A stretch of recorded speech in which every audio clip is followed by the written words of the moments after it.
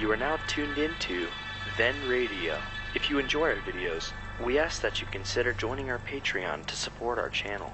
Don't forget to like and subscribe so that you never miss a new video. We hope you enjoyed today's episode, and as always, thank you for watching.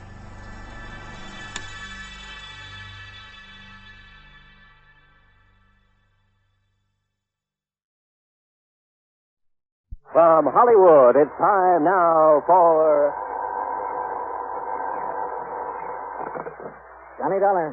Paul Hempel, Johnny, of Continental Insurance and Trust. Well, it's about time, Paul. I began to think you got yourself another boy. Matter of fact, the company has taken on a couple of staff investigators. Why, the dirty so-and-so. But I managed to convince the brass that you should handle this one. Which one? Protection for one of our clients, Johnny. His name is John R. Welton. His life is being threatened. Oh, I get it.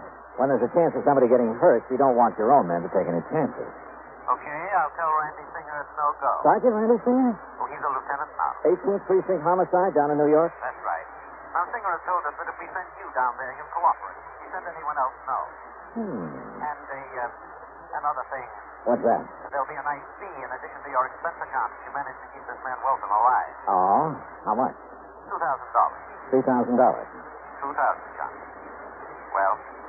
Well, it's been a long time since I've seen Randy Singer. Maybe I ought to run down there and say hello.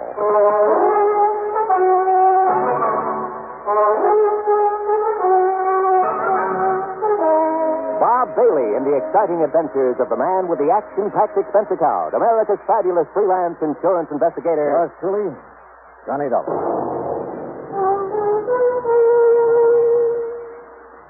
And now, Act One of yours truly, Johnny Dollar.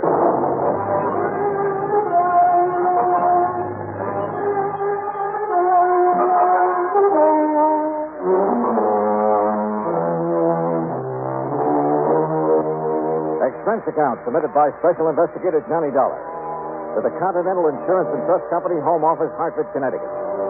Following is an account of expenses incurred during my investigation of the Wayward killer matter.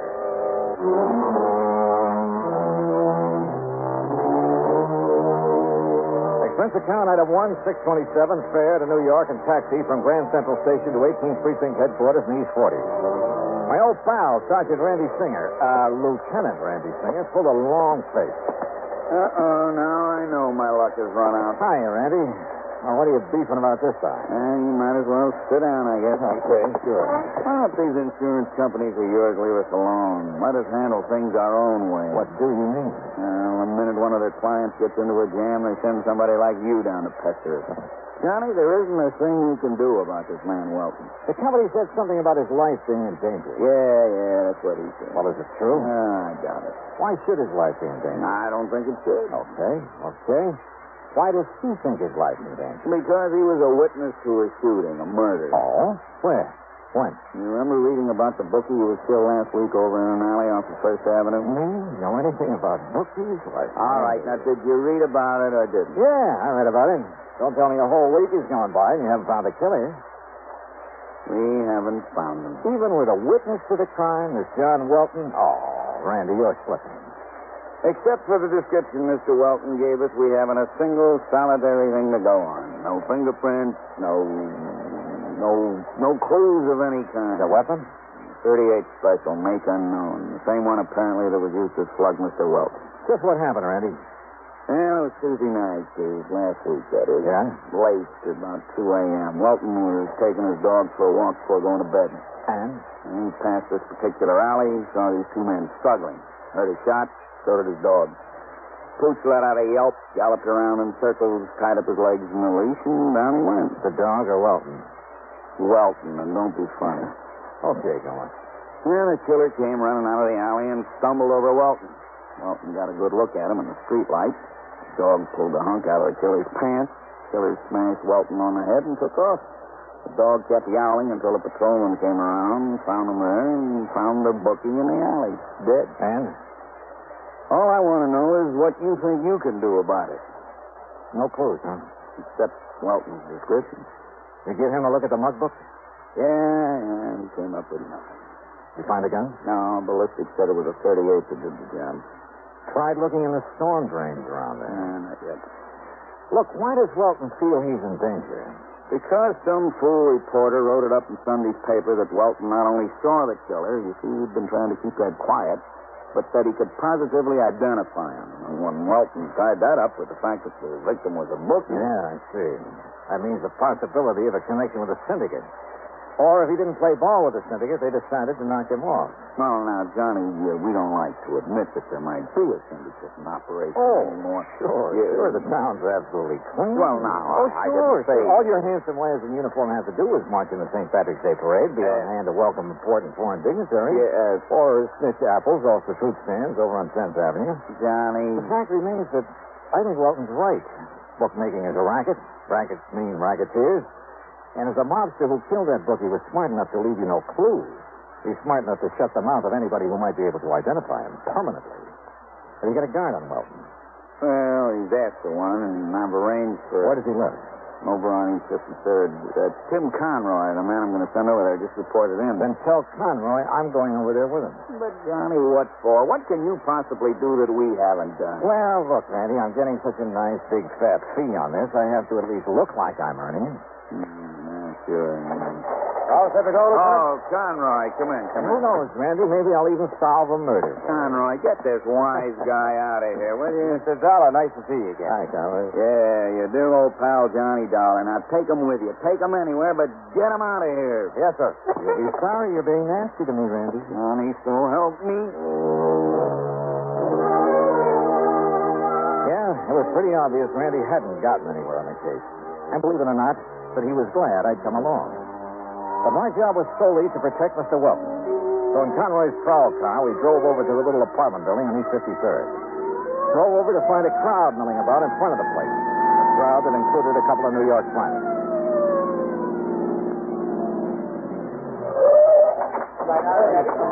Come on, please. Wait away. Come on, Johnny. Something's happened to you. Yeah, I shudder to think what it might be. Wilson! McCarthy! What's happening around here? You're a little late, Conroy. What's up? Well, don't you see him laying there? What? Good Lord. Who is the officer? Man named Welton. John R. Welton.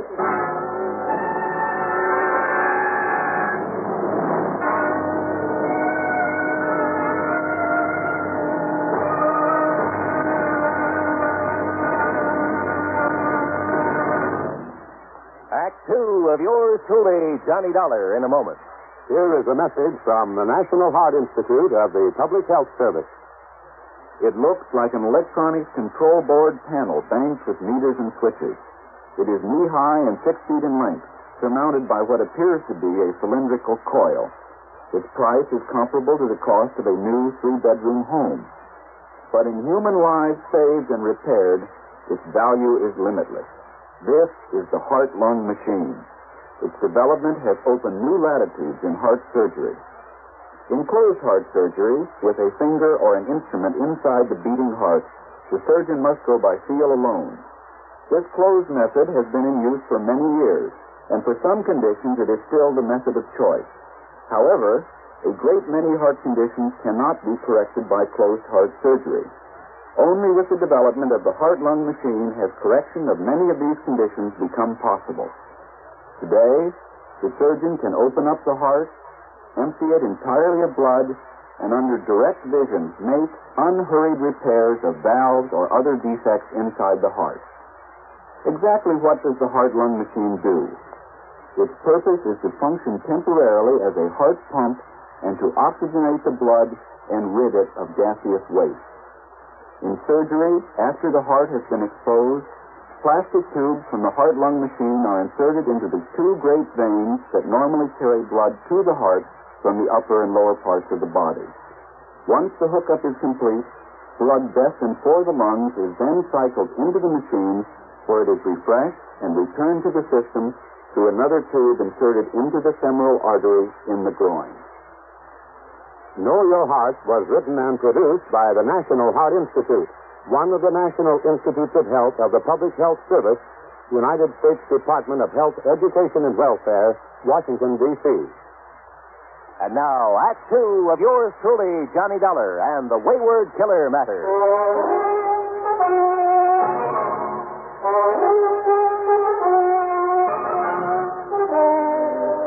looked as though I got there too late. The man for whom I was supposed to act as bodyguard lay sprawled awkwardly on the sidewalk in front of his apartment. Yeah, that's Mr. Wilson, all right. Johnny, looks like you and your insurance company just lost a client. Hey, get this crowd back. He's still breathing. Come on, get him back. All right. Get him there now. Get back, all of you. Get back in the tent. Has anybody sent for a doctor? We got one on the way, Mr. Dollar. How did it happen, McCarthy? Do you know? Well, some kids were playing out here on the sidewalk. A couple of mothers with them. They heard a lot of noise up in Mr. Welton's apartment. Up there on the second floor. What kind of... You see up there where the windows broke out of the frame? Yeah, I see. What kind of noise? Like a big fight, they said. And Mr. Welton yelling for help. He was yelling bloody murder, they said. They hear anybody else? Anything else? No, sir. Not even the dog. You sure? Then all of a sudden, he comes smashing out through the window and lands here on the sidewalk. Have your men been inside there yet? Yes, sir. Wilson went in. Come on, get back. Stay back of that line, will ya? He said Mr. Welton's place is an unholy mess, like a big fight. Any sign of the assailant? No, sir, but the door of his apartment was flung open. So was the back door leading into a court in the alley. Yes, sir. That's what Wilson told me. That's a fire door that can be opened only from the inside. So it looks like whoever did this to Welton made his getaway through the alley. No doubt about it. Well, all I have to say is I hope this man lives. We'll soon find out, sir. Here comes Doc Schrader.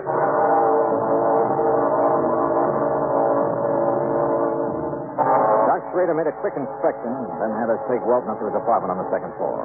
Fortunately, he wasn't hurt badly. No bones were broken.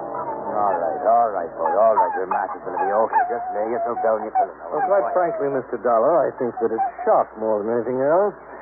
After all, thrown out of a window, even if he did suffer only a few bruises and contusions. Yeah, Doctor, I see what you mean. Down, boy. Down. How long before I'll be able to talk to him? Well, the sedation I've given him should keep him asleep until, say, mid-afternoon. After that, you and your chief can question all you want. My chief? Aren't you working under Lieutenant Singer? Yeah. Maybe I am.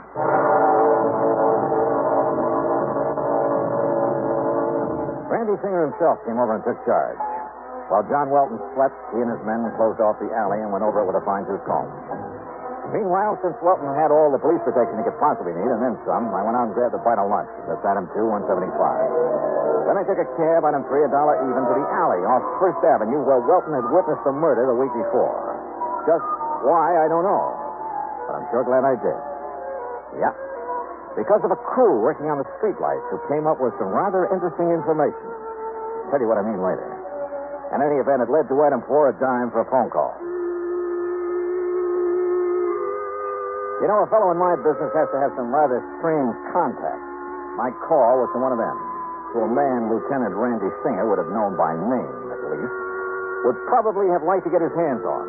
Or, more to the point, would like to have had some concrete evidence against for a number of things.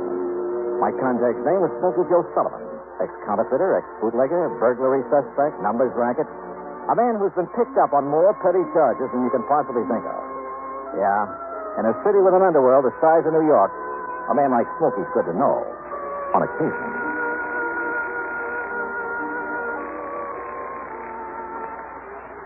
Yeah? Smokey? Yeah? This is Johnny Dollar. Yeah? How would you like to pick up a fast $100? Depends. Johnny Dollar, huh? That's right. How I know? I'll be standing in the lobby of the Hotel Lexington. Come on over and see for yourself. Well? Maybe I will, maybe I won't. Is any coppers around here? Oh, come on, Smokey. You know me better than that. Yeah? I'll see you in the lobby of the Lexington. Maybe. Item 5, $1.10 for a taxi over to the Lexington, where I waited. An hour, 2 hours. No sign of Smokey. Then suddenly I realized why. There must have been somebody important there in the hotel, for outside at the curb was a police car with a man in a uniform at the wheel. No wonder Smokey hadn't showed. I sauntered out to 3rd Avenue, started around the block. And sure enough, at the first newsstand, a figure that had been hiding behind a newspaper fell in step with me. What took you so long to spot that copper sitting out front, Johnny? Now, look, Smokey, I asked you if you'd like to pick up a fast C-note. Depends, Johnny. I need some information. What kind of information, Johnny? You been taking any bets on the horses lately? Guy has to make an honest buck now and then. Have you been working through the syndicate? Now, Johnny, you know you don't ask questions like that. But if the information I want is in the books of the syndicate, You don't want me to play stoolie. You know me better than that. Okay. Ask me questions. Yeah. Here's 20, 50. You said a C note. You get the rest when you get the dope for me, if there's any to get. Okay. Go ahead. Ask me. All right. I want to know how much money, if any. I may be playing a role.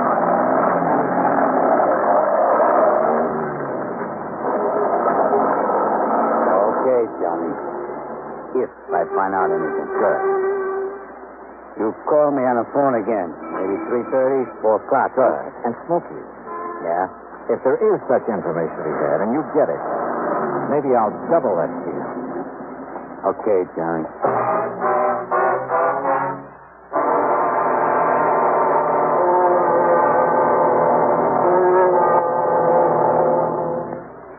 Act 3 of yours truly, Johnny Dollar, in a moment.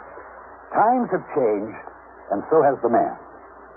Thaddeus Lowe, in the year 1861, organized what has been considered the first airborne reconnaissance unit of the United States Army. His craft? A balloon, which was in constant use during the Battle of Richmond, making observations every 15 minutes.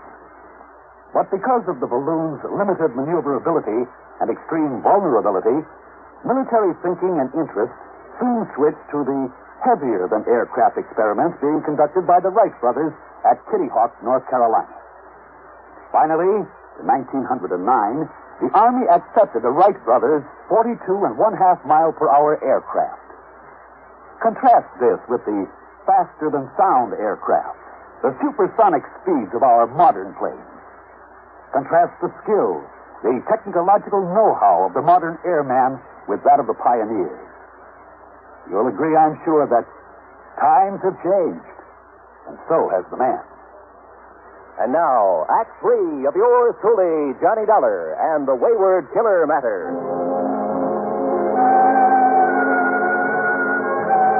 Expense account item 6.95 for a cab back to John R. Welton's apartment on East 53rd. Randy Singer's boys had found no clue to the identity of Welton's attacker. Welton himself was beginning to stir. Yeah, we'll be able to talk to him any minute now, Johnny. Okay, good. Oh, now get down, boy. Go lay on your pillows. Oh, incidentally, we found the gun that was used in the murder he witnessed last week. Oh, where? Like you said, in the storm drain near that alley on First Avenue. Oh. Yeah, but no print. No print. Randy, I didn't think there would be. What time is it? 3:51. Why? I'm going to make a phone call. Oh, the phone's right over there. Hey, Welton's coming through. What's this? What goes on here? It's all right, Mr. Welton. You're going to be okay. Police. That's right. Yeah. Got a phone. Thank heaven. I beg you, Yeah, I'm afraid we got here a little too late, but you're going to be okay. The doc says so. That man, the man who attacked me. The same one you talked to at the murder? Yes. Yes. Smokey, this is Johnny Dollar. Johnny. Dollar. Yeah? What? 23,400. 20. Yeah, I got it. Good boy. What did he say I'll about... meet you at the Lex at, say, 6 p.m. Okay, the newsstand. Mr. Dollar, what did you say about me? Yeah, Johnny, what goes? Funny. How would you like to make an arrest?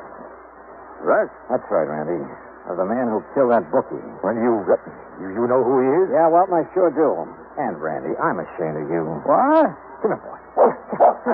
Now, listen, Johnny, This will you... pup really deserves the credit. Good boy. Now, down. Johnny, what under the sun are you talking about? The night of that murder.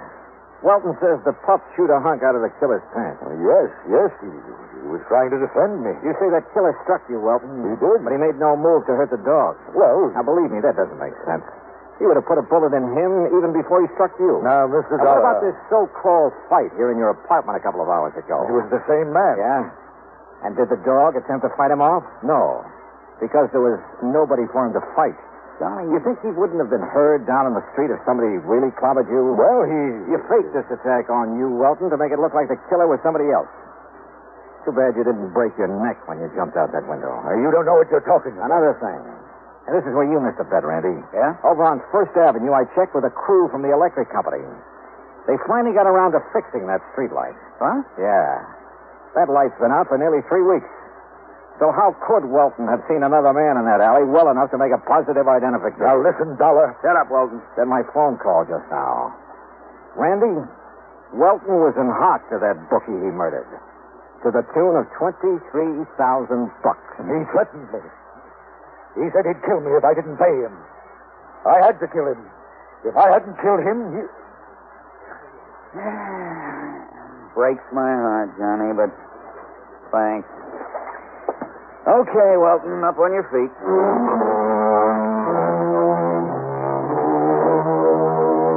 Item 7, $65 even for a night in the town. Randy needed some relaxation. Item 8, $200 to Smokey Joe Sullivan. Expense account total, including a trip back to Hartford, $315.17. And don't forget that $2,000 you promised me. After all, Welton's still alive. For a while, at least. Yours truly, Johnny Dollar.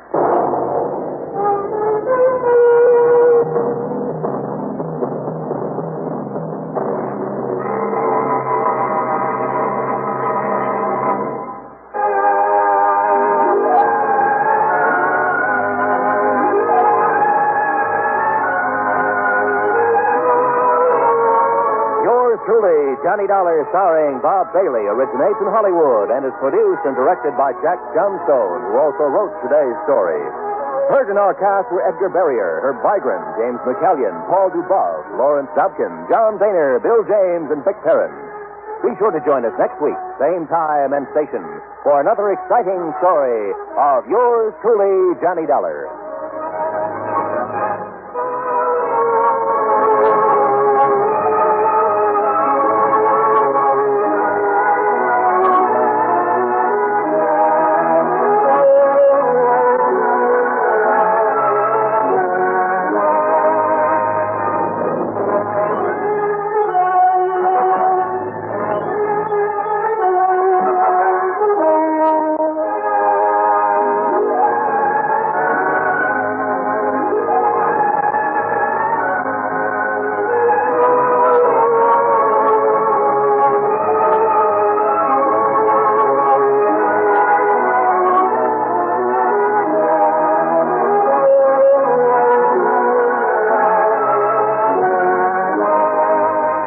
Johnny Dollar has come to you through the worldwide facilities of the United States Armed Forces Radio and Television Service.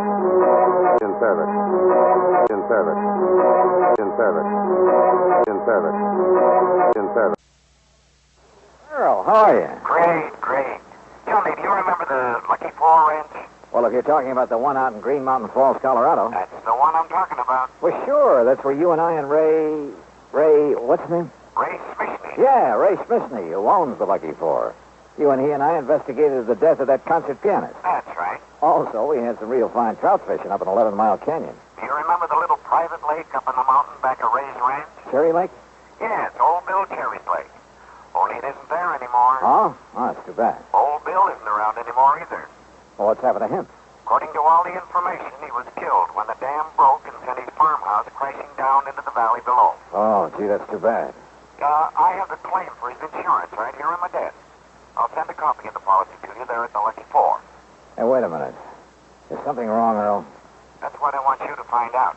What makes you think something's wrong? A phone call I just got from Ray Smithney said he's found a couple of things that make him think the breaching of that dam was no accident. Okay, Earl. I'll grab the first plane I can.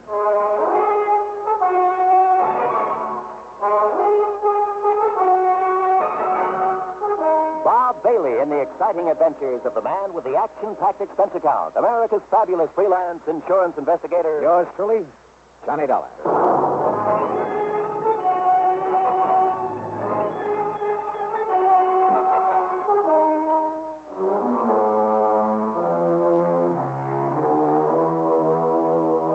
Expense account submitted by Special Investigator Johnny Dollar to the Tri-State Life and Casualty Insurance Company. Attention, Earl Pullman. Following is an account of expenses incurred during my investigation of the Lucky Four matter.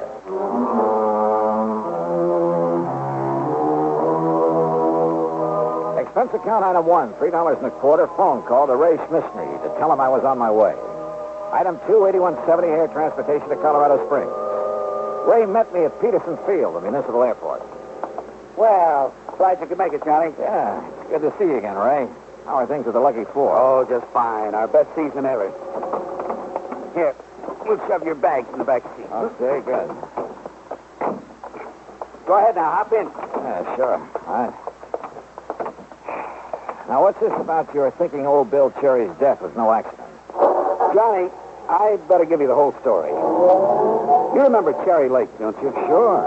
I remember taking a couple of nice trout out of it on a Silver Doctor. Or was it a Royal Coaster? Well, you didn't meet old Bill because he was away at the time. Actually, we were kind of poaching when we fished up there. Oh? If he'd suddenly come back and caught us, he'd probably have filled our hides with birdshot. And here I always thought you were on the side of law and order. He was a kind of ornery old cuss, but in spite of it, we got along pretty well. Even after he put in that dam. How'd the dam affect you? 3 Mile Creek used to water some of my property before he put it in. Some of the others down below, too. Oh, I see. But now what happened? Johnny, old Bill's little plot of farmland is up around the 9,000-foot level, you know. Yeah, I know. So the snowpack melts down pretty late. That meant a big summer flow of water into his lake. Yeah. And what about when some of your big summer rains come pouring down? It was during one of the big rains a couple of weeks ago, one night it was, that the dam gave way. Johnny, that thing busted loose like an explosion. And what was left of old Bill's house came tumbling down on the Lucky Four property. And old Bill? Oh, we found his body in the wreckage. Oh, hold on. I'm going to take my favorite shortcut and get away from the highway traffic. Sure. But now, Earl Foreman told me you seem to think that dam didn't give way by itself. Well, I did in the beginning. Everybody did. And why not? Homemade dam, more water in the lake than ever before, more water pouring down out of the sky to fill it up. Big storm. Maybe it was even hit by lightning. But now? Johnny, I went up there and poked around a couple of days ago. First chance I've had since the rain quit. And what did you find? A couple of things I want you to look at. What kind of things, Ray? Now, they may not mean a thing, Johnny, any more than who's the beneficiary of old Bill's insurance. Which reminds me, did Earl send me something in the mail? Oh, yeah, a big envelope, Johnny, and I opened it by mistake. It was supposed to contain a copy of Bill Cherry's policy. It did. And when I looked at it and saw who the beneficiary is... Hey, sounds to me like you need a tune-up, brother. That's funny. Let's stop and take a look, huh? Yeah, why not?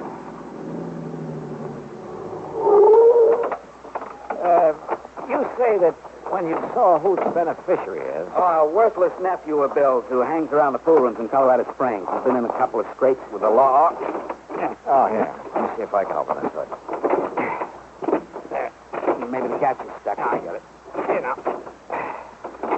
Well, anyhow, I've always felt this Tommy Walker wouldn't stop short of murder if he thought it... There you are. Oh, good. And... Holy... Ray. Hey, look at all those crazy wires. No wonder she was missing. You didn't put that wiring in there? Are you kidding? Ray, come on, hit the deck. Huh? Come on the side of the road, back of this rock. What's the matter? All right, get down fast. What's got into you, Johnny? And look. No, you look. Johnny, holy smoke. Yeah, you look. Well, that was some kind of a bomb wired up in there. Yeah, by somebody who meant business. Johnny. By somebody who must have seen you poking around up near Old Bill's dam. You mean... Who must have found out you'd sent for me. What'd you say the name of Old Bill's nephew is? Act 2 of yours truly, Johnny Dollar, in a moment. Many of us on the job are clock watchers and time clock punchers just waiting for time to quit. When is it really time to quit? The man with a set day of work has a schedule to adhere to, but the fighting man quits only when the job is done, and to him, capture by the enemy does not mean the end, but perhaps only the beginning of the most important part of his job. One of the points of the Code of Conduct for the American fighting man says, quote, "If I am captured, I will continue to resist by all means available. I will make every effort to escape and aid others to escape. I will accept neither parole nor special favors from the enemy." Unquote. The strong ideals set forth there are the same ideals that gave great determination to one young officer of the United States Navy.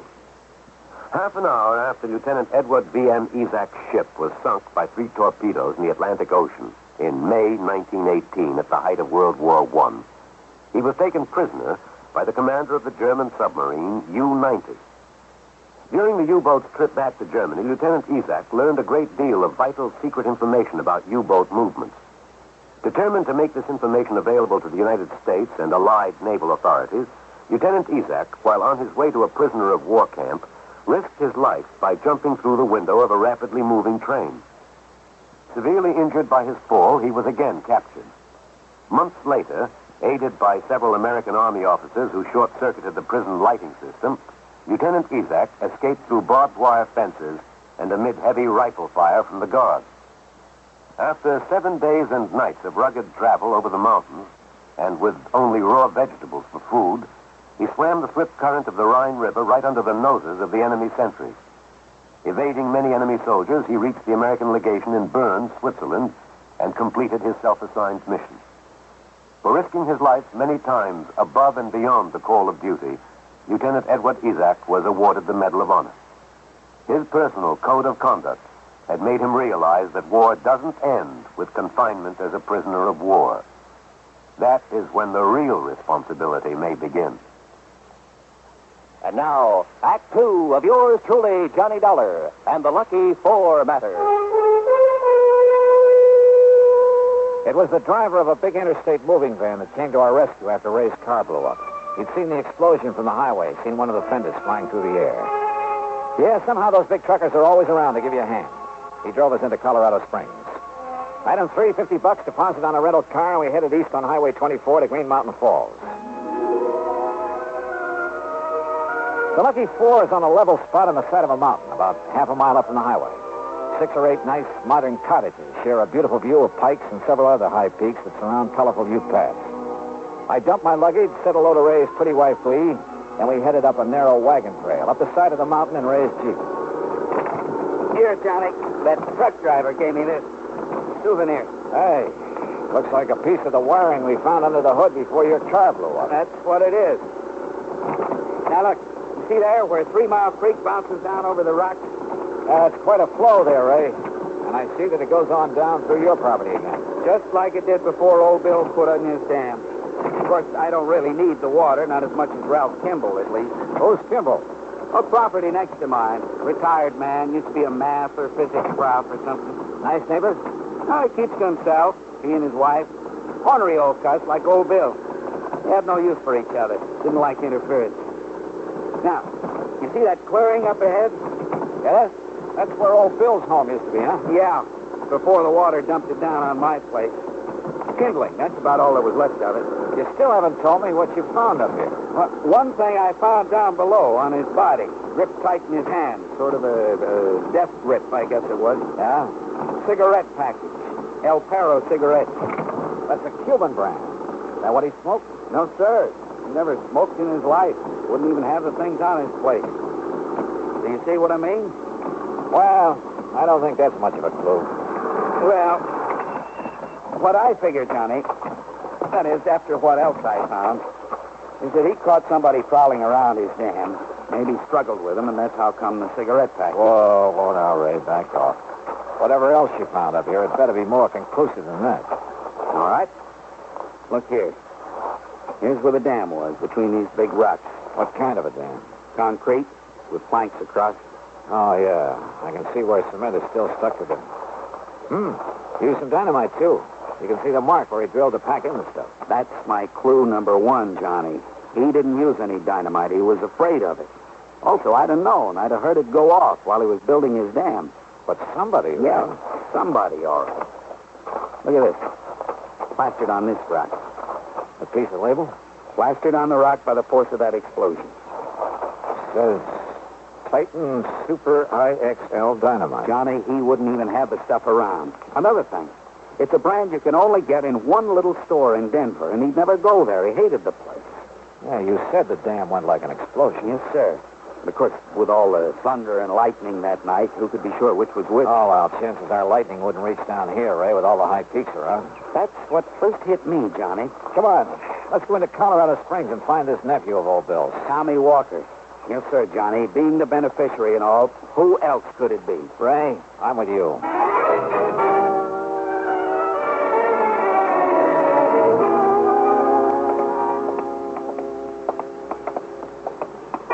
Doesn't look to me like there'd be any cheap pool halls in this part of town. No. But up ahead's the Ace High radio shop. That's where Tommy was working, last I heard. Oh? Can you think of anything better to tie in with the way that infernal machine was wired into the hood of your car? Holy smoke, Johnny, you're right. But, well, what I don't understand is how come it didn't go off the second I turned on the ignition? May I help you, gentlemen? Some kind of timing device. I think whoever said it wanted to get me, too. Yes, sir, gentlemen. That means he knew you'd be in the car with me on the way back from the airport. That's right. Gentlemen? Oh, we're looking for Tommy Walker. Oh, don't mention that, no good. Then I take it he isn't here. Oh, 2 days he lasted. If you ask me, it was 2 days too long. Well, you had trouble with him, Mr.? Oh, no trouble. No, nothing. And that was the trouble. Answered my ad in the paper, said he knew all about radios and electronics. He could fix anything. Well? That dumb, lazy lout. He didn't know anything. He didn't do anything. He didn't know the difference between a fuse and a vacuum tube. Never even heard of a transistor, much less know what a circuit was. Yeah, well... All he knew about a radio was how to turn the knobs. Oh, and the music that guy would tune. Well... Now, me, I like the guy. Well, now, look, And that boy was so dumb he couldn't even attach the wires to a plug properly. You sure that... All he wanted was a place where he could sit around smoking those smelly Cuban cigarettes and listening to trashy music. Cuban cigarettes, Johnny, that pack I found. Yeah. Mister, In my life. as long as I'm here, I wonder if you could sell me a hunk of wire like this piece. Certainly, sir. Oh, this? No, I have nothing like that. I see. And you're sure Tommy didn't know anything about electricity? Oh, of course I'm sure. Look, when I told him once to open up the back of a telephone... Come on, Ray. The darn fool, he would have electrocuted himself if I hadn't been there. Gentlemen. Johnny, if he's telling the truth... He is, Ray. Come on, we're going back to the ranch. Well, but why, Johnny? It's worked before, and I hope and pray it'll work again. Ray, I'm going to play a hunch.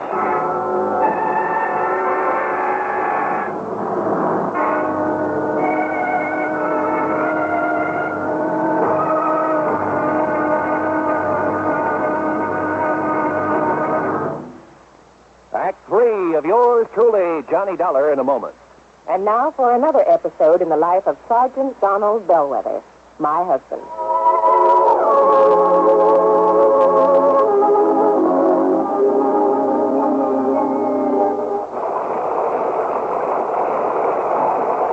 Donald, it's sure pouring, isn't it? Can you see all right? Oh, yeah, I can see. Those windshield wipers are operating with mechanical perfection. You notice there are no more streaks either since I put on the new rubber blades. You know, I think every driver should have his windshield wipers in good order. It's much safer. It would be much safer if everyone would slow down during wet weather like my husband is doing right now. Just being cautious, Reba. We don't want an accident in this downpour. We don't want an accident any time. Yeah, that's for sure. Well, the experts say that accidents just don't happen. Something causes accidents, and that cause can be prevented. By the way, dear, in what kind of weather do you think most accidents occur? Oh, I'd say in rain or snowy weather or slippery weather when visibility is impaired. That's the wrong answer, dear.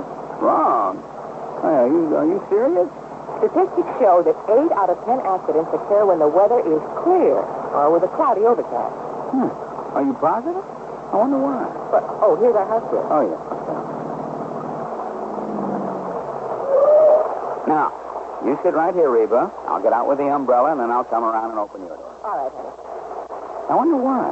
Wonder why what? Why 8 out of 10 accidents happen in clear weather? Oh, well, I don't know for sure, Sergeant. But I do know that you drove very carefully tonight in the rain. Thanks. Now, if everyone drove as carefully during clear, dry weather, there'd be less accidents, I'm sure. Hey, that must be it. People automatically get cautious in the rain and snow. Too bad they don't stay that way in good weather. You will, won't you?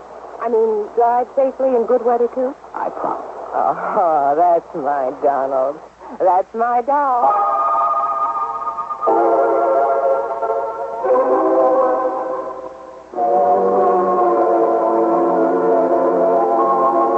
And now, Act 3 of yours truly, Johnny Dollar, and the Lucky 4 Matter. Back at the Lucky 4, Ray's wife, Glee, made us a couple of sandwiches and some coffee. We'd kind of forgotten about lunch. While I looked over the insurance policy that Earl Pullman had sent on to me. Yeah, Tommy Walker was the only beneficiary. But, and this was the important part, he was due to receive the munificent sum of $1,000. And that's all. That's all? You mean he'd kill his uncle for $1,000? I don't think so, Glee. Well, and yet, if Tommy is the only one to benefit... Listen, Ray. You told me right off the bat you hadn't liked the idea of old Bill putting that dam up there. Johnny. Johnny, no. That is... None of us liked it. What do you mean by us? Well, none of us. The Kimballs and us. Only because it kept the creek from coming down here. He made a diversion when he put in that dam. But after I put in the pumps, we've had plenty of water. And I'd have had to put in the pumps anyway. You ever use dynamite around here, Ray? Sure. Most everybody does one time or another. In this whole section, use it to clear the land. Johnny, that... Listen, Johnny, I don't know what you're driving at. Most everybody does, huh? Yes. Have you ever used that particular brand? Titan Super IXL? No, sir. Never in my life. But you knew where to get it. Everybody does, Johnny. Johnny, please. Everybody, huh? Yes. Including Ralph Kimball next door? Mr. Kimball? Huh? Yeah. Maybe I'd better go over and talk to him, huh? They're not at home. We went to Denver this morning early, but Johnny... How do you know? She told me they were going. She dropped in last night, and she told me, and I said Ray was going, too, to meet... Johnny, look. She drop in here very often? Well, only since the dam broke, and... Well, they weren't too friendly before, but now... Well, Physics professor, huh? Electronics. Good Lord, Johnny. I'm going over and take a look around. Oh, dear. I'll go with you, Johnny. Ray had minimized the problem he'd had when the dam was put in. Maybe his next-door neighbor hadn't. Kimball had kept to himself, Ray said. It was very much like old Bill Cherry, an ornery sort of cuss who didn't like interference. And old Bill's dam had certainly interfered with Kimball's water supply. We started our search in the workshed back at Kimball's house. Here it is, Johnny. Take a look. Titan Super IXL. Look here, Ray. This rock drill the same size as the one used up on the dam? Sure is, Johnny. And if we can find some of it. Yeah, this is it, all right. Same kind of wire that was on the bomb under the hood of my car. Pretty good evidence, if you ask me. And here. El Payroll, the same brand as the cigarette package you found clutched in old Bill's hand. But listen, Johnny. Yeah? This is only what you'd call circumstantial evidence. But if there's enough of it. Listen. Yeah? Maybe you underplayed it. Maybe you were pretty sore about that dam. Well, of course I was. And so was Kimball. Well, he threatened to sue, Johnny. He threatened a lot of things, but that doesn't... All right. Call that the motive.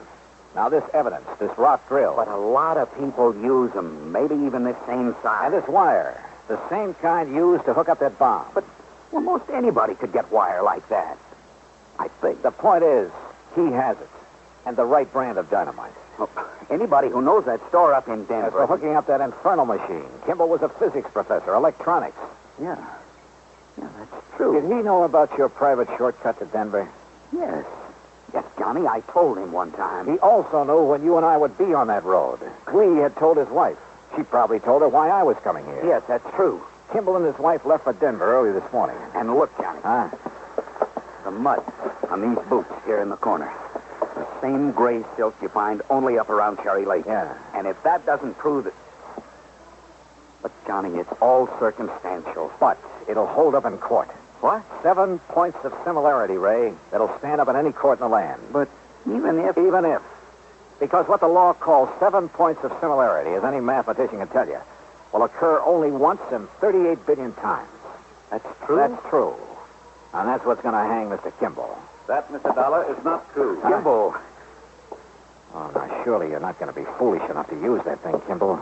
You've left me no alternative now that you found out. Now look, Mr. Kimball. All right, Bisney. Dollar, if you want to do any praying, do it fast. What? Yes, Mildred? Ray's wife. Ray's wife? Yes, she's coming over here with a shotgun. Shotgun, eh? Well, she's too late. Oh, no, she isn't. Stay right where you are, Mrs. Kimball. Move it and help me. I'll pull it. Oh, Stand right where That you was are. too close, Johnny. yeah. 1 minute. Shall we join the ladies?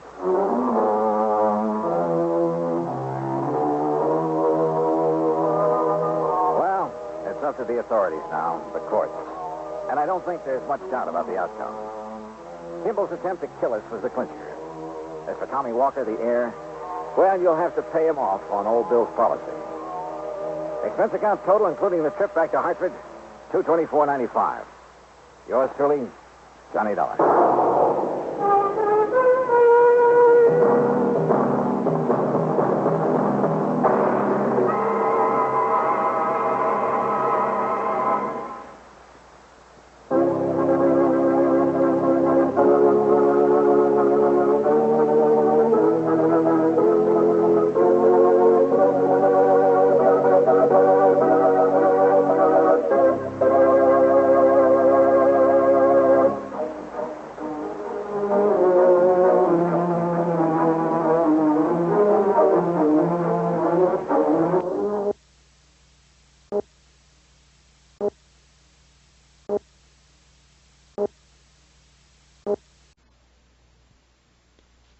Hollywood, it's time now for...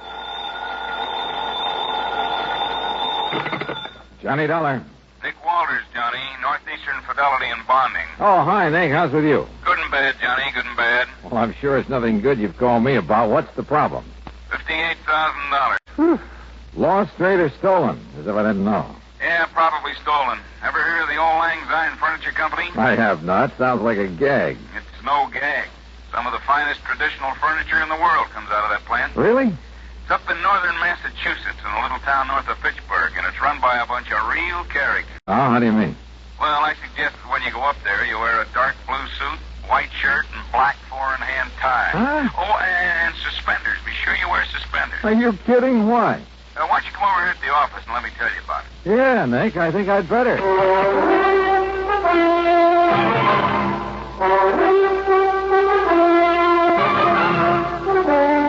Bob Bailey in the exciting adventures of the man with the action-packed expense account. America's fabulous freelance insurance investigator. Yours truly, Johnny Dollar. And now, Act One of yours truly, Johnny Dollar.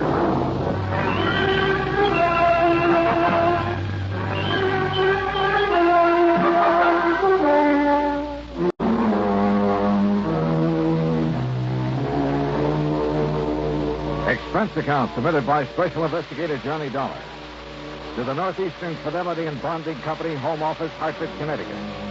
Following is an account of expenses incurred during my investigation of the Two-Face matter.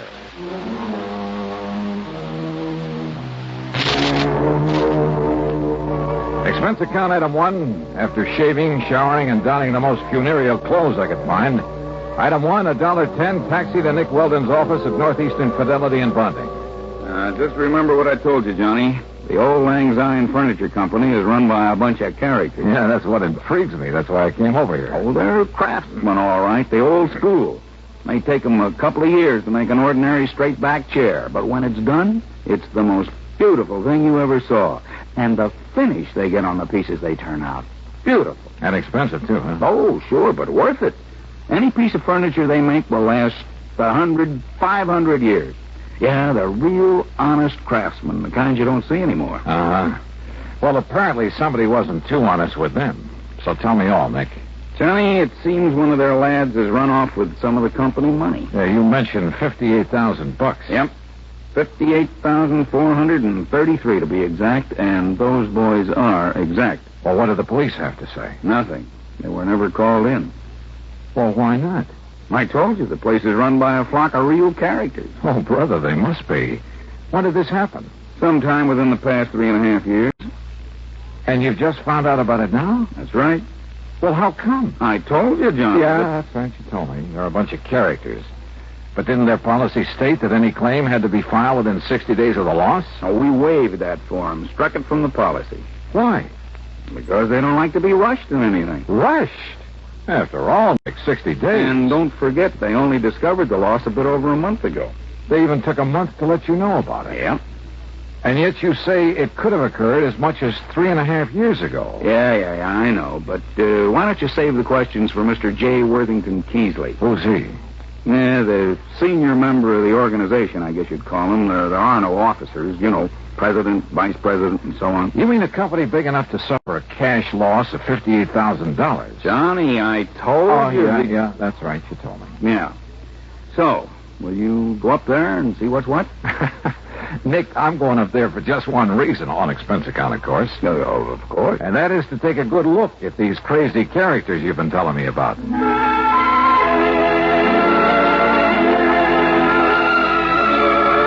Item 2, 325 for a bus to Fitchburg, Massachusetts, where at the terminal I picked up a local to North Weldon, home of the Old Lang Syne Furniture Company. The name was appropriate. Located on the outskirts of the quiet little New England town, it consisted of a huge barn-like building that looked as though it had been standing there since the year 1. Surrounded by stately elm trees and a couple of gnarled ancient oaks, it looked, well, very picturesque. A large wrought iron weathercock raced one end of the high-peaked shingle roof and looked down on broad lawns and well-kept flower beds. The road leading up to it was just an old-fashioned dirt road, and I kicked up the dust as I plodded along. Then suddenly I stopped. For there at the side, instead of automobiles, were, believe it or not, horses. Horses and carriages and a bicycle or 2 or 3. It was almost as though a picture of 50 or 60 years ago had suddenly come to life. And then inside, when I found Mr. J. Worthington Keesley, well, he looked like one of the Smith brothers, and was sitting in front of a fine but ancient roll-top desk. Of course we do, Mr. Dollar. Our fathers and their fathers before them all wore full beards. Therefore we do, too. Would you like a bit of snuff, sir? No. No, thanks. Yes, it's one of the traditions, sir. The traditions to which we adhere in order that we may continue to fabricate the superlative furniture for which we've become famous over the past 107 years. And I take it, Mr. Keesley, that the same thing applies to the horses and carriages out there at the side? Yes, they were good enough for our grandparents, so they're good enough for us. I suppose that's why I should have suspected Mr. Twiller. Mr. Twiller? Roscoe James Twiller, Mr. Dollar. Here, sir, there's a picture of him. In this group photograph taken on the occasion of our 100th anniversary. I feel like I ought to yell beaver. I'm afraid his mighty shock of hair and magnificent beard misled me back in 1941 when I hired him. Yes, and I suppose I should have known when he gave up horse and Surrey to drive one of those newfangled motor cars. Should have known what, Mr. Keesley? That he was no longer a man suited to our fine establishment. Is he the one who took off with your $58,000? $58,433.41. Are you sure? I mean, sure it was he? Beyond the shadow of a doubt, sir. He was the only one beside myself who had a key to the vault in which we kept our building fund. And when he suddenly left us 3 years, 5 months, and 16 days ago, yes, I should have known. But you didn't discover the loss until recently. It was June 21st at 4 minutes after 10 that I went down to the vault. For the first time in 4 years, we had something extra to put aside. And you discovered the money was missing? The vault was empty. Except for this note. Huh? Goodbye, suckers. Horrid word. Signed Twiller. So, you see, Mr. Dollar? Yes, I do. It looks like he's our man. No question about it. And you've no idea where he might have gone? None whatsoever. Well, surely there must be some clue. None whatsoever. But you must find him. But that was 3.5 years ago. Exactly 3 years, 5 months, and 16... Yeah. So where do I start? Unless your company decides simply to reimburse us for our loss, that, Mr. Dollar, is up to you.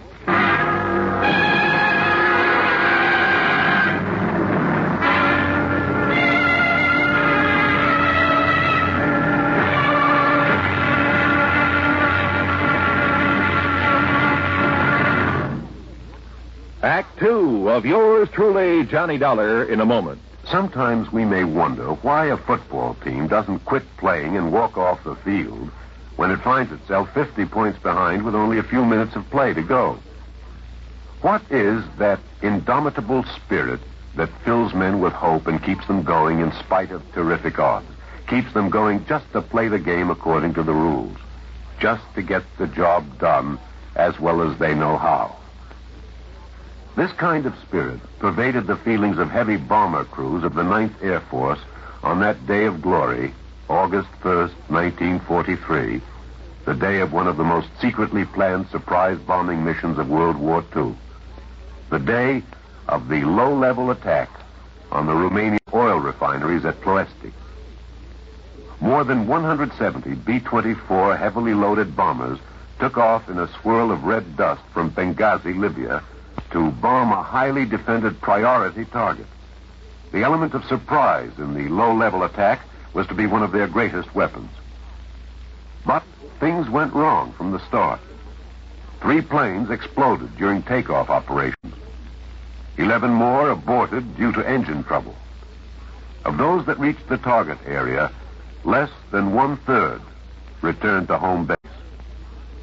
The leaders of the mission encountered navigation difficulties and difficulty in identifying the specific targets. And due to the loss of that elemental hope, surprise, they also encountered devastating enemy firepower from flak and fighters.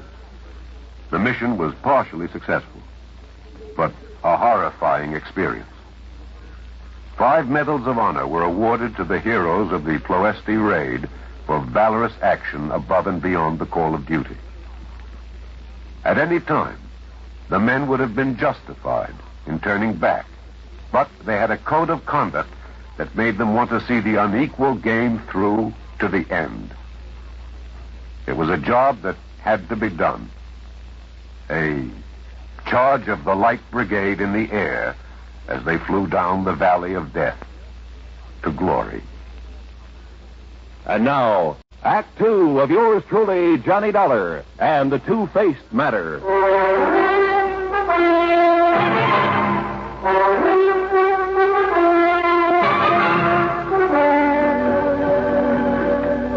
Okay, Mr. Keesley, it looks like this man Twiller is the one who walked off with the money in your safe when he left your employ. No question about it. And unless you can find him, your company will have to pay the full amount of the loss. Yeah, well, even if I do find him, the chances are he'll have spent that money. After all, 3 years and a half. Exactly 3 years, 5 months, and 16... You say you have no idea whatsoever as to where he might have gone. With that much money, he could be anywhere in the world. Uh-huh. Where did he live? I don't know, sir. What? After all, it was none of my affair.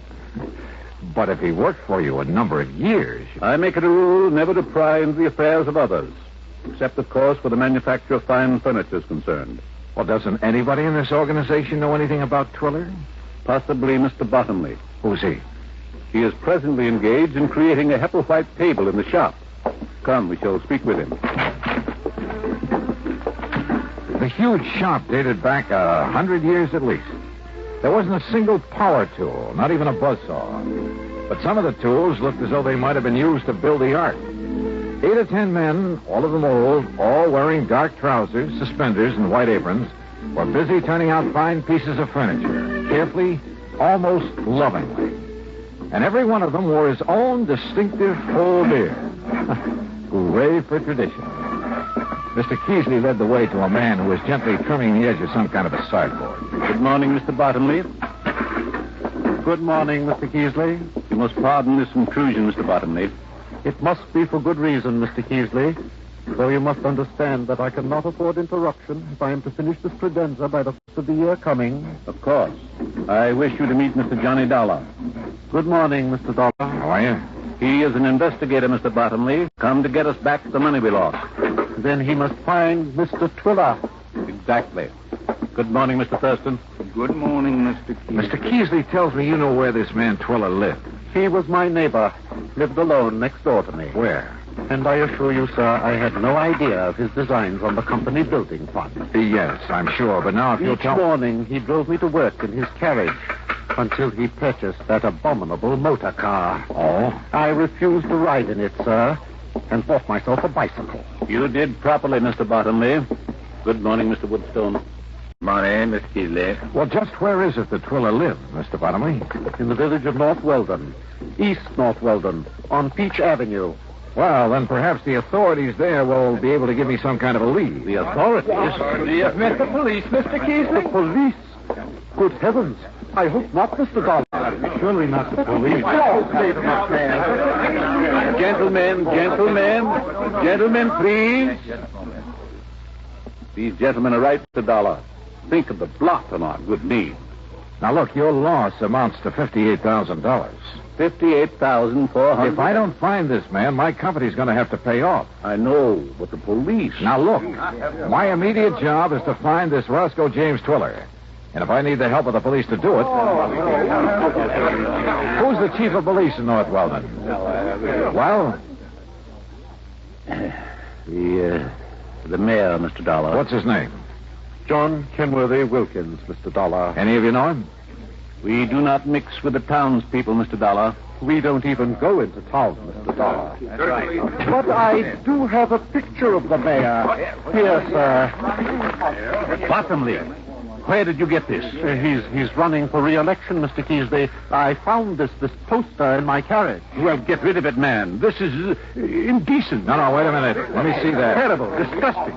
Huh? Why, it's a disgrace to have such a thing within the walls of this fine old company. Oh, no. No wonder the old boys were shocked. For His Honor the Mayor of North and East North Weldon was not only as bald as a billiard ball, but to top it off was clean shaven. Yeah, a picture like this within the walls of the All Lang Syne Furniture Company was real sacrilege. But I still hadn't done my job.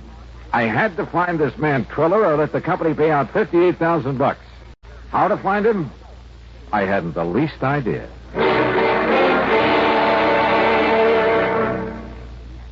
Act 3 of yours truly, Johnny Dollar, in a moment. Times have changed, and so has the man.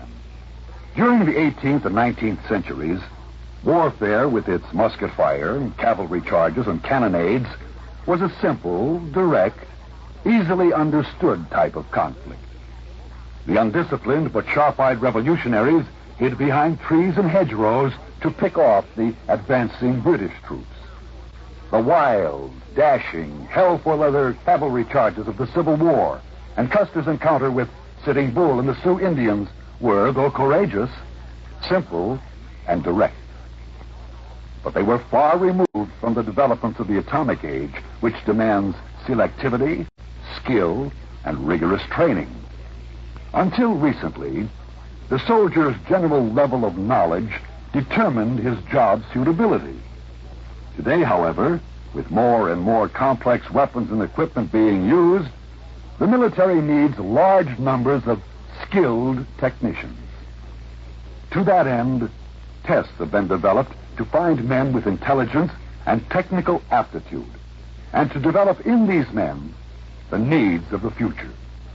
Yes, times have changed, and so has the man. And now, Act 3 of yours truly, Johnny Dollar and the Two-Faced Matter.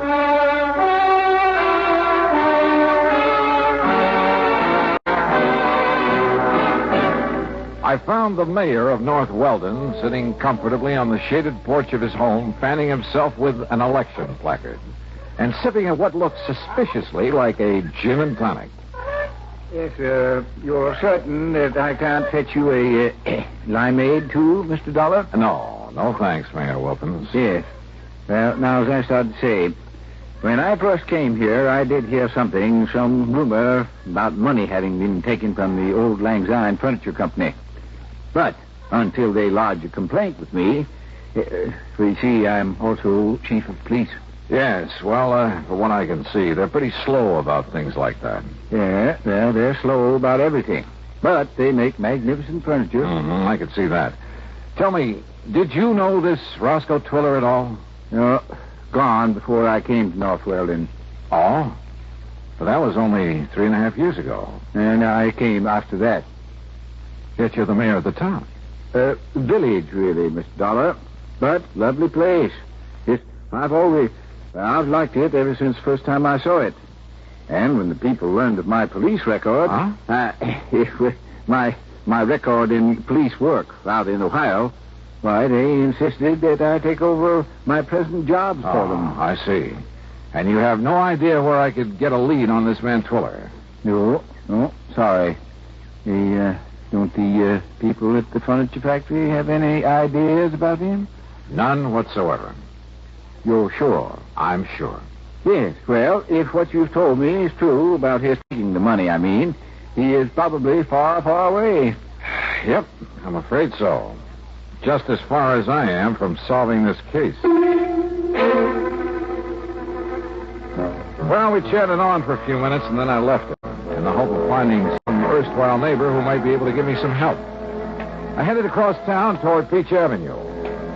And as I was about to pass the bus stop... Bang! Bang! Huh? Bang! Bang! You're dead! Oh. And another redskin bit the dust. Well, hi there, fella. Cowboy, huh? Sure, I'm a cowboy and a policeman and an artist and everything. Sure. My name's Jimmy Carter. What's yours? Johnny Dollar. Want to see some of my artistical drawings? Yeah, sure I do, Jimmy. Just look at this cigarette advertisement here on the fence. Uh-huh. With my own crayons, too. That's it. How's that?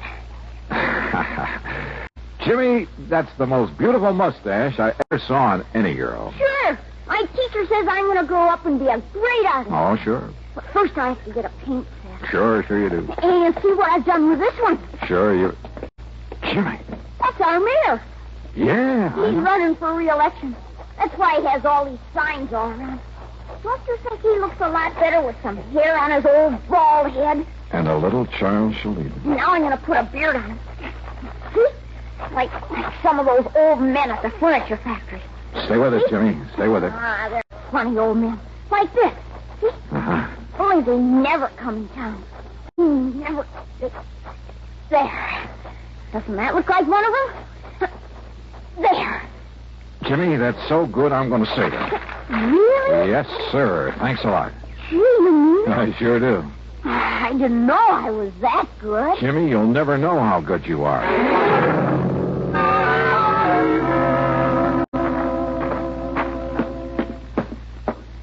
Well, you back so soon, Mr. Dollar?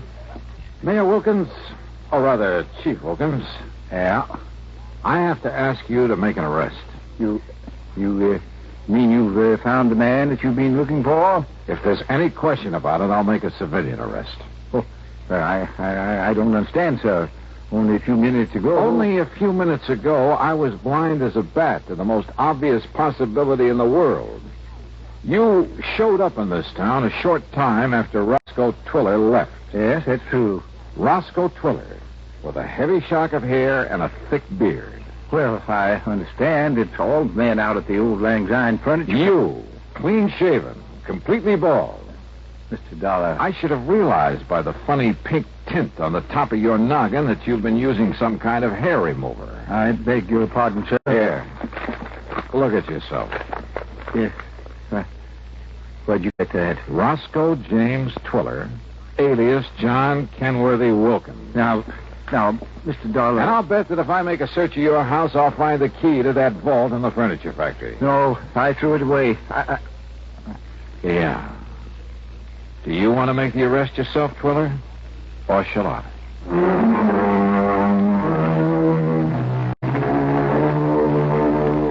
I don't know why Twiller gave up so easily. I guess it was because I'd caught him completely off guard. He even signed a confession and promised to pay back what he could. So, from here on in, it's up to the courts.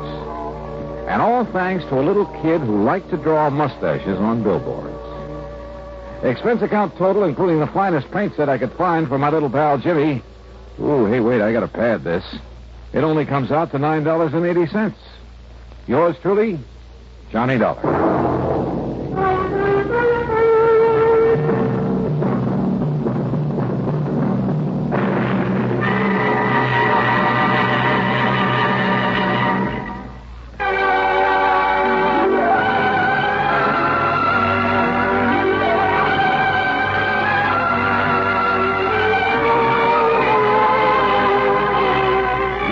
Truly, Johnny Dollar, starring Bob Bailey, originates in Hollywood and is written, produced, and directed by Jack Johnstone.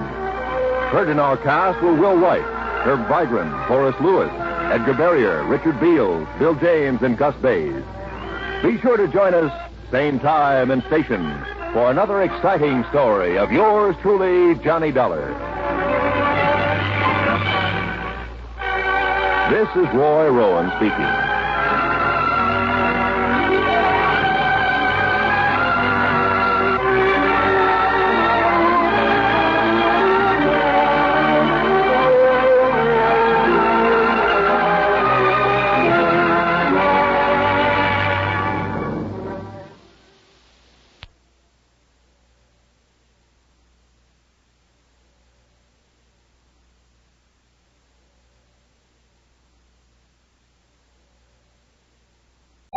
to investigate the death of one of our clients. All right. Have you ever heard of J. Lamont Schofield? The old theatrical producer? Yes. Sure. World famous for the beautiful girls he employed in his reviews on Broadway. Well, do I remember. Now, what about him? Well, if you've seen the papers, you know that he died yesterday. No, I didn't know. As natural causes, the medical report stated. But you think otherwise? I do. Why, sir? Because of the beneficiary named in his $750,000 insurance policy. $750,000? Yes. So I think you'd better come over here and see me. Yeah, Mr. Westbury. I think I'd better.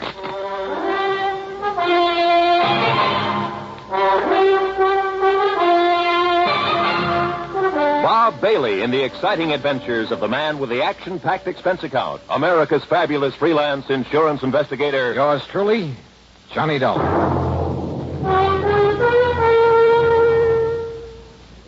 And now, Act One of yours truly, Johnny Dollar.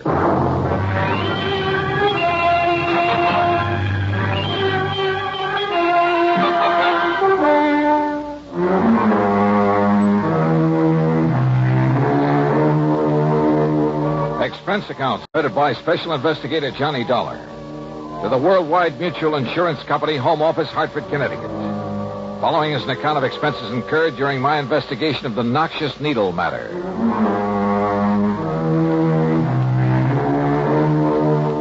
Expense account item 1, 85 cents for a taxi to the office of Worldwide. When I got there, I had to go through a receptionist and 2 secretaries to get into Mr. Waldo R. Westbury's private office. Please sit down, Mr. Dollar. Thanks. Well? Now, here's the policy I mentioned. Providing $750,000 insurance on the life of the late J. Lamont Schofield. That's a lot of money, Mr. Westbury. Incidentally, was he married? Schofield? Surrounded by beautiful women all his professional life? No. Then who is his beneficiary? This policy has been in effect only 13 years, but... Now, look here. Look at these riders. Changing the beneficiaries. Goldie LaFern. Sounds like a burlesque queen. She was.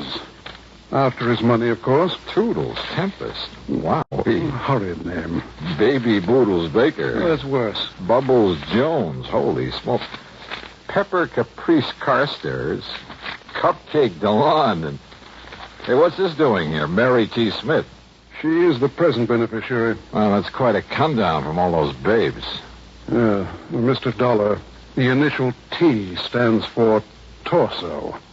The stage designation she used. Oh, and you think she bumped him off to collect the insurance? Bumped him? Oh, yes, I do. But if a medical report says the old man died of natural causes... At the time of his death, Mary Smith, Mary T. Smith, was his private nurse, responsible for his care, the medication he received, and so forth. Ah, I see. Well, I'm glad you do. Because if you can prove she murdered him... In spite of the doctor's report? Yes. You can save our company a great deal of money. I don't often say this, Mr. Dollar, but in view of the amount involved, there'll be no questioning any necessary items on your expense account, no matter how high. Necessary items?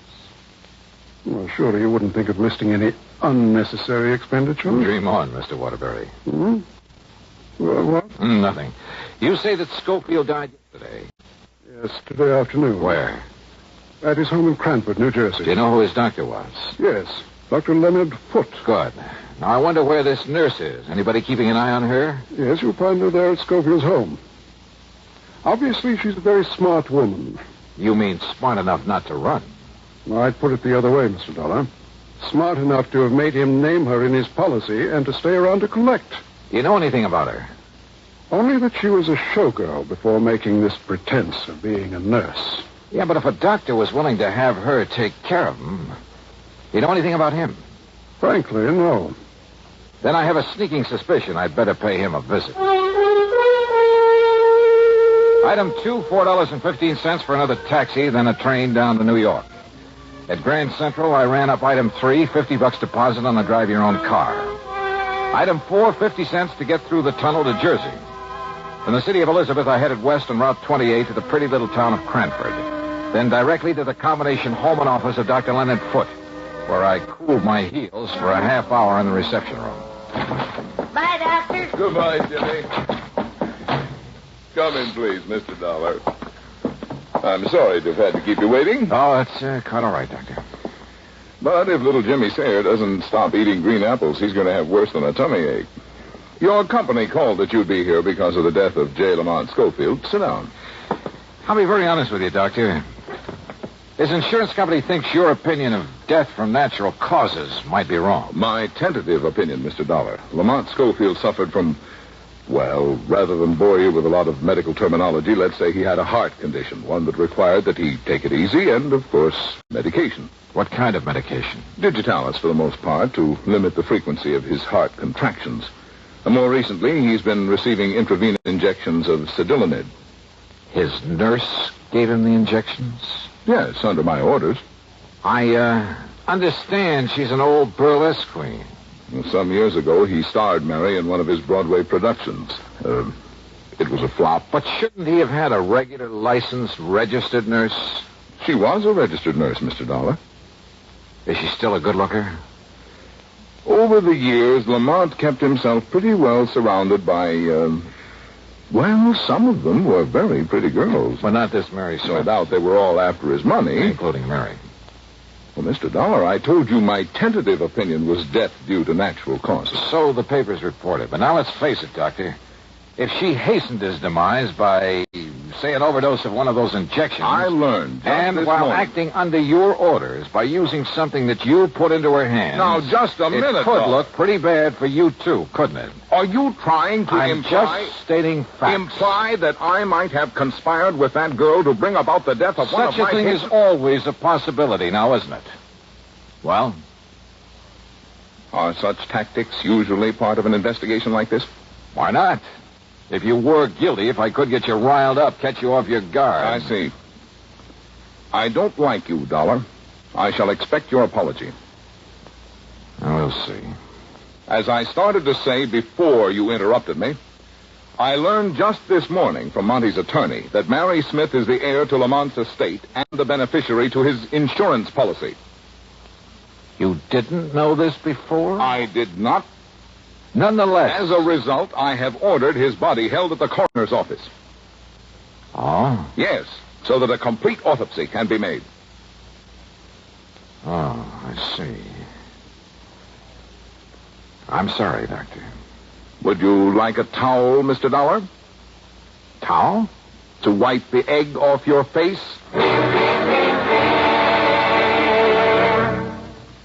Act 2 of yours truly, Johnny Dollar, in a moment. Sometimes we may wonder why a football team doesn't quit playing and walk off the field when it finds itself 50 points behind with only a few minutes of play to go.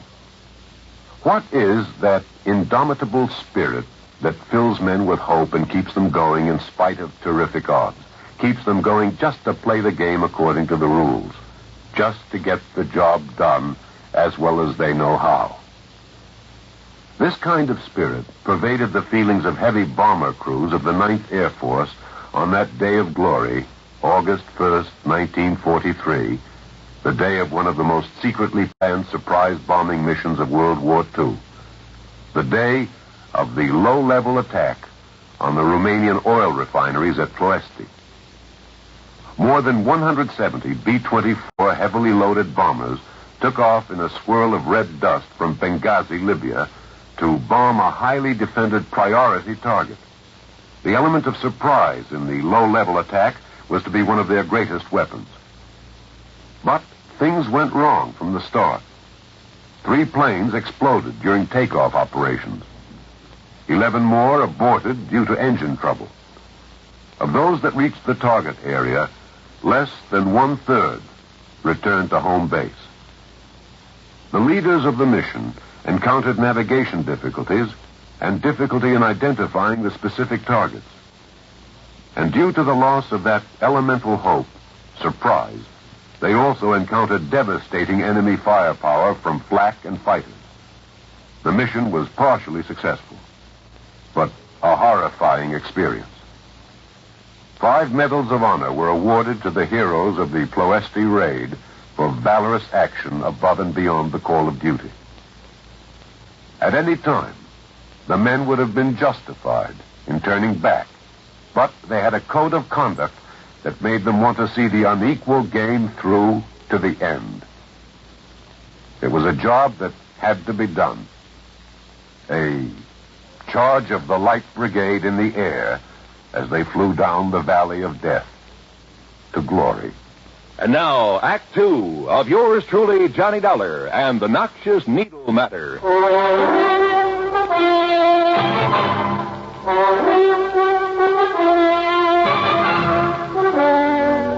Yes, Mr. Dollar, as soon as I learned that this ex-showgirl was to be Lamont Schofield's sole heir, well, I realized the same possibility that I'm sure you must be considering. That she may have helped him over the hill.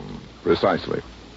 All right, now, all things being equal, Doc, do you feel that he should have lived on a while? Where a bad heart is concerned, one can never be certain, of course. But knowing his desire to live, his willingness to adhere to my instructions and take care of himself, plus the medication I provided... Medication given by this Mary Smith? Yes. I would have wagered he could live on for 10 or 15 years. When do we know the results of the autopsy? A toxicologist by the name of Stanley has been called in at my request. It may take several days. I see. Meantime, then, I'm going to see this Mary Smith. Incidentally, the police found no sign of any poison, of anything that might have been used to cause Lamont's death. You mean the police have been in on this? Yes, they've been very thorough. Then why the autopsy and the toxicologist? Because the least detectable means would have been an overdose of medication. I see. Now, Doctor... I've really told you all I can, Mr. Dollar. Why don't you go along and see Mary Smith? Yeah, well, I intend to, but now tell me... Call me if you need me after you've talked with her. Goodbye, Mr. Dollar. When that autopsy report comes through... I'll let you know. Goodbye, Mr. Dollar. And that was all I could get out of him. The home of the late J. Lamont Schofield turned out to be a small place on 3rd Street, nestled in among some fine old oak trees. It gave it a quiet sort of isolation. A far cry from the bright lights of Broadway. Apparently, he had taken his doctor's advice. I wondered about the ex-Burley Queen turned nurse who'd managed to save enough of her looks and figure to charm him into leaving her his all. Matter of fact, I've often wondered how a lot of those old war horses... Yes? Oh, how do you do? That is, I'm looking for a Miss Mary Smith. I'm Mary Smith.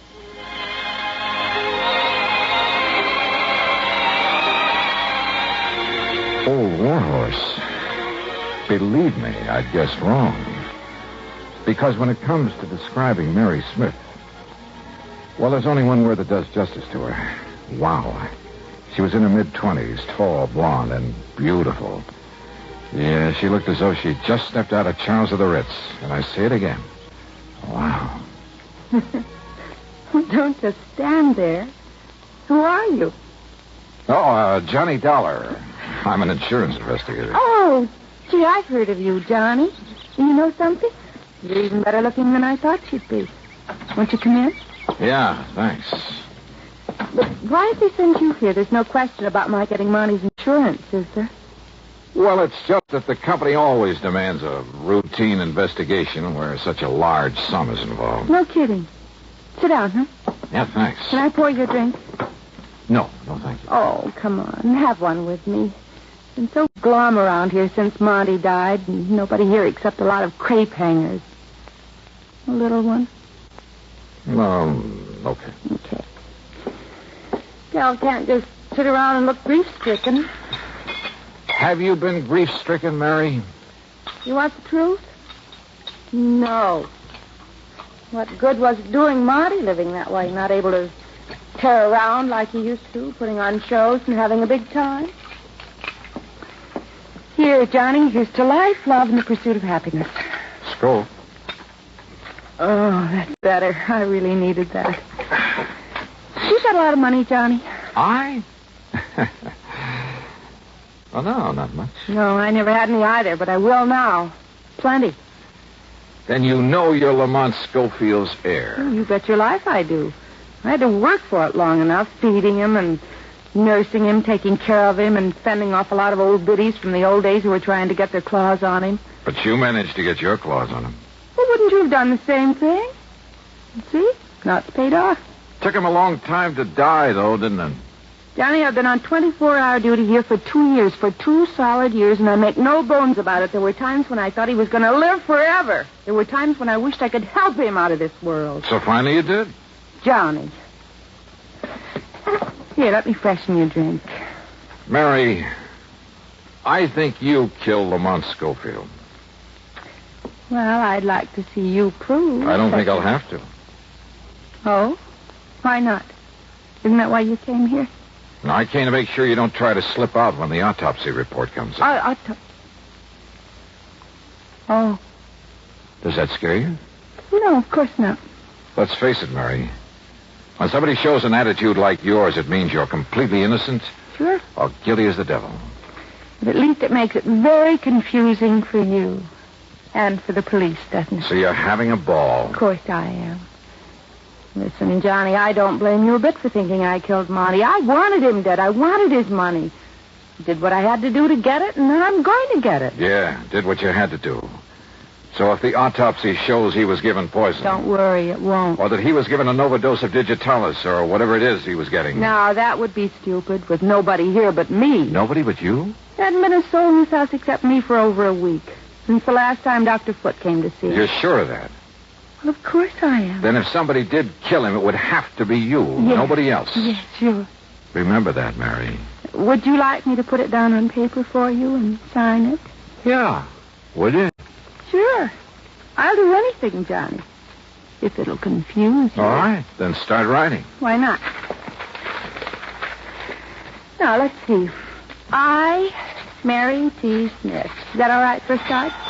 Oh, excuse me. No. Keep writing. I'll take it. All right.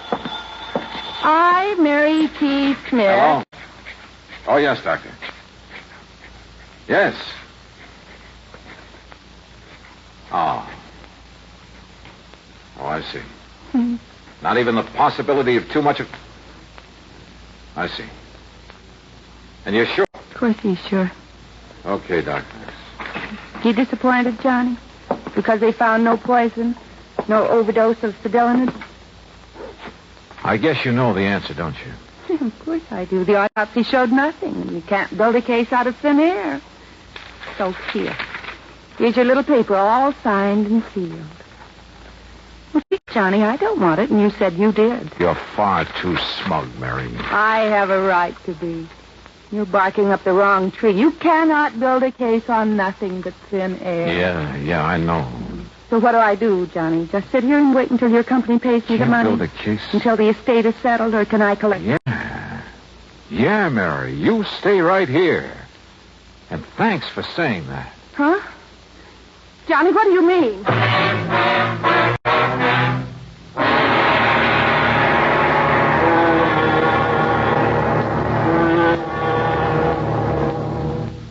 Act 3 of yours truly, Johnny Dollar, in a moment. Times have changed, and so has the man. In the year 1775, a patriotic, enterprising American by the name of David Bushnell invented a strange craft. It was constructed of 2 oak beams resembling 2 platters clapped together and propelled by a water screw attached to a hand-operated crank. Another water screw regulated the depth to which the craft could descend. This was the American Turtle, the first United States submarine. 179 years later, 1954, the United States came up with another first. This time, however, it was a 3,000-ton, $55 million vessel powered by an atomic reactor. It was the Nautilus, the world's first atom-powered submarine. And where the American Turtle was a one-man operation dependent on courage and brawn, the Nautilus is a complicated network of advanced electronics, the operation of which is dependent upon a team of highly trained, skilled Navy men who know their jobs and do them well. Yes, times have changed, and so has the man. And now, Act 3 of yours truly, Johnny Dollar and the Noxious Needle Matter. Expense account item 4370 for a phone call to my own doctor back in Hartford. A man very much interested in criminal medicine. I asked him about a couple of ideas I suddenly had for committing the so-called perfect crime. I got some enlightening answers. Then hung up and drove into the coroner's office. I told you over the phone, Dollar, we found nothing to indicate... Yes, excuse me, Dr. Foote. You're the toxicologist who did the autopsy, Dr. Stanley? Yes, Mr. Dollar. And as Dr. Foote told you... Listen, could Lamont Schofield possibly have died of an embolus in the brain, maybe? Well, yes, I suppose so. Can you find out by further examination? Well, of course. Then go to it. What is this, Dollar? Are you trying to play doctor now? I told you in the beginning I don't like your tactics, and I like them.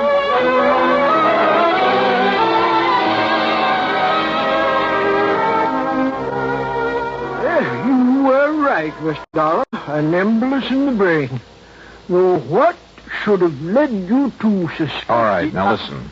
I don't know where the equipment is that Mary Smith used to give the medication to Mr. Schofield. I have it all here, Dollar. The remains of the bottle of sedalinid that I prescribed, the hypodermic with which he administered, all in this kit. Which needle did you use, Dr. Foote? The small one, of course. He only received 2 cc's. What are these others, this big one? Simply part of a set. Only the smaller one ever had anything in it. We checked. The others never contained anything more substantial than air. That's right. Air. What? Mr. Dollar. Yes, Dr. Stanley. 30, 40, 50 cc's of air, plain air, injected into a vein? Yes, of course it would cause an embolus. And if you were to find traces, microscopic traces of the flesh of Lamont Schofield in that hypo that contained nothing but air... Yes, of course. I'll go to work on it immediately. If he does find traces of dermal tissue on that needle, I can't believe it. A case built on nothing but thin air. Yeah. And the ironic part of it is, the tip-off came from Mary T. Smith.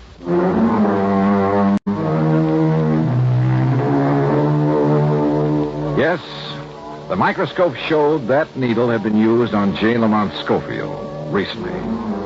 Pretty slim evidence, I know. But when Mary was faced with it, well, I'm still not quite sure why. Maybe we scared her. But she broke down and confessed the murder. Yes, she'd been wrong. Sometimes you can build a case on nothing but thin air. Expense account total, $61.20. Yours truly, Johnny Dollar.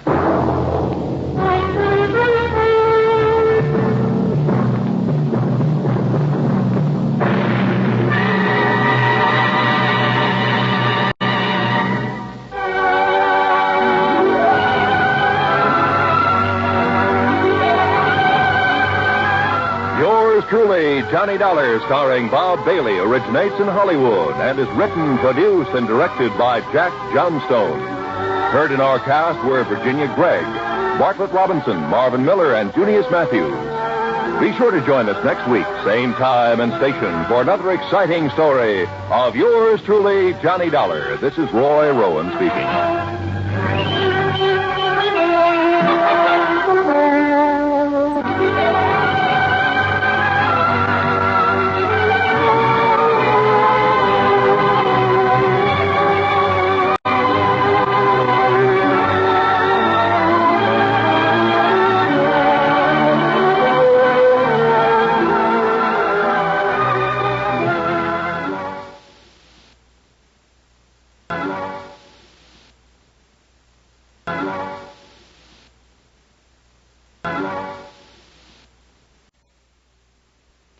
From Hollywood, it's time now for...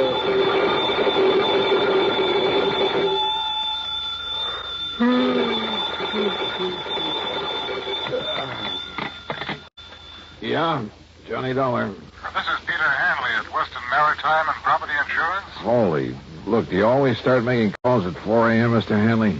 I had to phone clear across the country, Mr. Dollar, to find out that you're right here in Los Angeles. Yeah, that's right. The Beverly Hilton out here in Beverly Hills. Good. But I've cleared up the case that brought me here, so as soon as I have breakfast, if they serve it at this unearthly hour, I'll pack up my bags and go back to Hartford. Please don't. Oh, what's up? One of our clients is about to present us with a claim that I think you ought to investigate. As long as you're right here. Yeah, what sort of a claim? For the loss of his yacht, How much of a claim? between $150,000 and $250,000. Wowee. You know where Malibu Beach is? Yeah, sure, up the coast a few miles. Used to be a famous movie colony, that sort of thing. That's the place. Well, if you can find some means of transportation, I'll meet you at the Malibu Pier. On expense account, Mr. Hanley, I can find anything. Well, now, look here. And on a claim that could run to $250,000, I'm sure you won't be chintzy. Mr. Dollar. I'll see you at the Malibu Pier.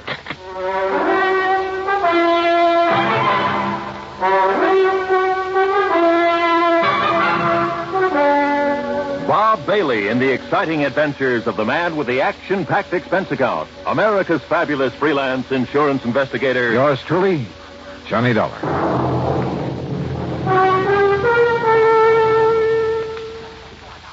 And now, Act One of yours truly, Johnny Dollar.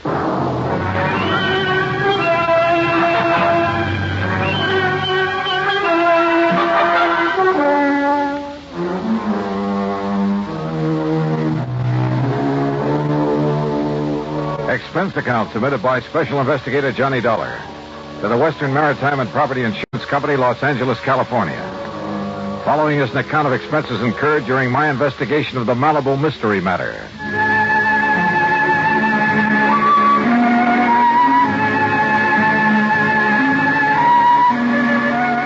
Expense account item 1, $2.25 for a fancy breakfast in my room at the Beverly Hilton. Item 2, $50 deposit on the best-looking rental car I could find. I drove out Santa Monica Boulevard at the Coast Highway, then north along the edge of the Blue Pacific, some 12 or 13 miles to Malibu, where a long fishing pier stuck out into the ocean. Cars were parked for half a mile on either side of the pier entrance, and it looked as though half the population of L.A. was crowded out on the pier itself. Thanks to an ambulance that pulled away from the curb and headed south toward town, I found a parking space.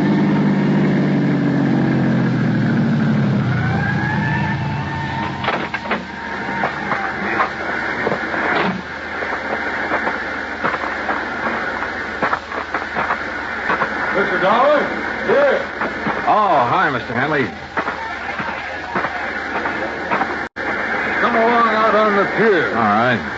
What's all the mob so early in the morning? Apparently, word of an accident like this gets around quickly. What kind of an accident? Don't you see the Coast Guard vessels out there circling around? Yeah. Did this boat you were talking about sink out there? The Tatus, Mr. Dollar, a $150,000 diesel yacht. What happened to her? Apparently, it just blew up. Survivors? Mr. and Mrs. Randolph Merrill and the steward and deckhand managed to get into the launch they used for attendance. They were picked up by the Coast Guard. The skipper went down with the yacht. At least no trace of his body has been found as yet. Captain Rollins. A few people just have to get back off the pier.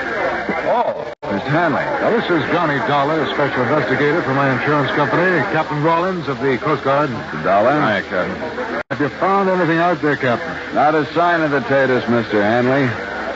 Yeah, it's mighty deep water. And I'm afraid that, like Mr. Merrill and his wife told us, she just blew herself to smithereens. Yeah. Even from here, I can see some wreckage floating in. Well, they're all working around the oil slick out there, so the grapples ought to be able to find something down below. Some trace of the hull or machinery or something. When did it happen? Oh, 2.5 hours ago.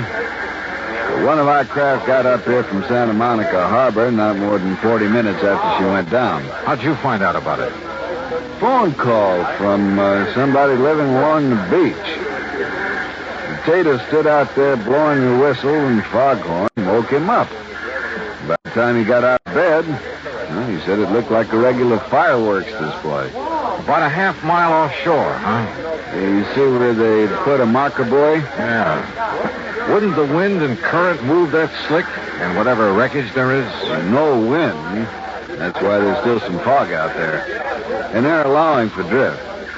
Don't worry, if there's anything left of the Tatus, those boys will find it. Now, excuse me, will you please? I got to keep a check on operations out Yeah, sure, Captain. See you later.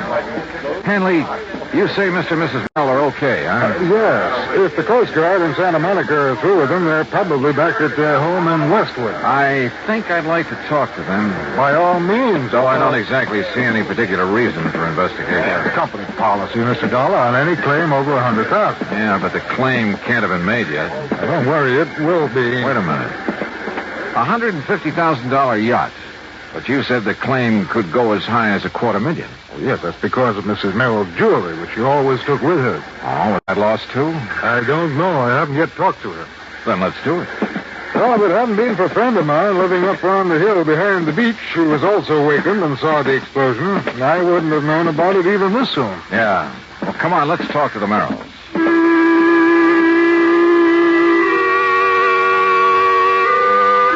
Pete Hanley had his own car, so I tailed him to the Merrill home in Westwood. It was in a nice, but certainly not a fancy section. I'd have thought a man with a $150,000 yacht would live in the snooty Bel Air property, the Brentwood Hills, Pacific Palisades. One of the sections that displayed a little more wealth. However, Mr. Merrill pretty well explained it. And quite frankly, when I had to take such a loss in selling out my plastics business, I decided we'd better retrench a bit. And really, Mr. Dollar, I don't miss that lovely big place we had in Bel Air one bit. After all, there's just the two of us, and we don't do a lot of entertaining. More coffee? No, thanks. As a matter of fact, Dollar, I was thinking of selling the taters for, well, to be frank about it, for purely economic reasons. Oh? Wouldn't it have been pretty hard to get your price for a boat like that? Possibly. Quite frankly, the maintenance on it alone became quite a burden after I lost my business. But no matter. Now the insurance will pay for her. Mr. and Mrs. Merrill, there is one thing that I must find out. Yes, Mr. Hanley. Mrs. Merrill's jewelry. No, thank heavens. No, that's safe. Oh, careful, dear, of the glass top on that table. Oh, sorry. No, you see, Mr. Hanley, the jewels were the first thing I thought of when the engine on the tater started making funny sounds and woke me up. Well, I am glad of that. Here they are. All safe and sound in the little casket I keep them in. Oh, look at them, Mr. Dollar. Aren't they beautiful? Yes, very. But now suppose you tell me just what happened out there on the yacht. They said they'd been cruising peacefully up the coast, all hands on board asleep except for the skipper at the wheel. Then the engine started making strange sounds, shaking the whole yacht. The Merrills and the crew jumped out of their beds and rushed on deck. By then, the captain had discovered something wrong with the fuel system, so he ordered them off from the tender while he tried to operate the extinguisher system. Then, barely minutes after they'd cleared her side, came a series of explosions. And that was the last they saw of the Tatus and her captain. As for the Merrills, they were humbly glad they'd been lucky enough to escape. Lucky? Suddenly, sitting there, idly toying with the jewels, I discovered something that... Yeah, believe me, this case did need investigation. Needed it bad.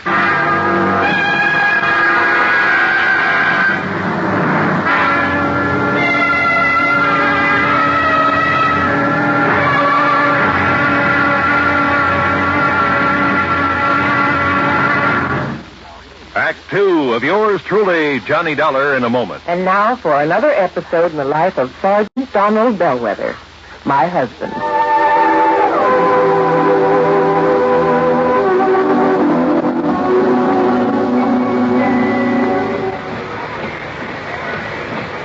Hi, honey. Did you fix the windshield wipers? I sure did, Reba. How's that? Oh, you fixed them. Good for you, Donald. Thank you, my dear. Well, that's that. Now, if it rains, we're prepared for it, huh? I feel better now. Oh, me too. A driver has to see the danger if he expects to avoid it. That's right. And also keep the back and side windows clear in rain and snowy weather. That's right. Oh, how about the horn? The horn? The horn doesn't work, Sergeant. Aren't you going to fix it?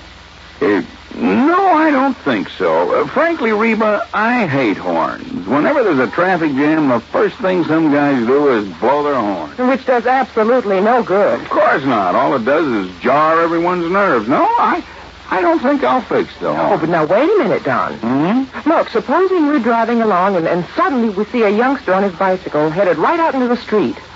Sounding that horn will warn him and possibly avoid a tragic accident. Yes, that's true, but... Or supposing we're driving on the highway, and just as we're about to pass a car, that car decides to pull out into our lane and pass the car ahead of him. He obviously doesn't see us. He won't hear us shout. But one little beep on that horn, and he'll automatically scoot back and avoid a collision. Reba, you've convinced me. Even though it can be a nuisance, the automobile horn is a necessity. Then you'll repair it? Immediately. Oh, that's my Donald. That's my doll.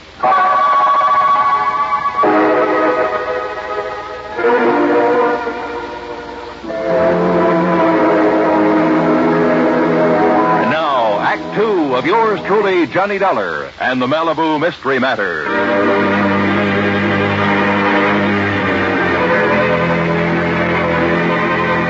Remember when you were a kid and first found out about how mercury would plate a piece of gold, make it look like silver? How you went around putting it on everything made of gold that you could find? And remember when you first learned that a diamond could put a scratch on glass? How you went around with your mother's engagement ring, cutting grooves in window panes, glass tabletops, and so on? Okay. Sitting there, listening to the Merrills tell about the explosion on their yacht, I toyed with some of the beautiful jewelry Mrs. Merrill had been able to save. Jewelry insured for $100,000. Absent-mindedly, I dragged the diamond in one of her rings across the glass top of the coffee table a couple of times. Then again with pressure. And it did not cut into the glass. I tried to cover the other so-called diamonds among her jewels. Same result. No result. Those highly insured jewels were paste. Well, Mr. Dollar, it looks like we have the whole story now. Yeah, it sure looks that way. And Mr. Merrill, whenever you're ready, you just file your claim and we'll take care of it. All right, Mr. Hanley. And quite frankly, well, why kid about it? Now that I've lost my business, I can well use the money. Oh? Then I'm kind of surprised you haven't sold some of these jewels. Dollar, there is a thing called sentiment that even money can't buy. Why, of course, Mr. Dollar. Before I'd part with these jewels... Yes, I'm sure. Shall we go, Hanley?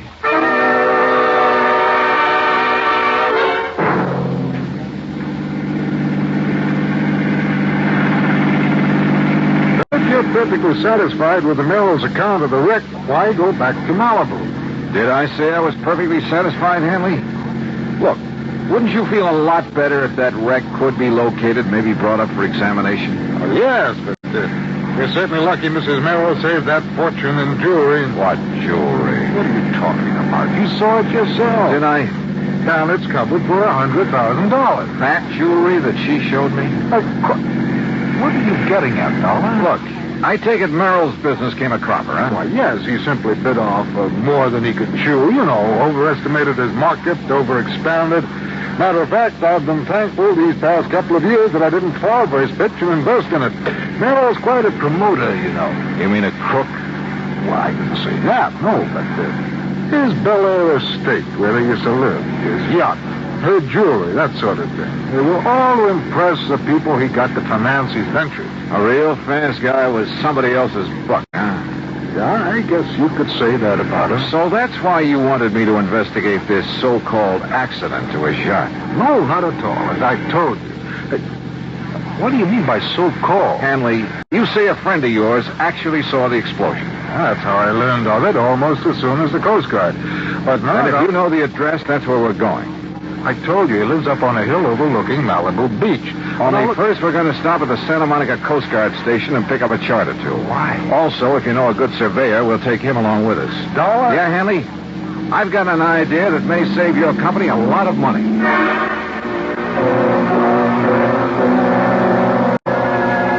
At the Coast Guard station, we picked up a navigation chart and a topographical map of the Malibu area. Then we picked up a surveyor named Barkley, who dragged along one of those tripod surveying instruments. Then on to the house of Hanley's friend up in the Malibu Hills. And from him, we got some information that began to bear out some of my suspicions. Yeah, that's right. That's right. When I heard the yacht's whistle and the foghorn, I hopped out of bed and I stood right here in this doorway to the porch. Uh-huh. Yeah. Leaning against it the way you are right now, Mr. Duncan? Yeah, that's right, yeah. Well, of course, it was so dark, it was so foggy out there over the ocean. I was about to go back to bed, and then, boom, the boat exploded. Where? Oh, I can tell you exactly where. From here, that is. What do you mean? Well, the flash it made. It was, right square between those two trees. All right, Mr. Barkley. Set up your transit and get a line on that. Yep. Then plot the line on this map. Right. Dollar, look. You look, Hanley. See that marker buoy where the Coast Guard boats are looking for the wreck? Well, the line Mr. Dobkin has given us is nowhere near that. Well, yeah. Mr. Dobkin, do you suppose any of your neighbors heard the noise and got up for a look? I certainly would think so. Then we really have something to work on. But, Dollar, I still don't understand. You will, Mr. Hanley. You will. Plenty. Act 3 of yours truly, Johnny Dollar, in a moment. Times have changed, and so has the man. How often do we hear the phrase, those were the good old days? But were they? Let's look at the record. During the War of 1812, the man who discharged a missile of destruction had a pretty simple job. A lighted taper, a fuse, some gunpowder, a metal ball, then an explosion. And the metal ball was propelled toward its target, located a few hundred yards away. Now, go back in time to the year 1327. Again, the operation was simple. The taper, the gunpowder, but this time, an enlarged arrow fitted into a block of metal. A man in mail, a smoky explosion, and the arrow flies a few hundred feet. Now, come up to the present. Seated before a complicated control panel is another man, ready to discharge a missile. He, however, is a far cry from that artilleryman of 1812 or the cannoneer of 1327. This man is a skilled, tutored technician.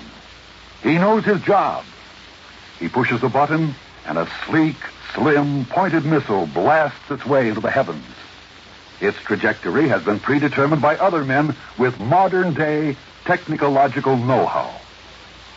The missile lands, not a few hundred feet or yards from its launching site, but 3,000, 4,000, or 5,000 miles away. Quite a difference, isn't it? Yes, times have changed, and so has the man.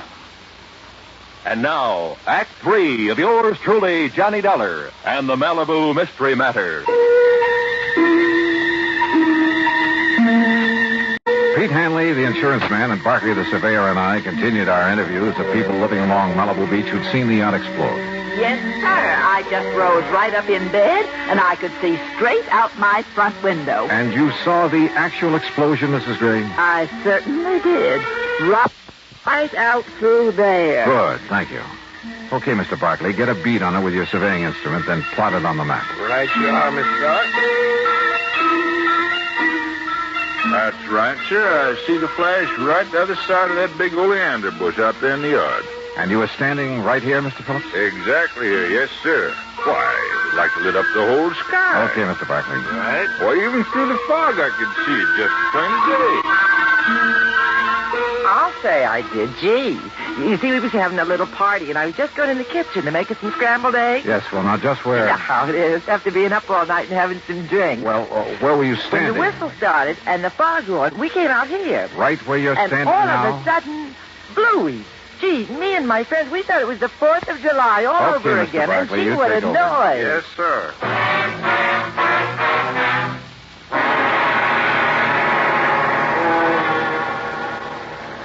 So according to our survey, Captain Rollins, your boats have been looking in the wrong area for that wreck. Yeah, Mr. Dollar, according to this chart the surveyor made, the Tatus went down right on top of Calico Rocks. That's a formation only about 30 feet below the surface. That means that our divers will have no trouble at all finding the wreck. Then go to it, Captain. We'll be at the Beverly Hilton. Let me know what you find. Will do, Mr. Dollar. Item 3, 5:25 for some lunch. Then we went up to my room and waited. Finally, a couple of hours later, came the call from Captain Rollins.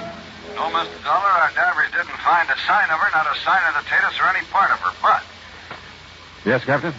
We did find a lot of, well, they looked like heavy cans that had burst open. Like maybe they'd contained some kind of explosive? Exactly like that, and some heavy logs and tie chain wedged into the rocks, like an explosion had driven them in. A raft Maybe loaded with dynamite or something to make the explosion everybody saw? Exactly. But what I don't understand is the oil slick we found, the wreckage floating around. Captain, I think that oil slick and the flotsam were planted out there. Well, then listen. Look, check every port on the Mexican coast, large or small, for the Tatus. I'll talk to you later. Come on, Henley. We're going out to see the Merrills.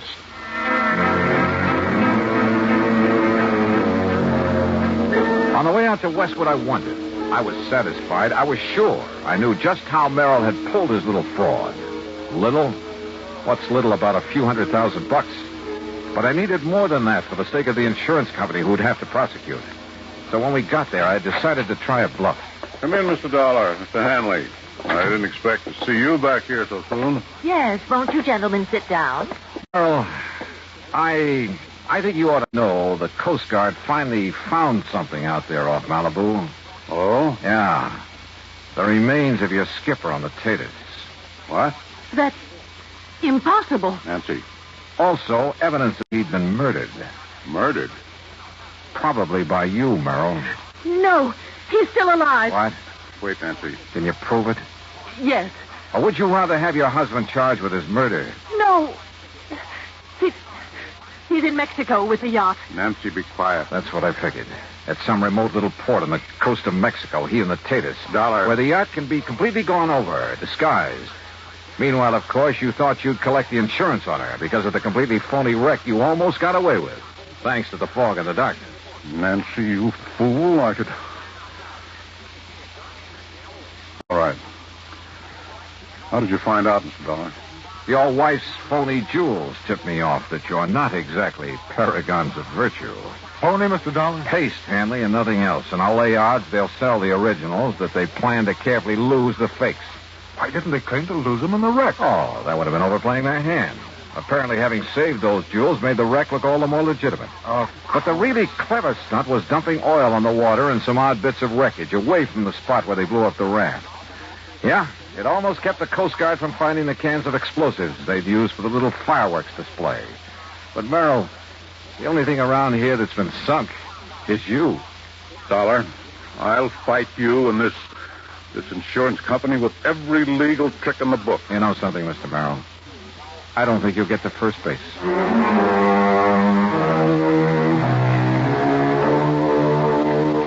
Yeah? When a crook tries to pull a fast one on an honest insurance company, well, you'll see what I mean when the courts get through with Merrill and his wife. Expense account total, including mileage on the rental car and a couple of extra days at the Beverly Hilton, $101.50. Yours truly, Johnny Dollar.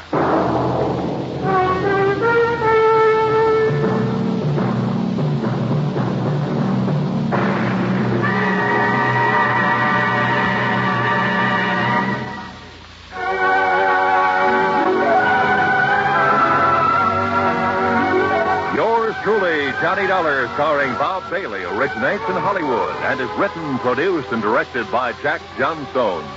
Heard in our cast were Paula Winslow, Eleanor Orley, Gene Tatum, Ben Wright, Harry Bartell, Will Wright, Lawrence Dobkin, and Barney Phillips. Be sure to join us next week, same time and station, for another exciting story of yours truly, Johnny Dollar. This is Roy Rowan speaking.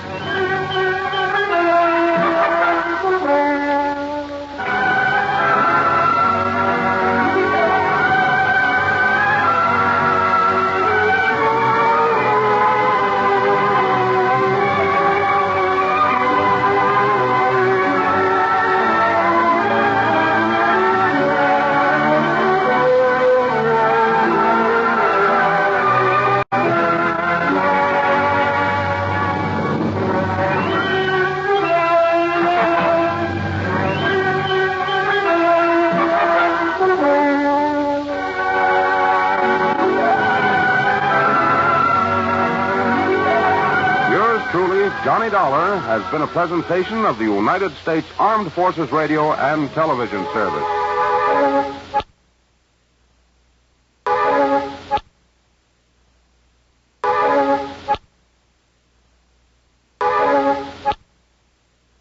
From Hollywood, it's time now for...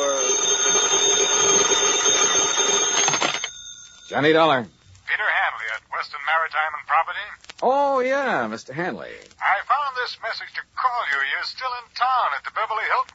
Yes, that's right. I thought you'd be back in Hartford by now. When I can enjoy a spot like this on expense account? What? This California weather, the swimming pool here at the hotel? Wait. No, wait. You say on expense account? Why, sure.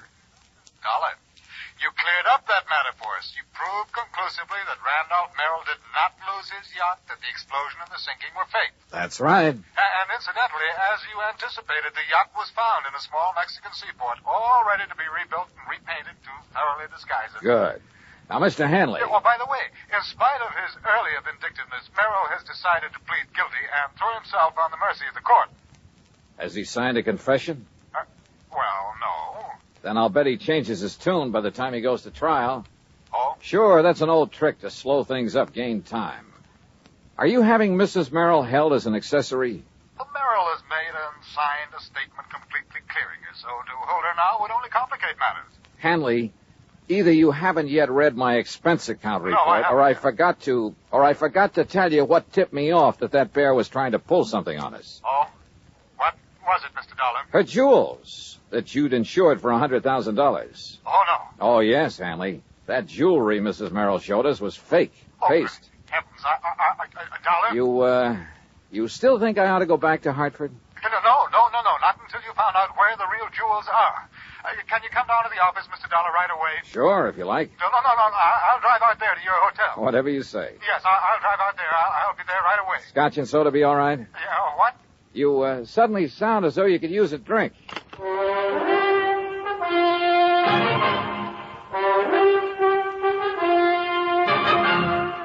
Bob Bailey in the exciting adventures of the man with the action-packed expense account, America's fabulous freelance insurance investigator. Yours truly, Johnny Dollar.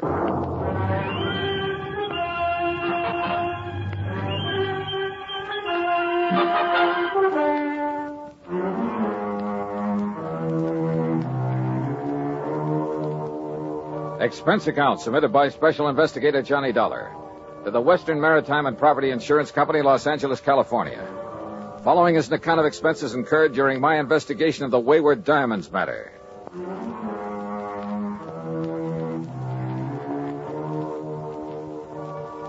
Expense account item 1, $2.25 for drinks in my room at the Beverly Hilton.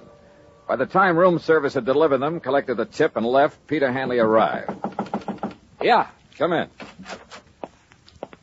I make no bones about it, Mr. Dollar. I had completely forgotten about those jewels of Mrs. Merrill's. Yeah, well, I can't say that I blame you. We were so intent on exposing the so-called sinking of that yacht. Exactly. All right. Relax. Here, come on now. Sit down and relax while we map out a plan of action. Thank you.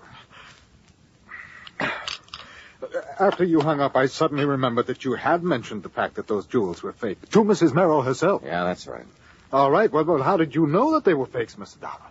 You remember when we sat in their living room out in Westwood while they gave us that cock and bull story about the yacht going down? Yes, I remember. All right. She handed me the jewels to look at. I kind of absent-mindedly dragged one of the so-called diamonds across the glass top of the coffee table and realized it didn't scratch it. Oh. Now, did any of the others, which proved they weren't diamonds at all, but some kind of imitations. Look, why kid about it, Hanley? Up to that point, they'd had me believing their story about losing that yacht. You weren't alone, Dollar. You weren't alone. But now I suppose we'd better call in the police about that jewelry.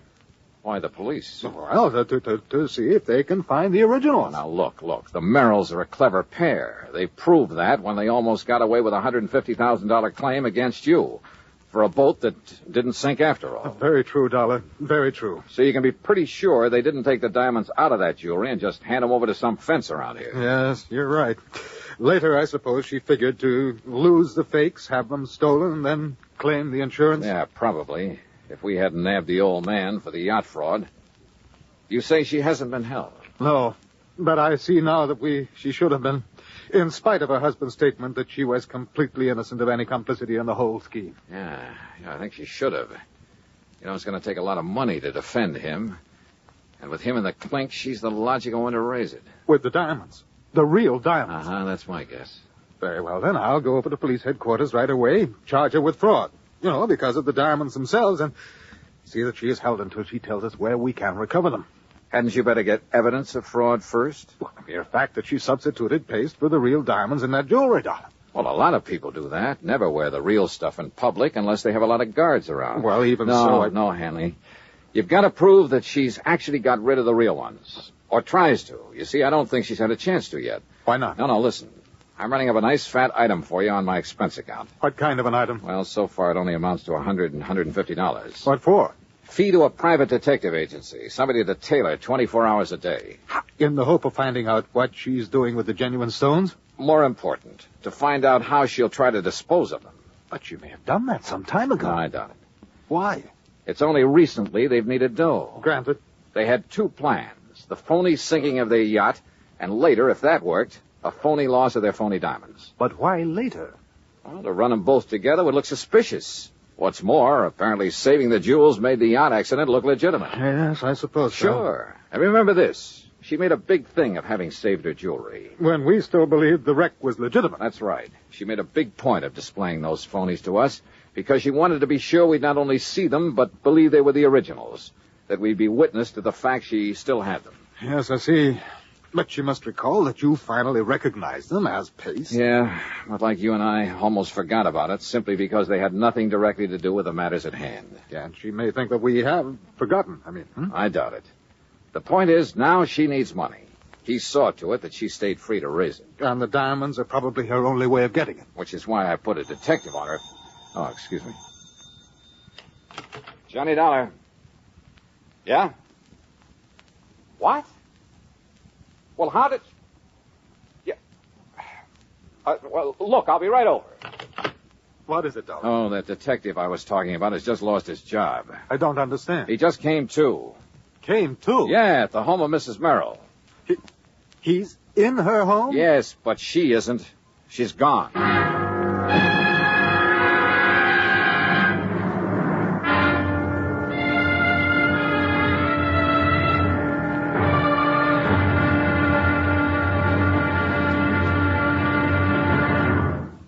Act two of yours truly, Johnny Dollar, in a moment. Although most men by nature don't feel in a combat mood much of the time, there are some who just can't get enough of a good fight, particularly if there's a good, sound reason for it. In July 1900, when American fighting men were protecting the rights and liberty of their fellow countrymen during the Boxer Uprising, the battle was a furiously fought affair. Army Private Robert H. von Schlick, serving with Company C of the 9th United States Infantry Division, was in the thick of the fracas. Although he had been wounded previously while carrying a wounded comrade to a place of safety, he rejoined his command, which partly occupied an exposed position on a dike. Private von Schlick remained there after his company had been withdrawn and, in spite of the hail of bullets around him, single-handedly continued to fire into the enemy ranks. Oblivious to the fact that he was a conspicuous target, he refused to leave the fight until he was literally shot off his position by the enemy. Private Robert von Schlick earned the Medal of Honor for valiant devotion to duty and added heroic background to the code of conduct of American fighting men. And now, Act two of yours truly, Johnny Dollar, and the Wayward Diamonds Matter.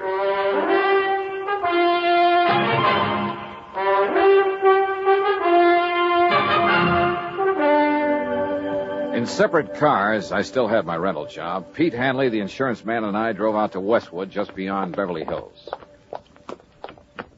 You're sure that detective was here at the Merrill home when he called you? Well, that's what he said. But if he was supposed to simply tail her... Come on. Mr. Dollar? Yeah, that's right. And I take it you're Sam Bench... Holy smoke, what happened to you? Where's Mrs. Merrill? Well, like I told you on the phone, Mr. Dollar, she's gone. Any idea where? Oh, sir. Hey, you mind if I sit down? I don't feel so good. No, go ahead. Go on, sit down.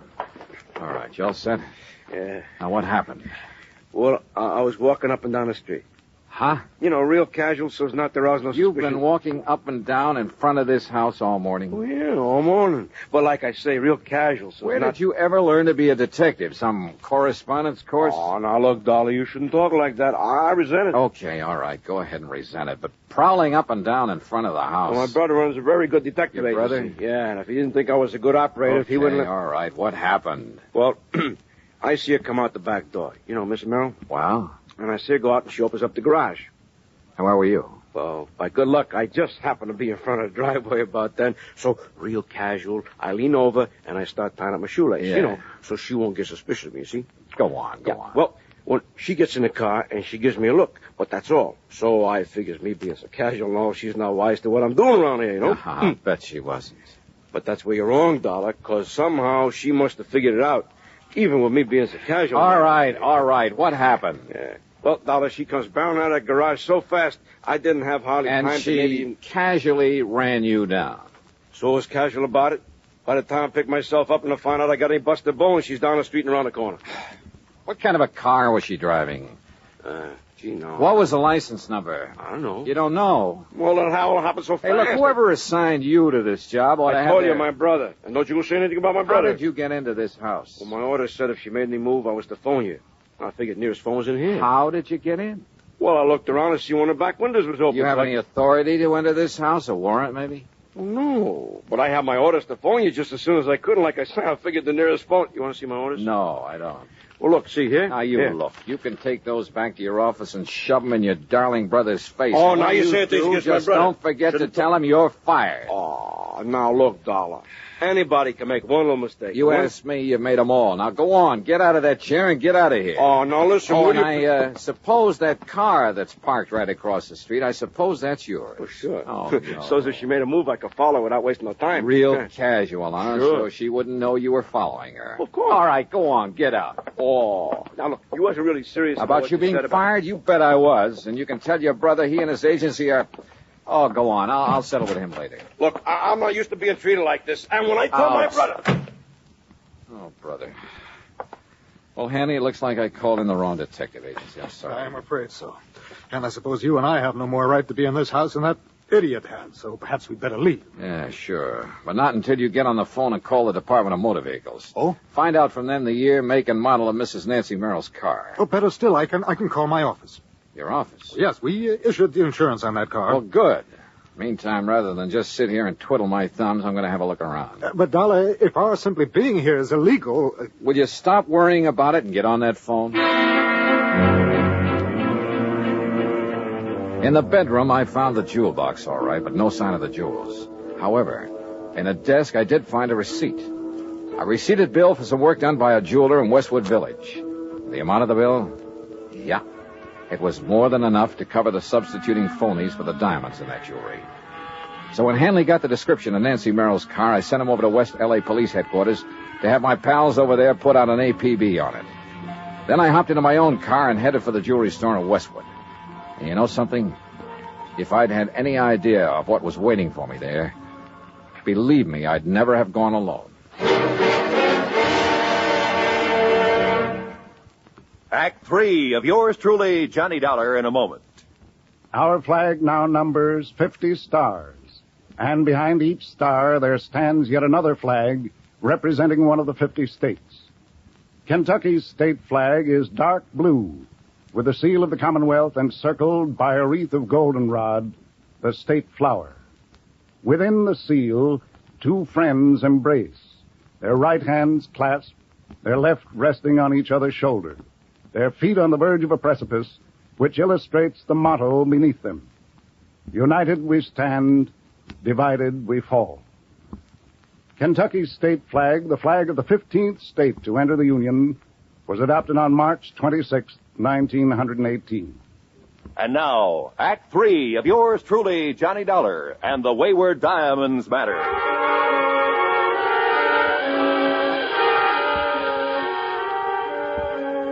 Howard's Hillcrest Jewelry is a small but very exclusive shop on Weyburn Avenue in the Westwood Village section of Los Angeles. There, with the help of a receipt I'd found in Nancy Merrill's desk, I hoped to get on the track of the missing diamonds.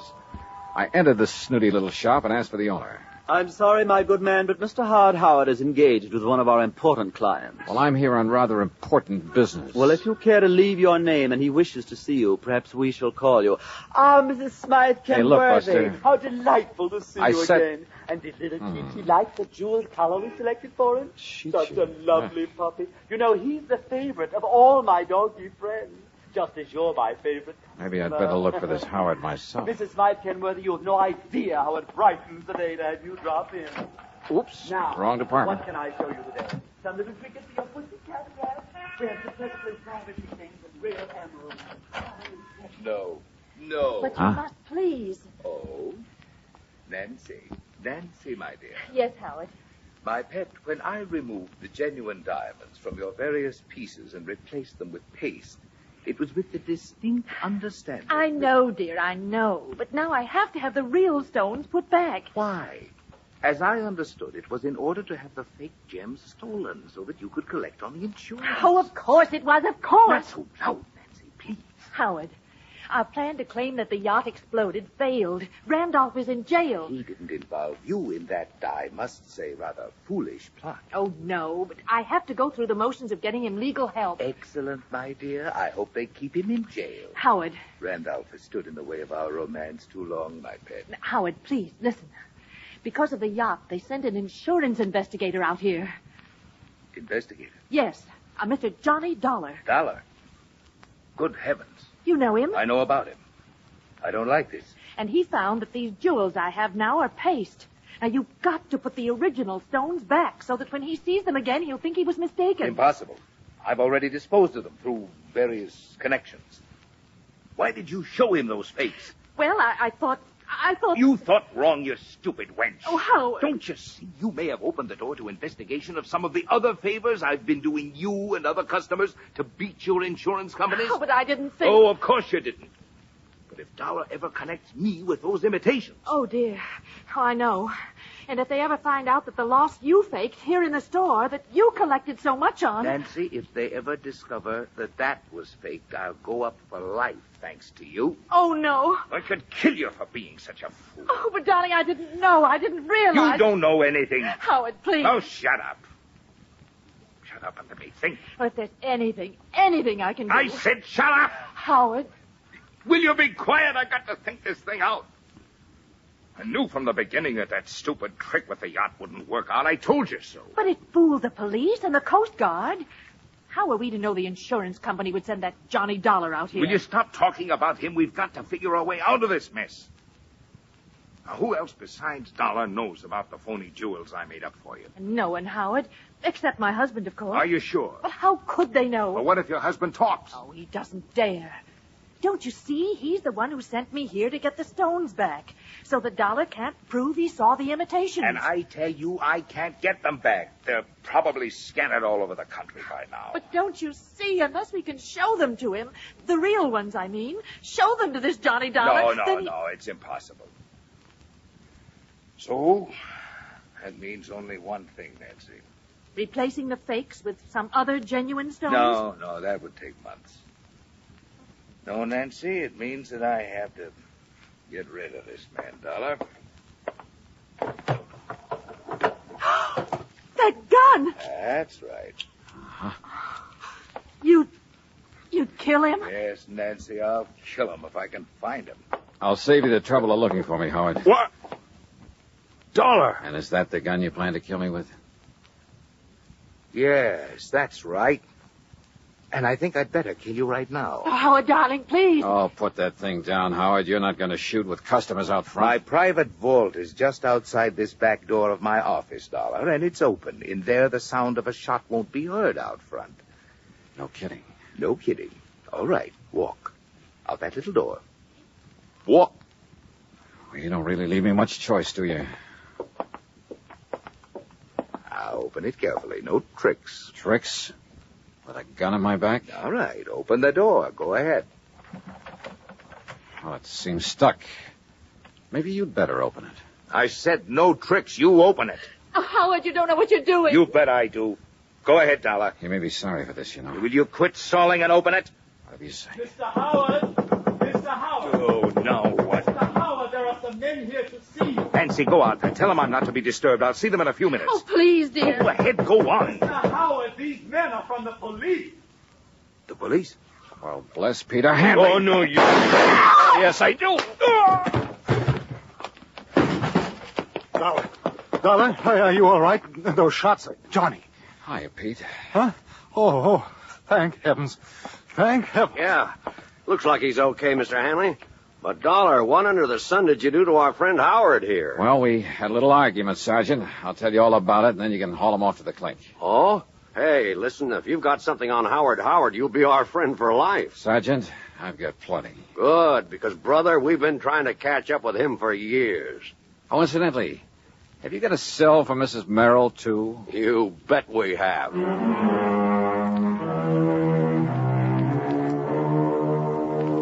Expense account item 2, $50 in legal fees to make a deposition so I won't have to hang around for a trial or 2 or 3.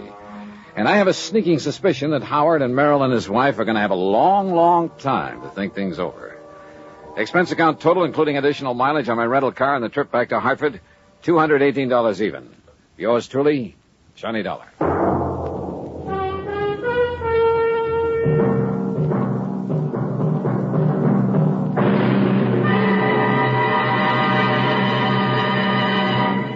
Our star will return in just a moment. There are some men who, after being practically pushed into the service, find their element and commit heroic deeds. Frank Luke was that sort of young man.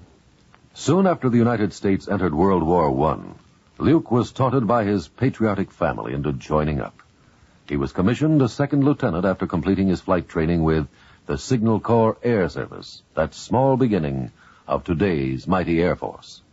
Lieutenant Luke found it difficult to accept the discipline so necessary in the military. When he got to France and was assigned to the English Spads, his attitude worried his commanding officer. But Luke's performance in the air didn't. In less than 2 months in aerial combat, he accounted for 7 enemy aircraft and earned himself the nickname of Balloon Buster for knocking down 11 or 12 of those menaces to the ground troops, the observation balloons. For his gallant action in the face of great danger and overwhelming odds, he was awarded 2 Distinguished Service Crosses and the Medal of Honor. Shortly before the end of the war, Lieutenant Frank Luke made his last heroic combat flight. After having just returned from a sizzling air battle, he refueled his Spad and took off on an extra-duty mission. Pursued by 8 enemy planes, he shot down 3 balloons. He was wounded, and his plane was so badly damaged in the action that he had to make a forced landing in a German cemetery. Perhaps the irony of it struck him at the time. When called upon to surrender, he preferred to open fire with his automatic and fight to the death, though he was only 21 years of age. Lieutenant Frank Luke may have had trouble adjusting to the military life, but when he did, he was a gallant fighter and a credit to his country. Now, here's our star to tell you about next week's story. Next week, a quiet little fishing pier on the coast of California. Only they call it the Pier of Death. Join us, won't you? Yours truly, Johnny Dollar.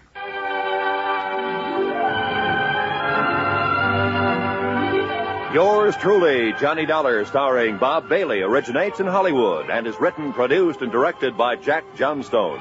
Heard in our cast were Paula Winslow, Ben Wright, Jack Crucian, Jack Edwards, Marvin Miller, and Joseph Kearns. Be sure to join us next week, same time and station, for another exciting story of yours truly, Johnny Dollar.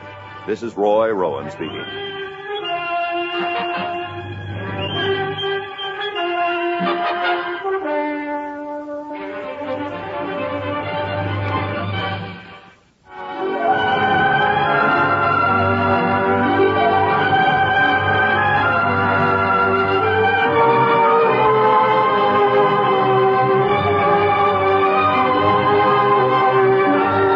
This is the United States Armed Forces Radio and Television Service.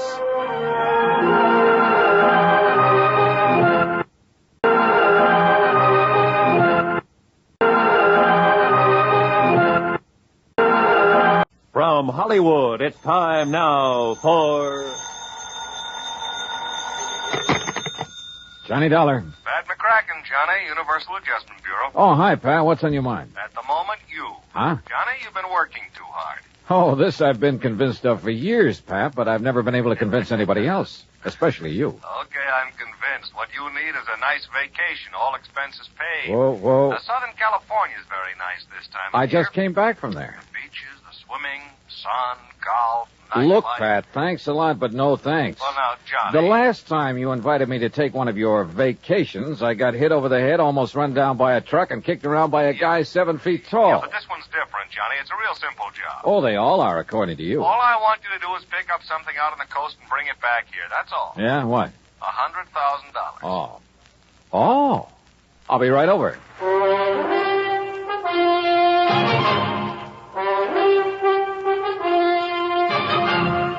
Bob Bailey in the exciting adventures of the man with the action-packed expense account, America's fabulous freelance insurance investigator. Yours truly, Johnny Dollar.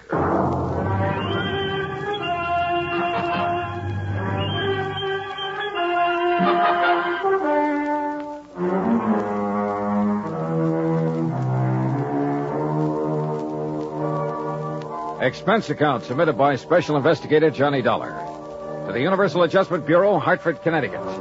Following is an account of expenses incurred during my investigation of the Johnson Payroll matter.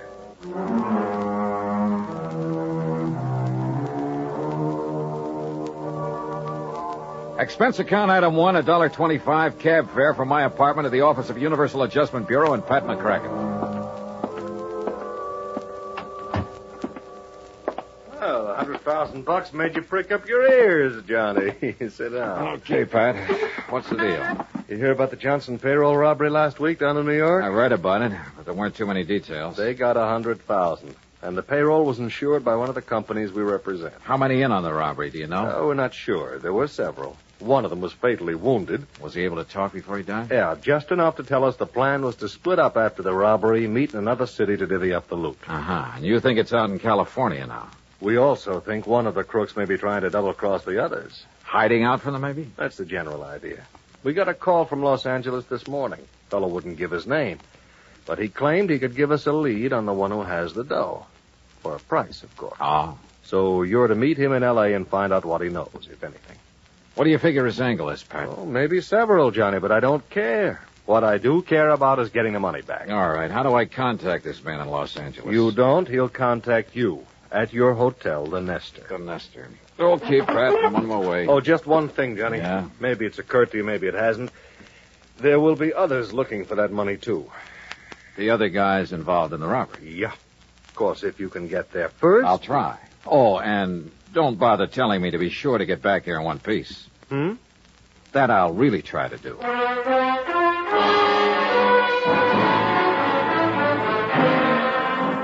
Expense account item 2, $187 even, air transportation and incidentals to Los Angeles.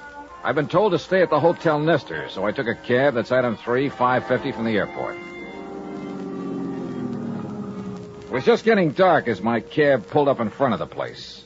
Before I could get out, somebody got in. Oh, I'm sorry. I didn't know this cab was occupied. Well, that's okay. Welcome aboard. Here, I'll get out. Oh! It's okay. I've got you. Sorry, I lost my balance. Must have got my heel. You may be sorry, but I'm not. I can't think of a better way to arrive in a strange city than with a beautiful girl in your arms. If you'll let go of me. Oh, yeah, well, if you insist. Thanks. I'm sorry. Oh, wait a minute. You can have this cab as soon as I get my stuff out. Oh, that's all right. I'm in a hurry. I'll get another one. Goodbye. Oh, wait a second. I mean, after all... Oh, well.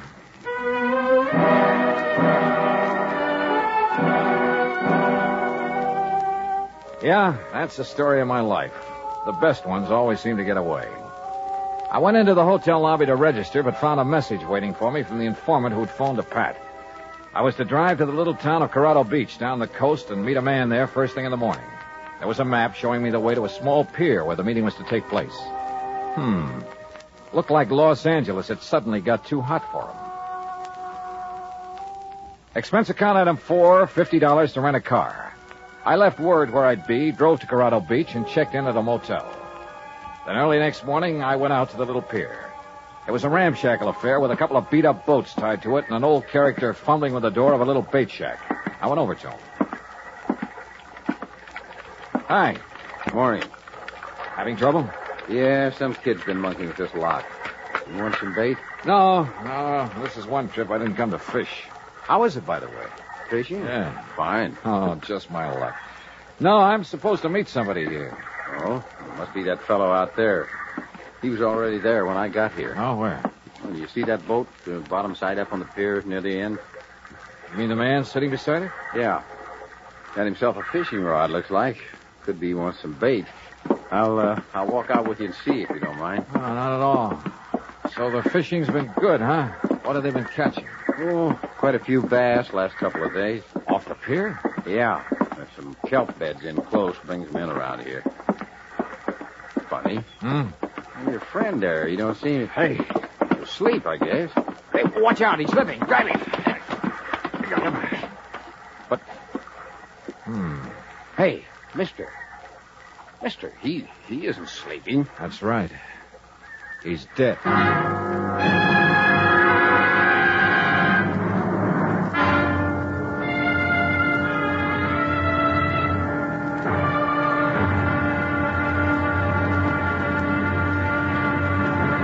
Act two of yours truly, Johnny Dollar, in a moment. Our flag now numbers 50 stars, and behind each star there stands yet another flag, representing one of the 50 states. Georgia's state flag displays the state seal on a strip of blue.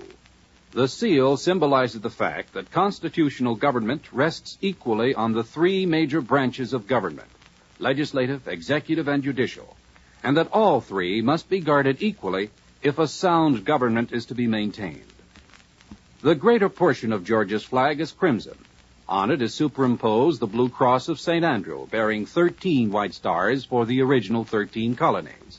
This cross, made in the form of saltire or X, was adopted from the national flag of Scotland.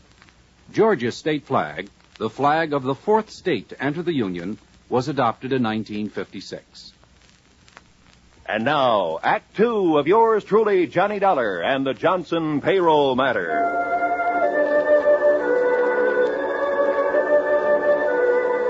I'd flown 3,000 miles to meet a man, only to find him dead at the end of a rickety little pier at Corrado Beach, a knife between his ribs. I searched him while the old fellow at the bait shack went to call the police, but I didn't find a thing on him to help me. No identification, even. Later, talking to the police, well, they didn't have any line on him either. My only lead on the payroll robbery was dead. I waited around the motel most of the day, hoping the police could turn up something on the dead man, but it was no soap. Item 5, $2 for drinks in the town's only bar while I tried to figure out my next move. And my next move was to the phone booth in the corner to call Pat McCracken back in Hartford. Collect. Oh, tough luck, Johnny. But are you sure the dead man is our informant? There was no identification on him, but he was right where he told me he'd be in the message he left for me in L.A. Probably not much doubt about it, then. Oh, incidentally, I sent some mug shots out to you. Some men who Yeah. might have been involved in the Johnson payroll job. Sent them airmail special. Yeah, I got him about an hour ago. We're not sure if any of them are the ones or not, and we don't have any line at all on the leader of the gang. Well, what's your next move, Johnny? Search me. Right now, I'm right in the middle of nowhere. I guess I... Hey, wait a minute. What's the matter? Maybe I'm not out of leads after all. What do you mean? Pat, I'll call you later. What pulled me off that phone in a hurry was a glimpse of somebody over near one end of the bar. I slid out of the booth and went over. Well, hi. What? Imagine meeting you here. I'm afraid I don't know what you're talking about. You're the girl who got into my cab in Los Angeles. I'm afraid you're confusing me with somebody else. I'm sorry. I have to go. No, just a minute. I'm beginning to think it wasn't just coincidence you got into my cab. Maybe we'd better have a little talk. Please, let go of my arm. You've made a mistake, and there's nothing to talk about. Is he annoying you, lady? Now, look, bartender, I'm just trying to Yes, find... he is annoying me. Take your hands off her, buddy. Now, look, Joe. I mean it, and my name ain't Joe. I got you outweighed by about 40 pounds, buddy. You don't understand. Just let go of her, and we'll talk it over. Okay. Thank you. Now, just what is it I don't understand, buddy? Skip it, buddy. So she got away from me. I grabbed my top coat off a hook and stepped outside the bar. It was damp and foggy out there. I put on the coat and started looking around for her, but it was too late. She was just plain gone.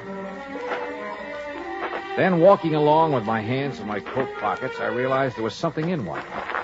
A key to a motel room, but not mine. Funny.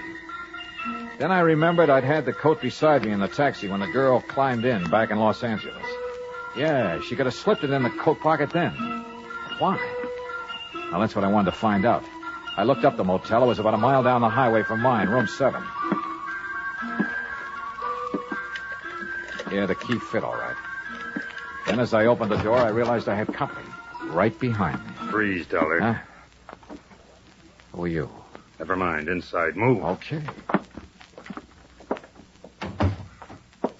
Get that blind down. Okay.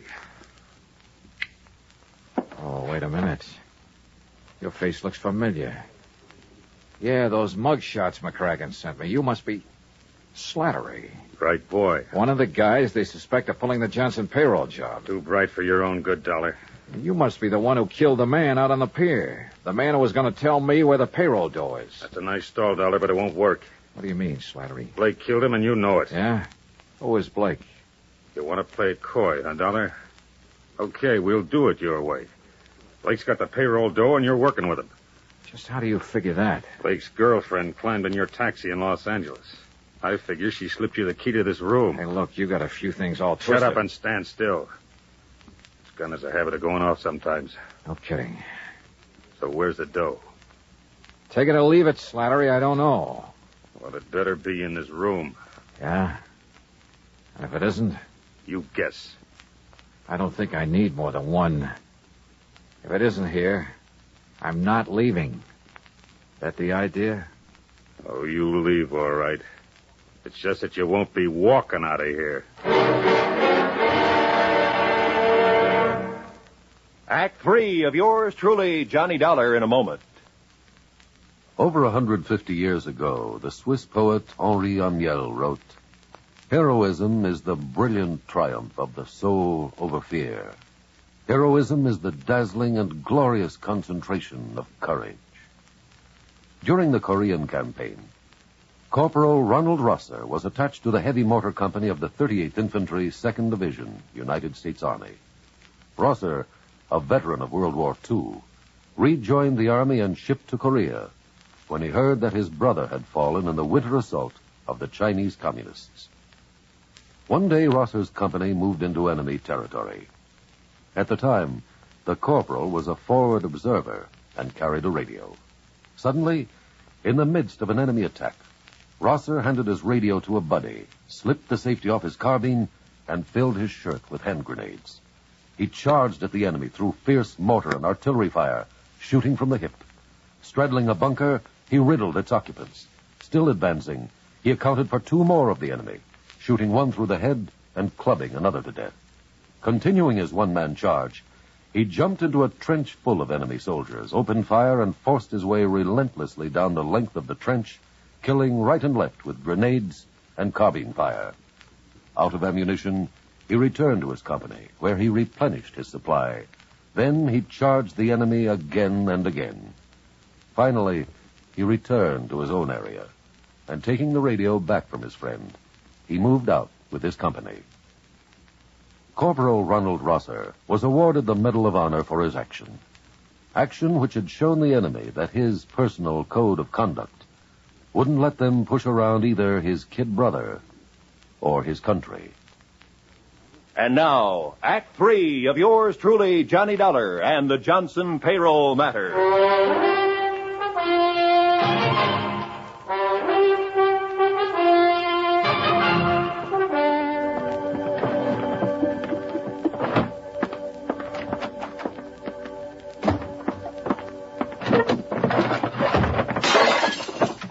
Look, Slattery, you've torn this motel room completely apart. Obviously, that payroll money isn't here. That's right, Dollar. So now you're going to tell me where it is. Oh, brother, you take a lot of convincing. I told you I don't know. So why don't you put that gun away and listen? You're the one takes the convincing, Dollar, so I start convincing. Oh, that's not going to do you any good. No? Well, for sure it's not going to do you any good, so... Now, wait a minute, look. Look, I'll give you the whole story. And I'm supposed to believe it, huh? Staring down that gun barrel, I'm not about to lie. Let's have it. All right. A guy called us from Los Angeles, said he could give us a lead on who had the dough from the Johnson payroll job. It was Hollis. He was hoping you'd lead him to it. Hollis? Yeah, the guy you found out in the pier dead. And you said a man named Blake killed him. You know Blake killed him. You know Blake engineered the holdup and then ran out on Hollis and me. Do I? Sure, because you're in with him. I seen his girl get in your cab in Los Angeles. Okay, so she got in my cab, but I didn't know her. I'd never seen her before. She slipped you the key to this motel room, didn't she? Yeah, now I think I know why. She was trying to sidetrack us. Lead us to think the dough was here so it would take the pressure off Blake and her. That part of your story I don't buy, Dollar. I think you know where that dough is, and I want it. Now, look. Talk! If you think I'm going to take any more of this gun says that's exactly what you're going to do until you decide to talk. I roll with this next one and let my eyes droop when my knees sag. He reached out to steady me, and I gave him a left hook in the stomach that flattened him. By the time he got to his feet, I was out the door. I dove behind some bushes down the road, and I waited. He pounded right on past me, gun in hand. I waited until he was out of sight, then doubled back to my car. Apparently, Slattery didn't know Blake's girl was around here somewhere. One thing was sure. I had to find her, but fast. There were only 3 motels in town. The one I was staying at, the one where Slattery had been playing patty cake on my jaw, and a third off the highway near the beach. I drove to that one and checked the register. It showed a Myrna Grant in number 8.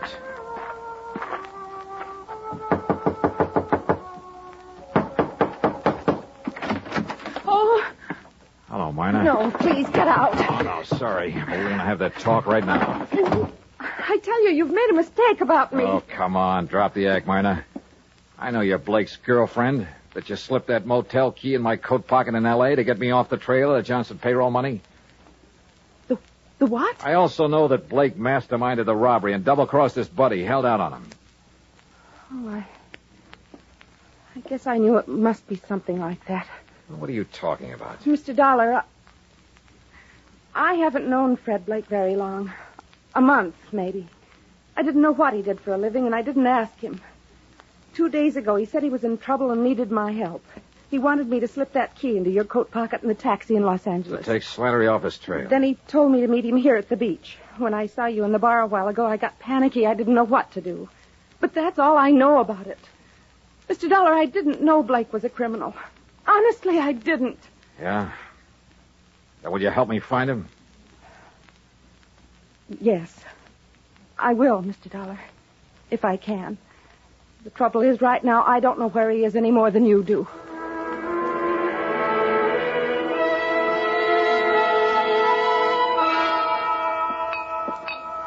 What'll it be, folks? Hey, wait a minute, buddy. Ain't you the one that was molesting this young lady an hour ago? Oh, Tarzan, buddy, my molesting days are over. Oh, it's all right, bartender. I'm sorry I caused you the trouble. No trouble, ma'am. Just glad it turned out all right. Things happen fast here at the beach, I guess. I don't suppose you've ever heard of a guy named Fred Blake, have you? Well, not that I remember. You looking for him? Yeah. What's he look like? Medium height, dark hair and brown eyes.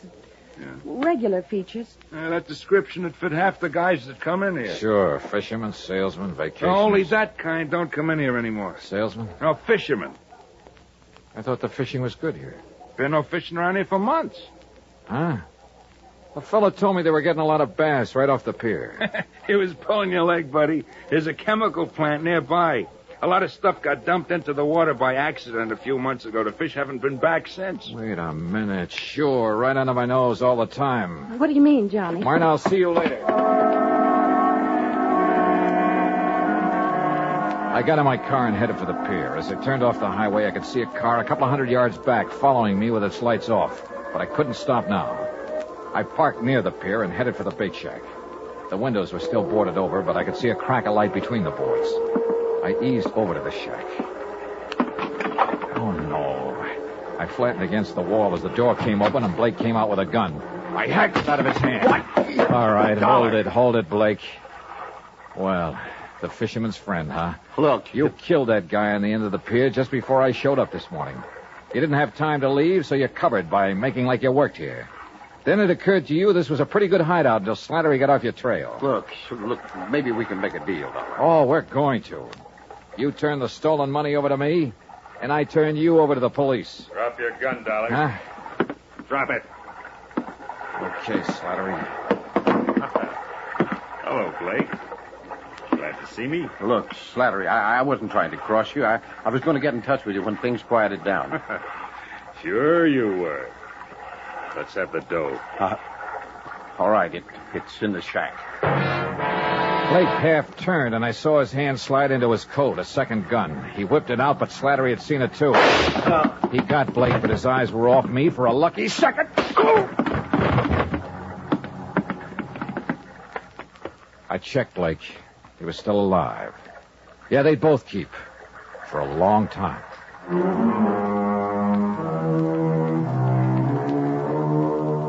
Item 6, $174 even, air transportation and incidentals back home. Expense account total, $526.50. Remarks?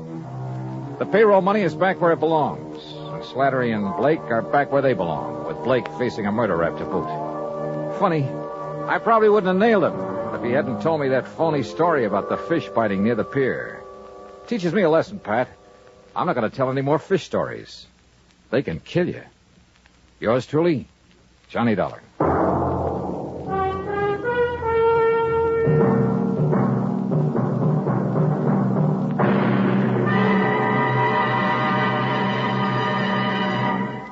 Our star will return in just a moment. Our flag now numbers 50 stars, and behind each star there stands yet another flag representing one of the 50 states. Ohio's state flag is the only pennant-shaped flag, or burgee, as it is correctly called. The Buckeye banner is the creation of an engineer who created a blue triangle for the hills and valleys, red and white stripes for the roads and waterways of the state. There are 13 stars for the original 13 colonies, and 4 extra stars to indicate that Ohio was the 17th state admitted to the Union. A white circle with a red center represents the initial letter of Ohio and suggests its nickname, the Buckeye State. Ohio's state flag, the flag of the 17th state to enter the Union, was adopted on May 9th, 1902. Now, here's our star to tell you about next week's story. Next week, a pair of common, ordinary glasses solve a case for us. The gruesome spectacle matter. Join us, won't you? Yours truly, Johnny Dollar.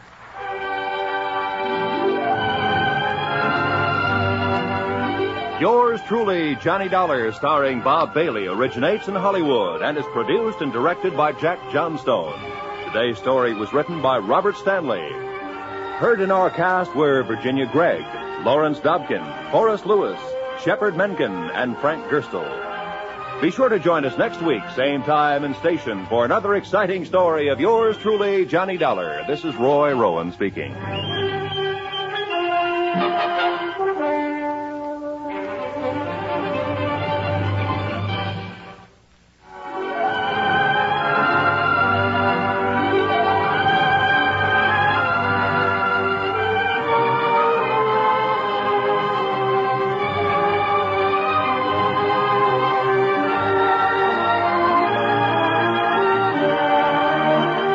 This is the United States Armed Forces Radio and Television Service.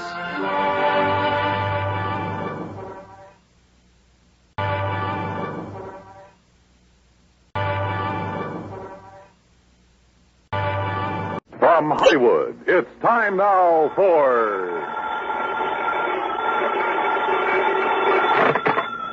Johnny Dollar. Johnny, this is Ed Barrett at Tri-State Life and Casualty in New York. Oh, hi, Ed. How are you? A little sick at the moment. Oh, what's the matter? I was planning to go up to the fishing lodge of a friend of mine over the weekend, Tommy Hargrave. Oh, but now you've had to call it off, and, brother, I know exactly how you feel. Oh, Johnny, I don't think you do. Look, Ed, I'm a fisherman myself, and when something interferes with going... What was that? I just received word that Tommy had a car accident up there. The car rolled over on him. He was killed instantly. Oh, I'm sorry, Ed. Yeah. And company policy being what it is, since he carried $70,000 in insurance, double indemnity, since there was an accident involved, well, I got to order the usual investigation. Yeah, sure, I see. Who's the beneficiary? His wife, Mary. They get along all right? No, as a matter of fact... Now, look, Johnny, don't get any crazy ideas. Just go on up there and help her all you can. Oh, sure. Sure, Ed. The place is called Shadow Hill, near the little town of Bethel. New York? Yeah, up in Sullivan County. The police department is a man named Skinner. Police? If everything's okay? It was Skinner who called me, that's all. Oh, yeah. Okay, Ed, I'm on my way. And if I dig up anything... Johnny, I assure you that everything's all right about this one. Oh, sure. You say that as though you don't believe it. Just my suspicious mind showing, I guess. Forget it.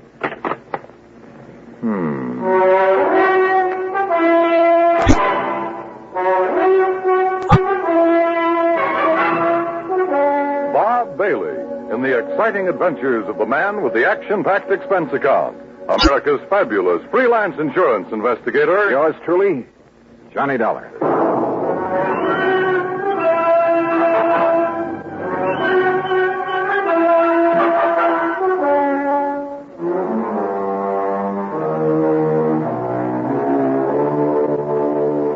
Expense account submitted by Special Investigator Johnny Dollar to the Tri-State Life and Casualty Insurance Company, New York, New York. Following is an account of expenses incurred during my investigation of the gruesome spectacle matter. Expense account item 1, $620, fare and incidentals, Hartford to New York. Item 2, $50 deposit on a rental car. I swung north, crossed the George Washington Bridge, then picked up Highway 17 through Goshen, with its famous racetrack, through the summer resort town of Monticello, then past White Lake, a good fishing spot, to the little town of Bethel. It really isn't much more than a crossroads, a couple of filling stations, a general store and post office, and Emmer's Hotel, where I parked my bags. Shadow Hill, however, turned out to be a beautiful summer lodge, sitting high above the edge of a nearby private lake. From the highway, I could see the narrow winding road that led from the lodge down to the lake shore. I could also see the spot where a car had apparently taken a corner too quickly, skidded, and rolled over to where it lay on its side. Then, shortly after pulling off the highway, I could see something else.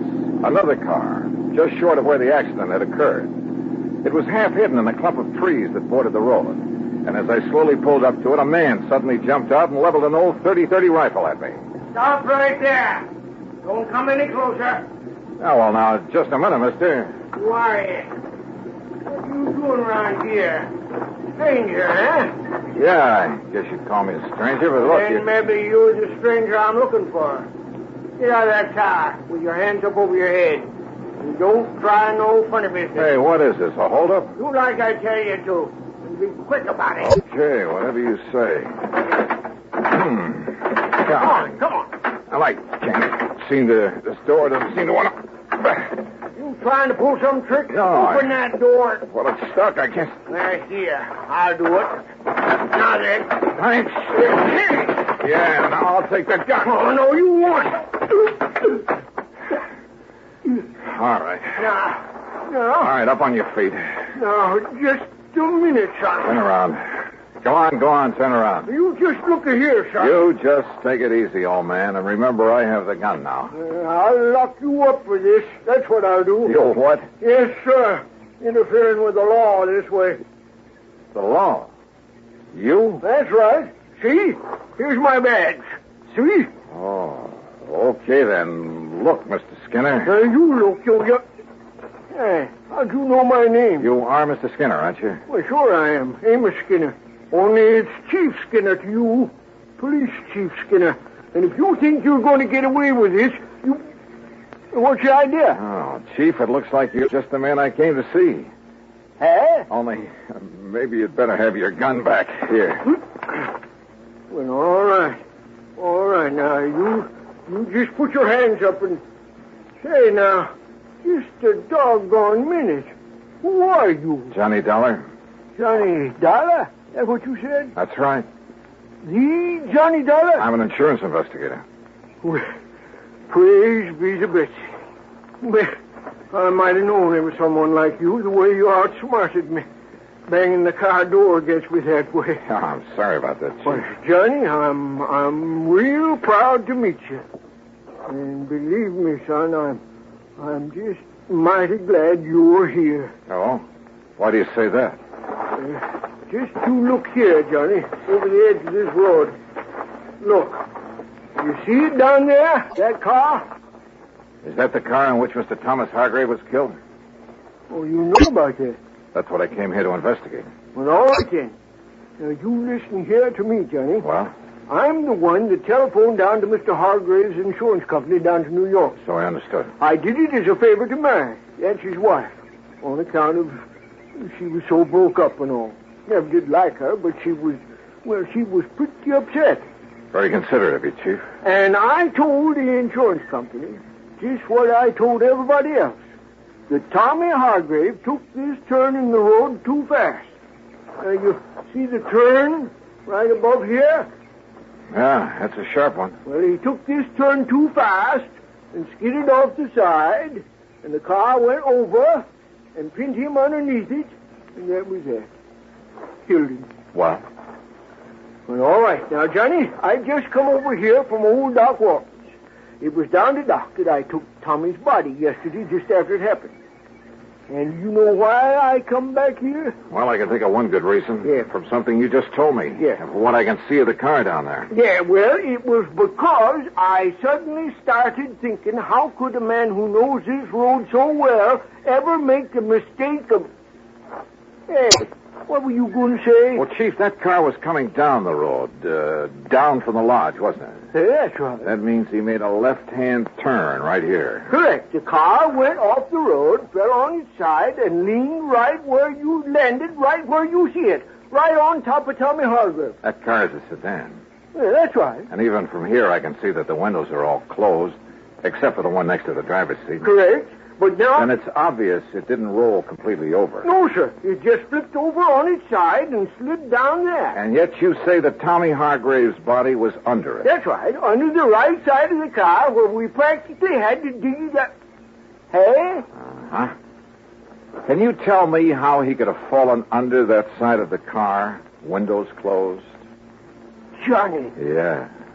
Tommy was murdered. That's what. And the car pushed over on him to make it look like an accident. And Johnny, you proved it. A couple of other things we've got to prove, Chief. Hey? Like what? Who murdered him? And why? Act two of yours truly, Johnny Dollar, in a moment. And now, Act two of yours truly, Johnny Dollar, and the gruesome spectacle matter.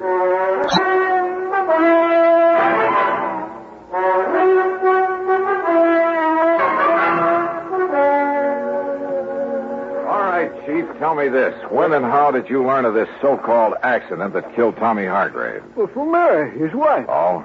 It was like this, Johnny. I was sitting down at Bob and Ernie's and... Who are Bob and Ernie?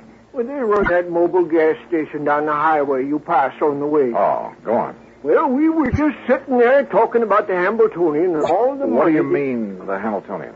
Well, you know, the big harness race that run down to Goshen every year. Oh, yeah. Why, it's world famous. Bigger than the Kentucky Derby. Yes, I know. Well, go on. Well, we was talking about how much money Barney Martian has made taking bets on those races, and we would... Oh, Chief.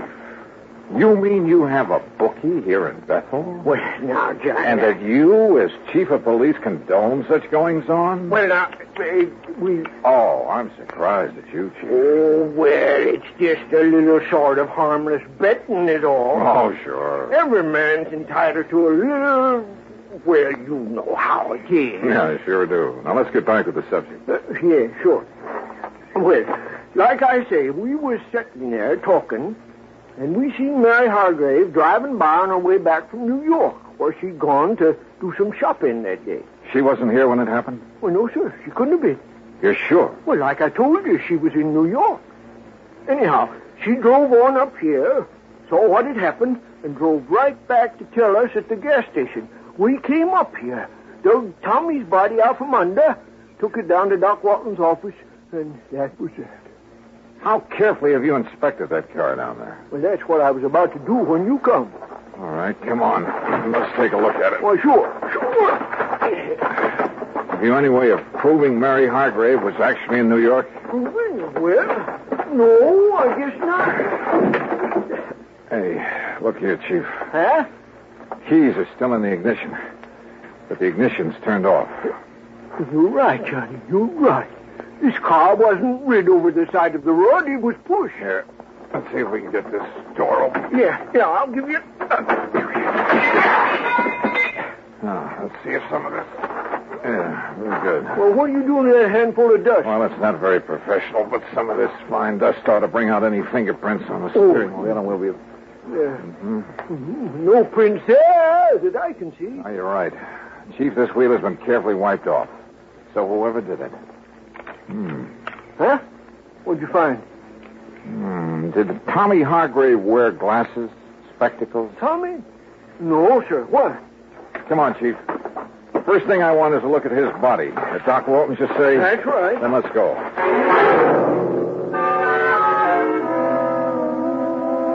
Well, as a matter of fact, it was I who suggested to Amos, to Chief Skinner, I should say, that he go back and have another look at that car, Mr. Dollar.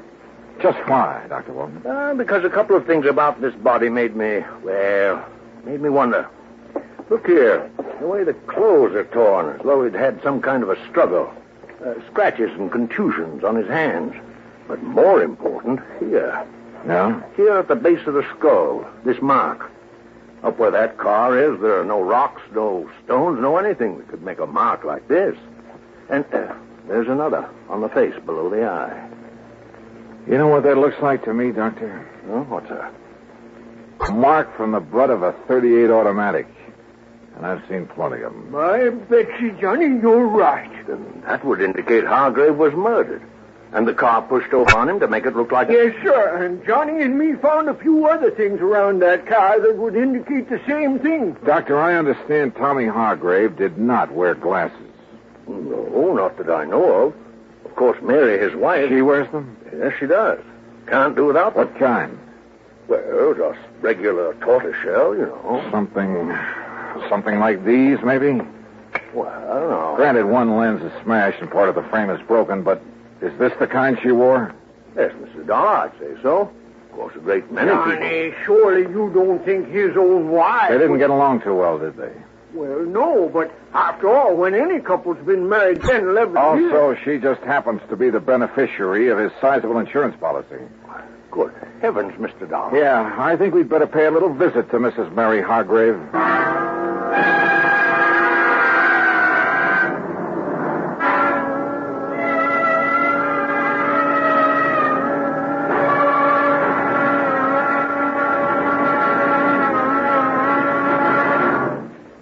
Act 3 of yours truly, Johnny Dollar, in a moment. And now, Act 3 of yours truly, Johnny Dollar, and the Gruesome Spectacle Matter.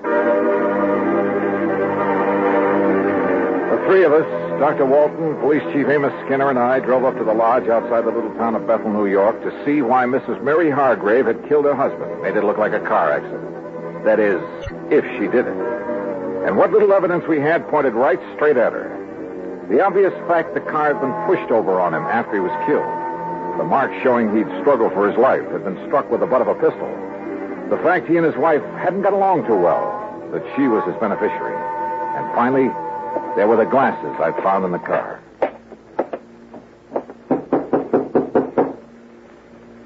My Betsy, I wonder if she found out you were here, Johnny, and has through the coop. Isn't that her car in the yard? Yes, Mr. Dollar, it is. All right, then. If she is here, well, sir, I'll arrest her right on the spot. No, let me handle this. But, Johnny... I said please, let me handle it. Yes? Oh, Dr. Walton and Chief Skinner. That's right. And this here is Mr. Johnny Dollar. Oh, yes, Mr. Dollar. Mr. Barrett at the insurance company phoned that you'd be here. Won't you come in? Well... Surely. Thank you.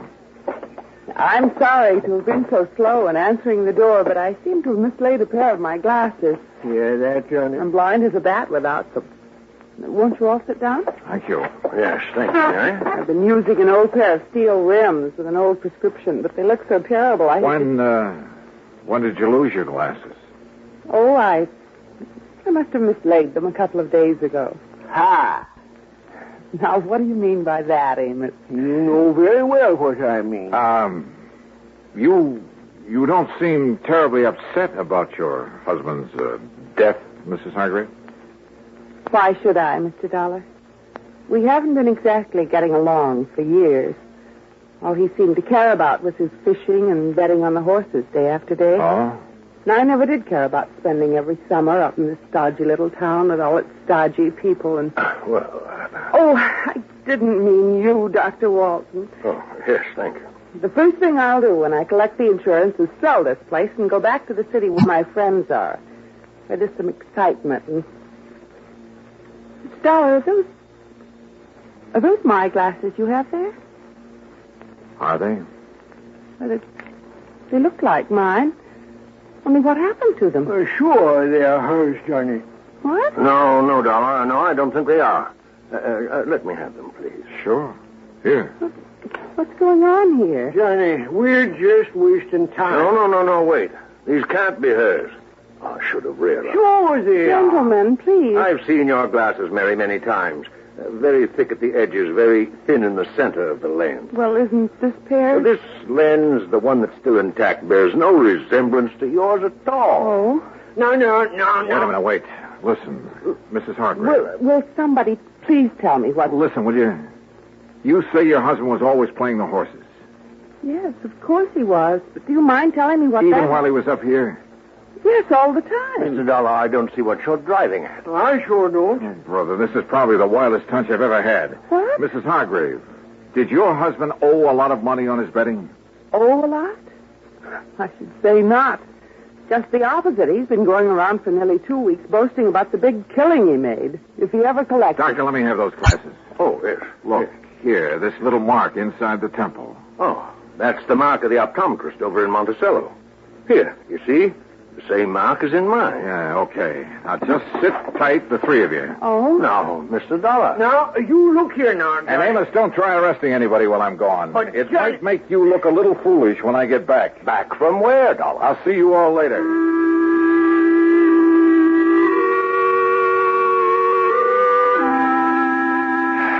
Well, that's really just about all there is to this case. Oh, except, of course, for the fact the optometrist in Monticello had no difficulty at all in matching the glasses I'd found with the prescription of... Yeah, you guessed it. They had belonged to the bookie Chief Skinner had told me about, Barney Martin. Of course, Barney wanted to put up a fight when we faced him with the facts. But then he couldn't seem to explain the various and sundry bruises he was carrying around until we reminded him of the fight he'd had with Tommy Hargrave. Yeah, he'd killed him and pushed the car over on top of him. The reason for it all? Simple. Tommy had won a cool $25,000 from him. Had threatened to put him out of business if he didn't pay, which he couldn't. So, Barney killed him and tried to fake the accident. And you know something? I have a sneaking suspicion Chief Amos Skinner isn't going to stand for any bookies operating in Bethel, New York from here on out. Oh, and Mary Hargrave found the glasses she'd mislaid. Expense account total, including mileage on the rental car and the trip back to Hartford, $148 even. Yours truly, Johnny Dollar.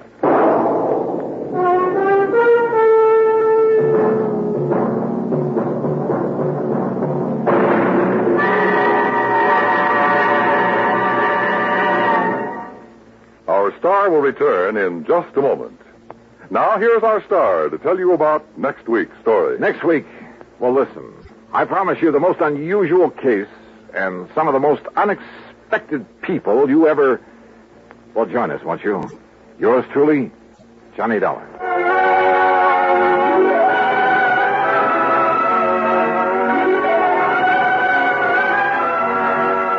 Yours truly, Johnny Dollar, starring Bob Bailey, originates in Hollywood and is written, produced, and directed by Jack Johnstone. Heard in our cast were Virginia Gregg, Harry Bartell, Junius Matthews, and Joe Kearns. Be sure to join us next week, same time and station, for another exciting story of yours truly, Johnny Dollar. This is Dan Coverly speaking. Coverly speaking. Coverly speaking. From Hollywood, it's time now for...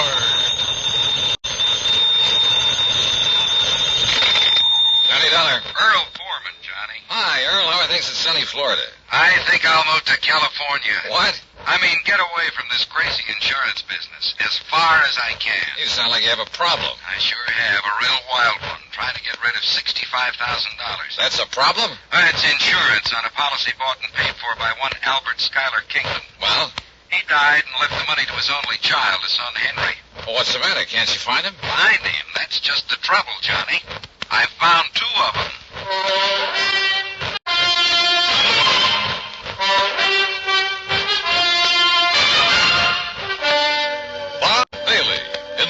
exciting adventures of the man with the action-packed expense account. America's fabulous freelance insurance investigator. Yours truly, Johnny Dollar.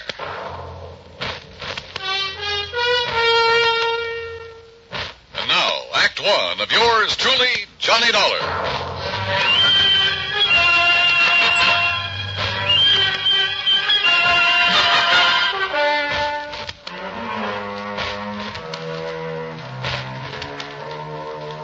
Expense account submitted by Special Investigator Johnny Dollar to the Tri-State Life and Casualty Company, Sarasota, Florida. Following is an account of expenses incurred during my investigation of the Double Trouble matter.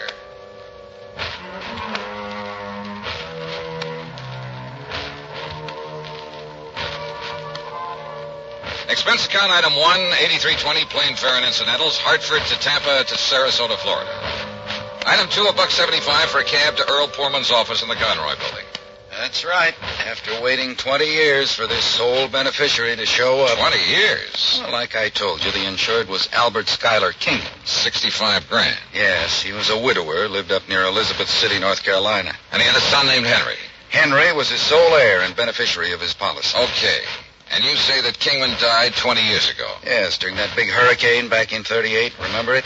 Did about $40 million damage up and down the coast. Earl, I was a mere child at the time. Oh, sure. How old was Henry? Well, he was 10, just a kid. Anyhow, it was several days before the old man's body was found. And the boy? No trace of him. Disappeared. In due course of time, because of the statute of limitations, the old man's estate was, well, I guess it went to the state. But not his insurance, huh? No. We kept the matter of the insurance open, company policy. Requires a lot of legal finagling, but in the company's history, they've turned up beneficiaries as much as 15, 18 years after death. How? By advertising. And that's what accounts for the sudden appearance of two Henry Kingmans, each claiming to be the beneficiary of Albert Kingman's policy, and each having a logical, legitimate story. Each saying he didn't know about the insurance until he saw the ad. Where are these boys, Earl? Right here in Sarasota. They arrived yesterday. They arrived together? No, a couple of hours apart, unknown to each other, they say. I hope you made it perfectly plain that one of them has to be a phony and that when he's found out it's going to go pretty rough with him. Naturally. But, Johnny, I can't find anything wrong with either of their stories. You know, their background, where they've been, and so on. Where are they staying, Earl? A couple of dingy little motels on the edge of town. Now, look. Here's the file on them, or rather on the old man. Well, I don't know that that's going to be much help. There's information about not only Kingman, but his wife, who died before him. There's a lot of miscellaneous information about the boys. The boy, where he went to school and Sunday school, who his teachers were, the names of some of his friends. There's a lot of stuff here. Well, then, maybe I'd better go through it. Sure. Now, look, it's getting late. You're going to stay with Gertrude and me, as usual. Oh, that isn't necessary, Earl. Well, she'd kill me if I didn't bring you home. So, come on, we'll drive on out to the quay, have cocktails and some dinner, and you can spend the evening poring over that material. Come on.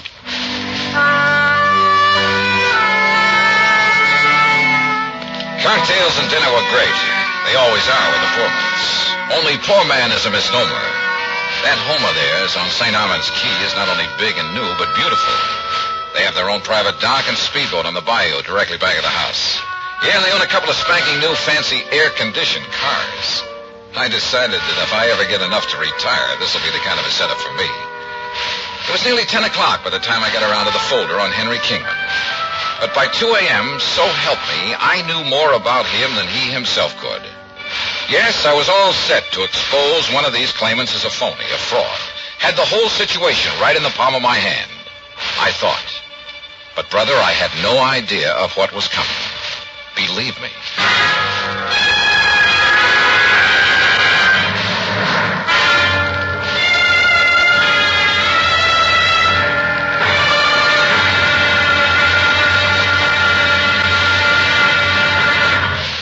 Act Two of yours truly, Johnny Dollar, in a moment. And now for another episode in the life of Sergeant Donald Bellwether, my husband.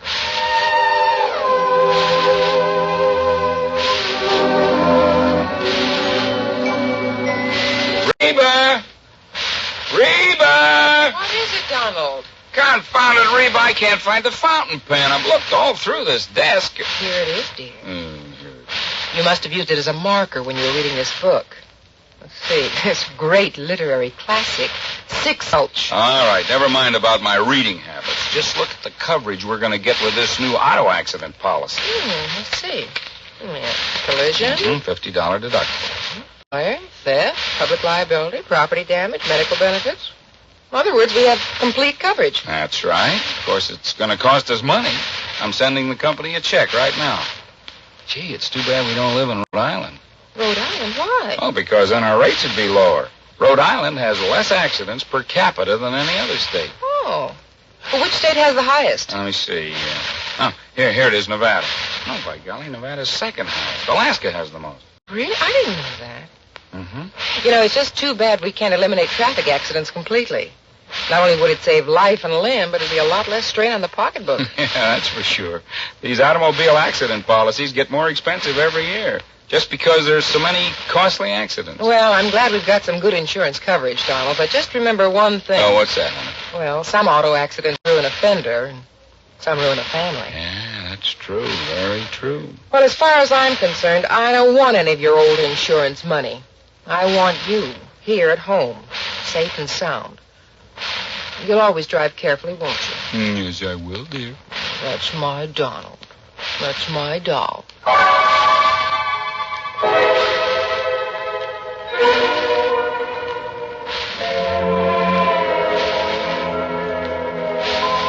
And now, Act Two of yours truly, Johnny Dollar and the Double Trouble Matter.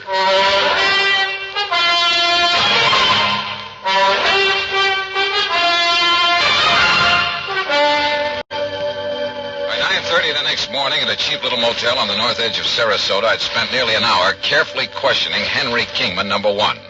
And I was getting nowhere. Obie O'Brien? Well, sure, Mr. Dollar. He was one of the kids I used to play with back in Elizabeth City. He and Bobby Tank. Yeah? You see the scar on my arm right here? That's where Obie hit me with a stick one time when we were playing caddy. Yeah, I see. If you know where Obie is these days, you ask him and he'll probably remember. Scared him to death. He thought he'd busted my arm. Now, let's see. How about Miss Albertus? Albertus? Yes. Gee, I don't remember any Miss Albertus. Your Sunday school teacher there in Elizabeth City. Listen, I was only 10 years old then, but I remember my Sunday school teacher real good. Her name was Miss Griswold, and she was, Look, are you trying to trick me or something? Yes, I am. Because Henry... Why don't you call me Hank? Everybody else does. The fact remains, Hank, that one of you two claimants to the insurance is a phony. Well, believe me, it's not me. Everything you've told me about your childhood checks perfectly with the information I have. Well, of course, Mr. Dollar. Almost too perfectly. Listen, where did you live and go to school after the hurricane? Well, I'll be honest. I didn't have much schooling. Where did you live? Mr. Dollar, I wandered around more than little Orphan Annie. All over North Carolina, then up north. Did you live anywhere long enough to be, well, really be recognized as Henry Kingman? No, I'm afraid I was just a bum. And all anybody ever knew me by was Hank. You saw the ad about the unclaimed insurance in New York? Yes, sir. I was working on the docks, stevedoring. Saw that ad in the Times. And I decided that if I had that much money coming to me and I could get a hold of it, why, maybe I could amount to something. Get an education, maybe, or, well... Hank, all the insurance company has to go on is your memory. Or what you say is your memory of your childhood. What I've told you is true, sir. But if the other claimant comes up with the same kind of a story... But he can't. Because, don't you see, sir, I'm really Henry Kingman. I've told you all about my father and the house and the hurricane and the people I knew, about what's happened to me since... Yeah, I know. It's because I am Henry Kingman. Uh-huh. We'll see.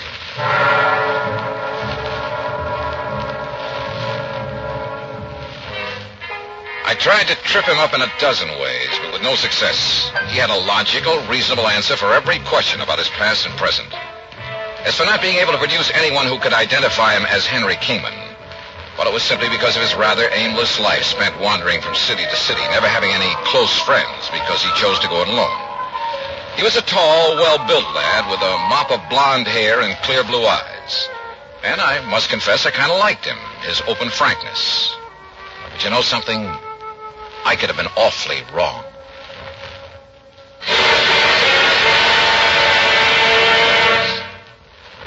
Well, Although most men by nature don't feel in a combat mood much of the time, there are some who just can't get enough of a good fight, particularly if there is good, sound reason for it.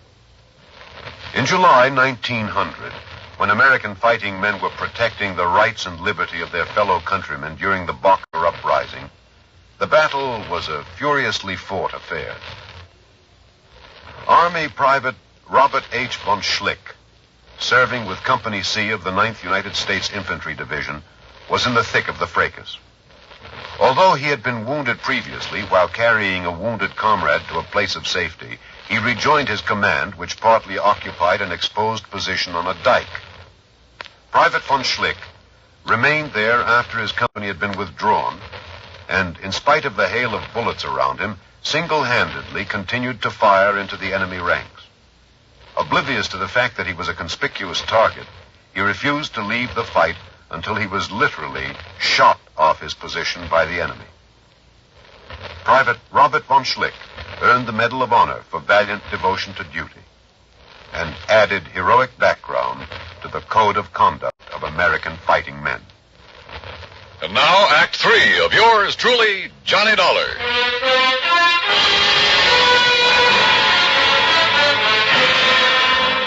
I got into the car that Earl Portman had loaned me and drove to the motel east of town to see Henry Kingman, number 2. Tall, dark, and well-dressed, he was terse and to the point. And he answered all my questions with the same ease and conviction as the other boy. In only one major respect did his story differ. Oh, so I can't name you a single person who can identify me as who I really am, Henry Kingman. And for a very simple reason. What's that, Hank? It's Henry, Mr. Dollar. And the reason is that right after the hurricane, I was adopted by a family that just moved into nearby Bridgeton. Their name was McGovern, so I took their name. Go up to Bridgeton, ask them. Show them my picture, anything you like. They'll all tell you I'm Henry McGovern. Only my foster parents knew that I was really Henry Kingman. Do? They both died about 7 years ago. And they told nobody else who you really were? No, not even the preacher. They'd wanted a son for years. Now they had a son. And they didn't want anyone to come along and take me away from them. Then how did you find out that you're Henry Kingman? If you are. I'll ignore that last part of your question, Mr. Dollar. They didn't tell me until my 21st birthday. Bridgeton. Isn't that the little town up near Currituck that was completely destroyed by fire a couple of years ago? Oh, yes, of course. I've forgotten. There isn't a living soul up there anymore. Oh, but I'm sure a man like you could track down some of the people who live there. Uh-huh. When were you last in Bridgeton? I went up north right after my foster parents died. As I told you, I've been living and working in New York. Now, look here, Mr. Dollar. Well? Hasn't everything I've told you checked perfectly with what you know about my father, my childhood, everything? Hasn't everything I've told you proved to be true? Isn't it proof that I'm Henry Kingman? There's only one trouble. What's that? You're not the only one who has that kind of proof.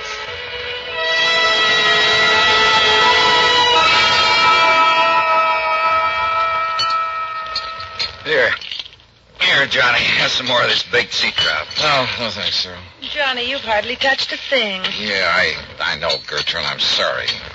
I will have another cup of coffee, though. Sure.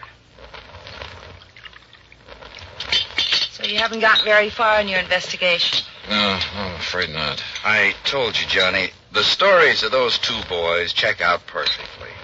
Unless the information the company's been collecting for the last 20 years is all wrong. But both of them can't be Henry Kingman, so one of them must be lying. But which one? Well, suppose, just for example, that the blonde is Henry. Yeah? Then how would the other have got hold of all that information? Unless... Well? Do you suppose they've known each other sometime in the past? They certainly don't like each other. I mean each other's being here. I asked them, Earl, and they both deny having ever seen each other until they came here within a few hours of each other. I didn't see the blonde boy, but the other came here to the house, and I just didn't like him. The dark-haired one, I mean. Hey, wait a minute. Yeah? What is it, Johnny? The description of the father in that folder. Excuse me. Can I help you? No, thanks. I got it right here.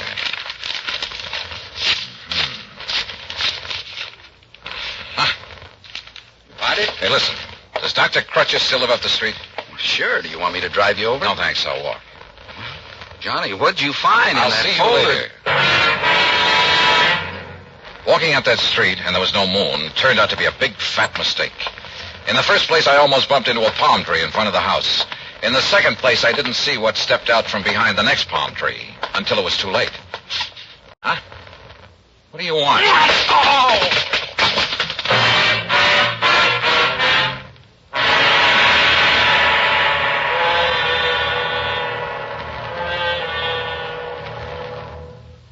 Times have changed, and so has the man. Through the ages, man has advanced both physically and mentally. Prehistoric man's concept of war and living was like that of an animal. His implements were crude, his knowledge simple.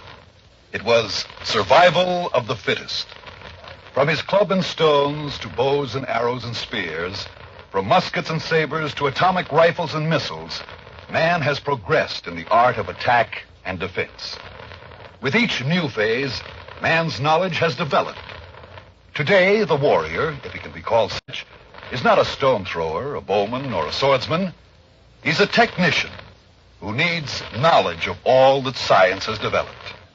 He's a sonar man, a radar man, a rifle man, or a torpedo man, a missile man, or a pilot. But whatever his job, he needs the skill and the technical know-how to do the job and do it well. Yes, times have changed, and so has the man. And now, Act 4 of yours truly, Johnny Dollar.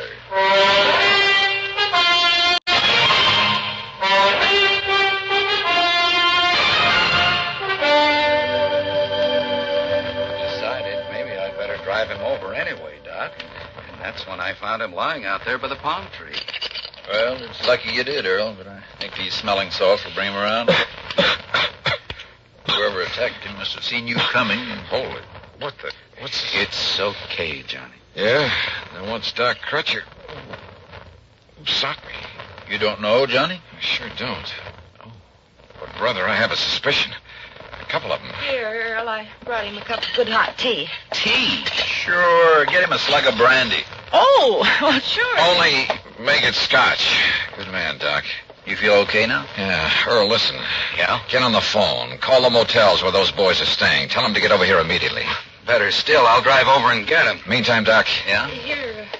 Here's your scotch, Johnny. Thanks. And if you want some more... Just a minute, woman. Where's mine? Oh, of course, Doc. I'm sorry. Neglect me, huh? Hey, listen, Doc. I want to ask you a couple of questions. What about? Heredity. Heredity? Yes. Okay. Shoot.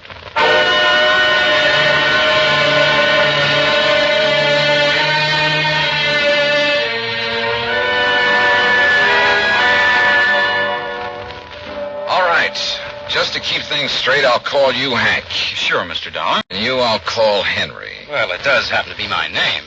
Now, Earl tells me he found you both in Hank's motel just now. That's right, sir. Comparing notes? I went over there to tell him that he's a phony.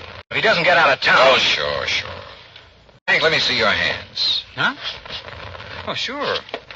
Here, sir. What about them? Look, Doc. By golly, you're right. Right about what, sir? How did you bruise these knuckles? Well, it was kind of clumsy, but my hand slipped trying to open one of the windows in that cheap motel. Don't you believe it, Johnny. He's the one who... Wait a minute. This one has a bruised knuckle, too. Oh? Now, what's your excuse, Henry? Well, you can believe it or not, suit yourself, but exactly the same thing happened to me. What? You asked me, Johnny, they both attacked you. On the other hand, Earl, they may both be telling the truth about this. Of course it's the truth, sir. What did you mean about this? I mean that at least one of you was lying about being the son of Albert Schuyler Kingman. Well, of course you did. I told you. All right. Just pipe down for a minute. I suddenly realized that the laws of heredity could solve this case a lot quicker than detective work. What's heredity? So I checked with Dr. Crutcher to make sure I was right. Then I checked descriptions of Henry Kingman's father and mother. Did you, sir? Both of them had brown hair and brown eyes. So what? Where both parents have identical color hair and eyes, any offspring will have the same. Hank, your hair is so blonde it's almost white, and your eyes are blue. Now, Mr. Henry, Dollar. your hair is almost black. Your eyes are also blue. Now, Henry, you crazy fool. I told you this wouldn't work. Crazy fool, huh? If you'd let me come here alone. Yeah? Then you'd never have cut me in. Of course, I got suspicious. So I... You get out of the way. I got here first, didn't I? Well, how was I to know you were coming? Why didn't you get up? Boys, all right. No, it isn't all right, Dollar. Come on now, put that thing You down. make one move and I'll kill you. Come on, Hank. No. Go ahead and kill him. If you... No. Get back. Get back!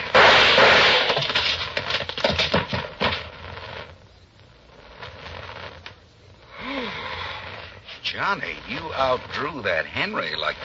Wow. Yeah. Take a look at what happened to Hank. Huh? Is everything all right, boys? Holy... Gertrude, what did you hit him with?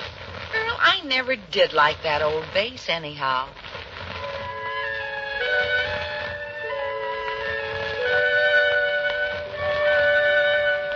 Yeah, my heredity gag was just that, a gag. But it certainly brought things to a head in a hurry. How did they know so much about the real Henry Kingman? Well, listen. As soon as we locked them up, I called the National Press Services, had them put the story of this attempted fraud in the headlines all over the country. Result? A phone call from the head of an orphanage where the real Henry had been taken in as a child, where he still lived. And, yeah, the phonies were a couple of kids who'd run away from that orphanage after he'd palled around with them, told them all about himself. As for why they both appeared to make the claim, sure. Each of them saw the company's ad and tried to get in ahead of the other. Well, they're in all right. For a long time. Expense account total, including incidentals and fare back to Hartford, $178.70. Yours truly, Johnny Dollar.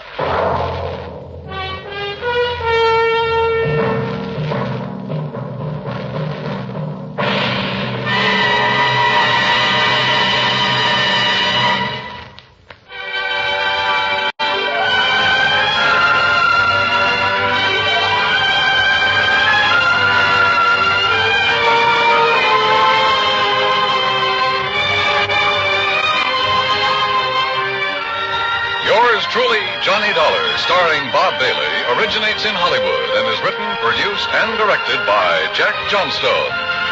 Heard in our cast were Virginia Gregg, Vic Perrin, Sam Edwards, James McCallion, and Parley Bear. Be sure to join us next week, same time and station, for another exciting story of yours truly, Johnny Dollar. This is Dan Cumberly speaking.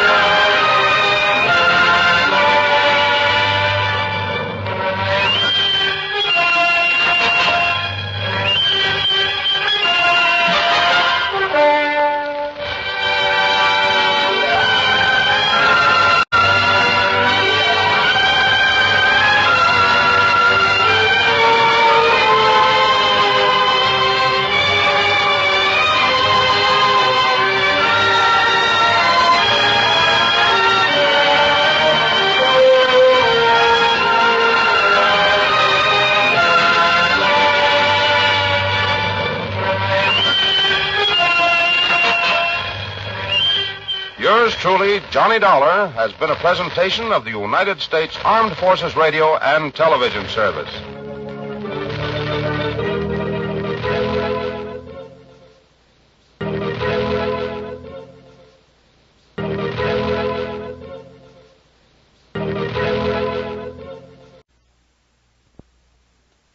Hollywood, it's time now for Johnny Dollar. Johnny, this is Fritz Melchior at Star Mutual. Fritz, I can't think of anybody I'd rather hear from. What? Every insurance case you've called me on has put a lot of dough in my pocket. Well, now, And Johnny, it just happens that right now I can use a few extra bucks. Quite a few. So what's the deal? Well, as a matter of fact, I hadn't thought in terms of any fee on this one. Oh. But of course, we'll pay whatever expenses you may incur. Oh? You trust me with my expense account, Fritz? Are you kidding? Of course not. Okay, then, now that we understand each other, what's the problem? Or rather, who's the problem? John Wakefield Edwards. Ever hear of him? No, I can't say that I have. Retired businessman. Leather goods, I think it was. He lives just outside of Albany, New York. So what's happened to him? Well, nothing that I know of. But he has a lot of insurance with it, including a straight life policy worth $155,000. How old is he, Fritz? In his late 60s. Married? His wife died, 3 or 4 years ago. Then who's the beneficiary? His adopted daughter, Marilyn. And how old is she? In her late 20s. She's a very attractive girl, I understand. Then who cares about a fee? Fritz, I'll take the assignment. Easy, Johnny. You probably won't even see her. Oh, why not? But she lives and works over in Troy. Ah. Well, what's happened to the old man? Well, he called me a few minutes ago and asked, or rather demanded, that I send you over to see him immediately. Yeah, why? He wouldn't say. What he did say, though, just before he hung up, is that under no circumstances are you to let her know that you're coming. Meaning Marilyn? I would assume so. I wonder. So do I, Johnny. So if I were you, I'd hop on over there. Tonight? Well, first thing in the morning? Okay, Fritz, we'll do.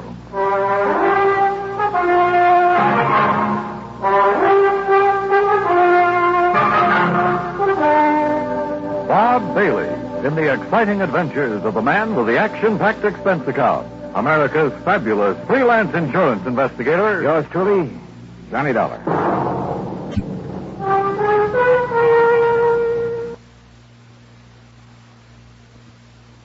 And now, Act One of yours truly, Johnny Dollar.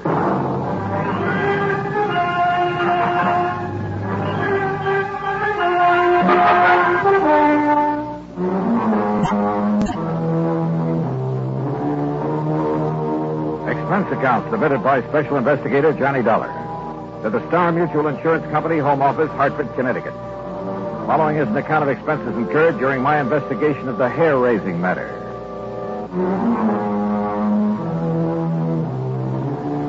When a beautiful girl and a fortune are involved, well, instead of waiting until morning, I got out my car and drove over to Albany. Item 1, 1720 for mileage. I arrived shortly after midnight, checked in at the Sheraton Tenike, and although I was pretty tired, I ran up item 2, a dime for a phone call. Yes, this is John Wakefield Edwards. Johnny Dollar, Mr. Edwards. Well, why do you waste your time and money calling me? I told Fritz Melcher to send you up here. I'm right here in Albany, sir. Oh, good. Do you want me to come out and see you right away? It's pretty late. No, first thing in the morning will be all right. I'm sure nothing will happen before then. Nothing will happen. I'll expect you to have breakfast with me. I beg you... What was that?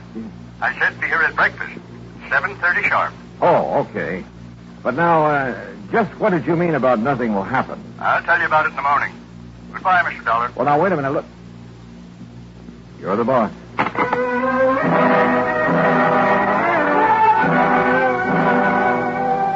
Why, oh, why didn't I call him back? Demand to know what it was that he was expecting to happen. For it obviously tied in with his wish to see me. But I guess I was tired after the long drive, and he seemed to think the morning was time enough. So I hit the sack. Early in the morning, some coffee sent up to my room, and then the hotel bill came to $9 even. That's item 3. And by 25 minutes after 7, I swung onto the long, winding drive that led up to the front of the Edwards mansion. It was in a wealthy residential section, a couple of miles north of the city proper, and sat in the middle of what must have been a full acre of beautiful trees and gardens. As I approached the house, I noticed a car parked out front, a sleek new little sports job. The door was open, and the good-looking chick got out of it and was just about to climb in. As I pulled her up to a stop, she stood there looking at me questioningly.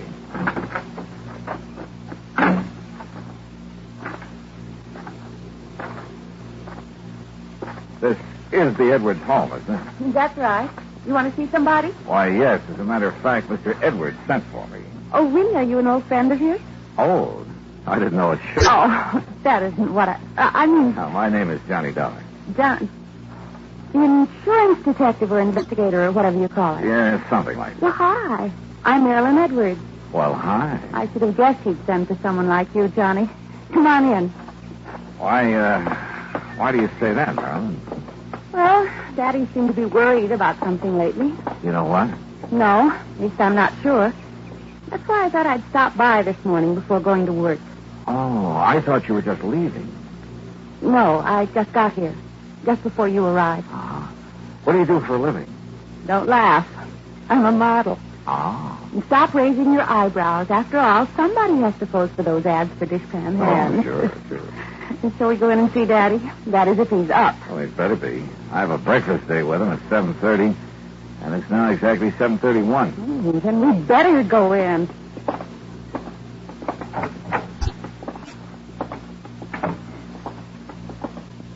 Hi, Daddy. Daddy? Durkin? Durkin! I hear you. Your foster father hasn't come down yet. Johnny, this is Durkin, Daddy's housekeeper. Now, what is breakfast prompt at 7:30, and I ring the bell, and he don't come down for us. Durkin, stop it. Stop it!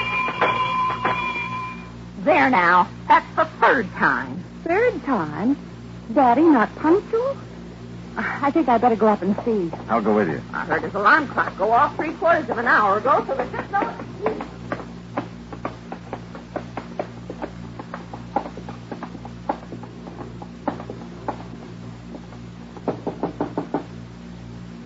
Daddy?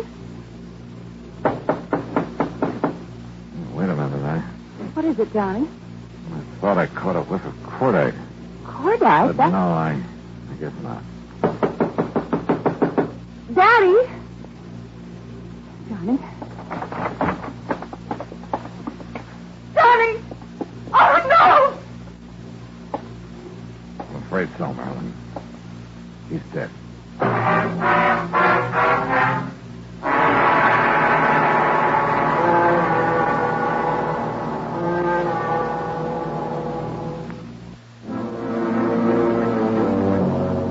Together with Marilyn Edwards, adopted daughter of John Wakefield Edwards, I found his body in his bedroom slumped over to death. There was no sign of any wound, no evidence of foul play. Without touching the body, I phoned the Albany Police Homicide Division, and within minutes, Sergeant Frisco arrived with Dr. Walter Mencken in tow. The doctor's examination was brief but very thorough, including several on-the-spot tests for poisons of any kind. How old did you say he was, miss? I didn't, Doctor. But he was 68 or 9, I think. And he hasn't been sick? No, not that I know of. Miss Durkin, the housekeeper, would know better than He I. hasn't had a day of sickness since he caught that cold last spring. Yeah. Well, his pump gave out, that's all. Can't expect that in a man his age. Oh, Johnny. Yeah, I know. But you're doing okay. You didn't find anything, did you, Chris? Oh, not a thing, Doc. Why they bothered to call us in instead of his own doctor? Yeah. Of course, if you folks want, I can order an autopsy. Oh, no. That would be terrible. Then down it goes to natural causes. Time of death, approximately 7:15. Doctor. And I expect you can carry on from here, can't you, miss? I'll take care of things. Yeah, and if he can't, I will. Beginning with closing these windows. There. Anybody wants to freeze me? Well, come on, Sergeant. Back to the morgue.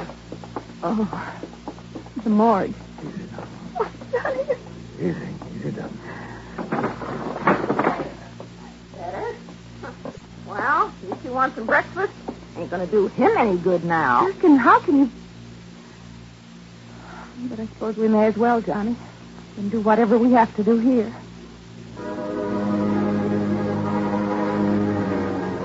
There was something mighty wrong here, yet I couldn't put my finger on it. Had I really caught the smell of cordite before we entered that room? It was too late to tell now, even when the windows closed. Those windows. With the cold morning. Had he left them open while he dressed? Marilyn, heir to his big insurance policy. Had she really just arrived when I got there? If the housekeeper, Durkin, had been in the kitchen making breakfast, it would have been easy for someone to sneak in and... But who? And why? And what about Durkin? Now, wait a minute. The police medic said death due to natural causes. No poison, no wounds of any kind. So that's that. The undertaker must have been hungry for business because he got there before noon and took the body away. Meantime, of course, I'd questioned both Durkin and Marilyn pretty thoroughly. Enemy? Oh, no, Johnny. Daddy didn't have... Johnny, you keep talking as though you think he might have been murdered. Does anyone beside you benefit from his death, Marilyn? That's a horrid thing to say. I do. Durkin, what are you doing snooping around this way? Well, it's as much my affair as yours now that Mr. Edwards is gone. What do you mean by that, Durkin? I mean the money he left me in his will. And the codicil in his will, it says Marilyn's got to share the insurance with me if she collects. Durkin. What do you mean by that? Oh, everybody knows her and her father, her foster father, ain't been getting along too good ever since she decided to get out and earn her own living, or tried to. I've been getting along all right. Oh, sure. And all the attention you've been giving your dear daddy these last couple of years. Why, today's the first time you've been in this house, and... That doesn't mean that Daddy and I haven't... Durkin, we wish to be left alone.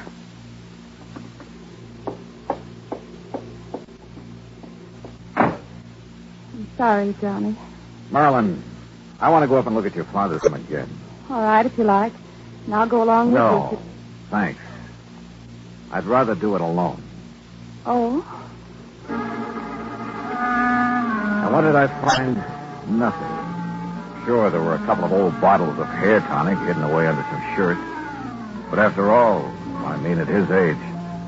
And that funny little thing on his dressing table. There was a little, well, hat stand, I guess you'd call it. The kind you find in a woman's hat shop. You know, a little wooden stand about 8 or 10 inches high. Johnny, look. Huh?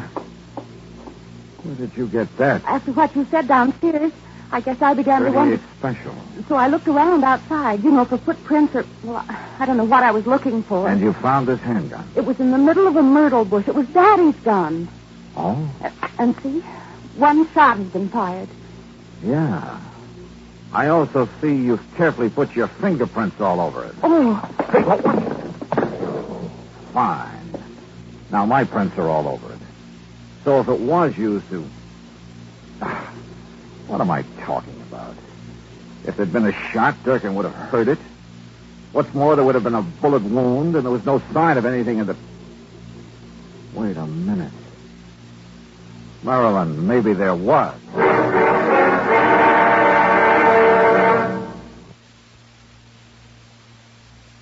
New 6 roll. And now, Act 3 of yours truly, Johnny Dollar and the hair-raising matter. My hunch was right. I was sure of it now. I told Miss Durkin and Marilyn to stay there at the house and wait for me, then jumped into my car and drove into Albany to the undertaker's.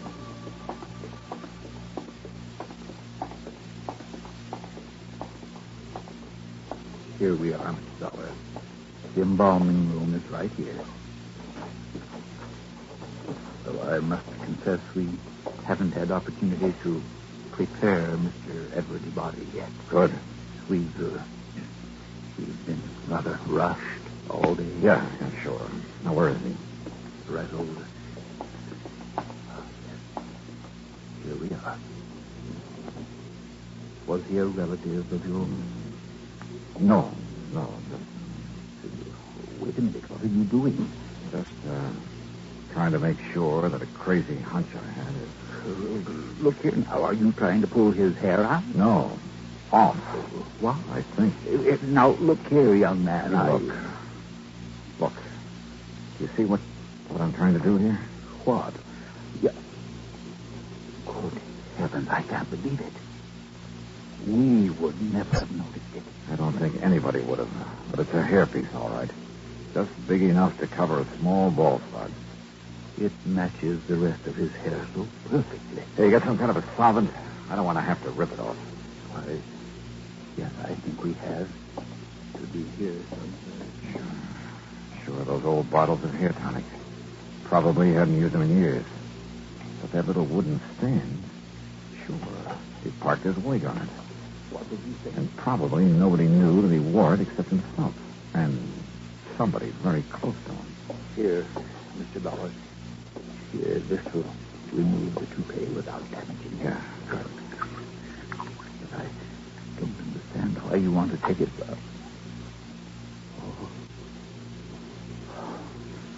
Good Lord. Yeah. Right in the middle of his bald spot. Covered up by the hairpiece. And the bullet that made it was a .38 special.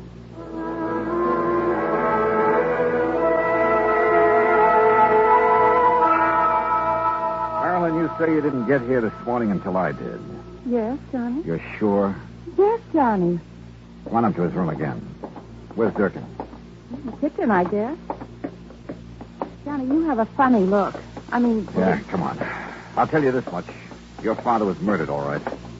You sure of that? Yes, you bet I am. Now, look here, on his dressing table. You know what this is? Of course. It's a little hat stand I used when I was a kid. What's it doing here? I don't know. Funny. I never really noticed it before. How long did Daddy wear a toupee, Marilyn? A what? Toupee, a hairpiece. Oh, never. He was always very proud of his hair. You're sure about that? Of course I am. For a long time, he always used to smell of hair tonic when he came downstairs Well, in the morning. It just happens that you're wrong. What? A small, very well-made hairpiece covered the bald spot where he was shot this morning. With this 38 you say you found outside. But I did. Honestly. All right, I believe you. In spite of the way you covered up any fingerprints that may have been on it. You did too, Johnny. Yeah, that's right. Now listen. That leaves only one person who could have known about the hairpiece, have killed him, and then covered up the bullet wound with it. I knew I'd smelled burnt gunpowder when we first came up here. Johnny, do you think that you mean... Yeah, but to prove it, well, I've got to try a bluff. Yeah, see if I can bluff her. I can't believe it. Yet with him dead, she'd have money, more money Hold than... it, Marilyn. Well, Durkin? So you're back. Where you been, anyway? Checking up on something. Something I should have suspected last night when I talked to Mr. Edwards on the phone. What do you mean, Johnny? Line clicks. That meant somebody was listening in on the phone downstairs. Don't look at me. I didn't even know you called him last night. I was in bed asleep. Were you, Durkin? What I was just checking on at police headquarters... Police headquarters? Yeah, was a set of fingerprints I found on a glass you'd been using in the kitchen. What? I wanted to compare them with some prints I found on this gun. Well, that's Mr. Edwards' gun. The one you used to kill him? That's a lie. Is it the fingerprints match? No, that's a lie. I wiped them off the gun. Before you threw it out the window? Yes. Then opened the other windows to let the smell of powder out? Yes, I wiped them off. At least I thought I did. Okay. Let's go.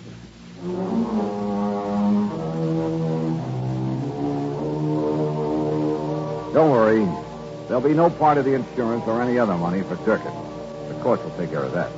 And probably with vengeance. As for Marilyn, well, you know something? There's a gal I think I'd like to see again. And I don't mean because of her fortune. Expense account total, including all the mileage on my car, $47.50. Yours truly, Johnny Dollar.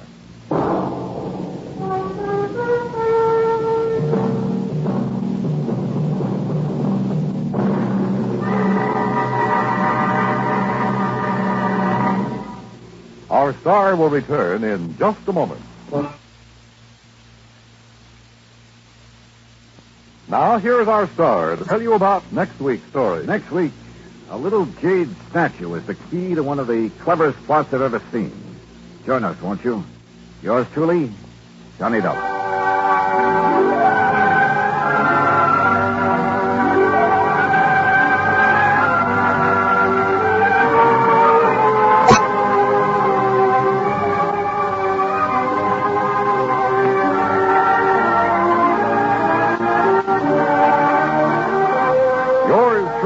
Johnny Dollar, starring Bob Bailey, originates in Hollywood and is written, produced, and directed by Jack Johnstone. Heard in our cast were Virginia Gregg, Shirley Mitchell, Jack Edwards, Ralph Moody, Junior Matthews, and Parley Bear. Be sure to join us next week, same time and station, for another exciting story of yours truly, Johnny Dollar. This is Dan Cumberly speaking.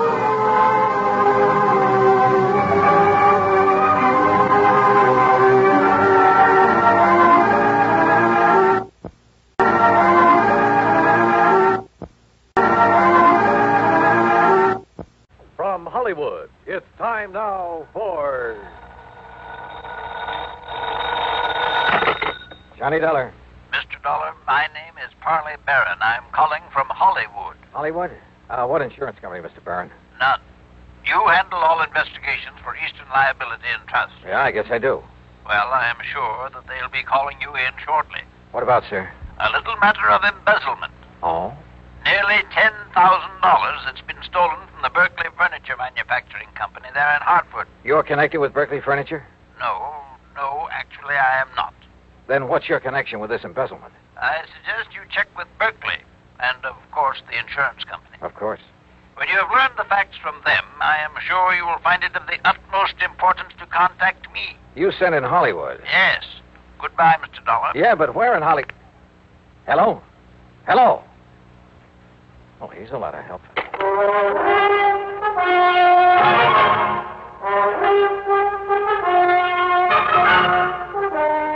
Bob Bailey in the exciting adventures of the man with the action-packed expense account. America's fabulous freelance insurance investigator. Yours truly, Johnny Dollar.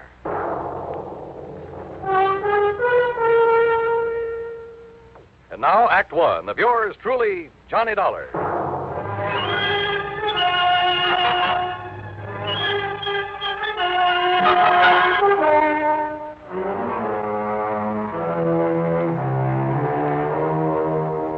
Expense account submitted by Special Investigator Johnny Dollar to the Eastern Liability and Trust Company, Home Office, Hartford, Connecticut.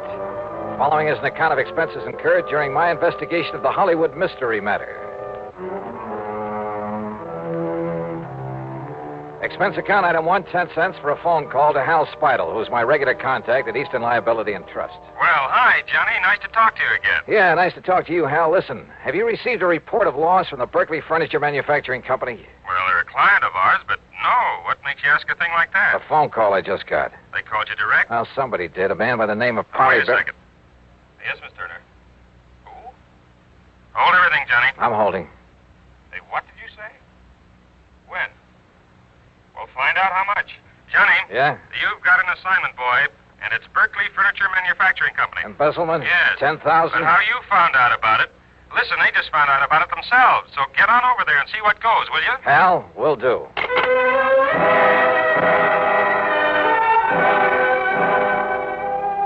Yeah, my informant, the man who'd called me, had really known something. But how to locate him? Item 2, $1.45 taxi to the Berkeley plant on the northwest edge of town. It's a small company, but an old one.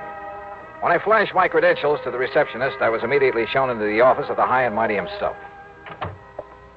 Well, I must say your insurance company acts very promptly, Mr. Dollar. Sit down, sir. Thanks, Mr. Berkeley. I'll get straight to the point, sir.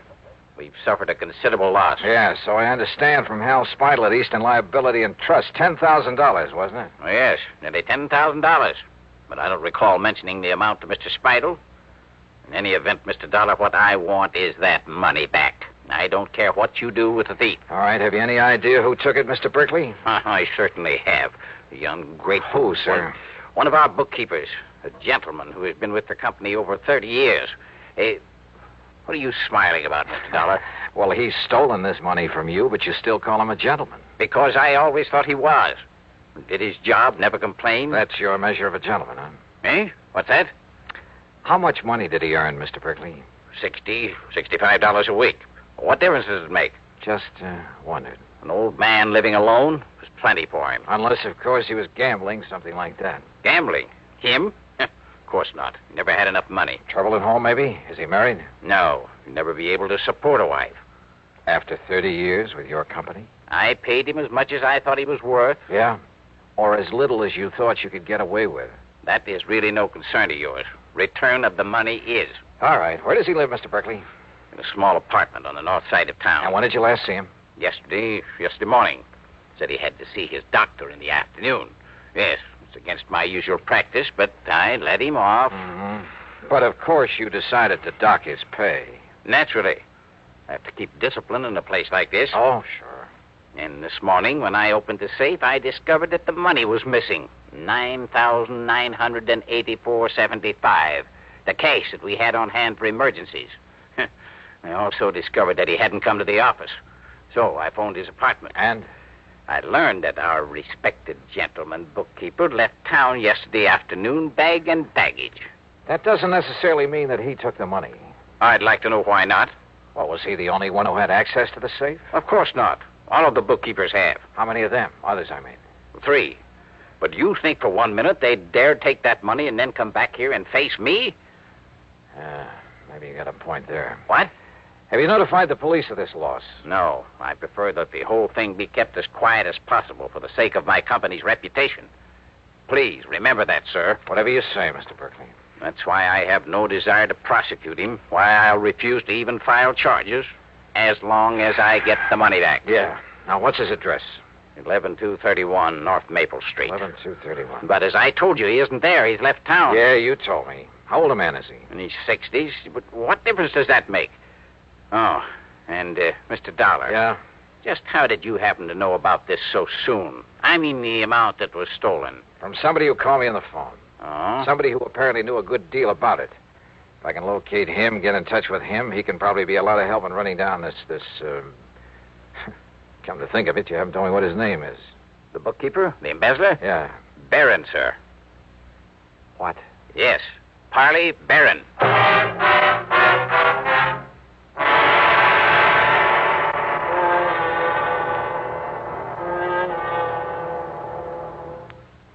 Act two of yours truly, Johnny Dollar, in a moment. And now, Act two of yours truly, Johnny Dollar, and the Hollywood Mystery Matter.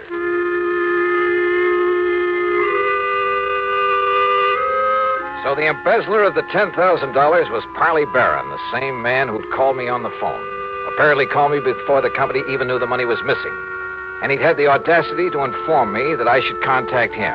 Yeah, somewhere in Hollywood. Which is like saying the needle is somewhere in the haystack. Item 3, $250 for a taxi to the little apartment house on North Maple Street.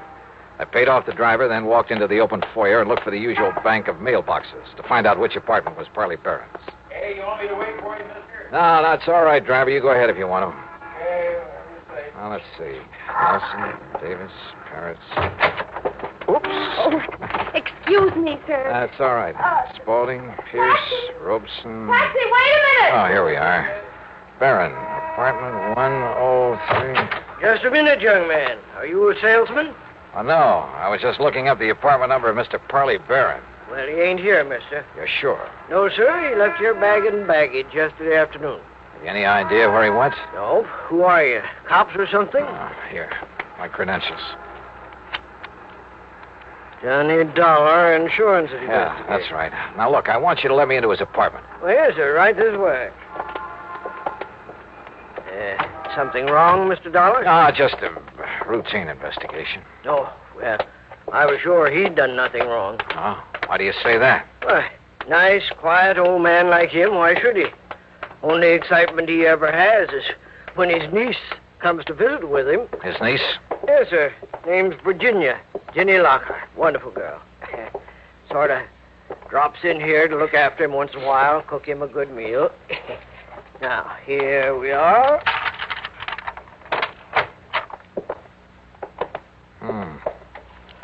Well, it sure looks like he left in a hurry. Closet's open, doors pulled out. Where can I find this niece you mentioned? Why, didn't you see her when you just came in? That girl who bumped into me down in the lobby, that was Jenny Lockhart? Well, must have been. Guess she dropped in for a visit with her uncle, found him gone, and then lit out again. And I didn't have sense enough to get a good look at her. Well, now, here's a picture of her, mister. Sent it to him from her vacation last winter. Vacation, huh? Blue sky and palm trees. Down in Hollywood, I understand. Is that where she's headed for now? Well, now you got me there. Wait a minute. Yes? What's that you picked up, mister? Well, it's a note, I guess. Yeah, it's addressed to her. Ginny, my dear. The doctor you had me see has finally told me the truth. Is this his handwriting? Yeah, that's his, all right. He's finally told me the truth. I have less than a week to live. Oh, my. And so for the first time in my life, except for some happy moments with you, I'm going to really live. Make up for some of the things I've had to miss all these years. Well, say now. Yes. You may have some idea where I've gone, but please, please, dear, don't try to follow me. Your loving Hollywood. Yeah, like I said, that's what And she ran off with the taxi I had. Oh, you want me to call you a taxi, mister? I sure do, brother. And fast.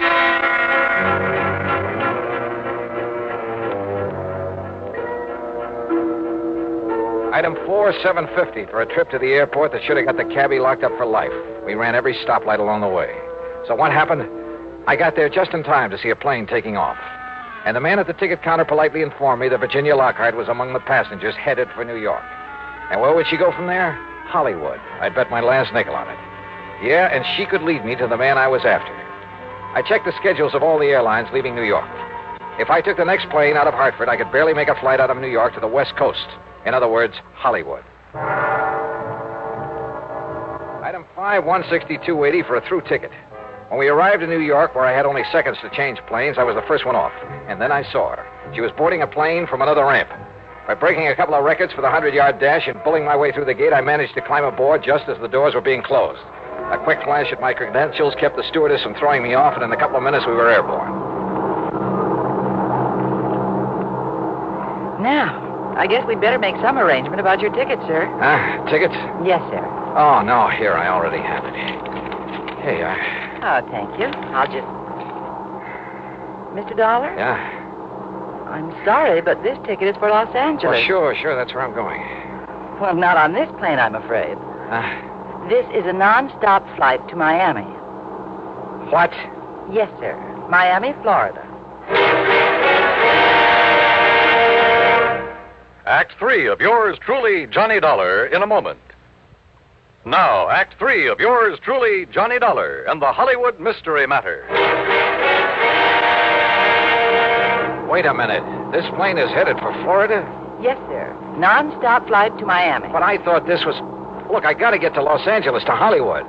I'm sorry, Mr. Dollar. Oh, not half as sorry as I am. So what do I do now? Well, I'm afraid there isn't much you can do. So why don't you go up in the cabin where there's one extra seat and, well, just relax and enjoy it. Okay, miss. Great. I'd been so sure it was Virginia Lockhart I'd seen climb aboard this plane, that she'd lead me to her uncle in Hollywood, to wherever he was in Hollywood. So what happened? I was stuck aboard a plane to Miami. All right, I took the advice of the stewardess and walked forward into the cabin to find a seat. And for once, luck was with me. The one vacant seat in that whole plane was right next to, yeah, you guessed it, to Ginny Lockhart. But why Miami? Could she possibly know that I was on the trail of Parley Barron? Was this a trick to lead me off his trail? I decided there was only one thing to do, play it like I hadn't the least idea in the world who she was, and at the same time, see if I could learn anything from her. As long as we're seatmates on this trip, we may as well know each other. My name's Johnny, Johnny Dollar. Miss, How do you do, Mr. Dollar? Be kind of nice to get on down south and away from all the snow and cold, won't it?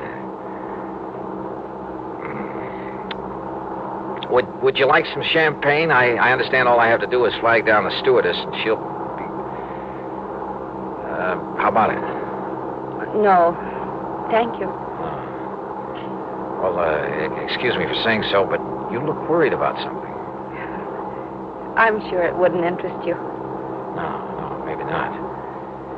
But, sometimes it does a lot of good to cry on somebody's shoulder, and since we'll probably never see each other again after this trip, and, well, I have a good broad shoulder. Thank you, but it's not necessary.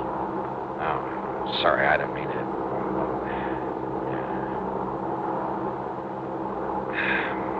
Going down to Florida for a vacation? No. I'm going to Florida to try to save somebody's life. Oh? But I'd rather not talk about it. And she didn't. Or did she talk about anything else during the rest of the flight? As we came into Miami, I decided the only thing I could do was transfer to a plane for Los Angeles and hope for the best. But she was my only real lead to Parley Barron. And if I left her here and went on to Hollywood... So I changed my mind. I decided to stay with her. Item 6, $9 even for a taxi that followed hers out of Miami Airport, then headed north. And where do we end up? Hollywood. Hollywood, Florida.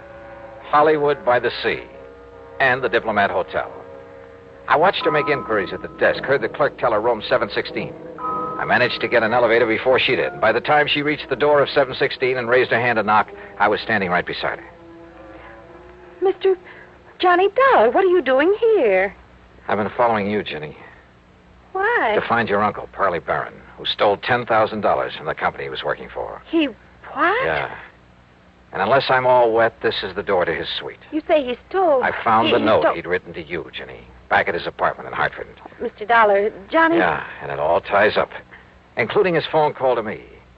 It was to make me think he was headed for Hollywood, California, to throw me off, give him time. Please listen to me. He said that for once in his life, for the few remaining days of it, he was really going to live it up. So he came here, to the Hollywood that you told him about. Came here for one last desperate, glorious fling. Listen, that's what he thought. But don't you see... And the more I've thought about that crummy, penny-pinching outfit that he worked for 30 miserable years, the more I hated this assignment. Hated the thought of having to deprive that poor old man of this one last chance to get some fun out of life. Because all I know about him is that he's a decent sort who's been taken advantage of. He's a wonderful man. And he's been a good man all his life. Jenny, don't you see? Unless I get him return the $10,000 to his firm... Johnny, listen. He can't have spent $10,000, and I'll make up the rest. Sorry, Jenny. You're not the police. You're not the law. But I have a job to do. Does that dirty old company want the money? Or does it want him? Johnny? For the sake of my company's reputation, that's why I have no desire to prosecute him. Why I'll refuse to even file charges, as long as I get the money back. Johnny, if I give you enough to take the $10,000 back to them... Okay, Jenny, it's a deal. Oh, thank you. I'm awfully glad. And because of something else, Johnny. Oh? The reason why I was looking for him. What do you mean? The new doctor I'd had him go to a couple of weeks ago, my doctor. He gave him a lot of tests. Then Uncle went back to see him yesterday afternoon. Yes, I understand. It was to find out the result of the tests, and the doctor told him wrong. The lab reports had got mixed up. You mean that he isn't going to die? No. And the doctor tried to call him, but couldn't reach him, so he called me. That's why I went to his apartment. But he'd left, so I came down here to try to find him. I tried to tell you, Johnny, because... Well, don't you see he's going to be all right? Well, then, Jenny, I guess that leaves only one more thing to be done. What, Johnny? Tell him the good news.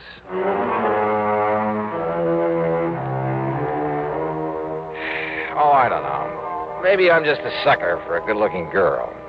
And maybe this makes me an accessory to the crime. But you know something? And you can blame it on the holiday season, anything you like. I don't care. Expense account total, including the trip back to Hartford. Well, a happy new year to you, too. Yours truly, Johnny Dollar.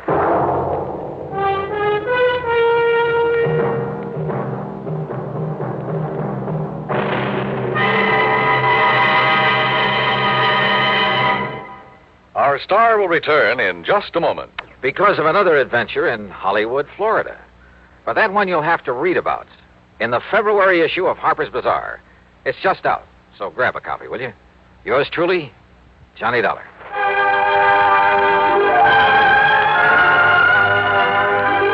Yours truly, Johnny Dollar, starring Bob Bailey, originates in Hollywood and is written, produced, and directed by Jack Johnstone.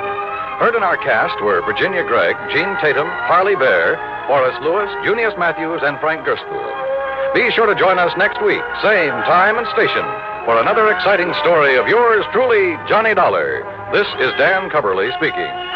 Gunsmoke rises today on the CBS Radio Network.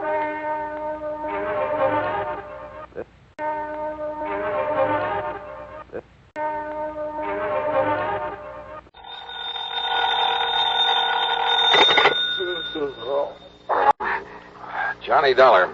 This is Carol Carson, Mr. Dollar. Oh? You don't know me, and I'm sorry to be calling so late. What time is it, anyway? About 1 a.m. A friend of yours, Mr. Ralston, mentioned your name to me yesterday. What, Ralston? He said you were here in New York for the weekend and mentioned your hotel. Look, Miss Carson, is it? Yes, Carol Carson. It's nice talking to you and all that, but it is rather late. When I realized what had happened a few moments ago, you were the first person I thought of. Maybe you can help me, Mr. Dollar. I need help badly. What's the trouble? I'm at the apartment of Everett Reed on East 67th. Could you come over? Any particular reason? Yes. I think I've just killed him, Mr. Dollar. I'll be right over.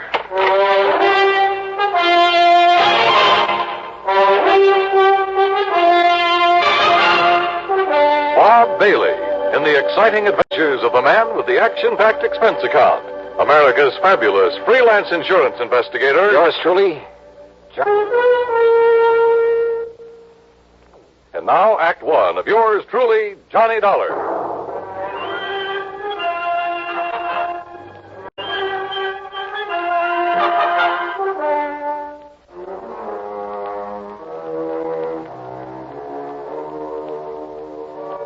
Expense account submitted by Special Investigator Johnny Dollar to the Universal Adjustment Bureau, Home Office, Hartford, Connecticut. Following is an account of expenses incurred during my investigation of the deadly doubt matter.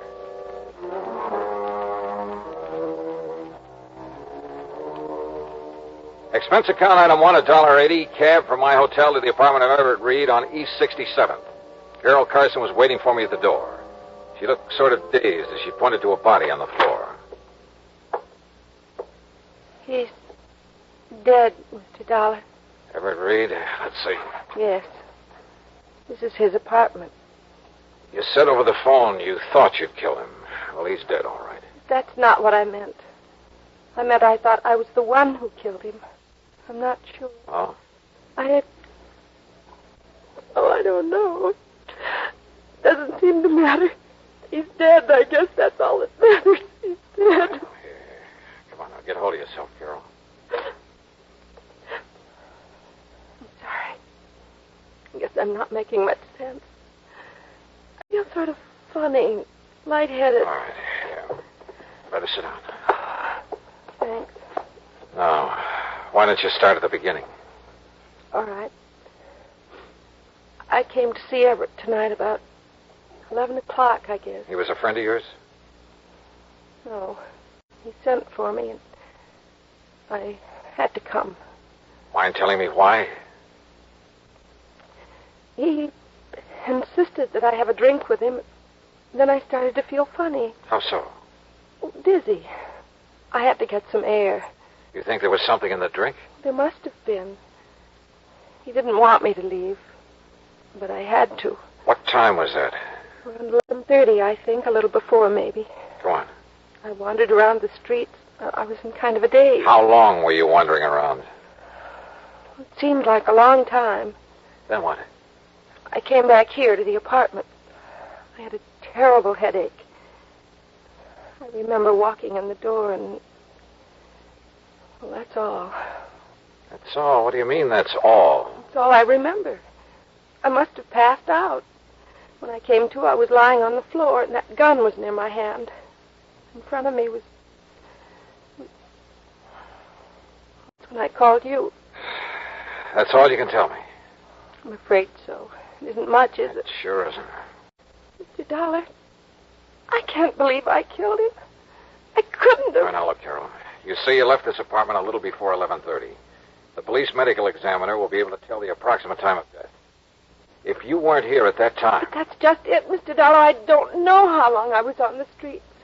It seemed like a long time, but... Well, my head was spinning and everything was pretty hazy. Now, look, you gotta remember where you went. Try to think. Oh, it's no good.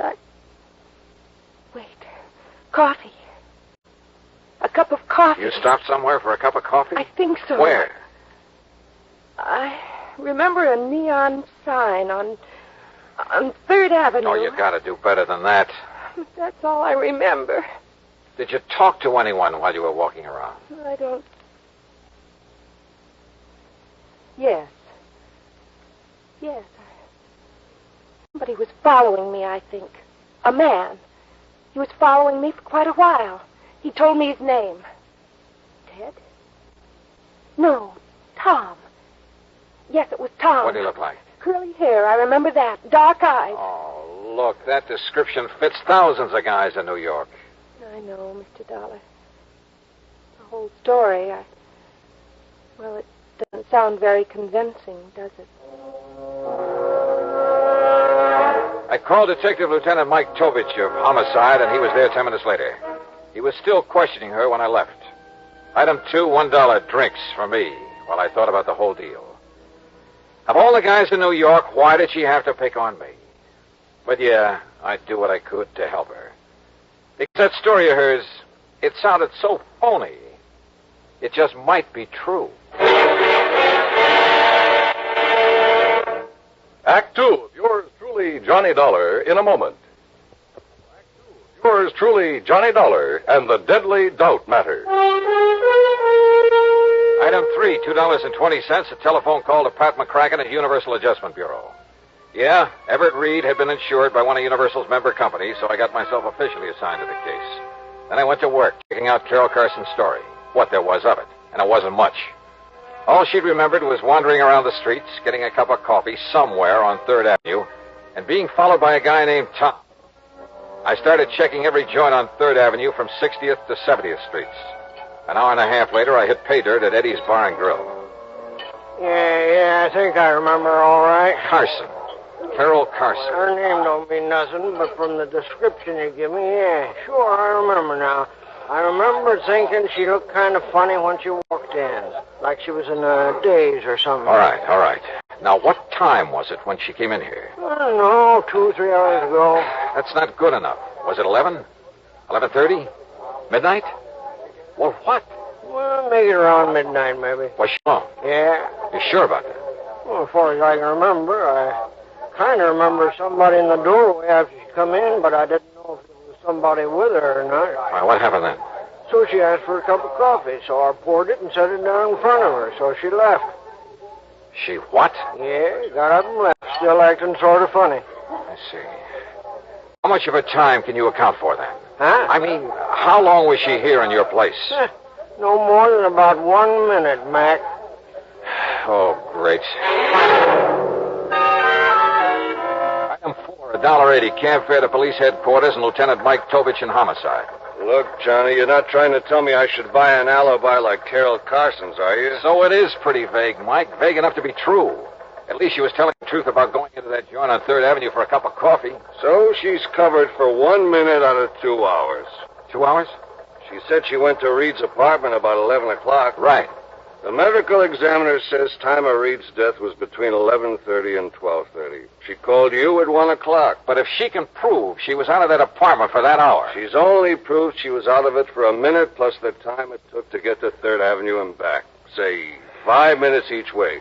That'd still give her plenty of time to kill him. But if we could find this guy named Tom she says that was following her around, maybe he could prove she was out of the apartment during the time of the murder. Oh, sure. That was a real helpful description she gave us. Curly hair and dark eyes. Yeah. Look, Johnny, so you're taking a liking to her. That's too bad, but don't let it make a fool out of you. Mike, did Carol tell you why she went to Reed's apartment? No, she wouldn't talk about it. She also wouldn't explain a lump she has on the side of her head. Lump she? Yeah, we think she got it fighting with Reed. What do you know about him? Bad boy. A big gambler. And the way we heard, he'd been winning pretty big lately. Maybe somebody he won from couldn't pay off. Except with a bullet.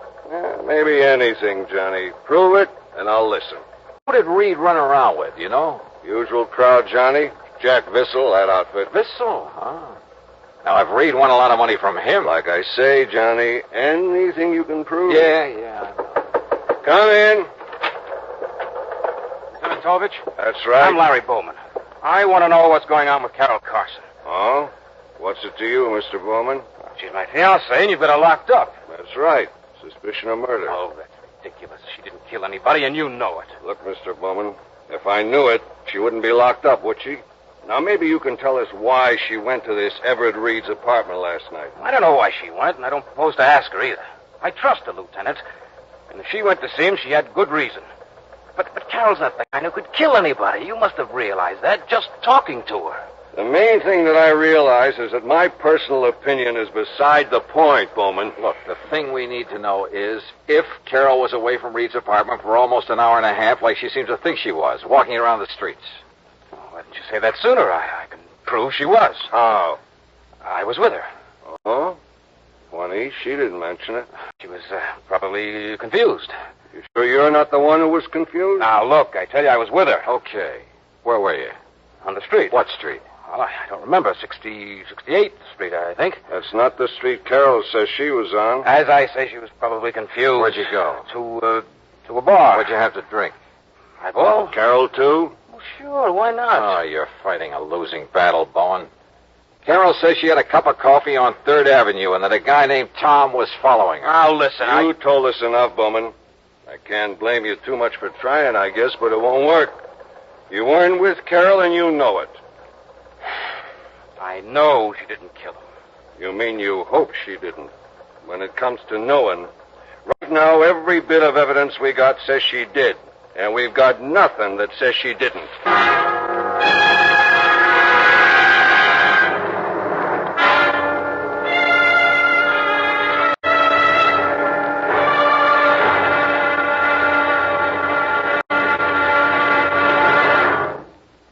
Act 3 of yours truly, Johnny Dollar, in a moment. Yours truly, Johnny Dollar, and the Deadly Doubt Matter.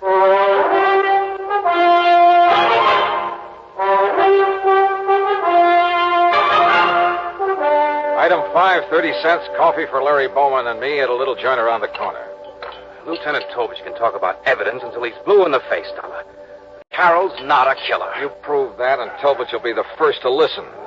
But cooking up phony alibis for Carol's not going to help any. Okay, so it was a stupid thing to do.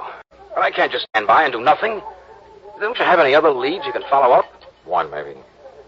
Well, what is it? Reed was a gambler. Could be somebody was losing big to him. Well, Carol's my fiancée. I know she doesn't have that kind of money. Anyway, she doesn't gamble. I wasn't thinking about Carol. Who then? Jack Vissel, for instance. We found out Reed's been seen with Vissel several times lately. Well, you gonna question him about it? I may as well. After all, at this point, we got nothing to lose.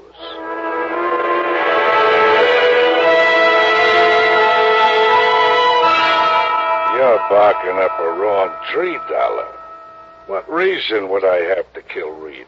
Could be a real good reason, Vissel. Maybe you lost money to him gambling. Some nights you win, some nights you lose. So maybe you lost more nights than you won. So maybe you owe Reed some money.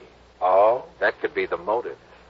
Look, Dollar, why don't you take your crazy theory someplace else? Yeah, I owed Reed money. I owed him all at 2 bits. Now, is that enough to bump him off?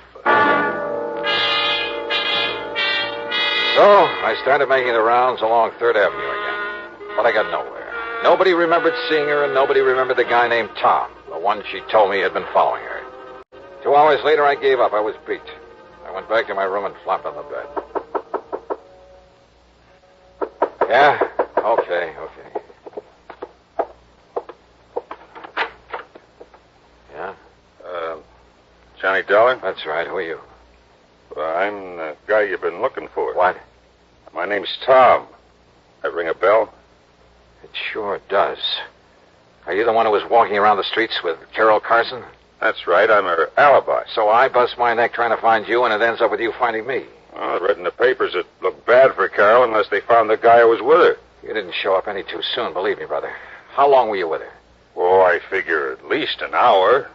I kept following her, and once in a while she'd stop and talk, but she seemed kind of dazed. Apparently Reed put something in her drink. Anyway, I finally gave up. I figured if it was that tough to get acquainted, what's the use? But you're willing to swear you were with her for an hour? Why, at least. From around 11:30 to after 12:30. That clears her. Come on. Item 6, $1.80 cab fare to headquarters. Tom repeated his statement, and Carol identified Tom as the man who'd been following her. So, it looked like it was all over. I guess I'll never be able to thank you enough, Johnny. Well, if it hadn't been for you... Well, let's just say I'm the stubborn type, Carol. Once I believed your story, I had to follow through on it. Oh, it's hard to realize I'm free. It's been like a bad dream. Yeah. I'll bet Larry Bowman's glad it's over, too. Have you called him yet? No, I'll call him from my apartment. Johnny, all I can say is thanks again.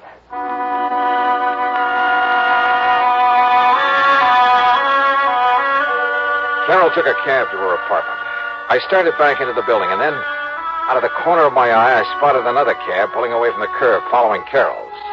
And it was Tom. I figured I'd better join that procession.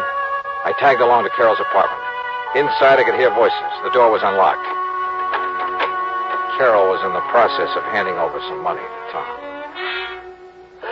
Johnny. Yeah. Looks like I got here just in time to witness the payoff. So you bought yourself an alibi, Carol. No. Now, look, Dollar. You better stay out of it. Carol, I gotta hand it to you. You really had me fooled. Well, you don't understand, Johnny. Don't be a sucker, Dollar. Cut yourself in on the pie. I'm willing to have a partner. What are you talking about? Well, last night when I followed Carol back to Reed's apartment, just as I was leaving, I spotted somebody coming down the fire escape. I followed him, found who he was and where he lived. Then when the story came out in the papers, I realized I knew who the killer was. I figured I could make some dough out of it. But not as long as Carol was in jail. Johnny, just now when he wanted money to keep him from telling the police, I didn't know what to do. I thought if I gave him what I had, it would keep him satisfied until I could figure... Larry? No! No! I spun around, but it was too late. Oh! The open door. It struck Larry's arm, deflected his shot. Before he could shoot again, I nailed him. Oh.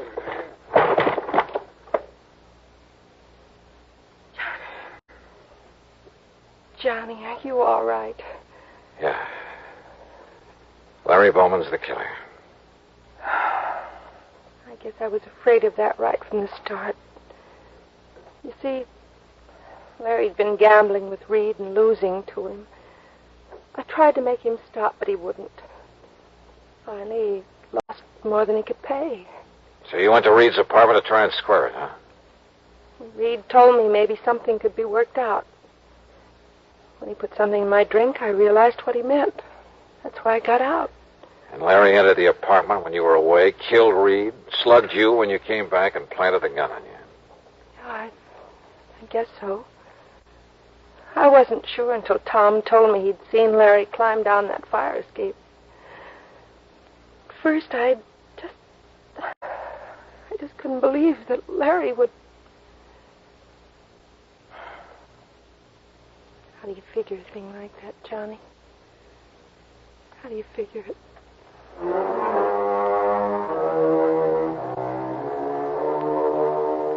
I didn't try to answer that one because I didn't have an answer. I guess there just isn't any. Item 8, $13.40, incidentals and transportation back to Hartford. Expense account total, $41 even. Yeah, Larry Bowman's gambling was a big, fat mistake. First with Everett Reed, then in trying to frame Carol. I guess that's the trouble with gambling. You push your luck too far, and sooner or later you're bound to lose. Yours truly, Johnny Dollar.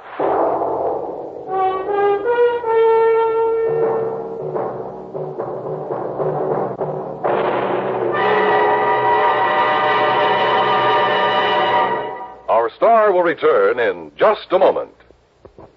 Now, here is our star to tell you about next week's story. Next week, a doting Dowager who sets me out on the wildest case I ever handled.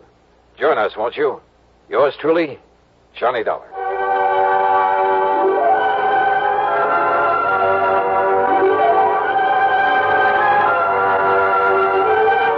Yours truly, Johnny Dollar, salutes station KRMG in Tulsa, Oklahoma. KRMG is our newest affiliate station and serves nearly 1 million families in the Southwest. Yours truly, Johnny Dollar, starring Bob Bailey, is produced and directed by Jack Johnstone. Today's story was written by Robert Stanley. Heard in the cast were Virginia Gregg, Junius Matthews, Paul Duboff, James McCallion, Alan Reed, and Frank Gerstle. Join us next week for another exciting story of yours truly, Johnny Dollar. This is Dan Coverly speaking.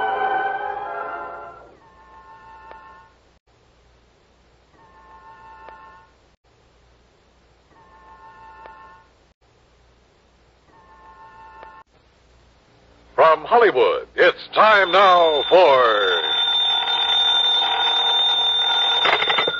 Johnny Dollar. George Reed here. Oh, hi, George. How are things at Floyd's of England? Very good, as a matter of fact. Very good. Well, now, it can't all be good, or you wouldn't be calling me. Well, to tell the truth, I do have a small problem. Figures. No, figure is the word, singular. Huh? A small figure, a statuette belonging to Mrs. Dora Harkness Ballin down in New York. Ballin? Yes, terribly wealthy, but a real eccentric. So what's happened? The The little statue I mentioned, it's gone, disappeared. Oh? What's it worth? Insured value is $26.50. Wow. $26.50. Huh? $26.50 wouldn't even cover my expense account. Well, it just happens that she carries hundreds of thousands of dollars worth of personal property insurance with us. But for some reason or other, she attaches particular value to this statuette. Oh, I get it. You're afraid that if we don't go through the motions of trying to find it, she might take her insurance elsewhere. Precisely. Real important to you, huh? Very. Then I take it I won't have to be chintzy with the old expense account. Well, now, Johnny... Okay, George, I'll be in touch.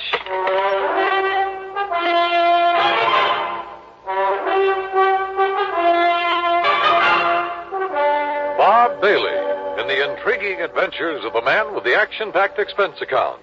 America's fabulous freelance insurance investigator. Yours truly, Johnny Dollar.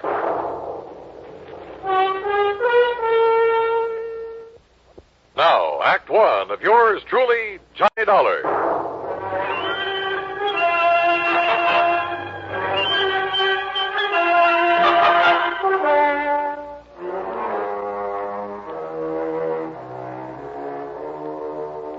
Expense account submitted by Special Investigator Johnny Dollar to Floyd's of England, North American Office, Hartford, Connecticut. Following is an account of expenses incurred during my investigation of the doting Dowager matter.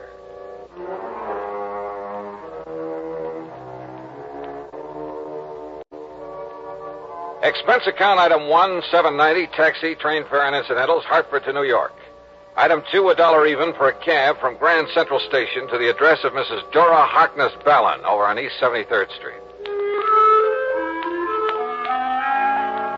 It turned out to be one of New York's famous old brownstone houses, well preserved and reeking of an era long gone by. A uniformed butler ushered me into a large, high-ceilinged drawing room, and I could hardly believe my eyes. Ornate pre-Victorian furnishings, heavy red velvet draperies, huge lamps and crystal chandeliers, oil paintings all over the place, and gilded mirrors. Pretty fabulous. If you will be kind enough to wait here, Mr. Dollar, I shall tell Mrs. Ballin that you have arrived. Thank you. I know that she'll want to see you. Oh, excuse me, Master Harold. It's all right, Higgins. Has the mail come?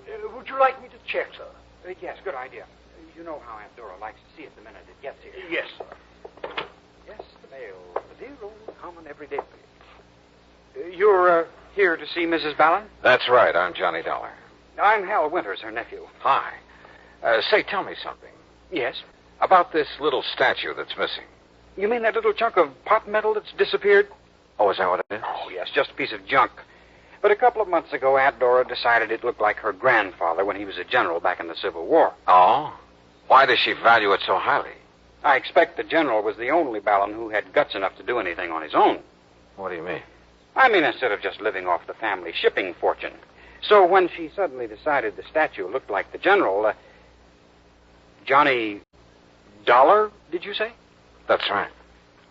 The insurance investigator? Yes. Well, now, why should she bother you with it? I don't know. Truly, Mr. Dollar, it's not worth it. If I were you, I'd forget it. Now, if you'll excuse me, I'd better see if the morning mail has arrived. Hal, just when did the statue disappear and from where? Tana discovered it missing from the reception room yesterday morning. Now, if you'll pardon me... Was the house broken into? Possibly. But there was no sign of it. How about guests? No, we haven't had guests for a week or more. How many servants are there? Mr. Dollar, perhaps there's something I'd better tell you about that statue. The statue of the general? I tell you, Mr. Dollar... You are Mr. Dollar, aren't you? Yes, ma'am. I tell you that if you don't find out who stole it and get it back, I'll cancel every bit of my insurance. Sit down. Thank you. Harold, my dear, ring for Higgins and have him see if the morning mail has come. I was about to go out and look for it myself, Tana. Let Higgins do it. It's quite all right. I don't mind. I said let Higgins do it. Well, all right. But if you'll excuse me now. Oh? Why? Why, I'd like to go up to my room for a moment. To call up that girlfriend of yours again? Sit down. Yes, Tana. You and that girl, that Nancy Gavin. She'd like to take you away from me, wouldn't she? Aunt Dora. Where would you go? What would you live on? And what would I do? Darling, I hardly think this is the Much proper as I like Nancy Gavin, I see no reason why I should let her take you away from me. Do you? Mrs. Ballin, about the statue. Oh, yes, of course. Mr. Dollar, you are to leave no stone unturned. Wow, now tell me... I beg your pardon, Mum. Oh, Higgins, why do you sneak in on us this way? Well, what is it? The mail just arrived, and knowing you'd want to see it. Give it to Harold. Yes, here, I'll take care of it. Well? What letter? No postmark. But? And it's so badly scrawled in pencil. Well, don't bother Aunt Dora with it now. But it's marked personal, sir. Well, then let me have it. Yes, Mum. Tonto. You may go now, Higgins. Yes, Mum. Here, Tonto, suppose you let me see what it's all about. Be quiet, Harold. Now, Mr. Dollar. Well, first of all, I'd like you to tell me... what's the matter, Mrs. Ballin? Oh. Aunt Dora, what is it? This letter. Yes? It's a ransom note. Ransom? For the return of a statuette. The General. They want $75,000. What?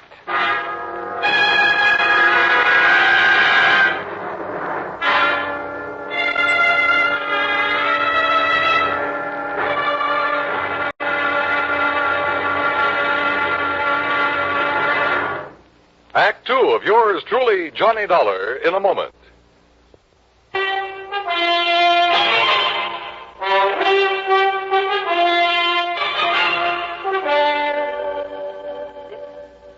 This letter, Mr. Dollar. Maybe you'd better let me see it, Mrs. Ballin. It's a ransom note demanding $75,000 for the return of my statuette of the General. $75,000? Yes, Harold. Oh, they can't be serious. For that little piece of pot metal? Sure, they must be out of their minds. I beg your pardon. What? That statue means everything to me. It happens to be a memento of my grandfather, the famous General Horace Harkness Ballin. At least it looks like him. But good heavens, Aunt Dora, $75,000. Oh? Do you object because it will mean that much less for you when I die, Harold? Of course not. I wasn't even thinking of such a thing. Well, don't. At your age, with your lack of experience and getting along on your own, money like that would only do you harm. Would it? Yes. You'd probably leave me, strike out on your own, perhaps even marry, and heaven only knows what would happen. Mrs. Ballin, are you really serious about paying this ransom? I have the money. I have it right here in the safe. And if it will bring back the General... Look, why don't you let me see what I can do about it first? And have it destroyed? Destroyed? Well, here, read the letter. It was the usual sort of thing, poorly written on cheap paper and scribbled in pencil. And it simply said that the money in unmarked bills was to be turned over to her nephew, Harold. That instructions for its delivery would be given to him later, secretly. That if he then divulged the place and manner in which he was to make the payment, his life would be in danger. Don't you see, Mr. Dollar? If we don't do as they say, they might kill him. It further said that if the police were brought in, the statue would be destroyed. I have no choice, Mr. Dollar. I'll pay the ransom. Tonto. Harold, you will take it to them, whoever they are, when you receive their instructions. They've threatened me. Only if we don't obey instructions. All right, now look, Mrs. Ballin. Yes, Tonto, listen to Mr. Dollar. I have told you I must have the General back, at any cost. Very well. No one is to leave this house, except Harold, of course, when he is told to by the kidnapper. Mrs. Ballin, I won't let you do this. You what? It's utter nonsense for you to consider paying out that kind of money for a cheap little piece of junk that can't possibly be worth anything to whoever took it, except perhaps for its effect on you. I told you, young man, it's the one priceless memento I have of the great General Ballin. Yeah, you told me. Very well. You are here on my orders, are you not? What? Yes. All right. Then you will remain subject to my orders. Very well now. Hi, everybody. Nancy. Well, what's everybody looking so glum about?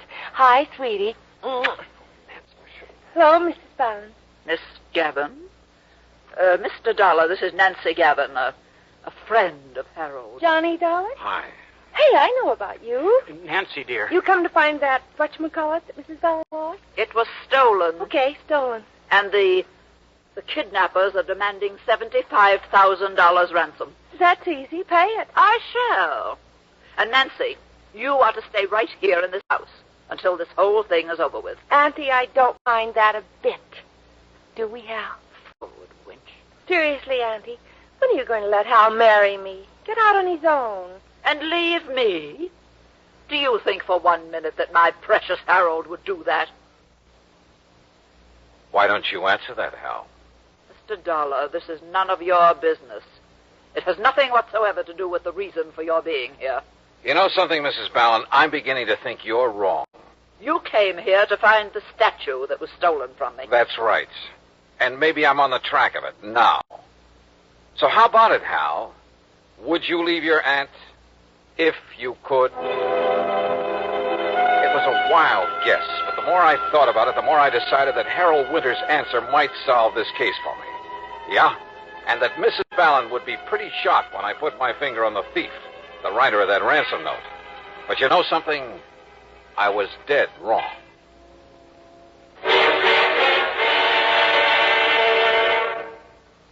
Act 3 of yours truly, Johnny Dollar, in a moment.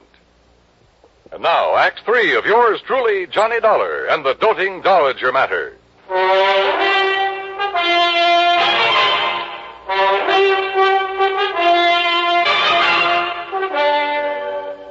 Dollar, this is none of your business. It has nothing whatsoever to do with the reason for your being here. You know something, Mrs. Ballin? I'm beginning to think you're wrong. So answer the question, Hal. Would you leave your aunt if you could? Yes. Yes, I would. What? You bet he would, Aunt Dora. You know he would. If you just break down and admit he's no longer a child to be tied to your apron string. Nancy. Give him a break and enough money to get by for a week or two, and he'll show you. Don't you want him to amount to anything? Of course I do. Well, he can't as long as you keep him tied up to you this way. But he needs me. Does he? Maybe he needs somebody like me. Somebody who loves him and will help him get somewhere. Help him to accomplish the things he can accomplish. You do love him, don't you? You bet I do. But so do I. And he loves me. He'd love you a lot more if he weren't so tied down to you. Harold? It's true, Aunt Dora. I never knew you even thought about leaving me. About going out on your own, as you put it. Because you never gave me a chance. Because you never thought of anyone but yourself. I'm sorry, Mr. Dollar. What? I mean that you've had to become involved in a family fight. Well, I'm not. Because now I think I know where to look for that statuette. Oh? Well, I wish you luck. Come, Nancy, I want to talk to you. Sure, honey, I want to talk to you. Now, wait just a minute. No, Mr. Dollar, let them go. Yeah, because I want to talk to you. Now, look. Isn't it pretty obvious? I knew that something was wrong when I first got here. Hal hadn't known you were going to call me in. So that when he saw me here... You didn't? No. It was my kind, thoughtful butler Higgins who called your insurance company. And he shouldn't have. The fact remains that when Hal saw me here, he tried to stop that ransom note he'd planted in your mail. Oh, now, wait, Now, please. about that ransom note. It was badly written, much too badly written, by someone who was trying to hide his identity. I'll wager that paper it was scribbled on came from right here in this house. Probably. And I'll bet that if I accuse him of it, Hal will break down and admit that he wrote it. Wait, Mr. Dollar. Yeah? I devoted many years to the care and upbringing of my nephew. I realize that. In the hope that he would someday go out on his own, accomplish something himself. Well, now listen. I know. Perhaps over the years I made him too dependent on I'd say yes to that. But that's because I am as I am and I can't change. But I kept hoping that he would change. That somehow, sometime, he would make just one desperate move to break away from me. But it would have to be of his own doing. So? For years, people have called me eccentric. And I've enjoyed the reputation. So I made a fuss over that cheap little statuette that I picked up in Coney Island one time as a child. Huh? Of course. That was the only sentimental value it had. But according to Harold... Oh, now, should I have picked one of the valuable artworks, paintings, or sculptures that I really care about, in my selfish way, for this little experiment? So you gave the worthless statuette the big build-up? Yes, and he fell for it. He believed that if it was stolen, I'd give almost anything to get it back. And then finally, he got up enough nerve to do something about it. Now, just a minute. What you're telling me is that you're tickled pink that you've made a thief out of him. I'm tickled pink that he's finally shown some guts and gumption. And you can't call him a thief over that piece of junk. But it has a price of $75,000 on it. That's what he'll be stealing if you give him that money and let him walk out of here with it. No, he won't. What else can you call it? I like to be eccentric, remember? Oh, Mrs. Fallon. So the note I'll enclose with it, you know, when he tells me he's received instructions about where and how it's to be delivered. What note? In it I'll say, Dear Harold, the best of luck to you and Nancy. I hope you'll be tremendously happy. And I hope that now and then you'll drop in on your loving and now somewhat lonesome Aunt Dora. I see. And I think I'll enclose a few extra thousand, just in case. And as a kind of extra wedding present. Extra wedding present? Of course. The statuette. I certainly don't want them to bring that atrocity back here. Oh, no, well, don't. Wait. Yes, dear?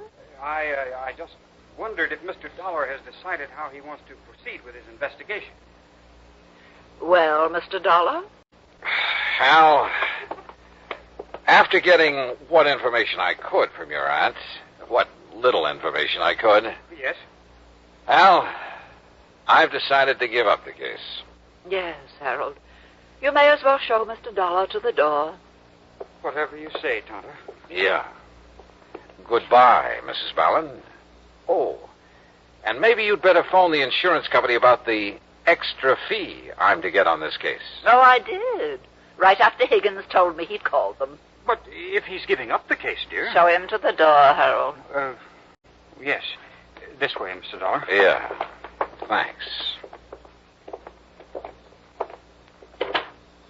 Now, you listen, Hal. I can tell by your look that you've learned something, Mr. Dollar. I have. Perhaps even more than I know. So, look here. Huh? Do you think this will do for the sequel to the ransom note? What? You know, the instructions about where I'm to take the money. Oh, now, wait a minute.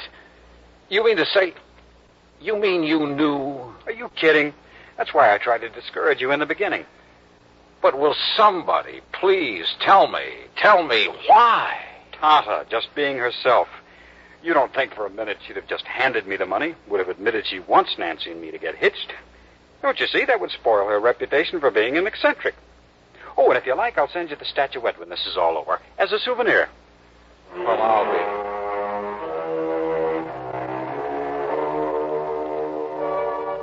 Believe me, I've handled some pretty wacky cases over the years.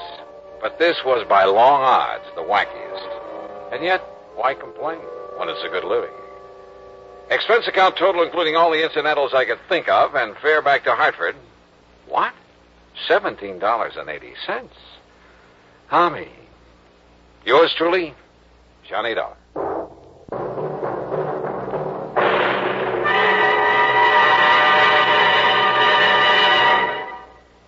Our star will return in just a moment. Our star to tell you about next week's story. Next week, well, if you've ever read the personal columns of your newspaper, you'll surely want to hear it. Join us, won't you? Yours truly, Johnny Dollar.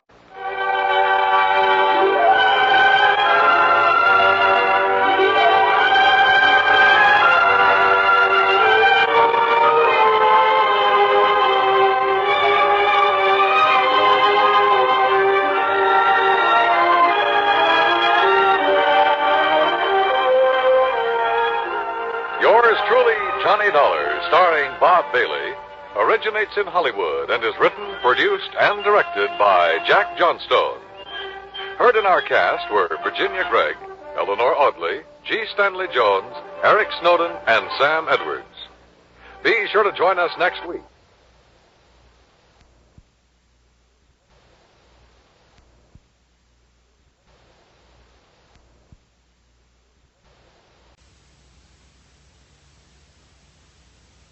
From Hollywood, it's time now for...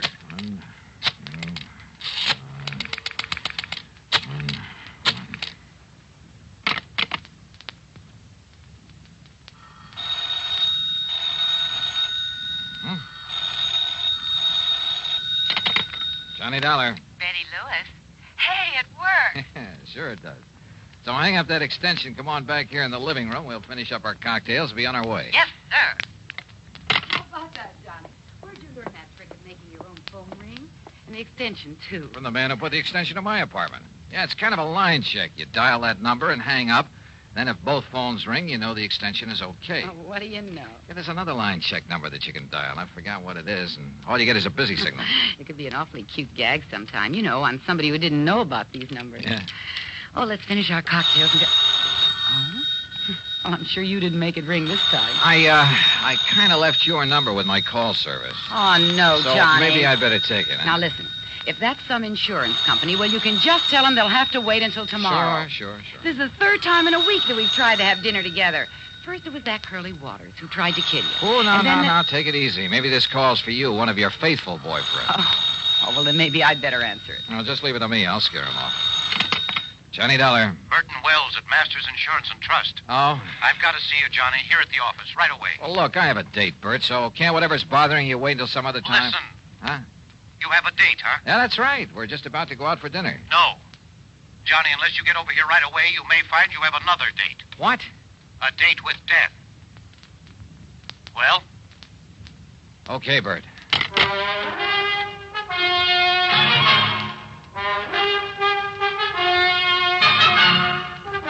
Bob Bailey in the exciting adventures of the man with the action-packed expense account. America's fabulous freelance insurance investigator. Yours truly, Johnny Dollar.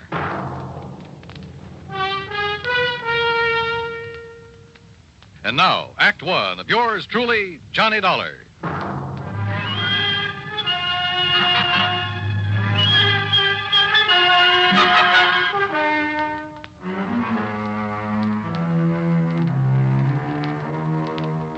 Expense account submitted by Special Investigator Johnny Dollar to the Masters Insurance and Trust Company, Home Office, Hartford, Connecticut.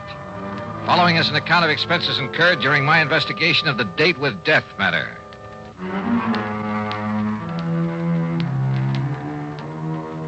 I told my date, Betty Lewis, to stay there in her apartment until I called her. Then I spent item one, $1.20 for a cab to Masters Insurance and Trust. Bert Wells was all alone in his office. Come in, Johnny. Sit down. Yeah, sure, Bert. Now, what's all the excitement? Curly Waters. Oh, I kind of had a hunch that was it. Lieutenant Howard Daly's on his way over from police headquarters. What's happened? 2 years ago, you had Curly sent up to the pen. Yeah, that's right, for the Maley's department store job he pulled. Then, just a few days ago... He swore that he'd get you for that he'd kill you, didn't he? So what happened? When he escaped and came here to Hartford a few days ago... I know all about that from reading your report. Thanks to some quick thinking on your part, the police nabbed him instead. Plus the loot from the department store robbery. You know who deserves the real credit for that? The girl I had a date with tonight. Until you spoil things with your phone call. Johnny, as you know, either you or the police wounded Curly Waters, which is why he was taken to the hospital and placed under guard instead of being locked up. So? Well, Mr. Wells, I see you managed to locate him. Yes, Lieutenant. You okay, Dollar? Any reason why I shouldn't be, Howie? Has Mr. Wells told you what's happened? No, but I think I can guess. Curly Waters escaped from the hospital. Yes. I had 3 good men there watching over him, but he managed to get by them. How? With help. One of his old cronies. Gimpy Taylor? Yes. Gimpy created a disturbance out in the hall, and when they went after him, Curly crashed out through the window. When they went back in after him, Gimpy took it on the lam. 3 good men, did you say? Well, the odds were all with Curly and Gimpy. When the boys went out in the hall after Gimpy again, it was full of interns and nurses and stretchers with patients on them.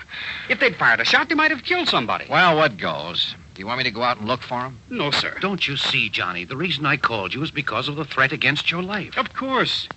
And, Johnny, I'm going to provide you with a bodyguard 24 hours a day until Curly is picked up. No, wait a minute. Listen, Howie. You listen. He almost got to you just a few days ago. Don't you forget that. And one way or another. The lieutenant's right, Johnny. You said yourself that if it wasn't for your girlfriend, this Betty Lewis... Uh-oh. Bert, let me use your... Here.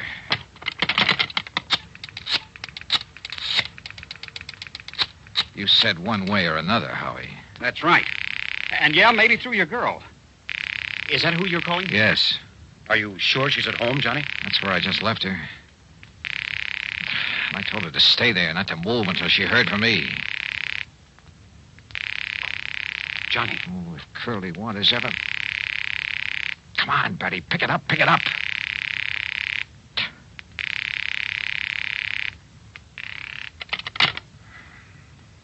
No answer.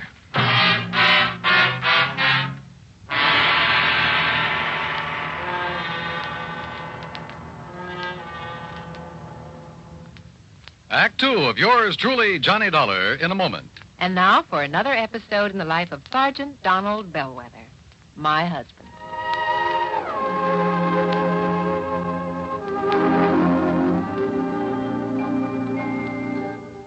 Reba, is everything packed in this duffel bag? Yeah, everything but these, Sarge. Oh, let me see that bottle. Reba, what in the world would a bunch of guys on a fishing trip want with these indigestion pills? Well, now, you just take them along, Don. Remember, you boys will be doing your own cooking for 3 whole days. Yeah. Maybe you're right.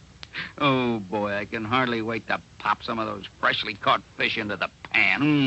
There, now. Everything's all packed. Yeah, well, we better get going. The fellas will be waiting. Well, I'll walk you to the car. Okay. I'll carry this bag. The rest of the gear's already packed. Here, I'll open the door for you. Oh, thanks, honey.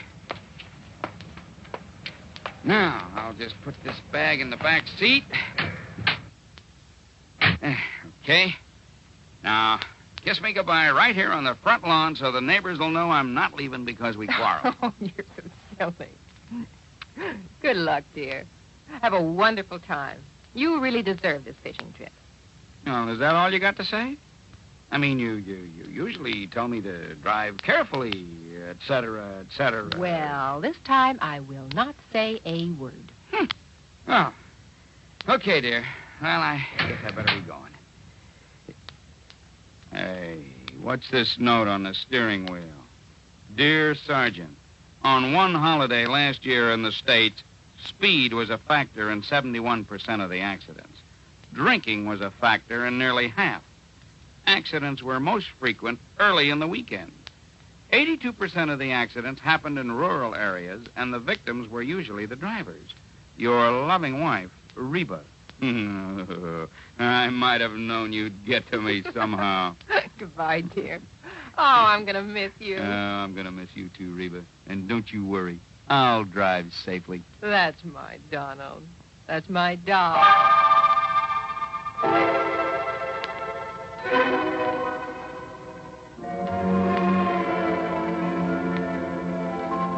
And now, Act two of yours truly, Johnny Dollar, and the Date with Death Matter.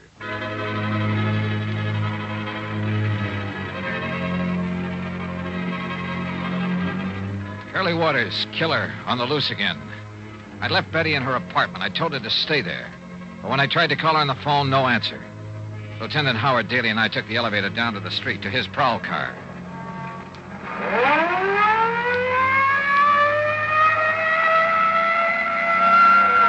Next turn left, Howie. Take the next left. No. We'll make it the one after that. But it's one way, the wrong way. Yeah, but it'll give us a shortcut. After a couple of blocks. Hang on, Johnny. Hold. Now, it's the third building in the block.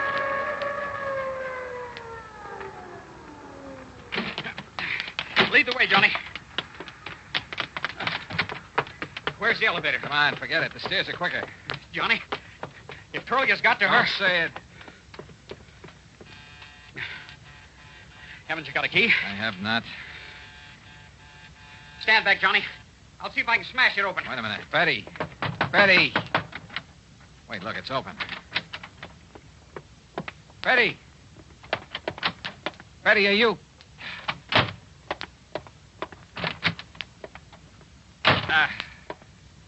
I'm afraid she's gone, Johnny. Just gone. We went over the apartment with a fine-tooth comb, hoping to find some clue as to where she'd gone. Yeah, and how she'd gone. Curly was a desperate man, likely to do anything. Betty had left in a hurry, we were sure of that, because the closet in the foyer was left open, the coat hanger lying on the floor, and because of the way she'd left the front door unlocked. But that was all we knew. At least there was no sign of a struggle. Because he probably had a gun. And your girlfriend probably knows he's one of the best shots in the country. All right, Howie, now listen. Huh? No, let me take it, Johnny. But it may be. I'll get it. Hello? Lieutenant Howard Daly there? Who's calling? Riley down at headquarters. Who'd you think? Oh, it's Riley. Thanks. Yeah? We got one of them, Lieutenant. Gimpy Taylor. What's that? Where? About 11 miles up North Road. Yeah? He wrapped the stolen car around a big elm tree, you know, up at Dead Man's Cave. Did it kill him? He managed to crawl a couple of 100 yards into the brush before he conked out. Was Curly Waters with him? Riley. Was Curly Waters with him? Well, there was no sign of him, but the man they stole the car from said there was two of them. There was two of them then. Ask him. Any sign of Betty there? Riley. Any sign of a passenger, a girl? No, sir, Lieutenant. Okay, I'll keep checking with you. You hear it all, Johnny? Yeah. Two men stole the car. So the other one must have been Curly. Yeah, but whether they were both on the rack and Curly was able to get away. After all, if Gimpy was able to crawl a couple of 100 yards... Yeah. Curly may be a couple of 100 miles away by now. Or maybe not. Howie, I don't think he left town with Gimpy. Helped him steal the car, yeah, to make it look as though he was leaving. Why do you say that, Johnny? Because of Betty. Because I think he's holding Betty to get me to him. Then maybe you'll agree to a 24-hour-a-day bodyguard after all, huh? No, absolutely not. Johnny, You think that Curly's a jerk? I Well, he know. isn't. He's smart. He's smart enough to smell a cop a mile away. Just the no, same, Howie, no. There's only one thing to do. Only one way to flush him out. Johnny.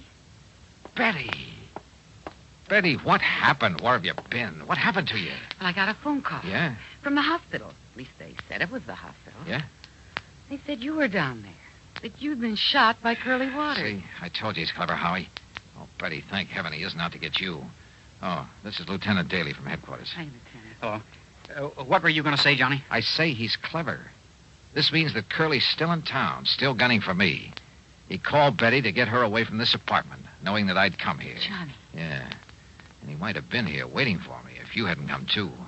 But he's smart. Smart enough to want to catch me alone. So, Howie, it means there's only one bait in the world that'll bring him out in the open. What's that, Johnny? Me. Alone. Johnny. All right. Betty, you're staying here. Howie, you're going back to headquarters. Me, I'm going to my apartment. I'm going to sit there and wait for him. Oh, Johnny, no. Okay. Sure, Johnny, you go right ahead. But I'll have enough men hidden away surrounding that place of yours. No, then you'll never get him. Then he'll have to skip out. Maybe skip the country. I'd like to see him try it. Howie, he's an actor, a good one. If that costume of a priest he was going to use before, he can... Well, in that, he could have walked right by you or me or anybody else and never have been recognized. And with a phony passport, which he already has, he'll skip the country, all right. But when he comes back, I won't know. I won't be ready for him. Right now, I am. Oh, but please, Johnny. Yeah, listen. No, Howie. But you'd be a sitting duck for him. Sorry. It's the only way. Act 3 of yours truly, Johnny Dollar, in a moment. Times have changed, and so has the man. Thaddeus Lowe, in the year 1861, organized what has been considered the first airborne reconnaissance unit of the United States Army. His craft? A balloon, which was in constant use during the Battle of Richmond, making observations every 15 minutes. But because of the balloon's limited maneuverability and extreme vulnerability, military thinking and interest soon switched to the heavier-than-aircraft experiments being conducted by the Wright brothers at Kitty Hawk, North Carolina. Finally, in 1909, the Army accepted the Wright brothers' 42.5-mile-per-hour aircraft. Contrast this with the faster-than-sound aircraft, the supersonic speeds of our modern planes. Contrast the skill, the technological know-how of the modern airman with that of the pioneers. You'll agree, I'm sure, that times have changed, and so has the man. And now, Act 3 of yours truly, Johnny Dollar. Johnny Dollar. Pigeon. Maybe soon to be a dead one. But the only way to bring Curly Waters out in the open was for me to wait for him. Wait for him to come and try to kill me. So after making Betty promise to stay in her apartment and Lieutenant Daly to go back to headquarters, I went over to my own apartment. And I waited. Believe me, I felt anything but brave. But I'd rather take my chances on having it out with him now than spend the rest of my life knowing he was still alive, somewhere, still gunning for me. That sooner or later he'd catch me off guard. 11 p.m., 12, 12:30. Huh? My impulse was to raise my gun and pull off a couple of shots right through that door. Yeah? Who is it? It's Howie. Open up. Oh.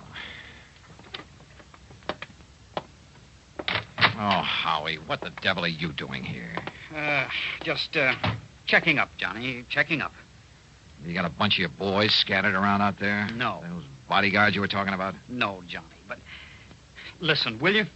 Sitting here alone, waiting for him, you're taking too much of a chance. Can't you get it through that thick skull of yours? I tell you, it's the only way to make him show himself. And I tell you, it's the surest way in the world to get murdered.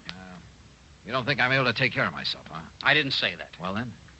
I'm a cop, Johnny. I just can't let you do this. Oh? You mean you're worried that maybe you'll be set down to pounding a beat again? Oh, no, you crazy fool. I'm worried about you. Won't you change your mind? No. Now, you better leave, Howie, and for heaven's sake, don't come back again. But unless I do, how can I tell? How will I know? Oh, you'll know. If he does come, and I'm sure he will, if you don't scare him off. I hope and pray he doesn't. Well, when it's all over, I'll call you. Johnny, if he kills Oh, go you... on, Howie, will you? You're just holding things up. And don't tell me he doesn't know you've come here. So go on, baby, beat it. Okay. And you give me your word that you won't come back until I call you. But what if he gets you? Your word on it? Okay, Johnny.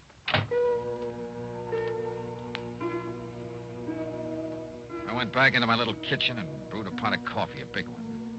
Fatigue was a possibility I hadn't thought of until right now. But maybe Curly Waters had. Yeah, he probably thought of a lot of things, a lot of tricks. Because at least one thing was sure, after what happened a few days ago, he knew that somehow he'd have to get me off guard. I hoped and prayed that Howie would keep his word, would keep his men away from the whole area. That he himself would stay away, not even call until this whole thing had come to a head. Then I heard it. It was at the back door of my apartment, the kitchen door that led to a fire escape. Fortunately, I'd turned the light off in the kitchen. I could sneak in without being seen. Johnny. Oh. Johnny. Betty, get in here quick.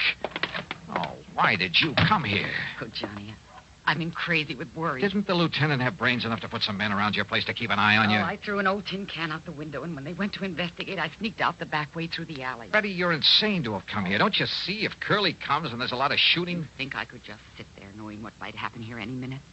Knowing that if Curly got lucky or something... honey, I don't know what to tell you. And I can't send you back without a police guide. And if the police come around, it'll only keep Curly away. I've just been sitting here hoping that Howie will have sense enough not to come back again. Again? Oh, yeah, he got worried about me, too. And... Wait a minute. Johnny, it's Curly. Oh, Johnny. Yeah, maybe it is. All right, go on into the bedroom here. Go on, Betty. Johnny. Now, stay there.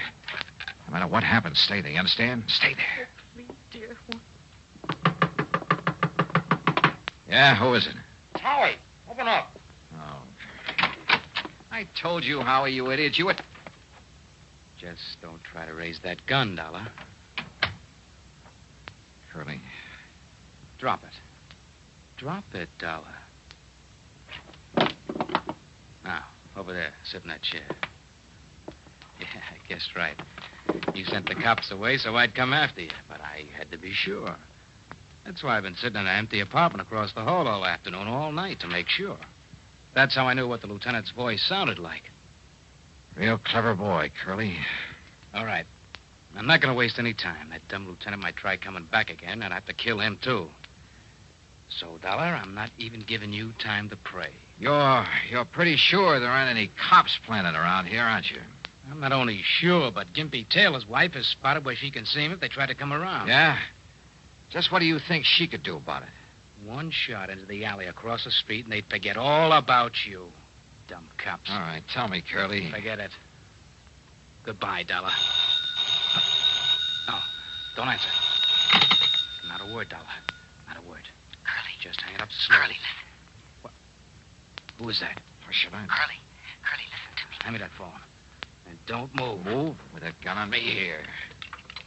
Curly? Yeah? Who is it? Myrtle, Gimpy's wife. Myrtle. Now listen, Dollar isn't alone. He what? In the bedroom, waiting for you. Listen, is the door to that bedroom open? No, it isn't. What goes, Curly? Quiet. Now listen to me. If the door of that bedroom starts to open, don't wait. Start shooting. Hey, Dollar, hold this phone. Keep the line open. And don't move out of that chair. Mind telling me why? Quiet.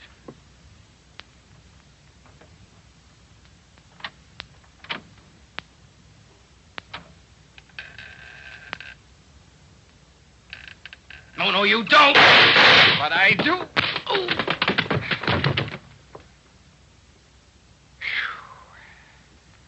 Okay, Betty. And thank heaven you remember the number to dial and make those phones ring. And how about the way I disguised my voice for him? Do you realize what a chance you were taking if he hadn't turned to fire when you kicked open that door? If I'd missed him when I threw that phone at him? It worked. That's all that counts. And look, one of his bullets nicked you right here on the arm. Nicked me? Oh, blood. Oh, hold me, Johnny. Oh, sure. Sure.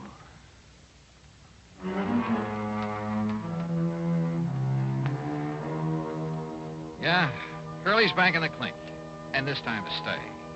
When the necessary papers were signed, I hauled him over to the state pen myself. So, expense account total, including transportation, $47 even. Betty Lewis, well, I'll tell you this.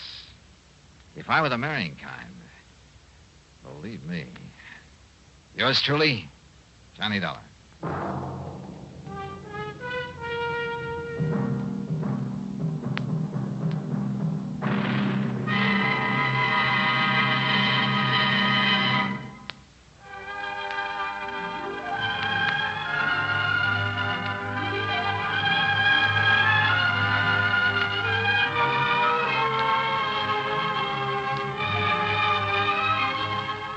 Yours truly, Johnny Dollar, starring Bob Bailey, originates in Hollywood and is written, produced, and directed by Jack Johnstone. Heard in our cast were Lucille Meredith, James McCallion, Russ Thorson, Sam Edwards, and Herb Bygren. Be sure to join us next week, same time and station, for another exciting story of yours truly, Johnny Dollar. This is Dan Cubberly speaking.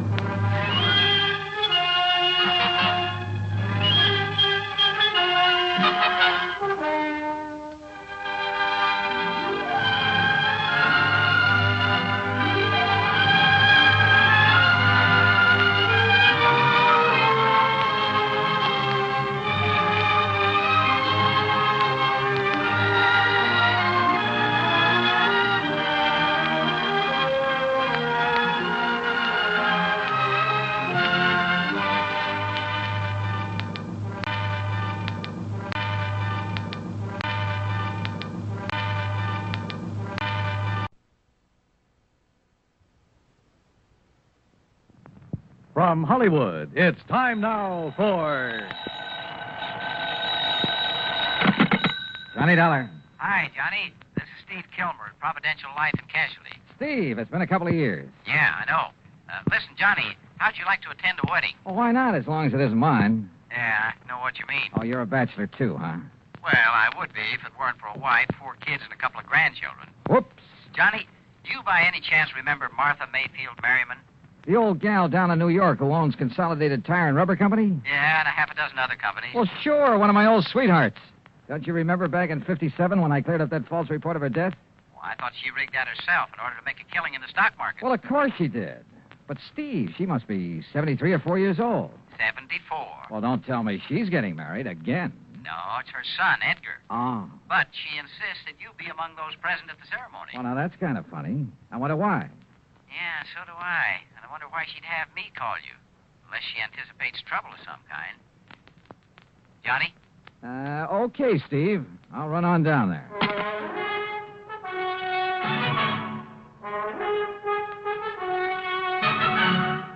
Bob Bailey in the exciting adventures of the man with the action-packed expense account, America's fabulous freelance insurance investigator. Yours truly, Johnny Dollar.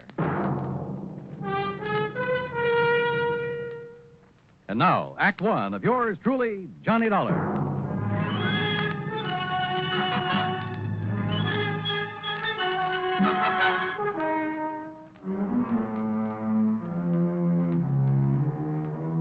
Expense account submitted by Special Investigator Johnny Dollar to the Providential Life and Casualty Insurance Company Home Office, Hartford, Connecticut. Following is an account of expenses incurred during my investigation of the Shankar diamond matter. Expense account item 1, $780, train to New York and a cab to the brownstone house on Sutton Place.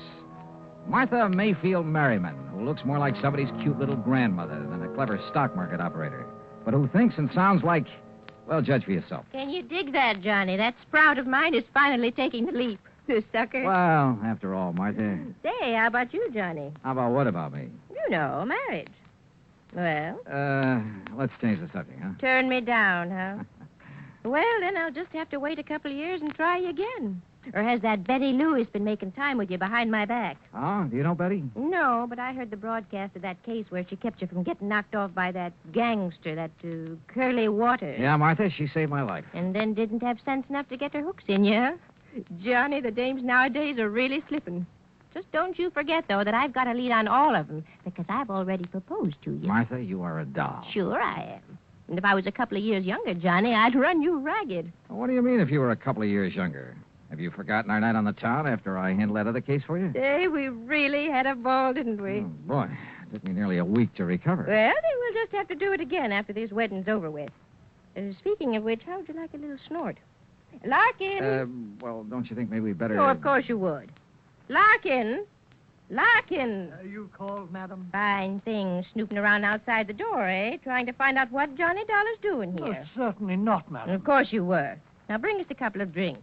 Scotch on the rocks okay, Johnny? Sure, anything. Well, hop to it, Larkin. Oh, and crack the wall safe and bring me the ring. The ring. Very good, madam. No, good old Larkin. He's leaving me, you know, and I'm really going to miss him. Hey, wait a minute, Martha. Larkin has the combination to your wall safe? No, why not? What would he ever do with the junk I keep stashed away in it? Well, what kind of junk?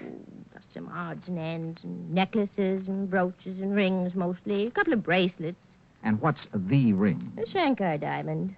What? Isn't that the one I've read about? Probably. The one supposed to be the opposite of the Hope diamond that's supposed to have good luck charm about it? No, neither. Why, that thing's worth close to $1 million, isn't it? That's what the insurance company says. And you plan to wear it when your son Edgar gets married? Oh, well, it's silly superstition, I suppose, but maybe it'll bring him and Mary Luann good luck in their marriage. Mary Luann? Mary Luann Melanie Beaufort Exum Culpepper. Sounds like something out of Gone with the Wind. The most gorgeous belle in Greensboro, North Carolina, sir. Oh, is that where the wedding's going to be? And at the old family plantation right outside of town. You're going to escort me to the wedding and the bang-up reception afterward.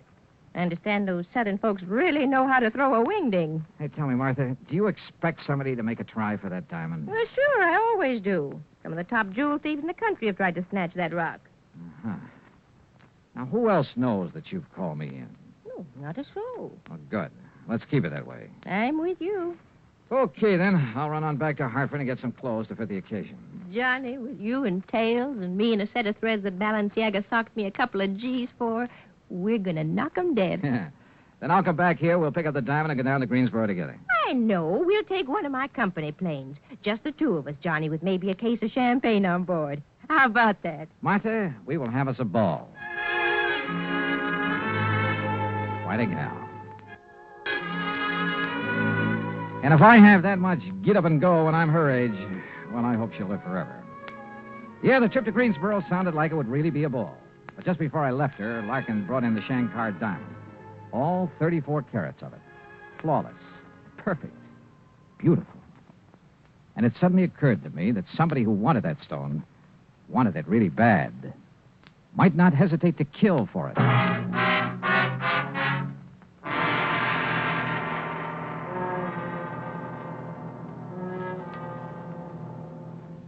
Act two of yours truly, Johnny Dollar, in a moment. And now for another episode in the life of Sergeant Donald Bellwether, my husband.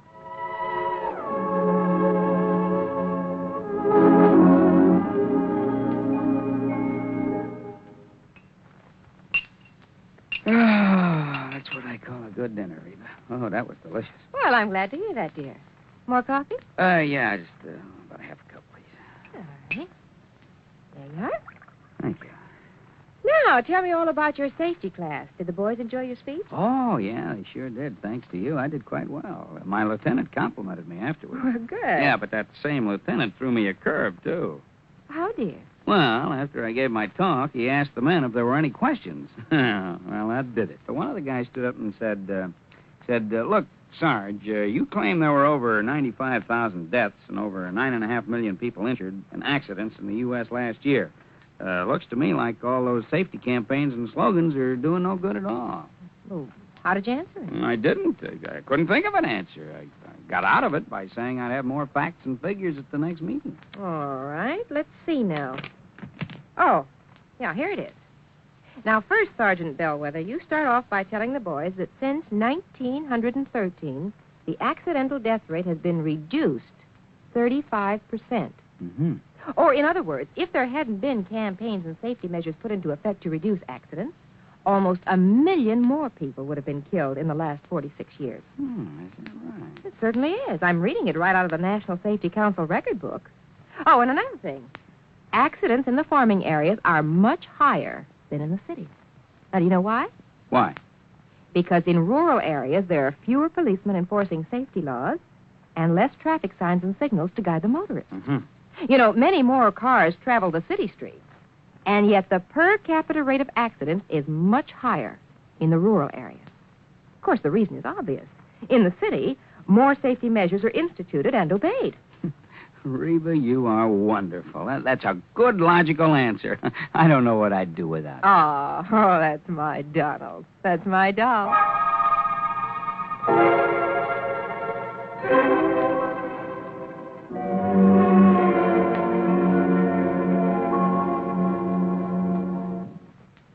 And now, Act Two of yours truly, Johnny Dollar and the Shankar Diamond Matter. Expense account item 2, $16.50, the trip to Hartford for my formal clothes, then back to New York and the home of Martha Mayfield Merriman.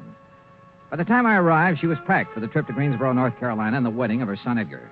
Her chauffeur drove us to the airport and then, much to my surprise, took over as pilot of the huge private two-engine plane that was waiting for us. Within a few minutes, we were airborne and on our way. And in my pocket was the ring, the Shankar Diamond. What are you looking so glum about, Johnny? You, Martha. Oh, what are you talking about? I'm the one who ought to have the sourpuss.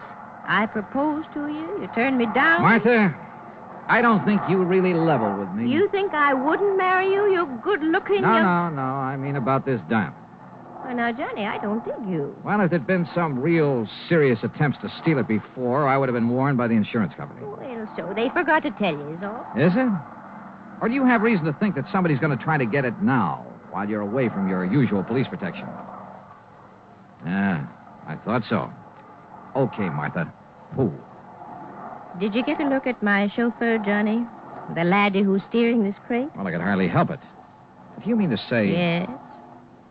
Yes, Johnny, I think the only reason Eric ever took a job with me was to get his hands on that diamond. Eric who? Eric Melvin Chatterley. Chatterley? Yes, he's a distant cousin of Larkin, my butler. And Larkin's leaving you shortly. To spend his last days in his beloved England. Did Larkin recommend him to you? No. Actually, he didn't even know much about Eric, in spite of their being related. Well, how long has Larkin been with you? Oh, years. And this Eric? 5 or 6 months. Martha, why do you suspect him? Well, now, 2 reasons. In checking up on him after I hired him, I found out that his old man, Byron Chatterley, is still serving time in an English prison. What for? He was a jewel thief. Sure. I remember reading about him.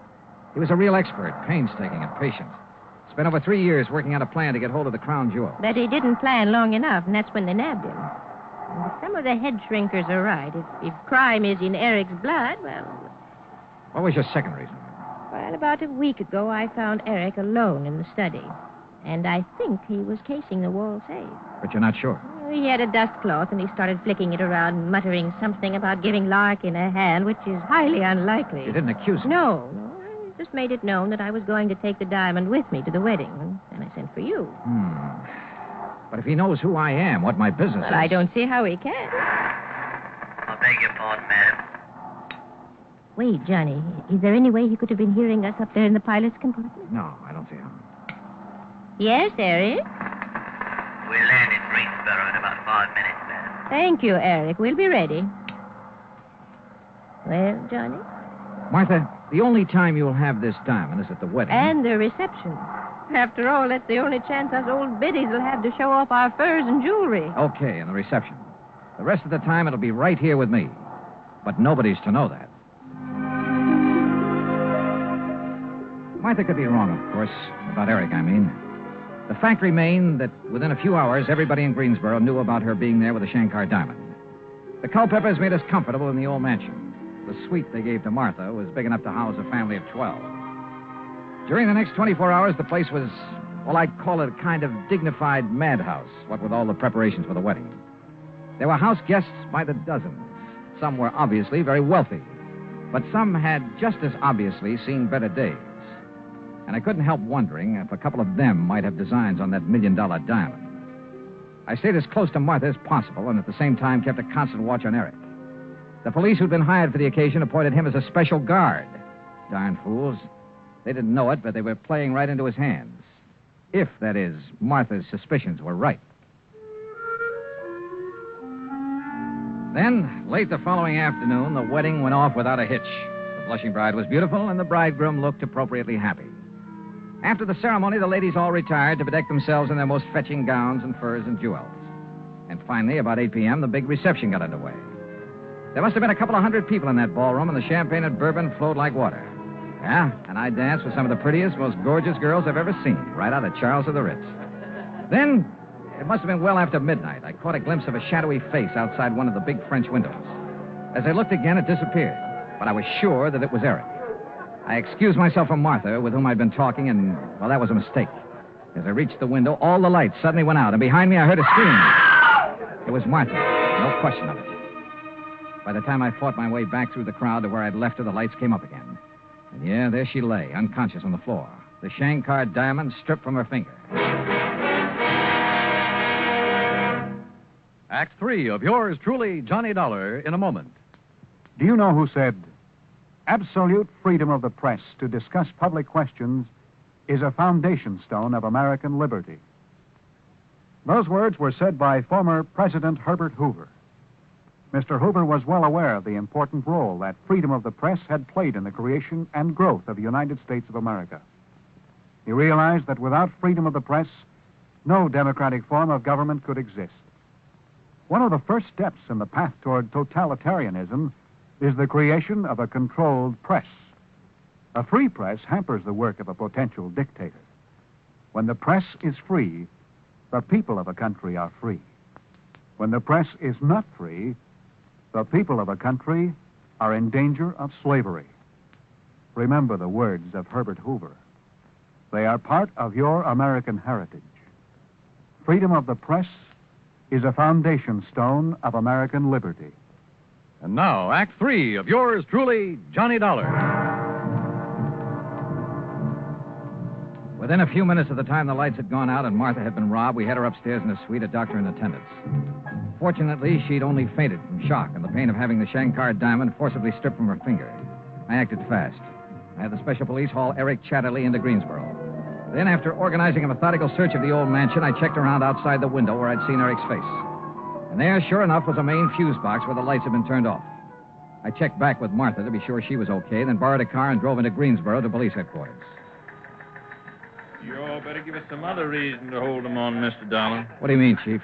My boys went over every stitch on him, but they've found absolutely no sign of that diamond you're talking about. How about his quarters there at the plantation? Now, you know as well as I do, sir, he had no chance to hide anything, except on his person. Hey. No, sir, unless you can prove me wrong, we got no reason to hold him. Wait. Where's the nearest hospital?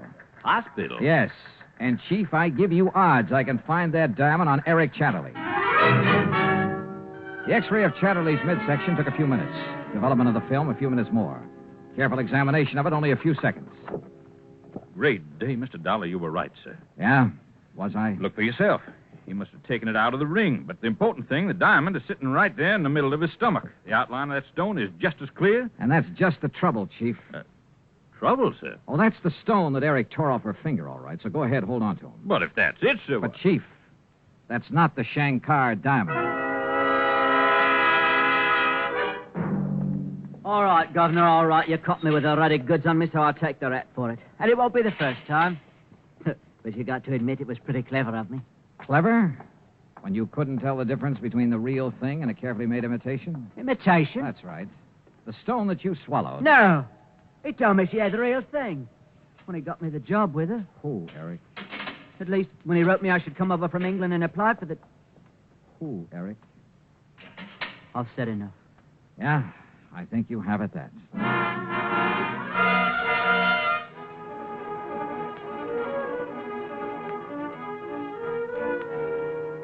Eric have the combination of that wall safe? Of course not. As I told you, the only... Sure, Martha. Well, of course I am. When you say paste and imitation... Johnny, are you kidding? When's the last time you wore the Shankar diamond? At the big charity ball last spring. If it was the Shankar, not this imitation you're talking about. You haven't had it cleaned or checked by a jeweler since. No, why should I? Then it probably wasn't the Shankar, and you're sure you didn't know about this imitation. Do you think I'd go around flashing a phony? Now, look here, Johnny. I love you dearly, but don't you cool me with a line like that. Don't rile me, boy. Okay, honey, okay. Keep your head on. Just get ready for a quick trip back to New York. As soon as I can find us another flyboy. During the flight back to New York, Martha asked a lot of questions, but I sidestepped all of them, promised her a real dramatic ending to the case. And I kind of quietly prayed for one myself. When we reached the old brownstone house on Sutton Place, we told Larkin the butler about the robbery. Then, at my insistence, went upstairs to his quarters on the 4th floor. Here you are, sir. Afraid I don't understand. You've sure got me bugged, too, Johnny. Larkin, I see you're already packing for your trip back to dear old England. Yes, sir. During my 4 years of service with Madam, I find I've accumulated quite a... I beg your pardon, sir? I'm going through every one of these bags of yours, Larkin. Now, Johnny. Maybe even tear them apart to look for false bottoms, hidden compartments. Sir. I'll do the same thing to your clothes, your shoes, if necessary, until I find the Shankar diamond. Mr. Dollar, Madam. Now, Johnny, what's the gag? Sometimes blood will tell. Isn't what that head shrinker said to you? Well, yes, Yeah. but I've... You were thinking only of Eric, of his relationship with the notorious Byron Chatterley, the man who quietly, patiently spent years working on a plan to get hold of a precious stone. You forgot all about Larkin being related Now, to him. just a minute, You trusted Larkin, to the point of letting him have the combination to the safe where you kept the Shankar. So he had an imitation made, a beauty, out of a thing they call strass. Strass? Yeah. It's a highly leaded glass that only an expert can tell from a real diamond when it's cut correctly. That's what you've been wearing the last few times Well, I up. just can't believe it. But Larkin realized that sooner or later the fake would be spotted. So he evolved another scheme, to have the fake one stolen by his distant cousin, Eric. Same blood, remember? If Eric got away with it, okay, and Larkin was clean. He could split with him later when Eric got wise to the phony. If Eric was caught, as he was, Larkin's skirts would still be clean. Right, Larkin? Quite, sir. And you won't need to destroy my luggage. I'll fetch you the diamond. Yeah, you may as well. But I must say, if you hadn't discovered the one Eric stole was paste... I'd never have got onto you. May I ask how you did it, sir? Sure. The X-ray of your beloved cousin's belly. Well, I realize, sir, that that's how you located the stone. It also told me it wasn't the real one. Well, so help me, Johnny, I don't dig you. We'd never have seen the real one. What? Genuine diamonds are completely transparent to X-rays.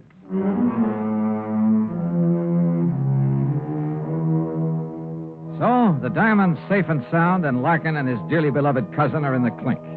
Martha was a bit upset over what Larkin had done, but, well, she'll get over it.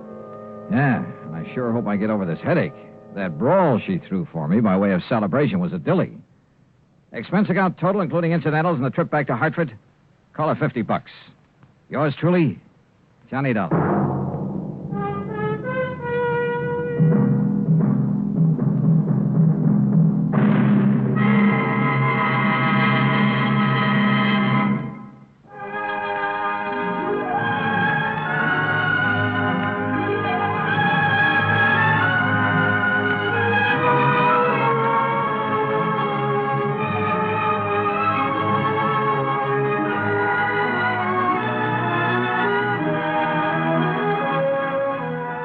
Yours truly, Johnny Dollar, starring Bob Bailey, originates in Hollywood and is written, produced, and directed by Jack Johnstone. Heard in our cast were Lillian Baeff, Jack Edwards, Barney Phillips, Forrest Lewis, and Eric Snowden. Be sure to join us next week, same time and station, for another exciting story of yours truly, Johnny Dollar.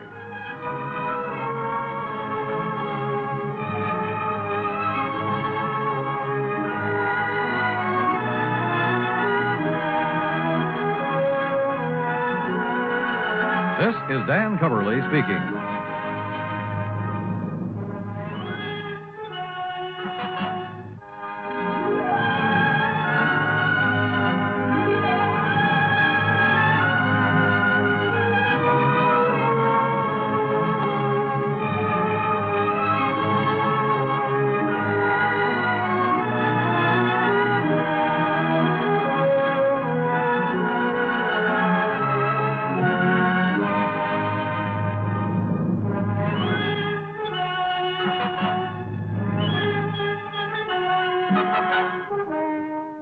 Johnny Dollar has come to you through the worldwide facilities of the United States Armed Forces Radio and Television Service.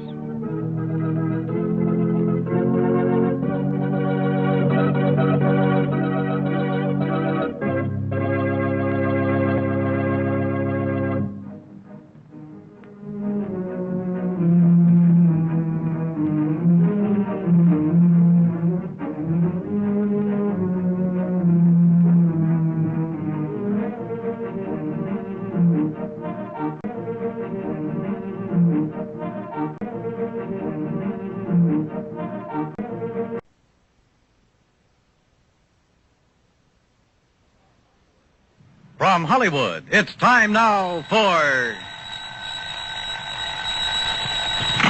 Johnny Dollar. George Reed here, Johnny. Well, George, I'm really glad to talk to you. Oh? Why do you say it that way? Because every insurance case I handle for that company of yours pays me a nice fat fee. And right now I can use a little extra cash. Well, now, Johnny... So tell me all. What's Floyd's of England upset about this time? Well, I'm not sure. Uh-oh, here we go again. But, Johnny, I just received a transatlantic telephone call from Paris, France, from a man who wanted to contact you but didn't know where to call you. And he identified himself only as Le Chat Gris. Ah? The Chat Gris? It's French, Johnny. No. And I believe it means the gray cat. Yeah. And George, the name fits him. You know him, then? His real name is de Marsac. He probably knows more about the dark alleys and back streets of Paris. Oh? Yeah, and about the people. In other words, the underworld. What did he call about? He mentioned the Blue Madonna. The what? It's a painting, Johnny, a small oil painting by a modern artist named Vincent Bardot. It's owned by a Mr. Kingsley Holland down in Philadelphia. Yeah? It hangs in the Gavin Galleries, and we've insured it for $12,000. Well, what did he have to say about it? Only that you're to call him. His number there in Paris is Orleans 57722. Uh-huh. That he has some very interesting information for you about that painting. Oh, sure. That he'll be glad to give me for a price. Exactly. I can't for the life of me figure what his interest is in it. If there were anything amiss, I'm sure the gallery would have called me. George, if you knew that character as well as I do, you'd okay my expense account without even looking at it and be willing to pay me that big fee I was talking about. What do you mean? Want to make a bet? What kind of a bet? I'll give you odds of 10 to 1 that whatever's hanging in that gallery down there in Philadelphia is not the Blue Madonna. What? Now, look, Johnny, good heavens. George, I'll be talking to you.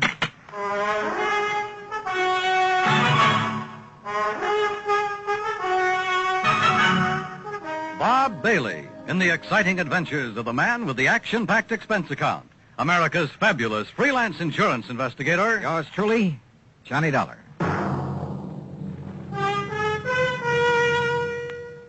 And now, Act One of yours truly, Johnny Dollar.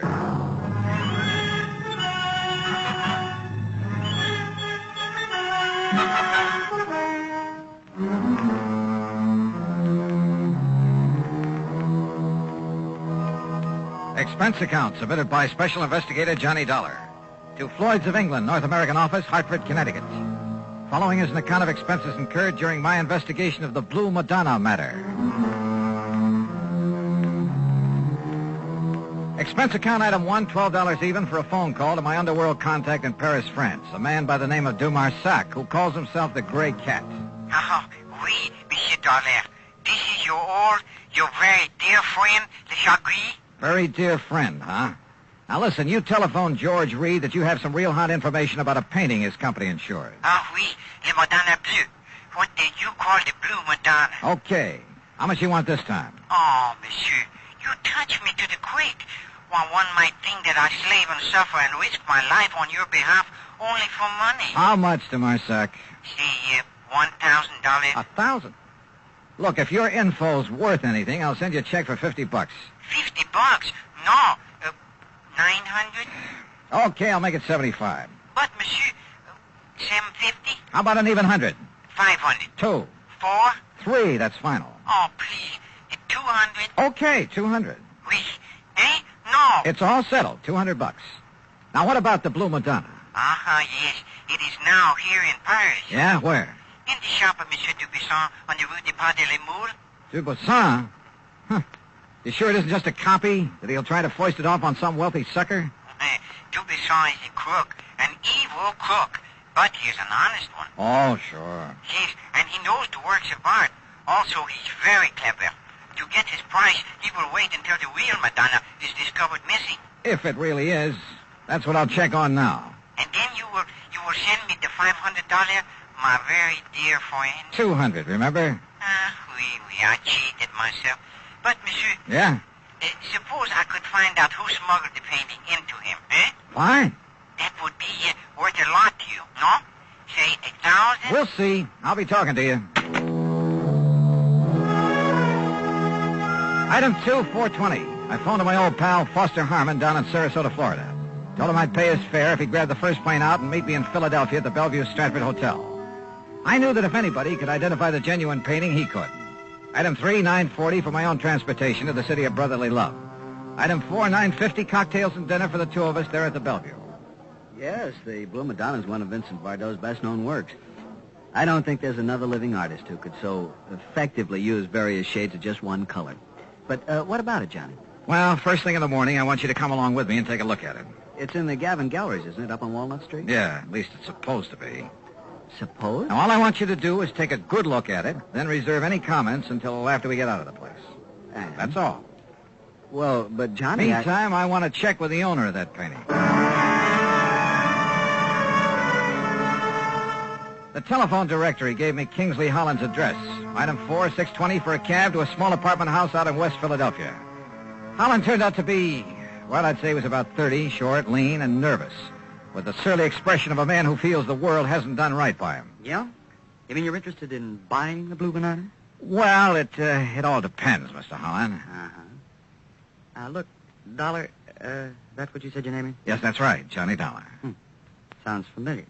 Well, anyway, listen. Yeah? That gallery's got a price of $18,000 on it. But if you want to buy it direct from me, and right now, I'll give it to you for $12,000. Save yourself a few $1,000, and it'll save me having to pay them their 20%. But if you've already commissioned the gallery to sell it for you... So I'll tell them I changed my mind, that I want to keep it. Then when they find out that I've sold it, well, let them try and catch up with me and collect. Because me, I'll be right back in little old gay Paris. Back in Paris? Sure, I'd be there still, only I ran out of money. $12,000, huh? That's exactly what it's insured for. And that's what they appraised it for when I got it from my uncle's estate. With all his money, what does he die and leave me with but a lousy painting? Well, do you want it? Let me think about it. I'm staying at the Bellevue Stratford. Sure. Just don't tell them at the Gavin Gallery about our little deal, huh? But those crooks don't know. Won't hurt them. Crooks? You think for a minute all that stuff they've got laying around the place is genuine? But the Blue Madonna is. You're sure? Huh? What do you mean by that? Just stick around, Mr. Holland. Any reason why I shouldn't? I don't know. Is there? Now, wait a minute, Dollar. I'll be in touch with you. Act 2 of yours truly, Johnny Dollar, in a moment. And now for another episode in the life of Sergeant Donald Bellwether, my husband.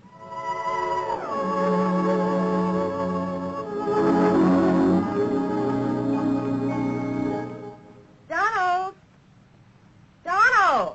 I'm out here on the back porch, honey. Oh, there you are. Honey, why on earth did you choose a time like this to clean your hunting rifle? We're due at the Jamesons at 7. I'm ready, honey. All I have to do is wash my hands. I'll finish this tomorrow. Be with you in a jiffy. Donald, come back here. Now, what's the matter, Reba? Are you going to leave this hunting rifle right out here in plain sight? Nobody's going to bother it. The kids are asleep and we'll be gone. I don't think our babysitter will bother anything. She's got her homework to do. Those are famous last words if I ever heard them. Donald, don't you realize that accidental death by firearms ranks second only to deaths from falls, fire, and poison? Yeah, but the kids are in bed. Well, sure they are. But what if our 6-year-old Marshall Dillon should wander out to the kitchen for a drink of water? You know, he'd love to play with his gun. Yeah, I suppose so. Well, please put it away under lock and key. Yes, dear, yes, right away. And for heaven's sake, take those shells, too. You know, many accidents happen when bullets are thrown into a fire or hit with a hammer. Those things are dangerous. You ought to know that. I know, honey. I guess I just wasn't thinking. The unloaded gun and ammunition lying around the house is even more dangerous than itchy-fingered hunters. Statistics prove that. Okay, there. Everything is safe under lock and key. Now, you still angry with me? Oh, Donald, I don't want to sound like a nagging wife, but... My dear, you have every right to reprimand me. Me, a non-commissioned officer. I should know better. But that's the way it goes. We forget. That's why there are accidents in the field, out hunting, and in the home. We all know better. We just forget or get careless with firearms. Well, come on along. Let's get over to the Jamesons. Okay, dear. Now, this won't happen again, believe me. You know, I wouldn't have started to clean that rifle if you hadn't taken so long to get dressed. But you sure did a good job. Oh, you look beautiful. That's my Donald. That's my doll.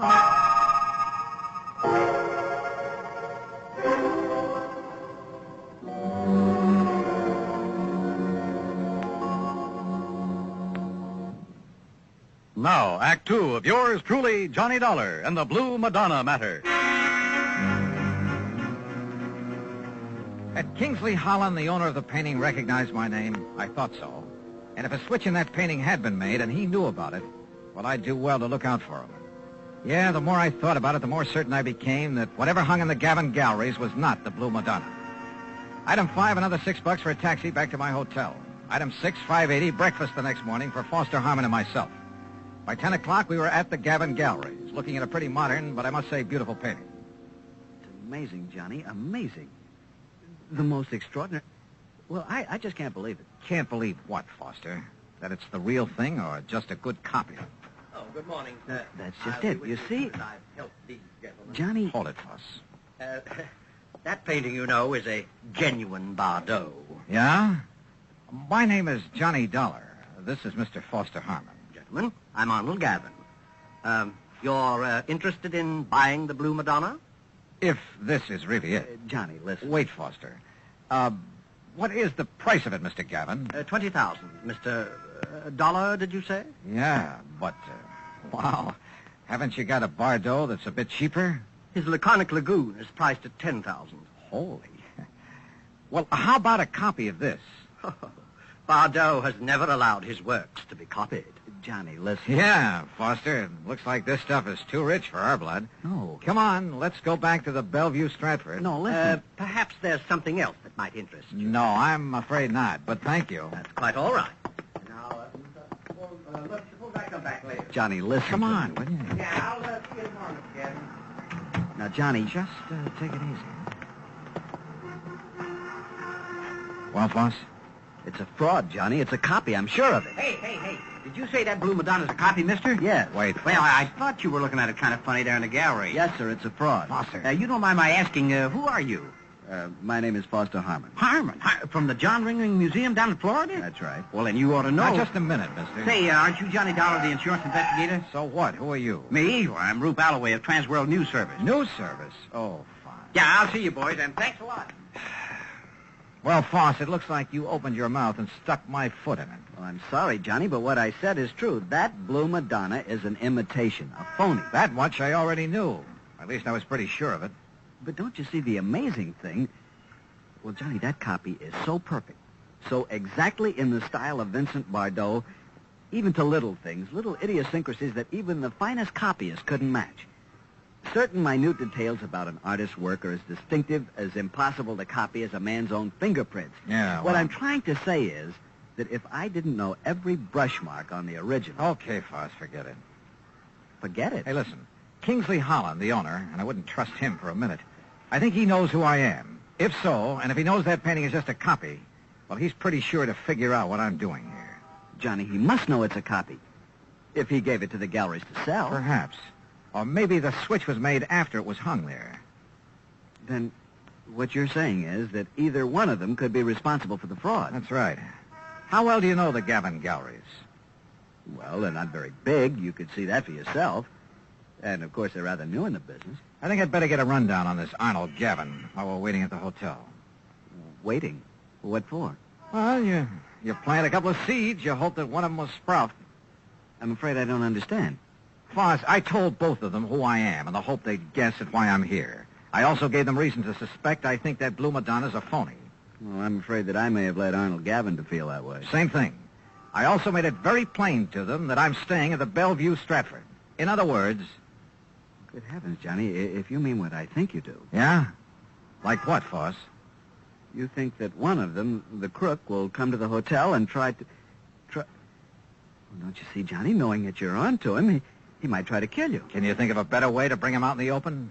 Johnny. Come on, let's get back to the hotel. And wait.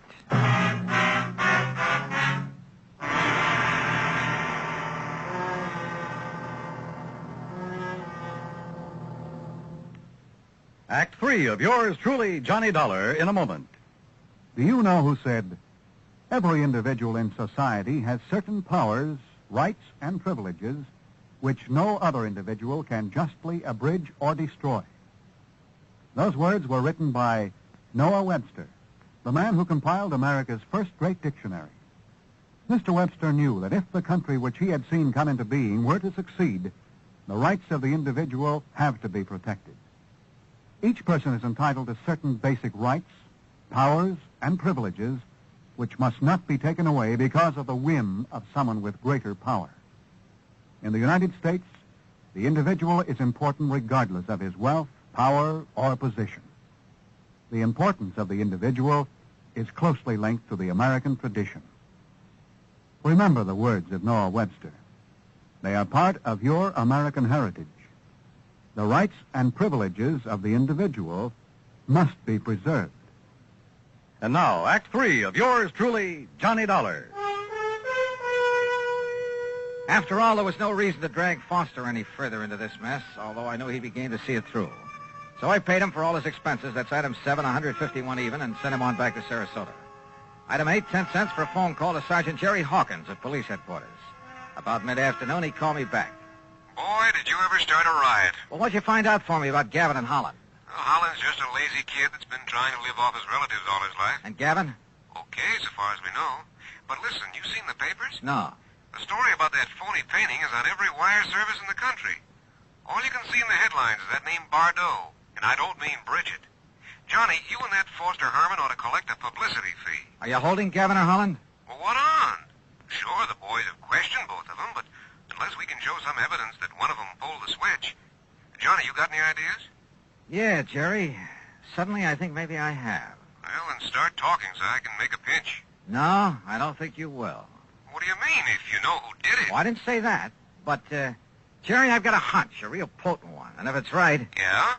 Well, read tomorrow's papers. Huh? Item 9, half a buck for an evening paper and a tip for the bellboy who brought it up to me. Yeah, the sergeant was right. This was the most free advertising any artist has had in years. Prices on genuine Bardots were skyrocketing. As for the fake Blue Madonna, I put in a fast call for Paris. But before the operator could get it through... Yeah? Arnold Gavin, Mr. Dollar.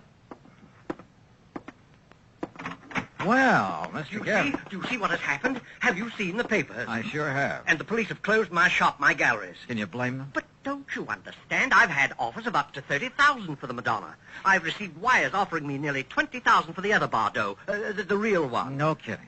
Well, I'll show you how much I'm kidding. I've cabled Bardot to paint some more for me. Paint anything. Don't you see, after all this publicity, we'll make a million. So it was you that rigged this whole thing, huh, Gavin? I, Mr. Holland? Why, of course not. Sure, to raise the price of some of your lousy paintings. Well, how can you say that? You who gave me that copy. Expert, huh? You trying to tell me you didn't know that was a copy? No. It was only this morning when the authority from Sarasota, when I called in the people from the museum here in Philadelphia. Do you know what they said? What? And it better be good. They said the only one who could have made that copy... Wait a minute. The only artist in the world who could have possibly... Hold it. Hold everything. Holland, you said you got that painting from your uncle's estate. That's right. It was willed to me. Where did your uncle get it? Why, Well, listen. I'm listening. Dollar, that Madonna was smuggled into it. Smuggled? That's right. But by whom? Well, believe it or not. I think I can tell you who. And if this is my call to Paris, well, maybe I can even tell you where he is now. Johnny Dollar.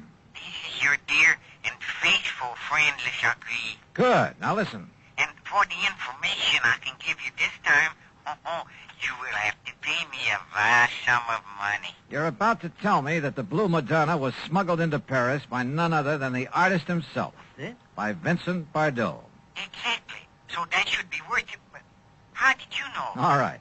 All I want to know now is where is he? You know. He's not in Paris. Where is he? For $100? 150? 300. Oh, for that much I'll find out for myself. Goodbye. No. Okay, 200 or I hang up on you. Well, only for you, my best, my oldest friend. Where? He is aboard a plane for the United States. I might have guessed him. He has the Madonna Bleu with him. He received the cable this morning. Great. I'll send you a check. You hear any of that, Mr. Gavin? Holland? Well, yes, but I'm afraid I don't understand. Oh, I sure don't. And maybe this call will help you.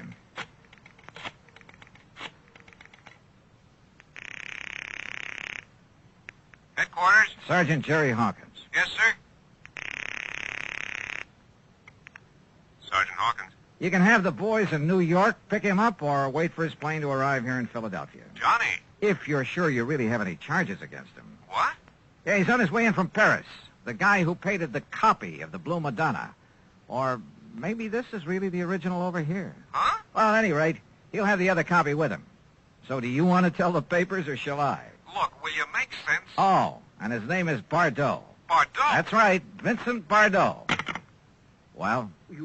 You mean that he painted two of them? Sure, with probably something like this in mind. But I can't And believe... look what it's done for him. Put him on the map. Anything he paints now will net him a fortune.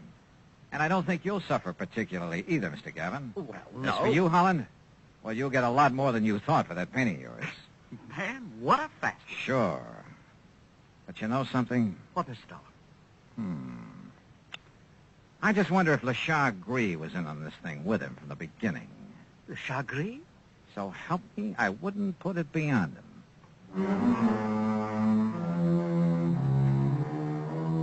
Sure he was in with Bardot. And probably collecting plenty from him. Anyhow, the insurance company isn't on anything. But I hope they'll be a lot more careful the next time they insure a painting. Any so-called original. Expense account total, including $400 for Le Chagris, the hotel, and the trip back to Hartford, $620 even. Yours truly, Johnny Dollar.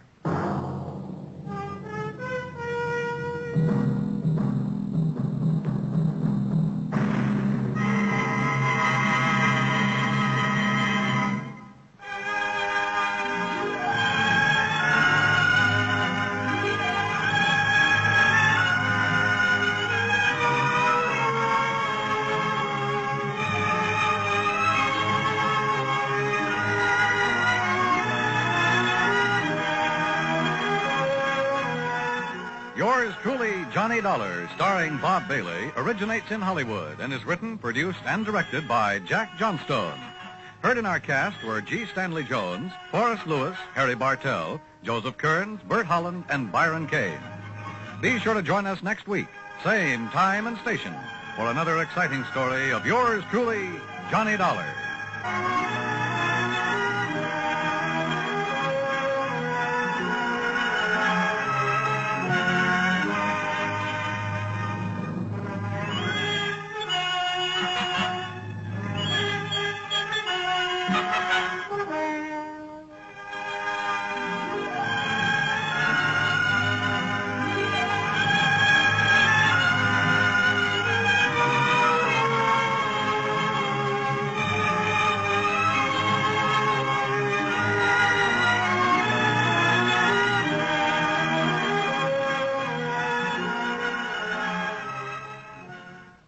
Johnny Dollar has come to you through the worldwide facilities of the United States Armed Forces Radio and Television Service.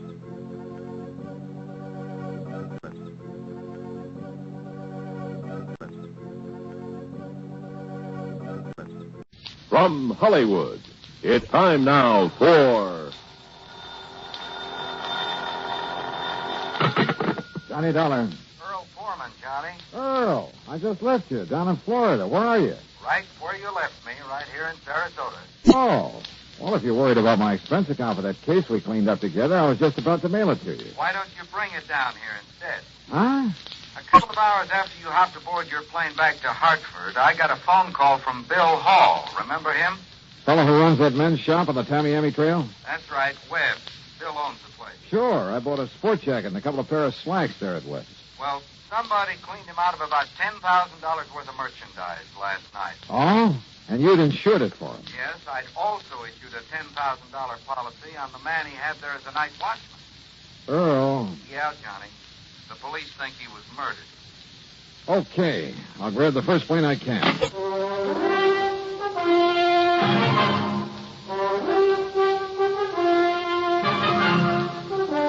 Bob Bailey in the exciting adventures of the man with the action-packed expense account. America's fabulous freelance insurance investigator. Yours truly, Johnny Dollar.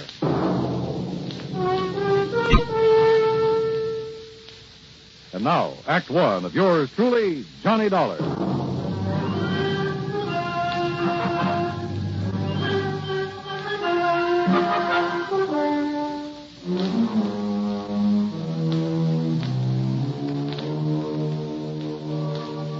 Expense account submitted by Special Investigator Johnny Dollar to the Tri-State Life and Casualty Company, Sarasota office. Following is an account of expenses incurred during my investigation of the net of circumstance matter. Expense account item 1, $75, plane fare and incidentals, Hartford to Tampa, Florida. There I'd figured on changing planes, but Earl Poorman met me in his car, and by 7 p.m. we arrived in Sarasota. We drove straight to Webb's. The place was in a mess. Oh, I'll say this, Mr. Pullman. You certainly didn't waste any time. Well, I didn't see any reason to, Bill. Johnny, you remember Bill Hall. Yeah, sure. How are you, Bill? Not good, Dollar. Not good. Look at the place. Yeah, I see. You've lost a lot of your stock. We haven't finished checking yet. I sent the boys home to get some sleep, but as nearly as we can tell, whoever did this got away with over $9,000 worth of clothing and accessories, and heaven knows what they did to old Jimson. Jimson? Jimson Cooley, the night watchman. Earl, you said over the phone that you thought he's been murdered. Yes, sir. Somehow they must have got old Jimson to open the back door for them. Then when he saw what they were up to, he tried to fight them off. You'll see the marks of a big struggle out back. And bits of his clothing were lying around, covered with blood. But no sign of him. Johnny, the police figure that they must have killed him and then dumped his body somewhere. You keep saying they, Bill. They had so little time that, well, one man couldn't have done it alone very well. You see, it all happened between the regular rounds of the PD's prowl car. Last time this sort of thing happened, there were 3 men in on it. Well, you been robbed before? About a year ago, something like $18,000 worth. The police managed to track down 2 of them. Oh? What about the third? Well, he was never identified, or rather, he was identified but never located. Anyhow, it was after that we put old Jimson on as night watchman. I wonder about that third man. Was your store the only place that Jimson watched? Yeah, after all, he was a pretty old man. I gave him the job to help him out as much as anything else. And I figured his just being around would keep something like this from happening again. I guess I was wrong. Jimson used to run a shrimp boat in his spare time. He used to work the spot east of Humpback Bridge a lot, south of City Island. That's right. Come to think of it, I heard a boat working out there last night. The point is, he couldn't really make a living at it, so he was glad to take what little we could give him for this watchman's job. And in return, somebody's taken his life. I'm afraid so. Of course, you can't be sure until his body's found. What are you thinking of, Johnny? Well, if by any chance this Jimson Cooley isn't dead... The police say that according to all the evidence... If he's still alive, he's the one person who could tell us something about whoever cleaned out this shop. Have the police found any actual clues to work on? Well, no. That's where you're wrong, sir. Sergeant Drummond. That's right. Johnny boy, how are you? Hiya, Sergeant. So they dragged you in on this. Yeah, I'm afraid so. Well, you know how it is, Drummond. When the police can't get anywhere, you call in the experts. Oh, and I thought you were a friend of mine, Mr. Pullman. You said that Bill was wrong, Sergeant. What's it? When he told me your boys haven't found any clues to who did this job and knocked off Jimson Cooley. Knocked him off, huh? Well, now, what's that mean? One of the boys picked up a drunk last night right in this neighborhood. Yeah? Late this morning, when he'd sobered up enough, we sent him home. But a little while ago, he comes barging back to headquarters. Seems he'd suddenly remembered something he saw around here last night. Go on, Sergeant. Oh, it must have been around 2 or 3 a.m. That's when we figured the robbery occurred. And the murder of Jimson Cooley. Yeah? Please, get to the point, Drummond. Well, he was holding up that building across the street, minding his own business and his bottle, when all of a sudden he saw a car come round from in back of this building and head north on the trail. Maybe 2 of them, he wasn't sure.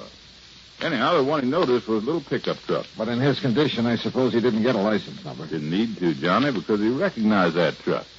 Oh? Yes, sir. And he said it was all loaded down with something, with an old piece of canvas stretched over it. The stuff that was stolen from me. Maybe. You say he recognized that pickup? Whose was it? Yeah. Johnny, it was that old 1930 model he used to haul shrimp in. What? Whose? That's right. That's right. It was that old truck of Jim Cooley. Act 2 of yours truly, Johnny Dollar, in a moment. And now for another episode in the life of Sergeant Donald Bellwether, my husband.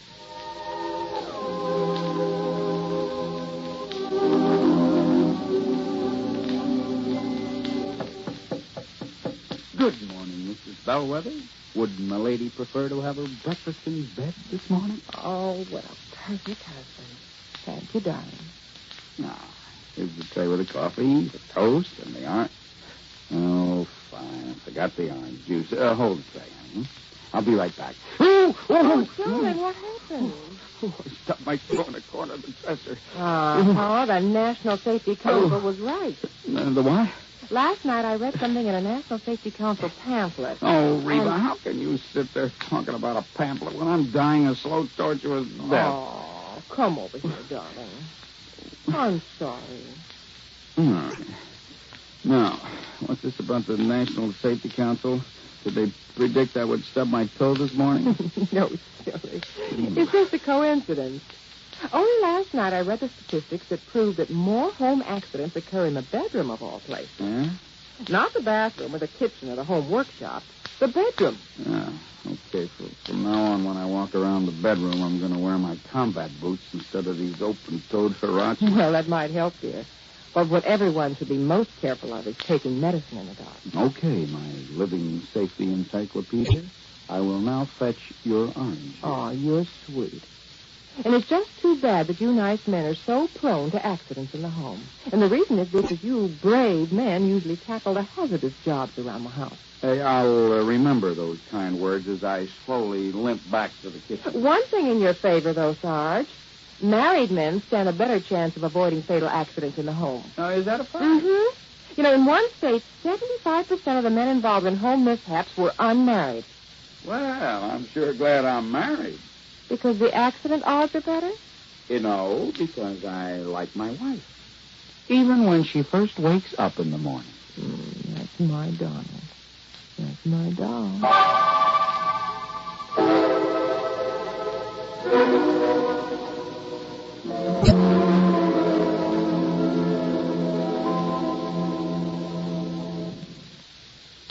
And now, Act Two of yours truly, Johnny Dollar, and the Net of Circumstance Matter.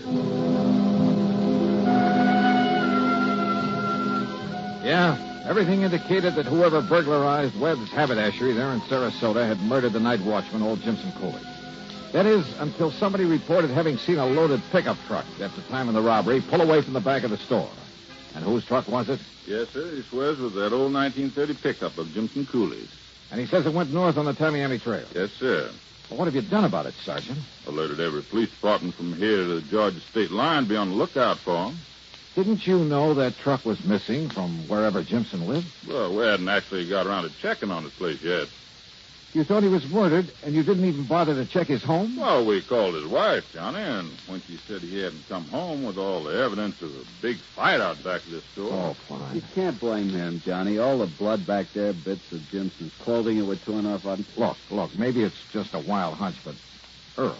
Yes, Johnny? You suppose Doc Crutcher's at home? Probably. Lives just up the street from my house. Oh, we got a doctor connected with headquarters, you know, Johnny. Well, how do we get out the back way? Why, right out here, Johnny. What's this hunch you've got? Tell you, Earl, and it'll probably turn out to be wrong. Here you are. Now, you can see for yourself, Dollar, why we figured him a dead one. Old Jimson, I mean. Yeah. This busted railing, blood spattered around, and look there, where somebody hit the dirt. A pool of blood there, too. You must have lost plenty. And also, we picked up a short length of lead pipe with blood on it. Is this a piece of cloth from the shirt he was wearing? Yeah, Johnny, it's from a shirt I gave him. Torn off in a fight. Oh, well, I guess we must have overlooked that little piece. Yeah. And maybe that isn't all. Mind if I keep it? Oh, sure, go ahead. Well, what do you mean? Come on, Earl. If you feel like driving me around a bit, there are a couple of people I'd like to see. Sure. No, wait a minute. We'll see you later. Yeah, it was a hunch. Nothing else. But I learned a long time ago that sometimes it pays to play a hunch for all it's worth. Particularly when you haven't anything real solid to work on. Ignoring Earl's questions, I had him drive me to Doc Crutcher's home out on St. Armand's Key. Fortunately, he was at home. Even better, we found him in his study, poring over a microscope. Well, sure, Johnny. I'd be glad to, just as soon as I finish making this hemoglobin count. Well, there's no hurry, Doc. I'll drop by and check with you later. Jimson Cooley, huh? We'll see. Look, Johnny, do you mind telling me what this is all about? Not until I'm sure myself, Earl. Listen, do you think you can find out where old Jimson's wife lives? Sure, I guess I Don't could. you mean widow, Johnny? Maybe. Well, last I heard... Everything I've heard, well, it doesn't all tie up. But, Johnny, if Jimson's still alive... That's what I'm banking on. Come on, Earl.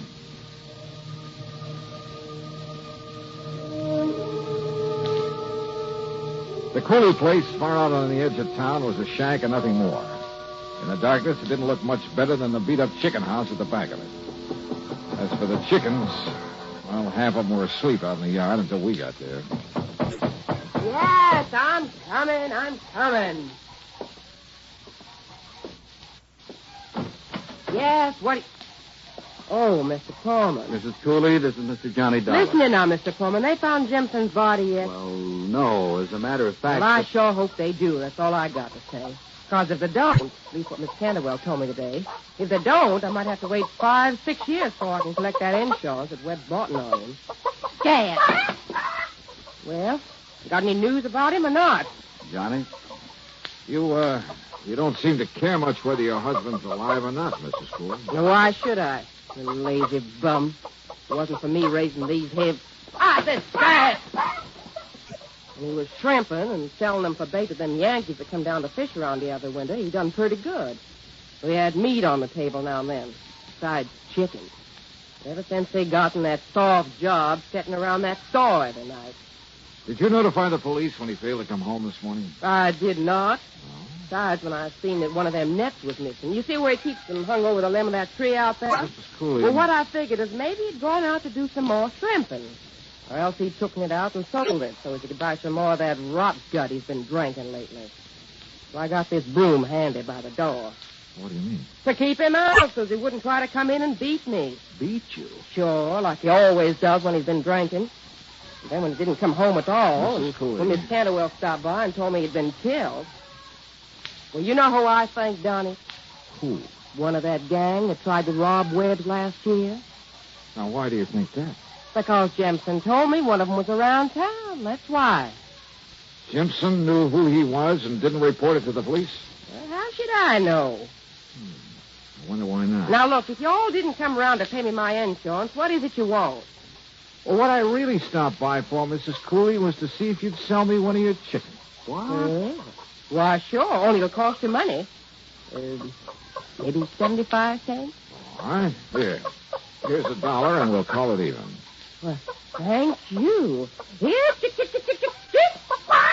you look out for them fancy clothes of yours, and I'll wring its neck. There you are. Only I suppose you want its plucked, too. No, thanks. Suppose you just give me the head. Eh? Yeah, you can have the rest of it for dinner tomorrow. What? And come on, Earl. Let's get back to St. Armand's Key.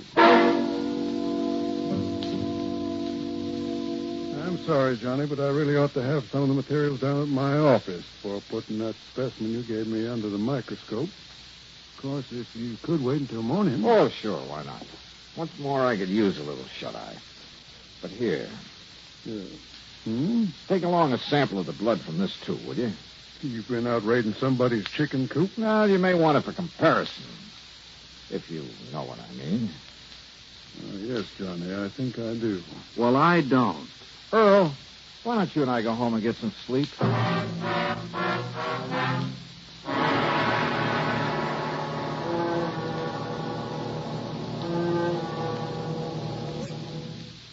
Act 3 of yours truly, Johnny Dollar, in a moment. Do you know who said, "That man is free who is protected from injury"? Those words came from Daniel Webster, one of the most eloquent orators in American history. Webster knew that a man could not be free unless he lived in a country which recognized his right to freedom and created laws to protect that freedom. A slave state may say that its citizens are free, but as long as a single citizen can be harmed by the whim of a country's rulers, true freedom does not exist. A man is free only if his rights to freedom are protected. Remember the words of Daniel Webster. They are part of your American heritage. The free man must be protected from injury. And now, Act 3 of yours truly, Johnny Dollar.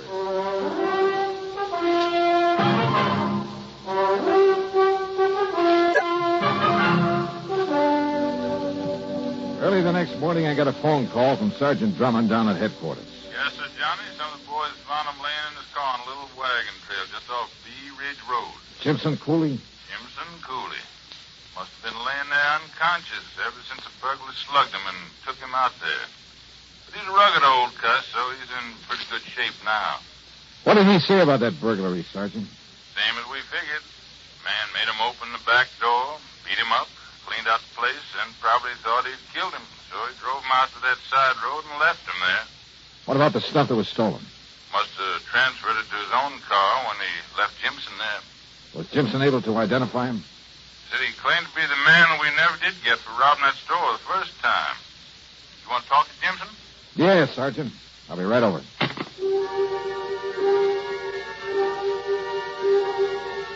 I had Earl driving down to headquarters. I saw Jimson Cooley, talked to him, but learned nothing from him I didn't already know. He was a disagreeable old coot, the sort who would get drunk and beat his wife. He still wore his badly torn clothes, and yes, he had a couple of cuts and bad bruises. But were they enough to account for all the blood we found in back of the store? I asked Earl to drive me over to Doc Crutch's office. Well, just finished, Johnny. And? I'm sorry, but the blood that was spilled out in back of that store was not chicken blood. But... Well, now I see what you were driving at, Johnny. You figured maybe Jimson had done the robbery himself. Wait, Earl. Then he'd covered the place with chicken blood to back up that story of a fight with some burglar. Oh, I think he was in a fight, all right. Huh? But I don't think he lost. Doc? As I started to say, I wanted to check the blood on that piece of his shirt you brought me here in the office where I have a record of Jimson's blood type. I got it when I made his insurance examination. Or was it his? On the shirt? It was human blood, all right, but not Jimson Cooley's. All right, then I guess his story of having been forced to open the store, then beat up and knocked out and left out there in his car by the burglar is true. Wrong, Earl. Well, what do you mean? Why not? Didn't you say you heard a shrimp boat out on the bay last night? Sure, but what's that got? Cooley's wife said one of those heavy-weighted shrimp nets was missing, didn't she? Well, yes, I remember this. Bill Hall said that one man wouldn't have had time to take all that stuff out of his store alone. So maybe there were two burglars, and I still don't Jimson said there was only one, so I think he was helping him. And, Earl, do you think for a minute that Jimson lost all the blood we saw out in back of that store? You saw him there at headquarters. Well, he didn't exactly look as though he Of course could. he didn't. But then, Johnny... First, he wanted to find Jimson's body, but then he turned up alive. Now we'd better find the body of this other man, whoever he is. You're right, Johnny. Then you'll really have a case. Sure. So, Earl, let's go fishing. Fishing? Well, you know how it is. When I'm really stuck in a case, everything all muddled up. Well, it's time to relax and kind of let your head clear. Come on, let's go. Sure, Earl thought I was crazy. But we unhitched the boat from his private dock and headed up the bayou. Then passed under Humpback Bridge and into the outer end of Sarasota Bay. Out toward City Island, where WSPP has its radio tower. I tied on a heavy trolling rig and tossed the line overboard. Johnny, you're crazy to use that heavy rig out here. The water's real shallow. All it'll do is drag the bottom. A little slower, Earl. Here in the bay, we use live shrimp to get sea trout. You know, about a number 2 hook and no sinker, we bottom fish. Slower, will you? Okay, whatever you say. And so we trolled back and forth over the place where Jimson ran his shrimp line. Johnny, it's no good fishing here with that heavy tackle. If this is where he got his shrimp, there ought to be fish or something. Maybe I'm after that something. I think you've gone nuts. 10, 15, maybe 20 times I had to reel in the line and take off a clump of seaweed that had gotten tangled in it. Bill began to get impatient. If we were really going to fish, why didn't we do it right? Then suddenly the old fluker started to sing. Hold it, Earl. Kill the engine. Yeah, what is it? Just hold your horses. What under the sun have you tied into, Johnny? If this line will hold, we may have what I've been looking for. Can't imagine what kind of a fish would be that big here in the bay. Oh, fine. Fine. All you've done is get snagged up in some old hunk of rotten fish net. Yeah. Or a shrimp net. If you'll just help me get it aboard. Sure. Just a little more, Johnny, and I'll be able to reach the part where you've hooked into it. A little more. Yeah. I got it. Now give me a hand. Right. Here now. Oh, they put a lot of lead on these nets. But I never thought they could be this. John. Look what's in it. Yeah. Good Lord.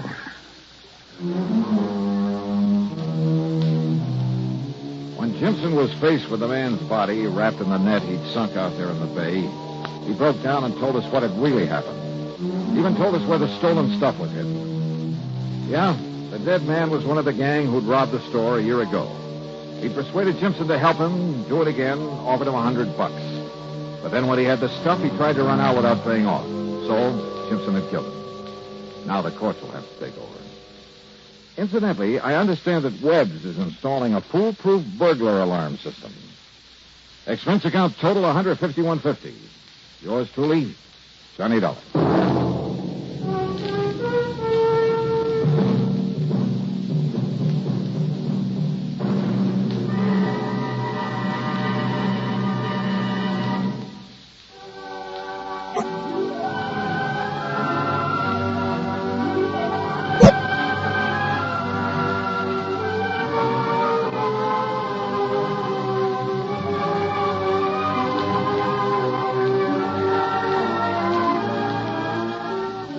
Yours truly, Johnny Dollar, starring Bob Bailey, originates in Hollywood and is written, produced, and directed by Jack Johnstone.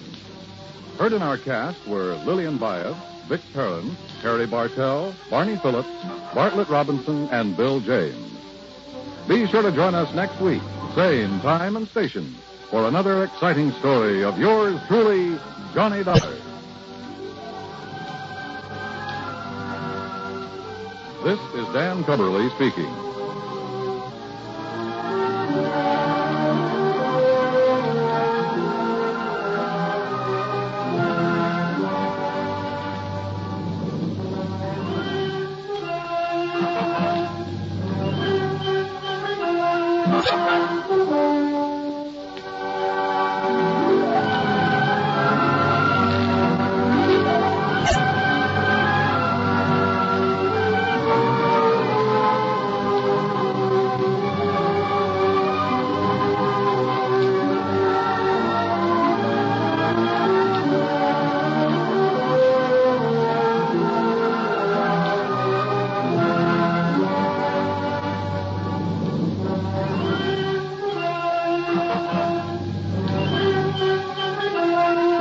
Johnny Dollar has come to you through the worldwide facilities of the United States Armed Forces Radio and Television Service.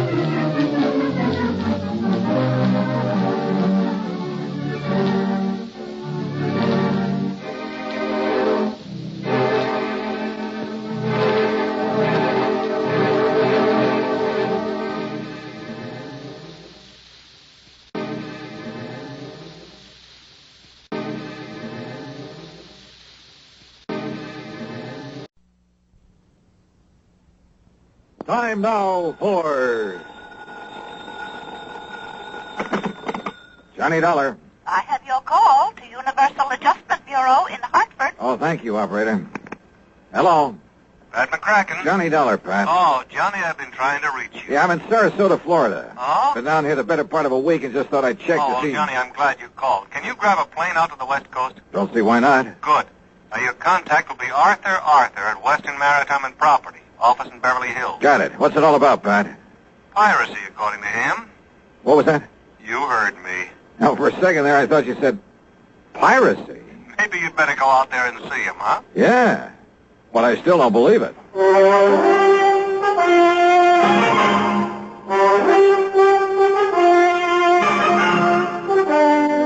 Bob Bailey in the exciting adventures of the man with the action-packed expense account. America's fabulous freelance insurance investigator. Yours truly, Johnny Dollar.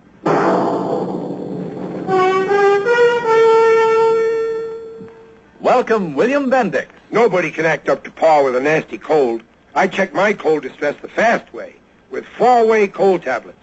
Yes, tests of 4 leading cold tablets proved 4-way fastest acting of all. Amazing 4-way starts in minutes to relieve aches, pains, headache, reduce fever, calm upset stomach, also overcomes irregularity. 4-way's the fast way to relieve those cold miseries. Then you feel better quickly. 4-way cold tablets, only 29 and 59 cents.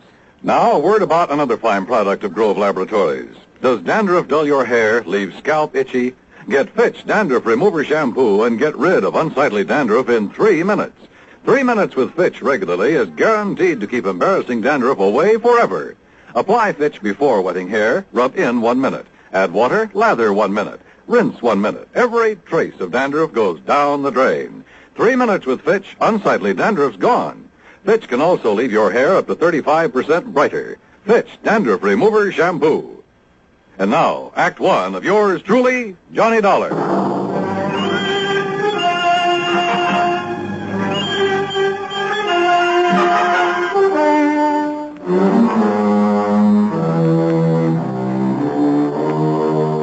Expense account submitted by Special Investigator Johnny Dollar to the Western Maritime and Property Insurance Company, Beverly Hills office. Following is an account of expenses incurred during my investigation of the Baldero Matter.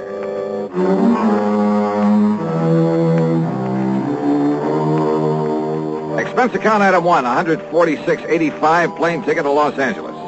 Earl Poorman, with whom I just finished working on a case, drove me from Sarasota to the International Airport in Tampa.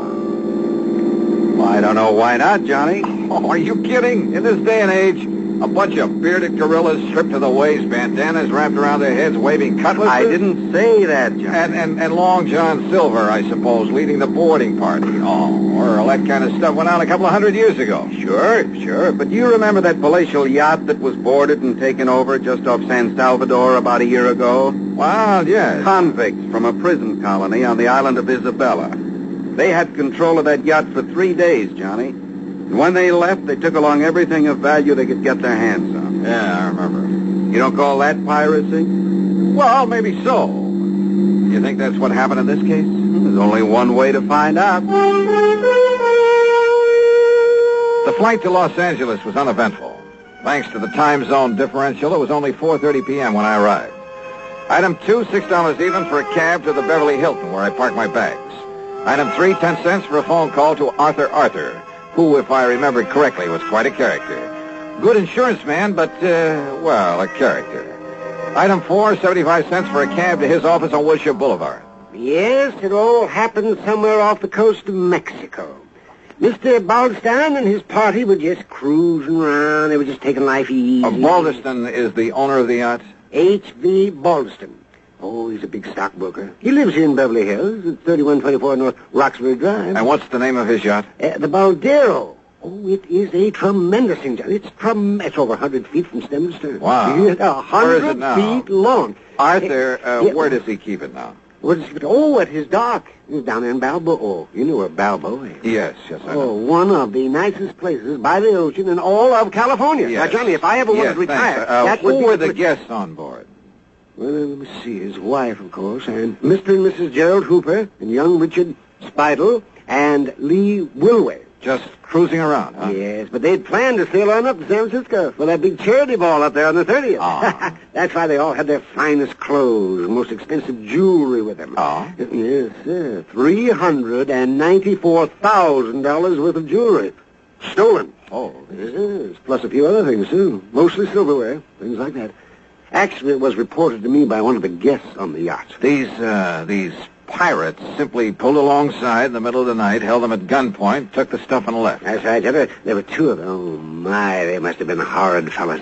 Just where off the coast of Mexico did this happen? Well, I'm not quite sure. Mr. Balderston was, well, he was kind of vague about where it happened. You know, he's kind of vague. Maybe I better talk to him. Yes, by all means, Johnny. Yeah. All right, I'll see you later. Item 5, $50, deposit on a rental car. I drove to the Balderston's home on North Roxbury. It was a tremendous place in one of the most wealthy parts of Beverly Hills. A snazzy-looking sports car was parked in the broad driveway, and as I walked up to the front door, another car, a big sedan, pulled in the drive. A heavy-set, well-dressed, rather nice-looking man of about 50 got out of it and came over to me. Are you looking for someone, young man? Well, I believe this is the Balderston residence. That's right, and I'm Harry Balderston. Oh, well, my name is Dollar, Mr. Balderston. Johnny Dollar? The insurance investigator that Mr. Arthur sent for? That's right, sir. Well, come in. We'll have a cocktail or two. I understand it's that time of day, and I'm sure you won't object. Not a bit. Good. And I'll tell you all about the unfortunate affair aboard the Baldero. Happened just night before last, you know. So I understand. But I'm not quite clear as to just exactly where you were when it happened. Down off the Mexican coast, Dollar. Sit down. Thanks. Yes, it took us nearly 12 hours to get back to Balboa. And at 11 knots, well, you can figure it out for yourself. Mary Lee. Yes, Harry? Come on down, dear. I want you to meet Mr. Johnny Dollar. Oh, all right, dear. Now, I'll pour us a drink and tell you all about it. So he poured. His wife joined us, and we talked. But I'm afraid I didn't learn much more than I already knew. They'd both been asleep when it happened. The so-called pirates had come aboard very quietly. Both they and their guests had been held in their respective cabins by one of the men while the other gathered the loot. The men had worn long oilskin raincoats, had nylon stockings pulled over their faces to conceal their identity. Only one of the guests, Lee Wilway, had even seen the boat they'd used. Balderston never did tell me definitely where it happened. And the more I listened, the more suspicious I got. Yeah, suspicious of him. Act 2 of yours truly, Johnny Dollar, in a moment. There goes a treasure car. There goes another. And another. And one of them may be your car. Yes, folks, you may have a Fram treasure hunt filter in your car worth $1,000 and not even know it. A Fram filter worth 1,000 silver dollars.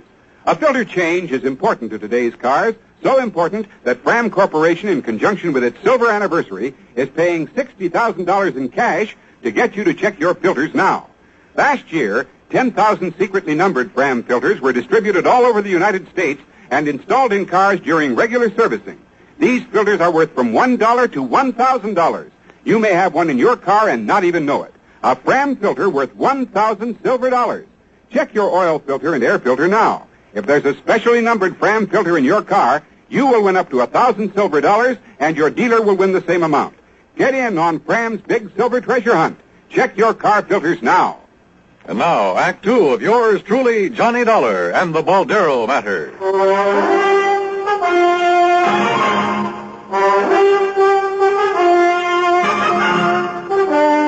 Well, Dollar, it was hard to tell just where we were. I keep an engineer on board, and he'd been at the wheel most of the day. But you were anchored for the night. That's right. You see, we were just killing time until it was time to head north to San Francisco and that charity ball the ladies wanted to go to. Yes, the charity ball. And after waiting 2 months, now I suppose we'll just have to forget it with all our jewelry gone. Didn't you check your position to find your way back to Balboa? Just headed east, then followed the shoreline. You say that one of your guests... Incidentally, I want to check with them. Oh, by all means. I'll give you their addresses. Yes, there may have been details that we've forgotten, overlooked.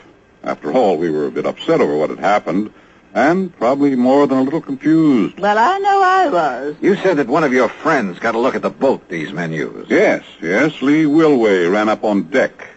Of course, it was dark, and there was some fog, but Lee said it was a black boat. Well, now you can't... A long black speedboat. Maybe.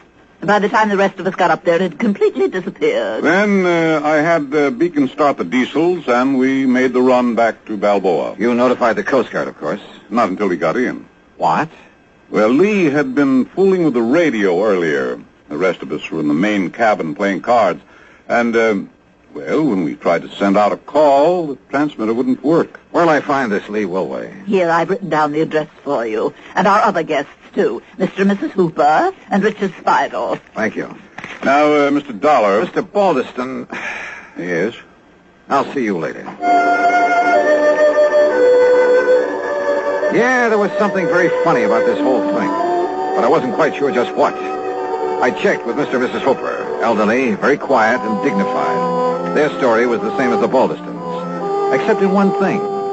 They weren't at all sure it had taken them any 12 hours to get back to port. I drove to the address of Lee Wilway. It was a small apartment below Wilshire. After all, if Lee was the only one awake and alert enough to have taken a good look at the pirates in their boat. Yeah, and what about the yacht's radio that wouldn't work after Lee had spent the evening fooling with it? Yes? Oh, I beg... Well, that is, I'm looking for Lee Wilway. I'm Lee. Who are you? Believe me, Charles of the Ritz would have been proud of this one. A living doll. 23 or 4, she was tall, slim, and her pretty face topped with red hair that looked oh so carefully disarranged. Yeah, she was a beauty. And yet, as we talked, I couldn't quite picture this gal on a yachting trip with the Baldestons. Gee, no, I haven't the least idea where we were when it happened, Johnny. It could have been a million miles out to sea, but if Baldy... Mr. Baldeston says it took us 12 hours to get back. It must have taken us 12 hours. And you're sure you didn't recognize either of the men who boarded the yacht, Lee, huh? No, I certainly didn't, but I saw the boat they had. It was a long black one. Solid black? Solid black. Did anyone else on board see that boat? No, at least, I don't think so. What did you do after they left? Went up to the bridge to the radio. Didn't they tell you? To call the Coast Guard? Well, yeah, sure, only... They said you were at the radio earlier. Yes, just listening. But after it was over and I tried to call the Coast Guard, well, it just wouldn't work. Like another drink, Johnny? The Baldestons and Hoopers were playing bridge earlier. Yes. Look, Johnny, have you had dinner yet? Where were the other guests? Dickie boy? Yes, Dick Spidle. No, I don't know. And what did he do after you were boarded and robbed? He was probably down in his cabin with his head under the covers, scared to death. If he had any nerve, he could have stopped them, too. What do you mean? Well, his was the one cabin they didn't go into. They didn't bother him. And he knew there was a rifle they used for shooting sharks. He knew it was on the rack just outside his door. And if he'd come up shooting with it, why, those pirates would have jumped overboard and run for home. I'll just bet they would. Apparently you don't think much of this Dick Spidle. Would you? Acting like that? Doing nothing when he could have? Incidentally, when I stopped at the Baldestons, I saw a sports car outside. Oh, yeah. Isn't that a dreamboat? It's Larry's. Who's Larry? Larry Baldeston. He's my... Oh, gee, Johnny, I'm getting hungry. Why don't we have another drink and then have some dinner? Sorry, but I'm afraid I can't. I'm not used to being turned down, Johnny. Well, I'm sorry, but there are a couple of people I've got to see. Oh, like who? Your friend Dick Spidle, among others. Oh. I'll see you later, Lee. I'll be here, Johnny. I guess I'm not as familiar with the streets of Los Angeles as I thought. It took me over half an hour to find Spidle's apartment. It was one of those ultra-swank affairs just off Sweetser Avenue below the famous Sunset Strip. I parked under a big palm tree. Then, as I backed out of my car, another one roared up and stopped behind me. The glare of the headlights partly blinded me. Just a minute, you. Johnny Dollar, huh? That's right. Who are you? Here. Oh!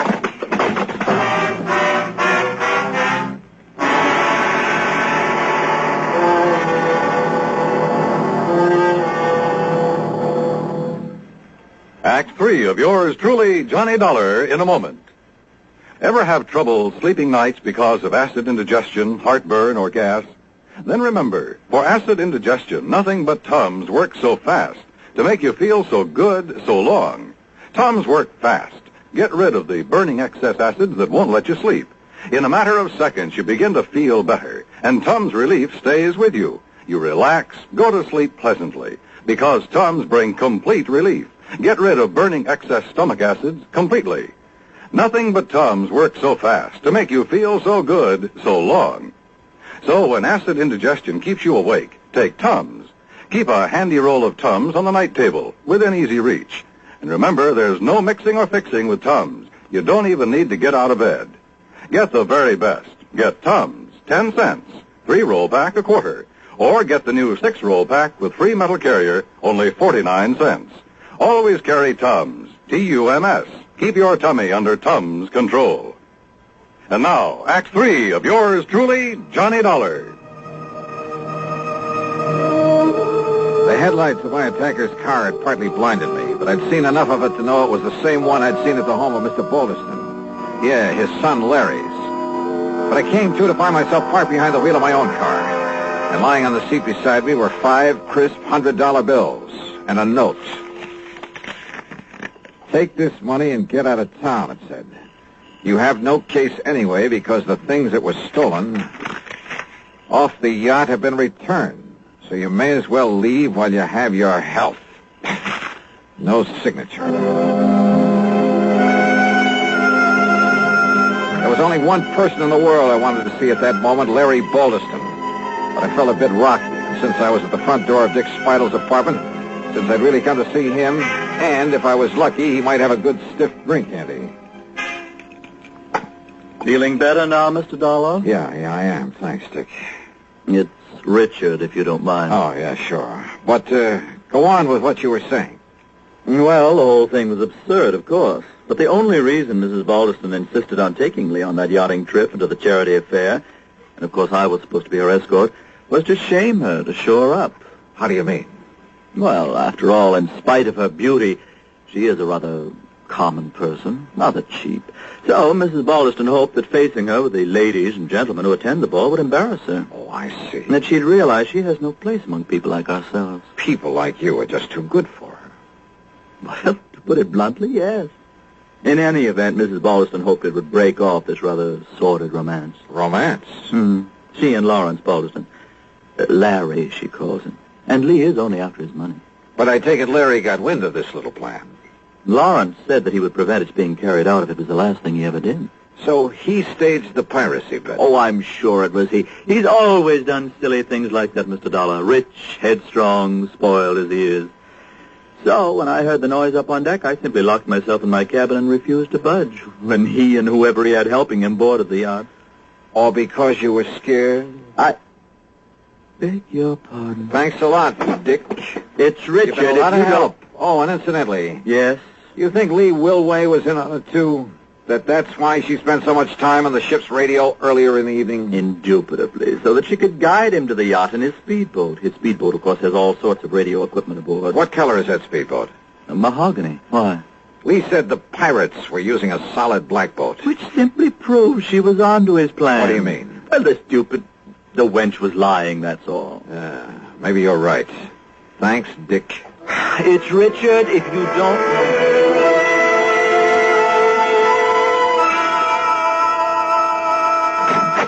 Oh, Mr. Dollar, do come in. Thank you, Mrs. Balderston. My husband's on the telephone talking to the engineer of our yacht down in Balboa. Oh. And what do you think has happened? I think I can guess. That's fine. Just stay on watch, and I'll be back down there to pick those things up in the morning.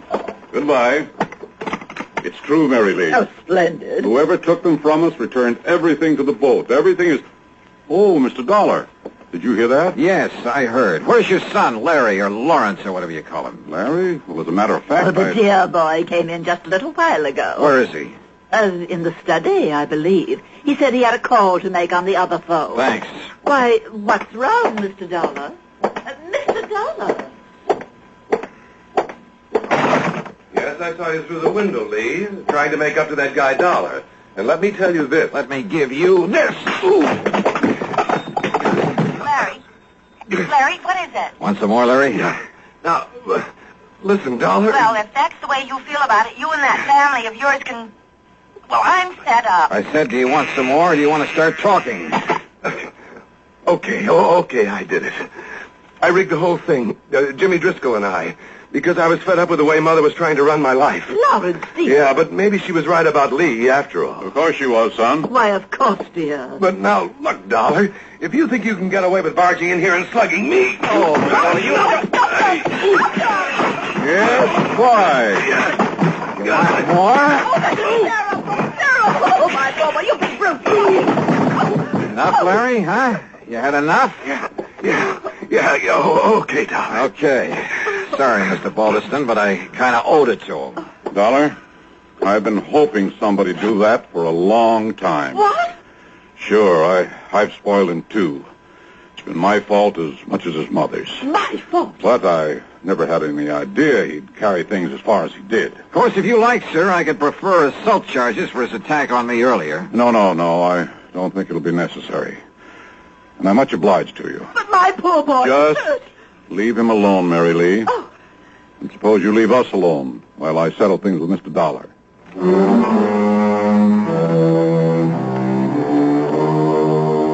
Fee on this case? Forget it. The $500 that Larry mistakenly tried to bribe me with, plus a nice fat check for Mr. Balderston, well, much as the thought of it hurts me, let's forget the expense account, too. Okay? Okay. Yours truly, Johnny Dollar.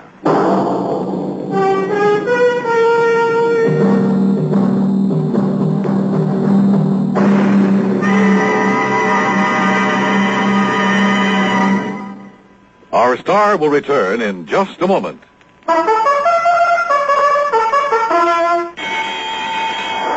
Hey, who's gonna win the Thoroughbred Kentucky Club's Thoroughbred? Who's gonna win that horse and make it pay? Lots of money, well, Kentucky Club. Pipe Tobacco has to find a winner. So the horse is here, the time is near. Get your entry blank today.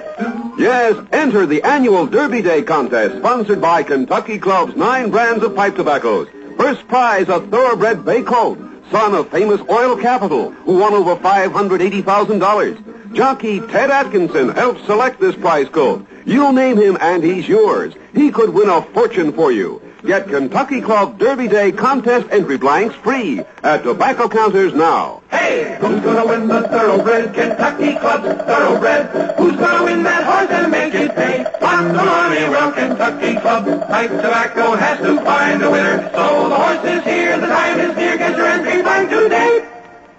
Now, here's our star to tell you about next week's story. Next week? Oh, wait a minute. Belated congratulations to station WJLS in Beckley, West Virginia on its 20th anniversary. Next week, I really go fishing. Yeah, for a body in the middle of Lake Mead. Join us, won't you? Yours truly, Johnny Dollar.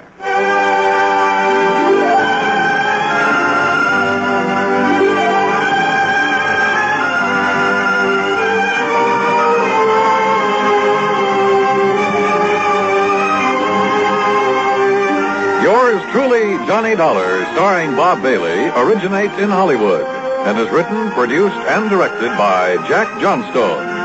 Heard in our cast were Virginia Gregg, Eleanor Audley, Vic Perrin, Howard McNear, Larry Dobkin, Will Wright, Carlton G. Young, and Jack Edwards. Be sure to join us next week, same time and station, for another exciting story of yours truly, Johnny Dollar. This is Dan Cubberly speaking.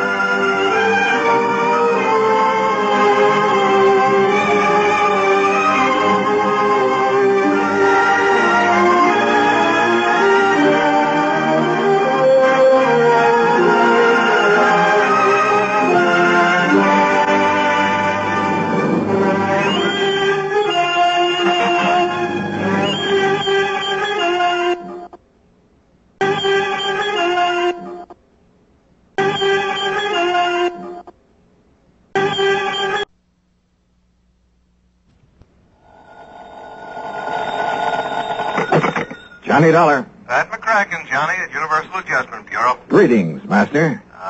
No, don't give me that. Johnny, I believe you spent a couple of weekends down in Sarasota, Florida early this month. Pat, you know darn well I did. Had a chance to get in some fishing? You know darn well I didn't.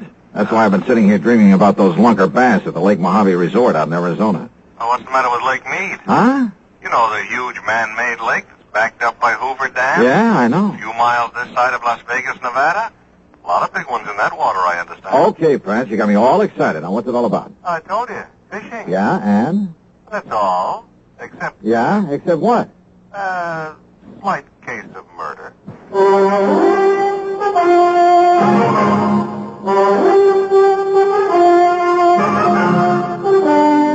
Bob Bailey in the exciting adventures of the man with the action-packed expense account. America's fabulous freelance insurance investigator. Yours truly, Johnny Dollar.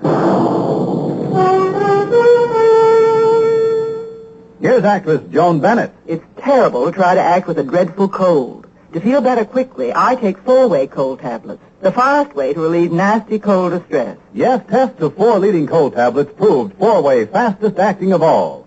Amazing 4-way starts in minutes to relieve aches, pains, headache, reduce fever, calm upset stomach, also overcomes irregularity. When you catch cold, try my way. Take 4-way cold tablets. The fast way to relieve cold distress. 4-way, 29 and 59 cents. Now, a word about another fine product of Grove Laboratories. Had dandruff for years? Now get rid of it in 3 minutes with Fitch Dandruff Remover Shampoo. 3 minutes with Fitch regularly is guaranteed to keep unsightly dandruff away forever. Apply Fitch before wetting hair, rub in 1 minute. Add water, lather 1 minute. Then rinse 1 minute. Every trace of dandruff goes down the drain. 3 minutes with Fitch, embarrassing dandruff's gone.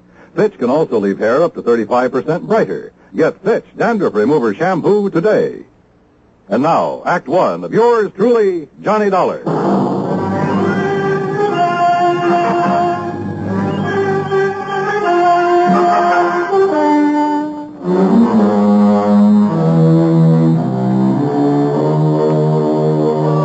Expense account submitted by Special Investigator Johnny Dollar to the Universal Adjustment Bureau, Home Office, Hartford, Connecticut. Following is an account of expenses incurred during my investigation of the Lake Mead mystery matter. All right, now, Johnny, your contact will be Mr. Roscoe Trimmer. He's head of the local office of Greater Southwest Insurance and Liability right there in Las Vegas. You said murder. Can you give me any details? No, you'll have to get everything from Trimmer. All I know is there's a $20,000 policy involved and double indemnity. So the sooner you get out there, the better. Okay, Pat, I'll grab the first plane I can. Expense account item 1, $2 even for a fast taxi to the airport. Item 2, $6.70 plane fare to New York. Item 3, $145.05, another plane ticket. And I barely made the 12 o'clock noon mainliner, which promptly took off and headed west to Las Vegas, Nevada.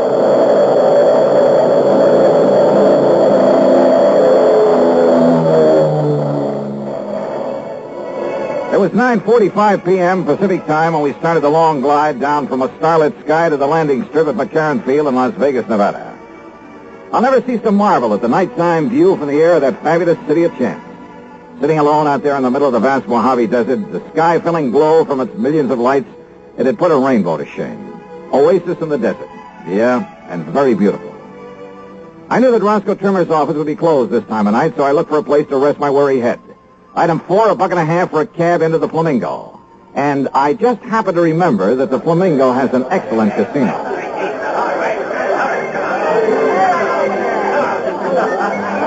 Now, I'm really not a gambling man in the usual sense of the word, but who can resist the lure of the dice and roulette tables, the blackjack, even the slot machines in a setting like this? Sure, the house always wins, and the sucker who forks out his hard-earned money doesn't stand a chance. But you know something? After a few hours of play, I came out so far ahead that I won't even bother to list my food and hotel room on this expense account. I really cleaned up. How much? Well, if I told you, you'd probably want me to absorb the whole thing, so I won't.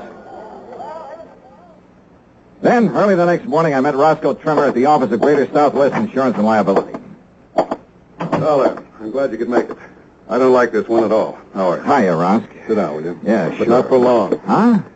I've arranged a drive-it-yourself car for you. And the sooner you can get over to Lake Mead, the better. Well, just where, Roscoe? That's a pretty big lake. Overton. A little town 50, 60 miles north and east of here.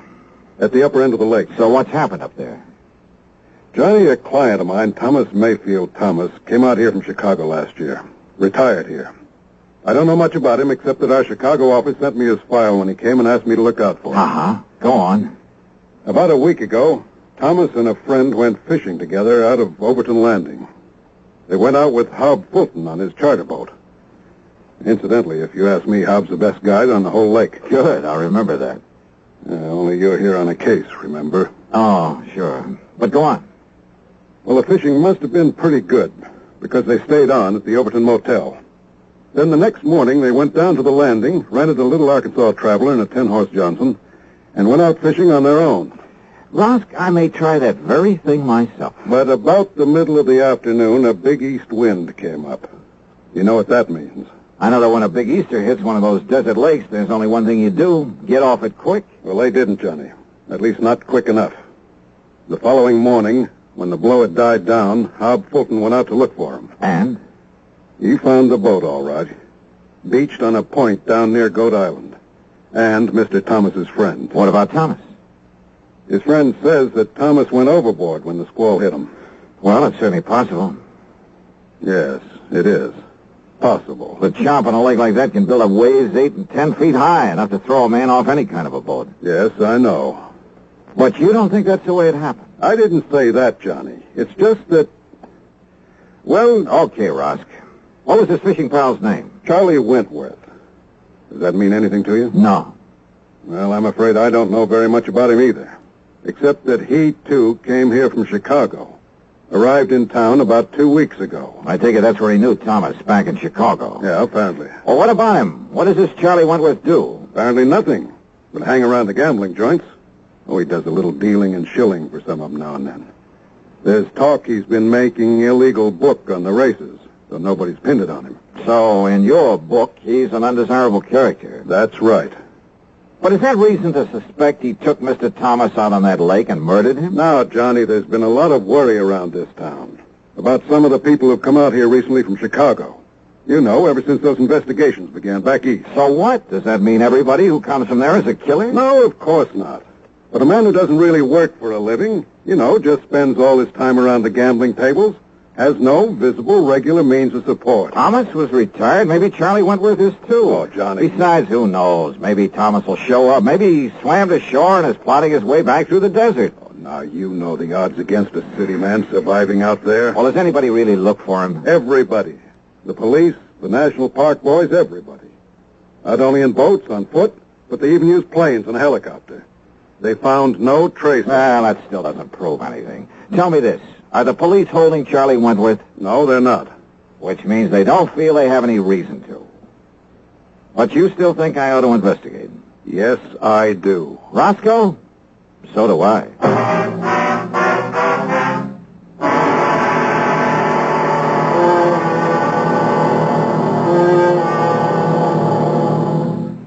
Act 2 of yours truly, Johnny Dollar, in a moment.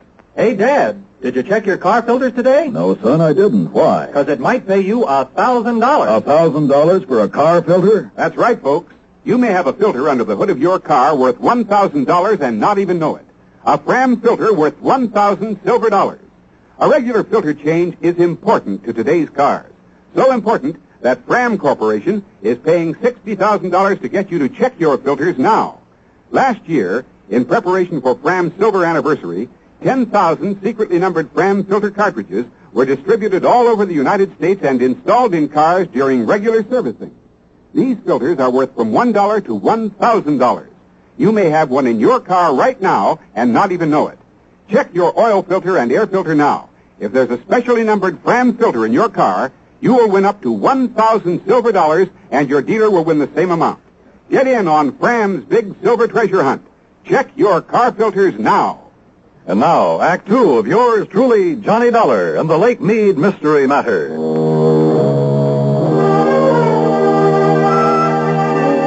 Neither the police nor anybody else in Las Vegas seem to think Thomas was murdered out on Lake Mead. But what Roscoe Trimmer told me made me suspicious, of Thomas's fishing pal, a man named Charlie Wentworth. Expense account item 5640. I telephoned to my old friend Ken Bugby, reporter on the Chicago Citizen News. Thomas? Yeah, that's right, Ken. What can you tell me about him? Well, not everybody knew it, Johnny, but he was a mouthpiece for the old Moretti mob. That was some years ago. Oh? When they started the big cleanup, well, either Thomas couldn't or just plain wouldn't get him off the hook. Let them all go to jail. Then he settled down, retired in his home out in Elmhurst. Well, he's certainly not there now, Ken. No, about a year ago, he suddenly sold his place, packed up, and moved out west somewhere. Why? Do you know? Change of climate, I guess. What about him, Johnny? Ever hear of Charlie Wentworth? You kidding. He was one of Moretti's trigger men. Casual Charlie, they called him. You, know where he is now? Oh, they sent him up to Joliet prison along with the rest of the mob. Those boys will be in the clink the rest of their natural... Oh, wait a minute. Yeah? Casual Charlie and Snooty Wilton were released. Yeah, and... Hey, that was just about the same time that Thomas moved away from here. If that means anything. Baby, I got a hunch it means everything. Oh? Like what, Johnny? Thanks a lot, Ken.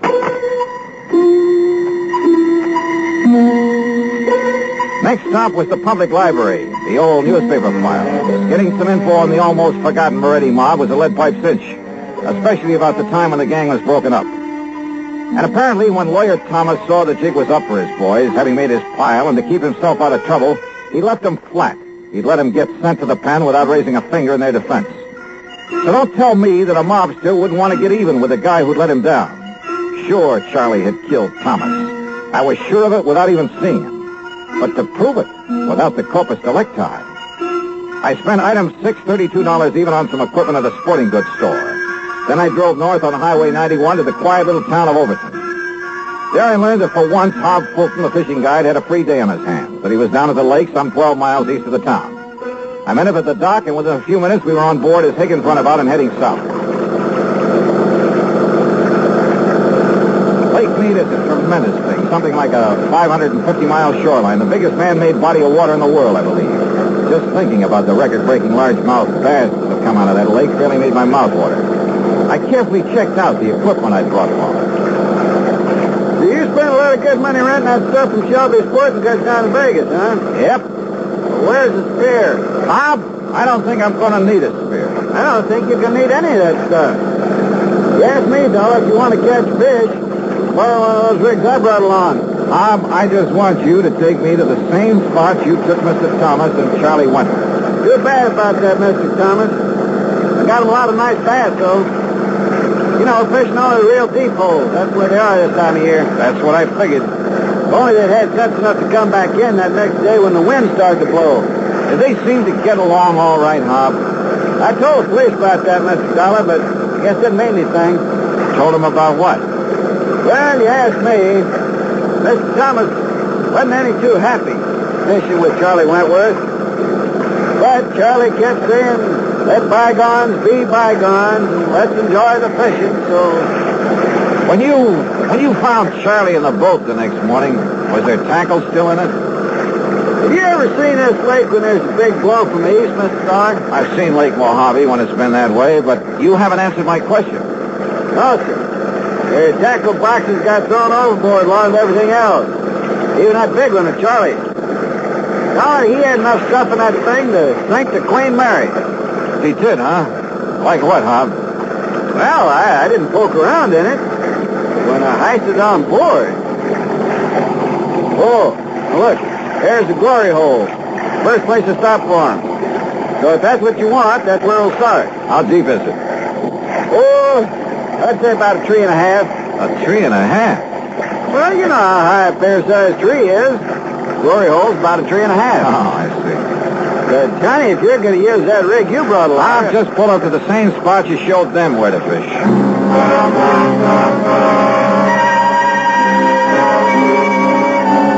By the end of 2 hours, I'd tried at least half a dozen of the holes where Hob had taken Thomas and Charlie. No luck. Then we went 4 or 5 miles further down the lake and pulled up just below Goat Island, just below the big rock slide.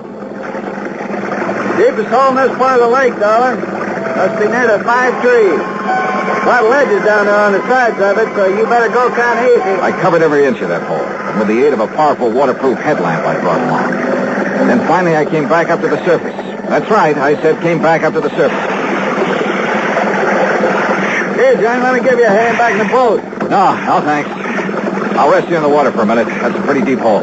Yeah, but how you ever expect to catch bass in that skin diving rig without even a spear? Hand me a long rope, Hob. I found it down there. Huh? Yeah, on a ledge about 50 feet down, lashed onto that heavy tackle box you were talking about.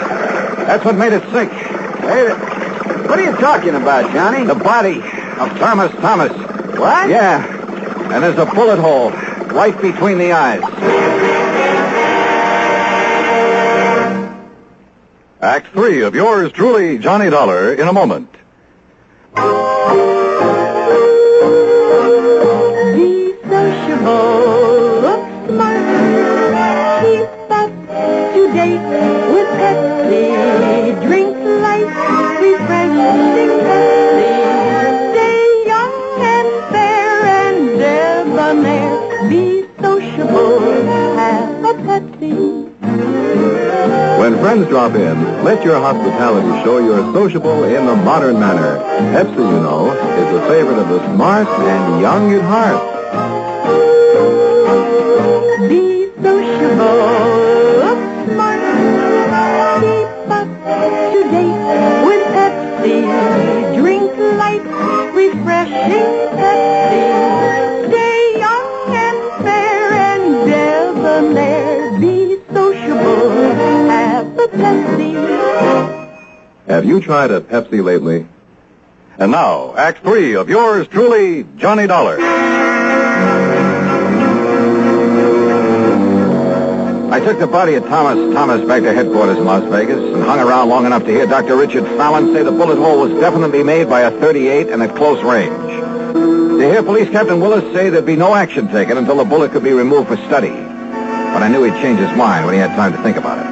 So I left headquarters and started making the rounds of the gambling casinos. Luck was with me. At the second place I stopped, one of the public joints on Fremont Street. A winner of everyone. That's 34, red and even. Well, have you seen him around here today? Yeah, that's Charlie Wentworth. They just come in the door, mister. Thanks. All right, ladies and gentlemen. Excuse me, please. Get back for the Pardon me, will you? May I get through here, please? Thank you. Excuse me. Charlie Wentworth?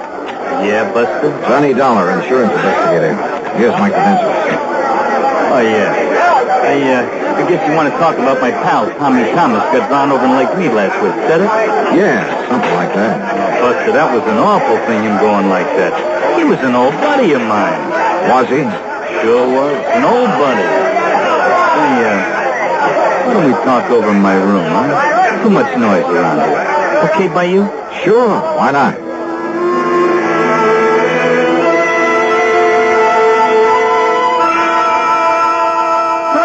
Are you kidding? I'm not kidding. No, listen, Dollar, I haven't packed a rod since the old days of the Moretti mob back in Chi. I'll bet. That's a fact. It's the truth. You think I want to get in trouble again? Well, you're wrong, see? Maybe. Look, I did my stretch, and it learned me a lesson. I'm all through with that kind of stuff. I'm all through with it. Oh, sure. It's a fact. It's the truth. I'm strictly legit now. You understand? What about making book around town without a license? Who said that? Well? You can't prove it. You or nobody else. And what's that got to do with Tommy Thomas and the poor guy getting drowned? Tell me that, huh? What is this Dollar anyhow? You really hated his guts, didn't you? Well, sure, wouldn't you if...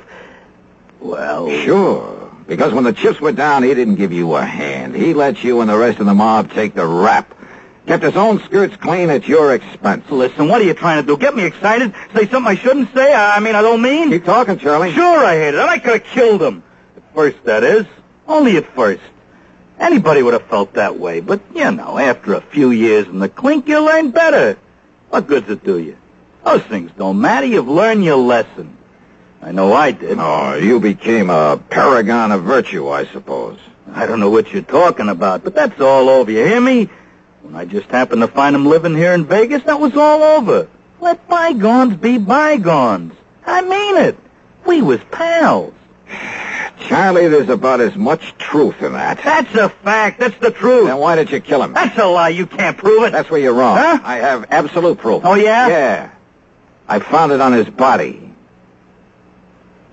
His body? I fished it out of Lake Mead this morning. Now, listen. You had Hob Fulton show you all the deepest holes when you went out fishing with him. Then the next day you took Thomas out there alone. You killed him, tied that weighted tackle box to his body, and let him sink down in the deepest hole of all, down below the rock slide. That windstorm? Yeah. Gave you the greatest excuse in the world for coming back alone, didn't it? You couldn't have had it better if you'd planned that storm yourself. But it didn't excuse the bullet hole in Tommy Thomas's head from your gun. From my gun? Yeah. No longer packing a rod, huh? Dollar, maybe I sort of, kind of, well, Maybe I forgot about this one.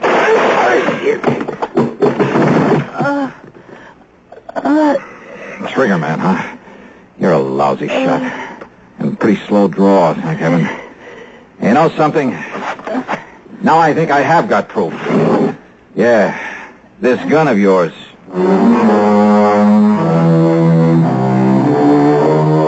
Down at headquarters, the ballistics team took less than an hour. Yep. The bullet they'd found in Thomas's body came from the same gun Charlie had tried to kill me with. So it's back to prison for him for a long, long time. Oh, and the company will not have to pay double indemnity for accidental death.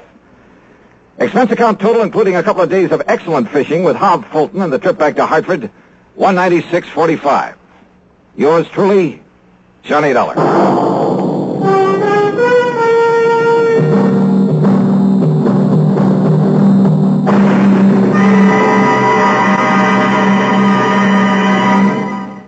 Our star will return in just a moment. I'm used to medium-priced cars, but most of them raise prices way up for $59. Now what do I do? Come test our best, the Ambassador V8 by Rambler, the luxury car that did not raise prices. I've always bought medium-priced cars, but now they're just too long to handle, too hard to park, too big for my garage. Come test our best, the luxurious Ambassador. So compact, it outturns, outhandles, and out-economizes other medium-priced cars. Just what is the Ambassador? It's the compact luxury car, finest product of American Motors. Ambassador has generous shoulder room, hat room, and leg room, and no awkward hump in the middle of the floor. Ambassador offers personalized luxury, individual front seats that adjust to each person's exact leg room, adjustable headrests, 270 V8 horsepower, best power-to-weight ratio in the medium-priced field, air coil ride. It's the finest car ever priced so close to the lowest. Come test our best, the luxurious Ambassador V8 at Rambler dealers. Now, here is our star to tell you about next week's story. Next week, a little boy in a small New England town leads me to tangle with a killer. Join us, won't you? Yours truly, Johnny Dollar.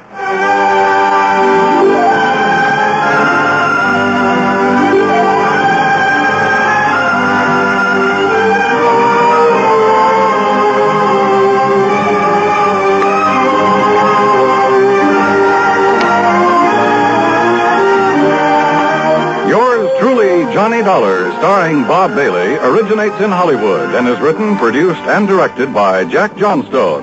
Heard in our cast were Larry Dobkin, Bartlett Robinson, Frank Nelson, Harry Bartell, and Gil Stratton, Jr. Be sure to join us next week, same time and station. Same time and station. Same time and station. Same time and... From Hollywood, it's time now for... Johnny Dollar. Hi, Mr. Dollar. Hi, yourself. Who's that? You know, Jimmy. Jimmy? Sure, up here in East North Weldon.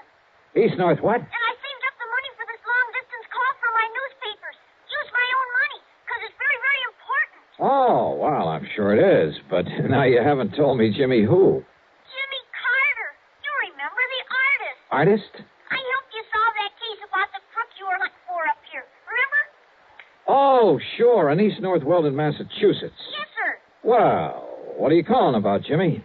I can help you solve another case, Mr. Dollar. Can you? What kind? Well, it's murder, Mr. Dollar. What? Yes, sir. Murder.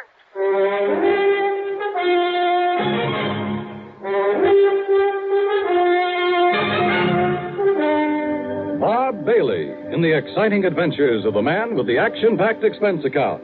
America's fabulous freelance insurance investigator. Yours truly, Johnny Dollar.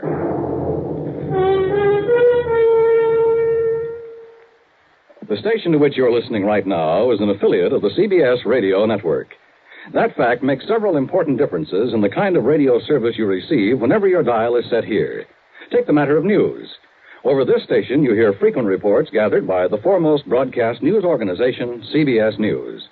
Reports supplemented by the perspective commentary of such distinguished newsmen as Edward R. Murrow, Lowell Thomas, and Eric Severide. In addition, of course, this station provides you with late local news so that you may keep up with what's happening in your community. You hear top dramatic programs, comedy, variety, and music to fit your every mood. In addition, This station provides you with further listening entertainment, courtesy of your favorite local broadcast personalities, plus the cream of today's crop of top songs. Well-balanced, highly listenable broadcast fare can come to you only through teamwork, the kind of teamwork made possible by the combined resources of CBS Radio and this station. And now, Act One of yours truly, Johnny Dollar.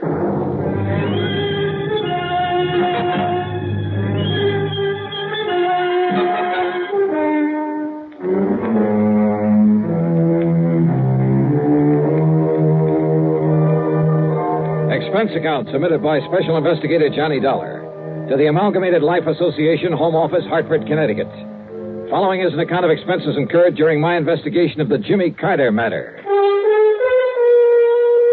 It was only last fall that I'd gone to the sleepy little town of East North Weldon up in Massachusetts to run down a heavily bearded man who'd stolen some money a while back from a furniture plant. It was little Jimmy Carter who'd really solved the case for me by drawing some hair and a beard on a poster. A poster of the bald-headed, clean-shaven mayor had shown him up as he looked before as the criminal. Sure, I remember Jimmy Carter. Well, yes, sir. That's why I'm spending my own money to make this long-distance telephone call from the telephone booth there in the drugstore. Because if you come right up here right away, I can help you solve a murder. Whose, Jimmy? But if that murderer ever finds out that I know who he is, well, that's why I think you better come up here right away. Yeah, well, Jimmy... See, everybody around here, and even his own insurance company, too, they all thought he just had an accident. His name was Mr. Andrew Parkinson. Parkinson, I see. I'm talking kind of fast because I used up all my money in this telephone, but Mr. Dollar, I saw this other man throw him off that bridge. Did he know you saw him? Oh, I don't see how he could help it, but he didn't do anything about it, so, well, maybe he didn't see me after all. All right, what's the name of this other man, the killer? Well, his name is... I'm sorry, sir, but your 3 minutes are up. What? Oh, gee, this is all the money I have. I'm sorry. Operator. Okay, I'll hang up then. The name, Jimmy. Goodbye, Mr. Dollar. Will you hurry up and come? The name of the killer. Goodbye, sir. No, reverse the charges. Jimmy. Operator. Operator.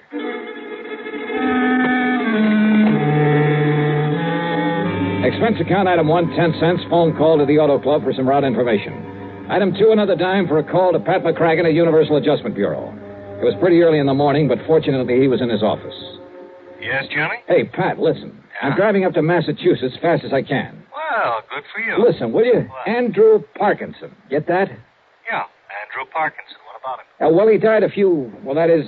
He what? He died, and, well, it was supposed to be an accident, but well, anyhow, he's dead. Johnny, easy. What's this all about? I want to know who his insurance company is. You're a clearinghouse for that sort of information. That's right. Well, will you see if they have a representative or an office up in East North Weldon, Mass? East North Weldon? That's right. It's just east of North Weldon. Oh, no. You know, up north of Fitchburg. Oh, that place I have heard of. Well, somebody in that company called it accidental. But listen, I have reason to think it wasn't. What? So if I can contact whoever it is up there, and listen, Pat, there may be a kid's life at stake. Johnny, this is about as confusing as anything. Yeah, I know. I'm sorry. Just get me the name of the company that insured the life of Andrew Parkinson. Well, whatever you say. Good. But it may take a couple of hours. Okay, just get it for me. I'll call you when I get up there.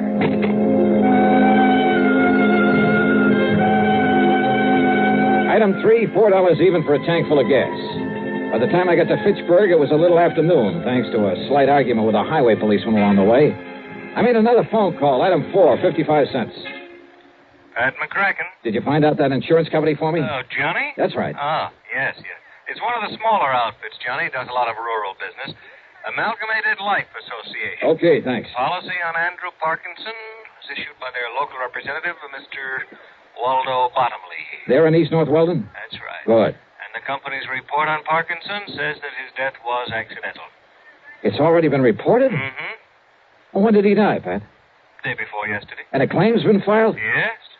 $10,000 with a double indemnity clause. Wait a minute. Who's the beneficiary? Lucius R. Weatherby. Same town. Okay, thanks a lot. No, wait a minute, Johnny. Tell me what all... Wait, nothing. I tell you, a kid's life may be in danger. What does a kid have to do? Sorry, Pat, I gotta hit the road.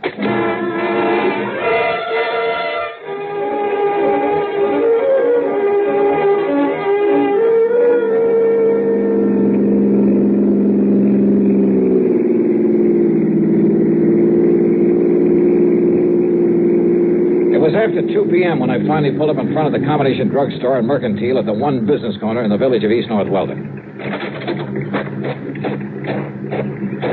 One of the local citizenry, looking slightly under the weather, sat on the rickety porch of the store, hacking away at a stick of wood with an old pocket knife. Howdy. Hiya. You happen to have a little drink about you, sir? No, but listen, where's the little boy who usually sells newspapers around here? Eh? His name is Jimmy Carter. Yeah, that's right, sir. Jimmy Carter. Well, have you seen him? Do you know where he is? Seen him this morning. But he's not around here now. Nope. Do you know where I can find him? Nope. Do you know where he lives, where his home is? Yeah. Well, where? Up the street. Oh, sure. What street? Spruce. North Spruce. And the number? 18. Okay, thanks. Listen, my name is Johnny Dollar. If you see him, please tell him I'm looking for him. Johnny Dollar, eh? Yeah. You, got the price of a drink on you? Some other time. Just be sure and tell him. Yeah.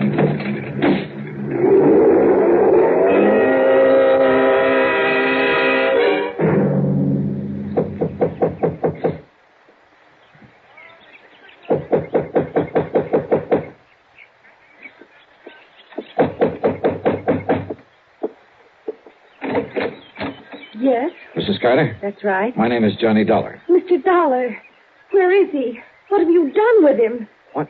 Jimmy, my son Jimmy. He said he had to talk to Oh, you. well, he did. That is, he called me on the He's been phone. just sitting around the house like he was sick or something all day yesterday. And he tossed and turned all night in his sleep. Mrs. Then Carter. this morning he jumped up from his breakfast, only he wasn't eating any of it. And he said he had to see you. He had to talk to you. He said he'd be right back. All right, now but listen. that was early this morning. So when he didn't come back, I went to the school, but he wasn't there.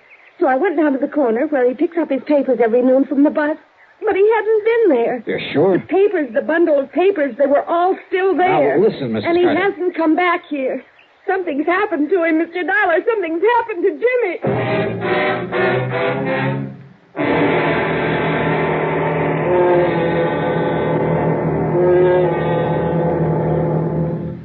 Act two of yours truly, Johnny Dollar, in a moment. Coming up to 10 gallons, Mr. Johns. There. To check your oil filter and air filter might pay you $1,000. How's that? Well, haven't you heard about Fram's big silver treasure hunt? Oh, yes. Heard something about it over my car radio this morning. What's it all about? Well, a regular filter check is so important that Fram Corporation is paying $60,000 to get car owners to check their filters now. $60,000 in cash? Yeah, this is Fram's silver anniversary. Last year, 10,000 secretly numbered Fram filters were distributed all over the United States and installed in cars during regular servicing. You may have one in your car and not even know it. A Fram filter cartridge worth 1,000 silver dollars. And if you do, I get $1,000 too. Well, what are we waiting for? Let's check those filters now. Hurry, folks. You could win up to $1,000 in cash. Join the big Fram treasure hunt. Check your car filters now. And now, Act two of yours truly, Johnny Dollar and the Jimmy Carter Matter.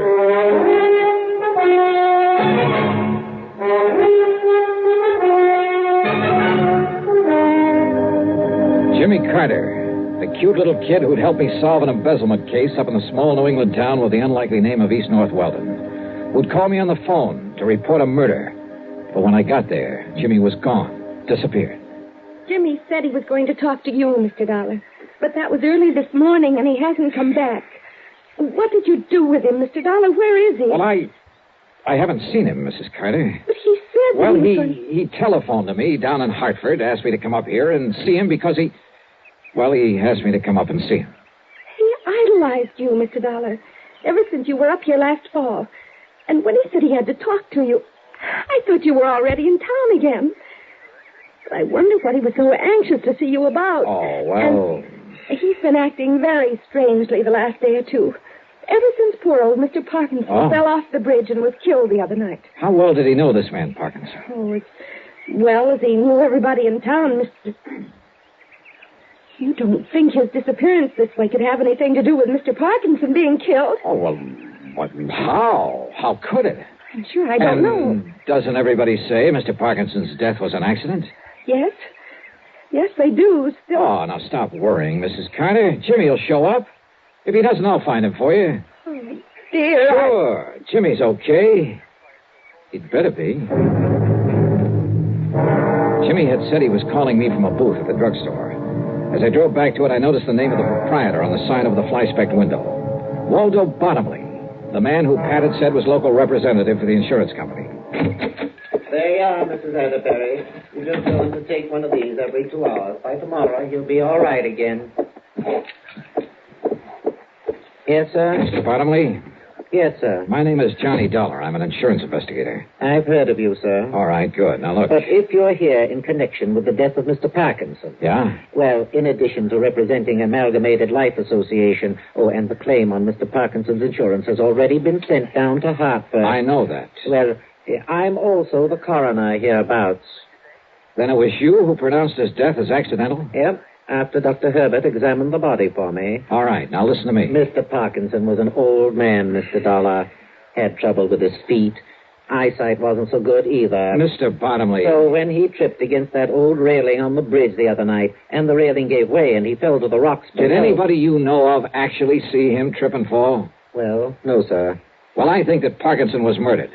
And if I can find little Jimmy Carter... Jimmy? Have you seen him today? Do you know where he is? But now that you mention him, Mr. Dollar... He should be back from school by now and selling his papers. I asked you, have you seen him at all today? Early this morning he was in. Yeah? I changed a lot of pennies for him into nickels and dimes and quarters. All right, and then? And then he left. Hey, haven't you got a... Isn't there a phone booth here in the store? Booth is out the door, Mr. Dollar, around the side of the building. Then you wouldn't have seen him if Jimmy went out there to make a phone call. Only one might have seen him is old Lucius Weatherby. Lucius Weatherby? The town drunk. Wait a minute. You talking about that old character sitting out front? Oh, I've asked him not to sit there in his condition, but now that he's... Well, you see, Lucius is the beneficiary... Yeah, wait a minute. Lucius Weatherby is the beneficiary of Parkinson's insurance. Yep, as I was about to say. No wonder he wouldn't tell me anything about Jimmy. What's that, sir? So he killed Parkinson to collect the insurance. Jimmy saw him. What was that? Bottomley, I have a few questions I'd like to ask that Lucius Weatherby. Now, wait, sir. Yeah? If you expect old Lucius to remember anything... You bet I do. Plenty. Then you'd best take along this bottle of medicinal brandy. What? Yes, sir. That'll be $3.75. Well, break it over his head. Yeah, but you don't understand. No? He can't remember a thing unless you had a little... Mr. Dollar! All right, Weatherby. Honey, you changed your mind about buying me a little... Oh. Where's Jimmy Carter? What did you do with him? If you don't mind letting go of my collar, sir. Come on, start talking. Jimmy? That's right. Where is he? Well, sir, I seen him this morning. You told me that before. Now, what did you do with him? Well, nothing, sir. I swear. He came out of the store this morning, went into that phone booth. Yeah, he did do that. Yeah, and then what? What did you do? Now, sir, if I had a little drink, I could remember better. Come on, you old son, answer me. Well, he went off in that car. Car? What car? Well, he didn't want to, but... Who made him go off in a car? Well, if I could just remember, it was a man. Come on, who? Somebody I know. Yeah? I'm sure I could remember if I had a little drink. Now, you listen to me, you lying... He's telling you the truth, Mr. Dollar. Oh, sure he is. Yes, sir. But if you give him a bit of this medicinal brandy to refresh his memory, truly... Okay, let me have it. That'll be $3.75, if you please. Okay, here. I'll get you the change. Don't bother. Because if this doesn't bring the truth out of him, so help me out. Act 3 of yours truly, Johnny Dollar, in a moment. Be sociable, look smart, keep up to date with Pepsi. Drink light, refreshing Pepsi. Stay young and fair and debonair. Be sociable, have a Pepsi. When friends drop in, let your hospitality show you're sociable in the modern manner. Pepsi, you know, is the favorite of the smart and young at heart. Be sociable, look smart, keep up to date with Pepsi. Drink light, refreshing Pepsi. Stay young and fair and debonair. Be sociable, have a Pepsi. Have you tried a Pepsi lately? And now, Act 3 of yours truly, Johnny Dollar. The town drunk, who could only remember things with a drink under his belt. If you ask me, that's a lot of hooey. Nonetheless, item 5, $3.75 for the bottle of what the local druggists call medicinal brandy. Old Lucius Weatherby started lapping it up. Mighty fine, sir. Mighty fine. All right. Now, listen. You listen to me. I'd better let him have a little more, Mr. Dollar, if he's to remember properly. Yeah, a little more. Oh, and here's your change from the Lucius, $5. you say that when Jimmy walked out of the phone booth, he drove away with somebody. Yeah. Against his will. Yeah. Your change, Mr. Dollar. Forced little Jimmy right in his car. Who forced him? Well, now, let me see. His name was, Yeah? you know him, Bottomley. Think, Lucius. Think hard. Come on. Yeah. Now, listen, you old son. I want to... Harvey. Huh? It was Harvey. Harvey who? Bottomley, you know everybody. Harvey Willman? Harvey, Willman, yeah. Who is he? Well, he's not one of our more respected people, Mr. Dollar. Respected, Yeah? sir. And come to think of it, I believe he was a distant relative of Mr. Parkinson. What does he do? Where does he live? He does nothing, really. He was always trying to beg money from Mr. Parkinson. Never got it, though. Anybody else? I asked you, where can I find him? Where does he live? Winterwind. That's right. On the old farm out on Winter Avenue. You can tell it by all the new machinery out front. Okay, I'll see you later. Oh, your change, Mr. Dollar.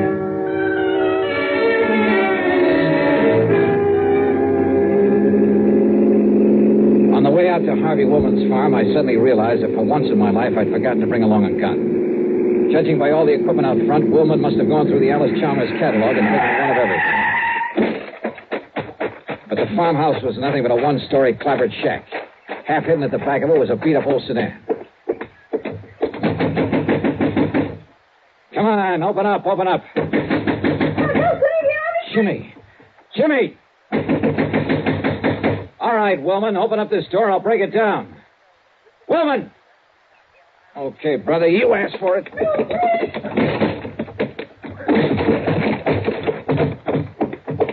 Hey, Jimmy. Jimmy, are you okay? Where's Harvey? Behind you. Back at the door. Don't move, Dollar. I was afraid the kid got that phone call through to you. Too bad for you, he did. All right, look, Willman. No, don't, Mr. Dollar. He'll shoot you. I know he will. He was going to kill me. He's still in. The kid's right, Dollar. Up against the wall. Face the wall. Put your hands up high against it. Go ahead. I'm not carrying a gun, woman, if that's what you're worried about. Now, that's something I'm going to find out for myself. Yeah? Yeah. That could be a mistake. I got the gun! Ah. Jiu-jitsu, huh? Not this one. Oh, well.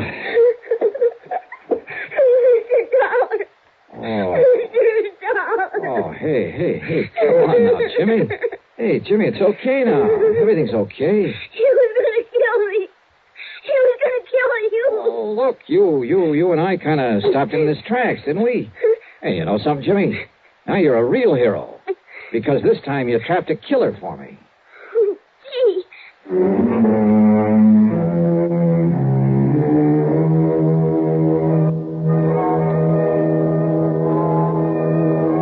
Item 6, $48.50 for a new sports jacket without holes in it. Yeah, Harvey Woolman had managed to get off that one shot. Item 7, $61 even, a brand new bike for Jimmy. Why? Because he saved the company from having to pay double indemnity. Expense account total, including mileage on my car, $117. Unless you'd like to tack on a little extra fee. Yours truly, Johnny Dollar.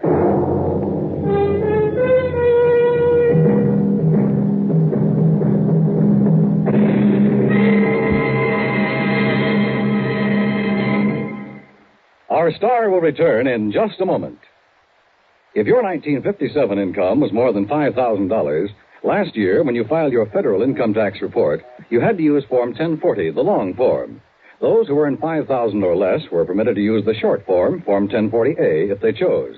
This year, the Internal Revenue Service is offering taxpayers a new Form 1040A, a simplified form with only 15 lines to fill out. The most important difference about this new form is that those whose 1958 incomes were $10,000 or less, and if you take only standard deductions, you're now permitted to file your return on the new short form 1040A. If you earned over $10,000 during 1958 or intend to itemize your deductions or other income variations, the long form 1040 must be used. The Revenue Service again reminds you to be sure to attach all W-2 withholding tax certificates pertaining to your earnings to the form you intend to file. Send your return to the District Director of Internal Revenue at the appropriate district office. Now, here's our star to tell you about next week's story. Next week, San Francisco, a wonderful town. Yeah, for a murder. Join us, won't you? Yours truly, Johnny Dollar.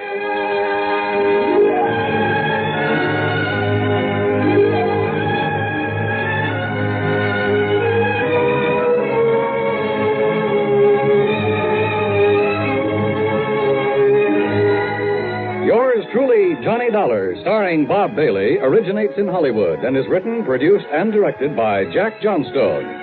Heard in our cast were Virginia Gregg, Dick Beals, Larry Dobkin, Forrest Lewis, Edgar Barrier, and Jack Crucian.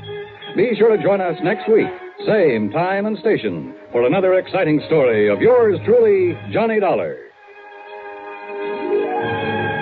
This is Dan Coverly speaking. A father goes to extremes to protect a demented son as suspense follows next on the CBS Radio Network. WRW, Albany, New York. Radio Network. WRW, Albany, New York. Radio Network. WRW, Albany, New York. Radio Network. WRW, Albany, New York. Radio Network. WRW, Albany, New York. Radio Network. WRW, Albany, New York. Radio Network. WRW, Albany, New York. Radio Network. WRW, Albany, New York. Radio Network.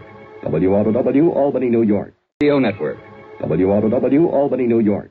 Radio Network. WRW, Albany, New York. Radio Network. WRW, Albany, New York. Radio Network. WRW, Albany, New York. $20. Yeah? What? Who's that? Smokey. Smokey? Smokey Sullivan? Yeah. Holy... Do you always call people at 5:30 in the morning? Oh, hiya, Smokey. How are things down in New York? I'm living out here in Frisco now. Oh? You know about the big fire out here? Now, Smokey, don't tell me you've been up to your old tricks. You know I wouldn't do nothing like that, Johnny, after the good way you've been treating me. Well, I hope not. But what about this fire? Big warehouse. They're in San Francisco. The Barnwell warehouse. It's still burning, Johnny. Arson? Yeah. I know who did it. There must be insurance in a big warehouse. Yeah. So as soon as I can check it out, I'll... Look, where'll I find you? Where'll you stay, Johnny? Let's see. At the Huntington Hotel up on Nob Hill. Me? In a nice place like that? Oh, unless I know where to call you. It's okay, Johnny. I'll call you. And you're sure it's arson? I'm sure. Then I'll see you.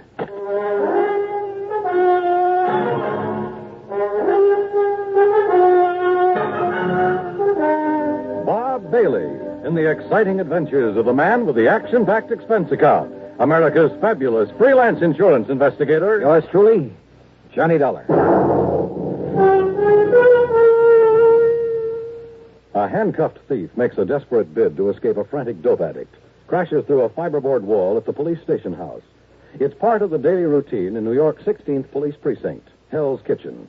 In the new issue of Look magazine, you'll follow tough, dedicated cops as they track down the man who pulled the trigger, run down a burglar, subdue a drug addict. And you'll learn in Look the kind of guy it takes to make a detective, what he thinks about his job, what he thinks about the kinds of people he has to deal with. It's all here in Look's exciting picture story, Detectives at Work, an uphill fight in a tough city where the crime rate has risen almost 10% in the last year, where 40% of the nation's drug addicts fight, steal, or beg for a fix, where an entire neighborhood suddenly becomes silent when the police department tries to track the man behind the gun. You'll see it all in Look magazine's dramatic picture story, Detectives at Work. It's in the latest issue of Look, and it's on your newsstands now. Get your copy of Look today.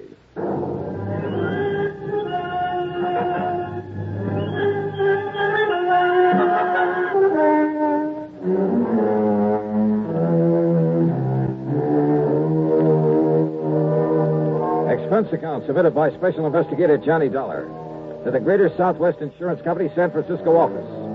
Following is an account of expenses incurred during my investigation of the Frisco fire matter. First of all, I had to make sure my expenses to the West Coast wouldn't have to come out of my own pocket. So expense account item 1, 10 cents for a call that got Pat McCracken of Universal Adjustment Bureau out of his bed. I asked him to dig up some facts and figures for me in a hurry. Within 20 minutes, he called me back. Johnny Dollar. Well, Johnny, I've been on the phone to San Francisco ever since you called me. You were right. About the big fire. Yeah. How did you find out about it? Well, never mind that, Pat. Just keep talking. Well, it's a warehouse. It's owned and operated by Mr. Peter H. Barnwell. And he has an office at 1427 Camac Street. 1427 Camac. Got it. And the insurance? $340,000. Wow. Carried by Greater Southwest Insurance Company. Pat, if I hurry, I can just make plane connections. No, wait a minute, Thanks, Johnny. Pat. Thanks a lot. Item 2, 20188 plane fare, Hartford to New York to San Francisco. And believe me, those jet flights on American get you there in a hurry. I left New York at 8 a.m. and pulled into San Francisco before noon. Pacific time, of course. Item 3, a dime for a newspaper at the airport. Apparently, the fire had burned itself out. Item 4, 675, taxi to Peter H. Barnwell's office on Camac Street. The reception room was jammed. No, there's no point in sending anybody over here because he won't see them. Now. Listen, chick, I'll get you tickets for any show in town if you just... No! I tell you, he won't see any of you. Not even me? No. Now, why don't you reporters just go back to your papers and wait until Mr. Barnwell's ready to talk to you? My card, miss. It's no use, mister. Will you read it, please? But he doesn't want to see any reporters, right? Oh. Yeah. Just a minute, Mr. Dollar. Now, how do you rate that, buddy? What paper are you from? The Bigville Bugle. Huh? Yeah, that's out near Bum Spung, Oklahoma. Oh, now look, wise guy, look. Mr. Dollar. Mr. Dollar. Dollar? Will you come in, please, Mr. Dollar? Sure. Thanks. Now, wait a minute. You Johnny Dollar, the insurance stick? Right in here, sir. Thanks. Hey, wait a minute. Sit down, Mr. Dollar. Make yourself at home. Well, I must say you weren't at all upset about the loss of your warehouse. Should I be? Sit down. Sure. Mr. Dollar, that building's been a losing proposition for years. Because of its bad location, because of zoning restrictions, and the cost of tearing it down. I've done nothing but lose money on it. Oh? But I've been very careful to keep up the insurance. So, now that it's gone up in flames, I shall at long last collect on it. $340,000. That's right. And with whatever I can get from some other misguided investor for the land itself, I'll be sitting pretty. I see. Now, don't get any funny ideas, Mr. Investigator. The police have found nothing whatsoever to suggest arson. Nor will they. You sound pretty sure of that. I'm sure of it. Even if it were a job that you didn't have done? I'm sure of it. You know something, Mr. Barnwell? I'm not. So if you can be of any help in putting through my Did you hear what I said? I heard, Mr. Dollar. Doesn't worry me a bit.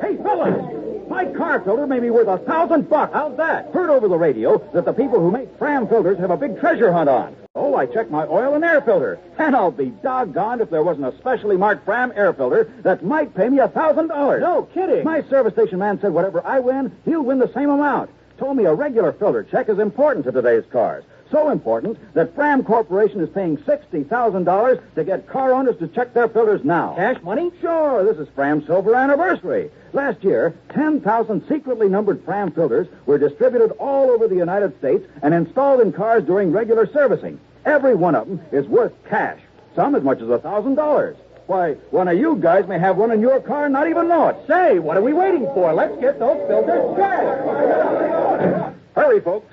Get in on the big Fram treasure hunt. You could win up to $1,000 in cash. Check your car filters now. And now, Act Two of yours truly, Johnny Dollar and the Frisco Fire Matter.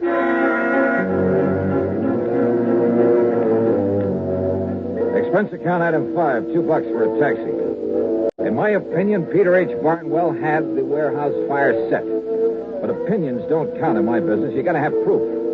And I hadn't yet got together with my informant, Smokey Sullivan. Smokey, once a clever arsonist himself. Later a counterfeiter, bootlegger, just about everything in the book. But from the time he helped me with a case a couple of years ago, he'd stayed on the straight and narrow. And, of course, I've always paid him well for his help. Before going on to my hotel, I stopped in to see Bill Mullen at the arson squad. Yeah, the papers say you're in town, Johnny. Glad to see you. Yeah, how are you, Bill? But there's no reason for you to be here about that fire. Well, that's so?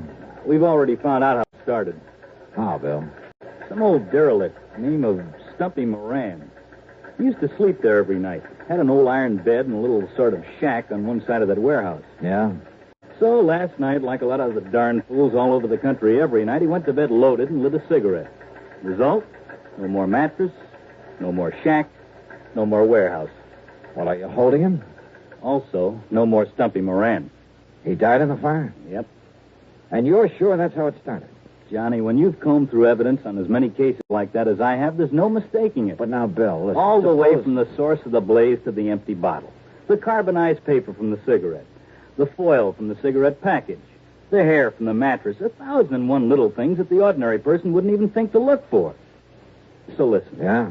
Be a nice guy and call off the papers, will you? Why? Because they saw you over in Barnwell's office, they've decided it was arson, and they're calling us a bunch of bums. The only reason they do it is to make headlines. So call them up and tell them to lay off, will you? Set them straight. Not until I'm sure they aren't right, Bill. Huh? Now, wait a minute. What's that mean? I'll see you later.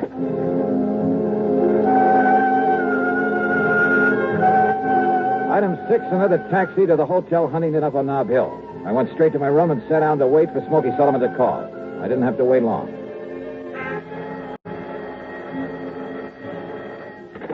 Smokey? Yeah, Well, I hear they found out how that fire started. Stumpy. That's right, Stumpy Moran. He was a friend of mine. Not much brains, Johnny, but a nice old guy. But Johnny, Yeah? he didn't do it.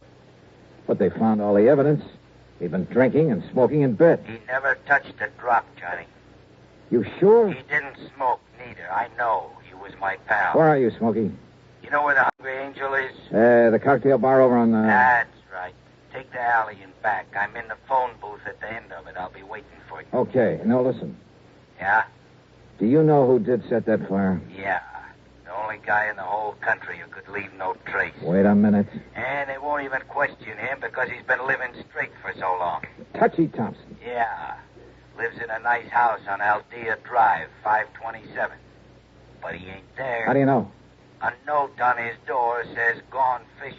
You're absolutely sure it was he? I'm the only one knew where to look for his sign around that fire, and I found it there. I'll show it to you. Proof, huh? Yes, sir, Johnny. I can prove that warehouse was set by... Oh, no. Smokey. Smokey!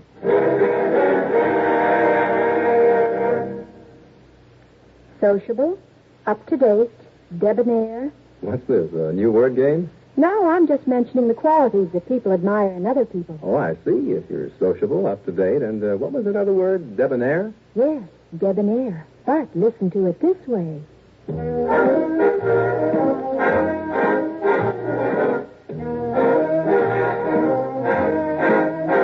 Be sociable, look smart, keep up to date with Pepsi, drink light, refreshing Pepsi, stay young and fair and debonair, be sociable, have a Pepsi. Notice how many of your friends are serving Pepsi-Cola these days. It's the up-to-date refreshment. Be sociable, serve Pepsi.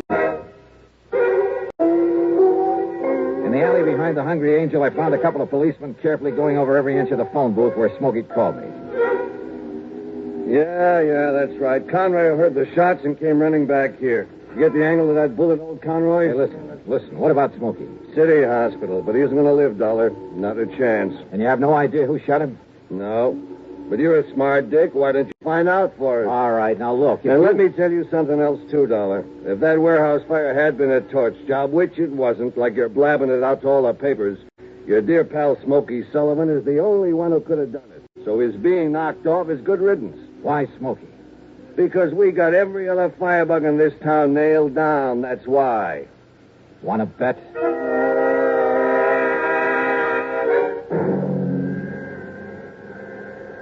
Mr. Dollar, I honestly don't understand it, considering the way one of those bullets nicked his heart.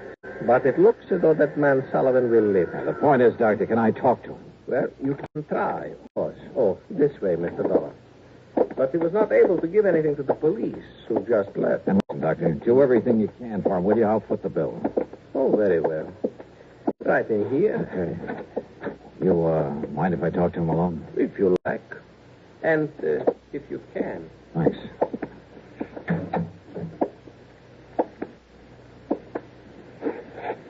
Smokey. Smokey? Hi, Johnny. Oh, hi. Yeah, the doc says you're going to be okay. Yeah. Can't get rid of me. Attaboy, Smokey. I didn't talk to the cops. Just looked at him like I was dead. Good for you. Hey, Smokey, did you see who put the slugs into you? No, Johnny. But it must have been Touchy. Touchy Thompson. Same as he set that fire. Yeah. All right, now listen. You're in no shape to go over there and show me. But if the arson squad found no trace, and believe me, they know everything to look for. Chemicals. What? Touchy had chemicals. Special chemicals. Never left a trace. Everything leaves a trace of some kind. No. He had to use a gas mask. That's what must have knocked out Stumpy Moran. Then Touchy could plant the liquor, the cigarettes. Then I guess the only thing I can do is try to find Touchy Thompson. Johnny. Yeah? If you do, Johnny, be careful. Yeah. Yeah. Act 4 of yours truly, Johnny Dollar, in a moment. Rambler station wagons lead all but 2 other makes in sales. Repeat, Rambler station wagons now lead all but 2 other makes. Car registration figures prove it. Never before has any station wagon scored such a sweeping success in so short a time. Why the nationwide swing to Rambler? Well, listen to this. If you want America's lowest price station wagon, Rambler has it. If you want big 6-passenger room, plus America's easiest parking, Rambler has that. Most miles per gallon? Rambler has that, too. Trade-in value? Rambler has the highest of any low-priced car. Yes, Rambler is America's top economy station wagon, but Rambler is also the compact quality car, the only car to offer personalized comfort, including front seats that glide back and forward separately, adjustable headrests, reclining seat backs, finest air conditioning at lowest cost, deep dip rust proofing. Yes, all America is discovering that Rambler station wagons are different, and Americans love that difference. So will you. Drive a Rambler station wagon now, 6 or V8 at Rambler dealers.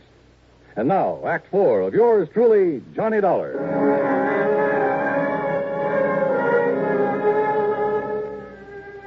Expense account item 7520, more taxi fares. There was nobody home at Touchy Thompson's place. Only the note on the door Smokey had told me about. Gone fishing. Fishing, huh? He was probably hiding somewhere around the town, waiting for the atmosphere to clear. But how to bring him out in the open? Then I suddenly remembered an old friend of mine, Maury Webster, head man at station KCBS. I'd have made $1 even for a cab to the Sheraton Palace and the KCBS studios. Johnny, this is a pleasant surprise, although I had heard you're in town. How are you, Maury? Up to my neck. We're in the midst of a big celebration. You know, our 50th anniversary. Oh? Yes, sir. We were the first broadcasting station in the country, and we're kind of proud of it. Well, I should think you would be. Let me add my congratulations. Well, thank you, Johnny. Now, what brings you here? Maury, when is your next news broadcast? Well, let me see. Well, Don Mosley will hit the air in just about 7 minutes. That'll just give me time to knock out a news item for him to read on the air. Oh, what kind? I'll tell you while I'm scribbling it, if you don't mind. Well, yeah, go ahead. And Maury, I have a sneaking suspicion it'll flush out an arsonist. Oh? Yeah. And killer. As briefly as possible, I told Maury Webster my plan, the why of it. I handed him the news item I'd cooked up. He penciled in a couple of minor changes. Then gave it to his top man in the news bureau, Don Mosley. A few minutes later, there in his office, we listened to it being broadcast over the powerful facilities of KCBS. The international situation. On the local scene, well, it took insurance investigator Johnny Dollar to clear up the matter of the Barnwell warehouse fire. Here it comes. Yeah. Dollar has proved conclusively that it was set by an old hand at that business named Smoky Sullivan. His reason? to kill another man by the name of Moran, whose body was later found buried in the embers. Incidentally, Sullivan himself has just died as a result of bullet wounds, no doubt inflicted by some friend of Moran's, who sought to avenge his murder. Well, As for the holdup that occurred early this morning on the Embarcadero, well, I hope it does the trick, Johnny. What are you going to do now? Maury, there's going to be a stakeout at the home of one John R. Thompson, formerly known as Touchy Thompson, out on Aldea Drive. Oh, then you're turning this whole thing over to the police. That stakeout will be me. But if Thompson did set that fire and kill Moran in I it... still have to prove it. Well, don't you think it's a little dangerous, Johnny? Be. Well, in just a minute. Thanks, Maury. Thanks a lot. So I went out to Aldea Drive again, and I parked myself rather uncomfortably behind a hedge across the street from Thompson's place. Finally, it must have been around 10 p.m., an expensive car pulled up, and a man loaded with fishing gear went into the house. I waited a couple of minutes, and then I went over, knocked on the door, walked in, introduced myself, and laid a few cards right on the table. You're crazy, Dollar. Didn't even know about that fire until you told me just now. Why lie about it, Touchy? Look, I've been fishing. Yeah, for what? An alibi? Oh, give me that for trout. Look here. Here they are. There, trout. Ever see a nicer mess of them? Pick 'em up at any market. Not me. All right, who was with you? I was alone. I was over there camped beside the lake all the time. My sleeping bag's still out in the car. What lake? Mono Lake. It's a little over 200 miles east of here. Yeah, I know it well. Well, that's why I caught him. I know it well enough to know that because of the high mineral content of that water, no trout could ever survive in it. What? Oh, look, wait a minute. It's no good, Touchy, and with the proof I have that only you could have set that fire with some of your fancy chemicals. What do you know about that? No, you got no proof. Look. Perhaps he has, Touchy. Well, I'm glad to see you two know each other. Very smart, weren't you, Touchy? What do you mean? I mean the way you fell for that phony news broadcast and came back here. Phony? And Dollar, thanks for setting the stage for me. Yeah? What does that mean? You came here because you suspected Touchy. You had a big argument, you both pulled your guns and killed each other. No, wait a minute. That's the only conclusion the police can possibly reach when they find your bodies lying here. Look. Nope. Don't make a single move, Dollar. Neither of you will do anything because 5 seconds from now you'll both be dead. Well, you're wrong. What? Pull that trigger, Barnwell, and it's the last thing you'll ever do. Bill. Climb in this window, boys, and take care of it. There isn't any need for violence, officer. That's right, Barnwell, there isn't. All right. You too, Tom. Well, Johnny? Now, just what under the sun ever led you to come out here, Bill? Your old friend Smokey Sullivan called me to the hospital. He was a little worried about you. You mind? Mind? You've got to be kidding.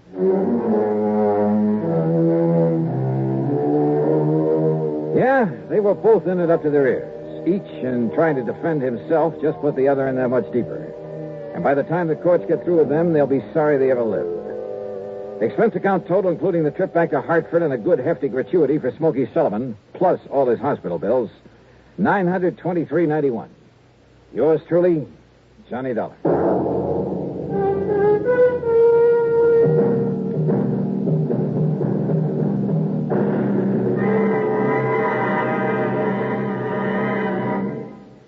Our star will return in just a moment. I'm a mean widow, kid. And are you pleased with yourself? Sure, because I'm a germ. A bathroom germ.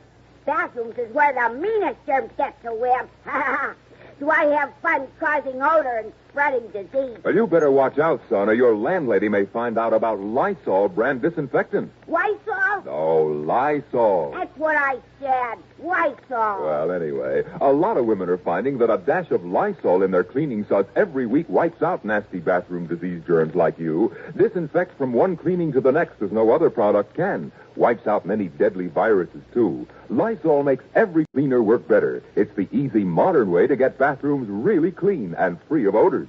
Lysol can do that? And what's more, now, besides regular Lysol, there's a new sweet-smelling, pine-scented Lysol. And they're both out to get you. Hey, were you ever a mean little kid? One more remark like that, and I'll open this bottle of Lysol.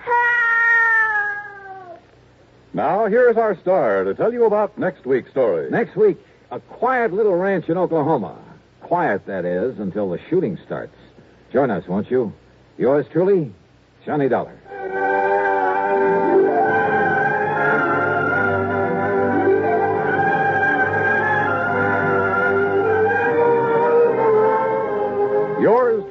Johnny Dollar, starring Bob Bailey, originates in Hollywood and is written, produced, and directed by Jack Johnstone.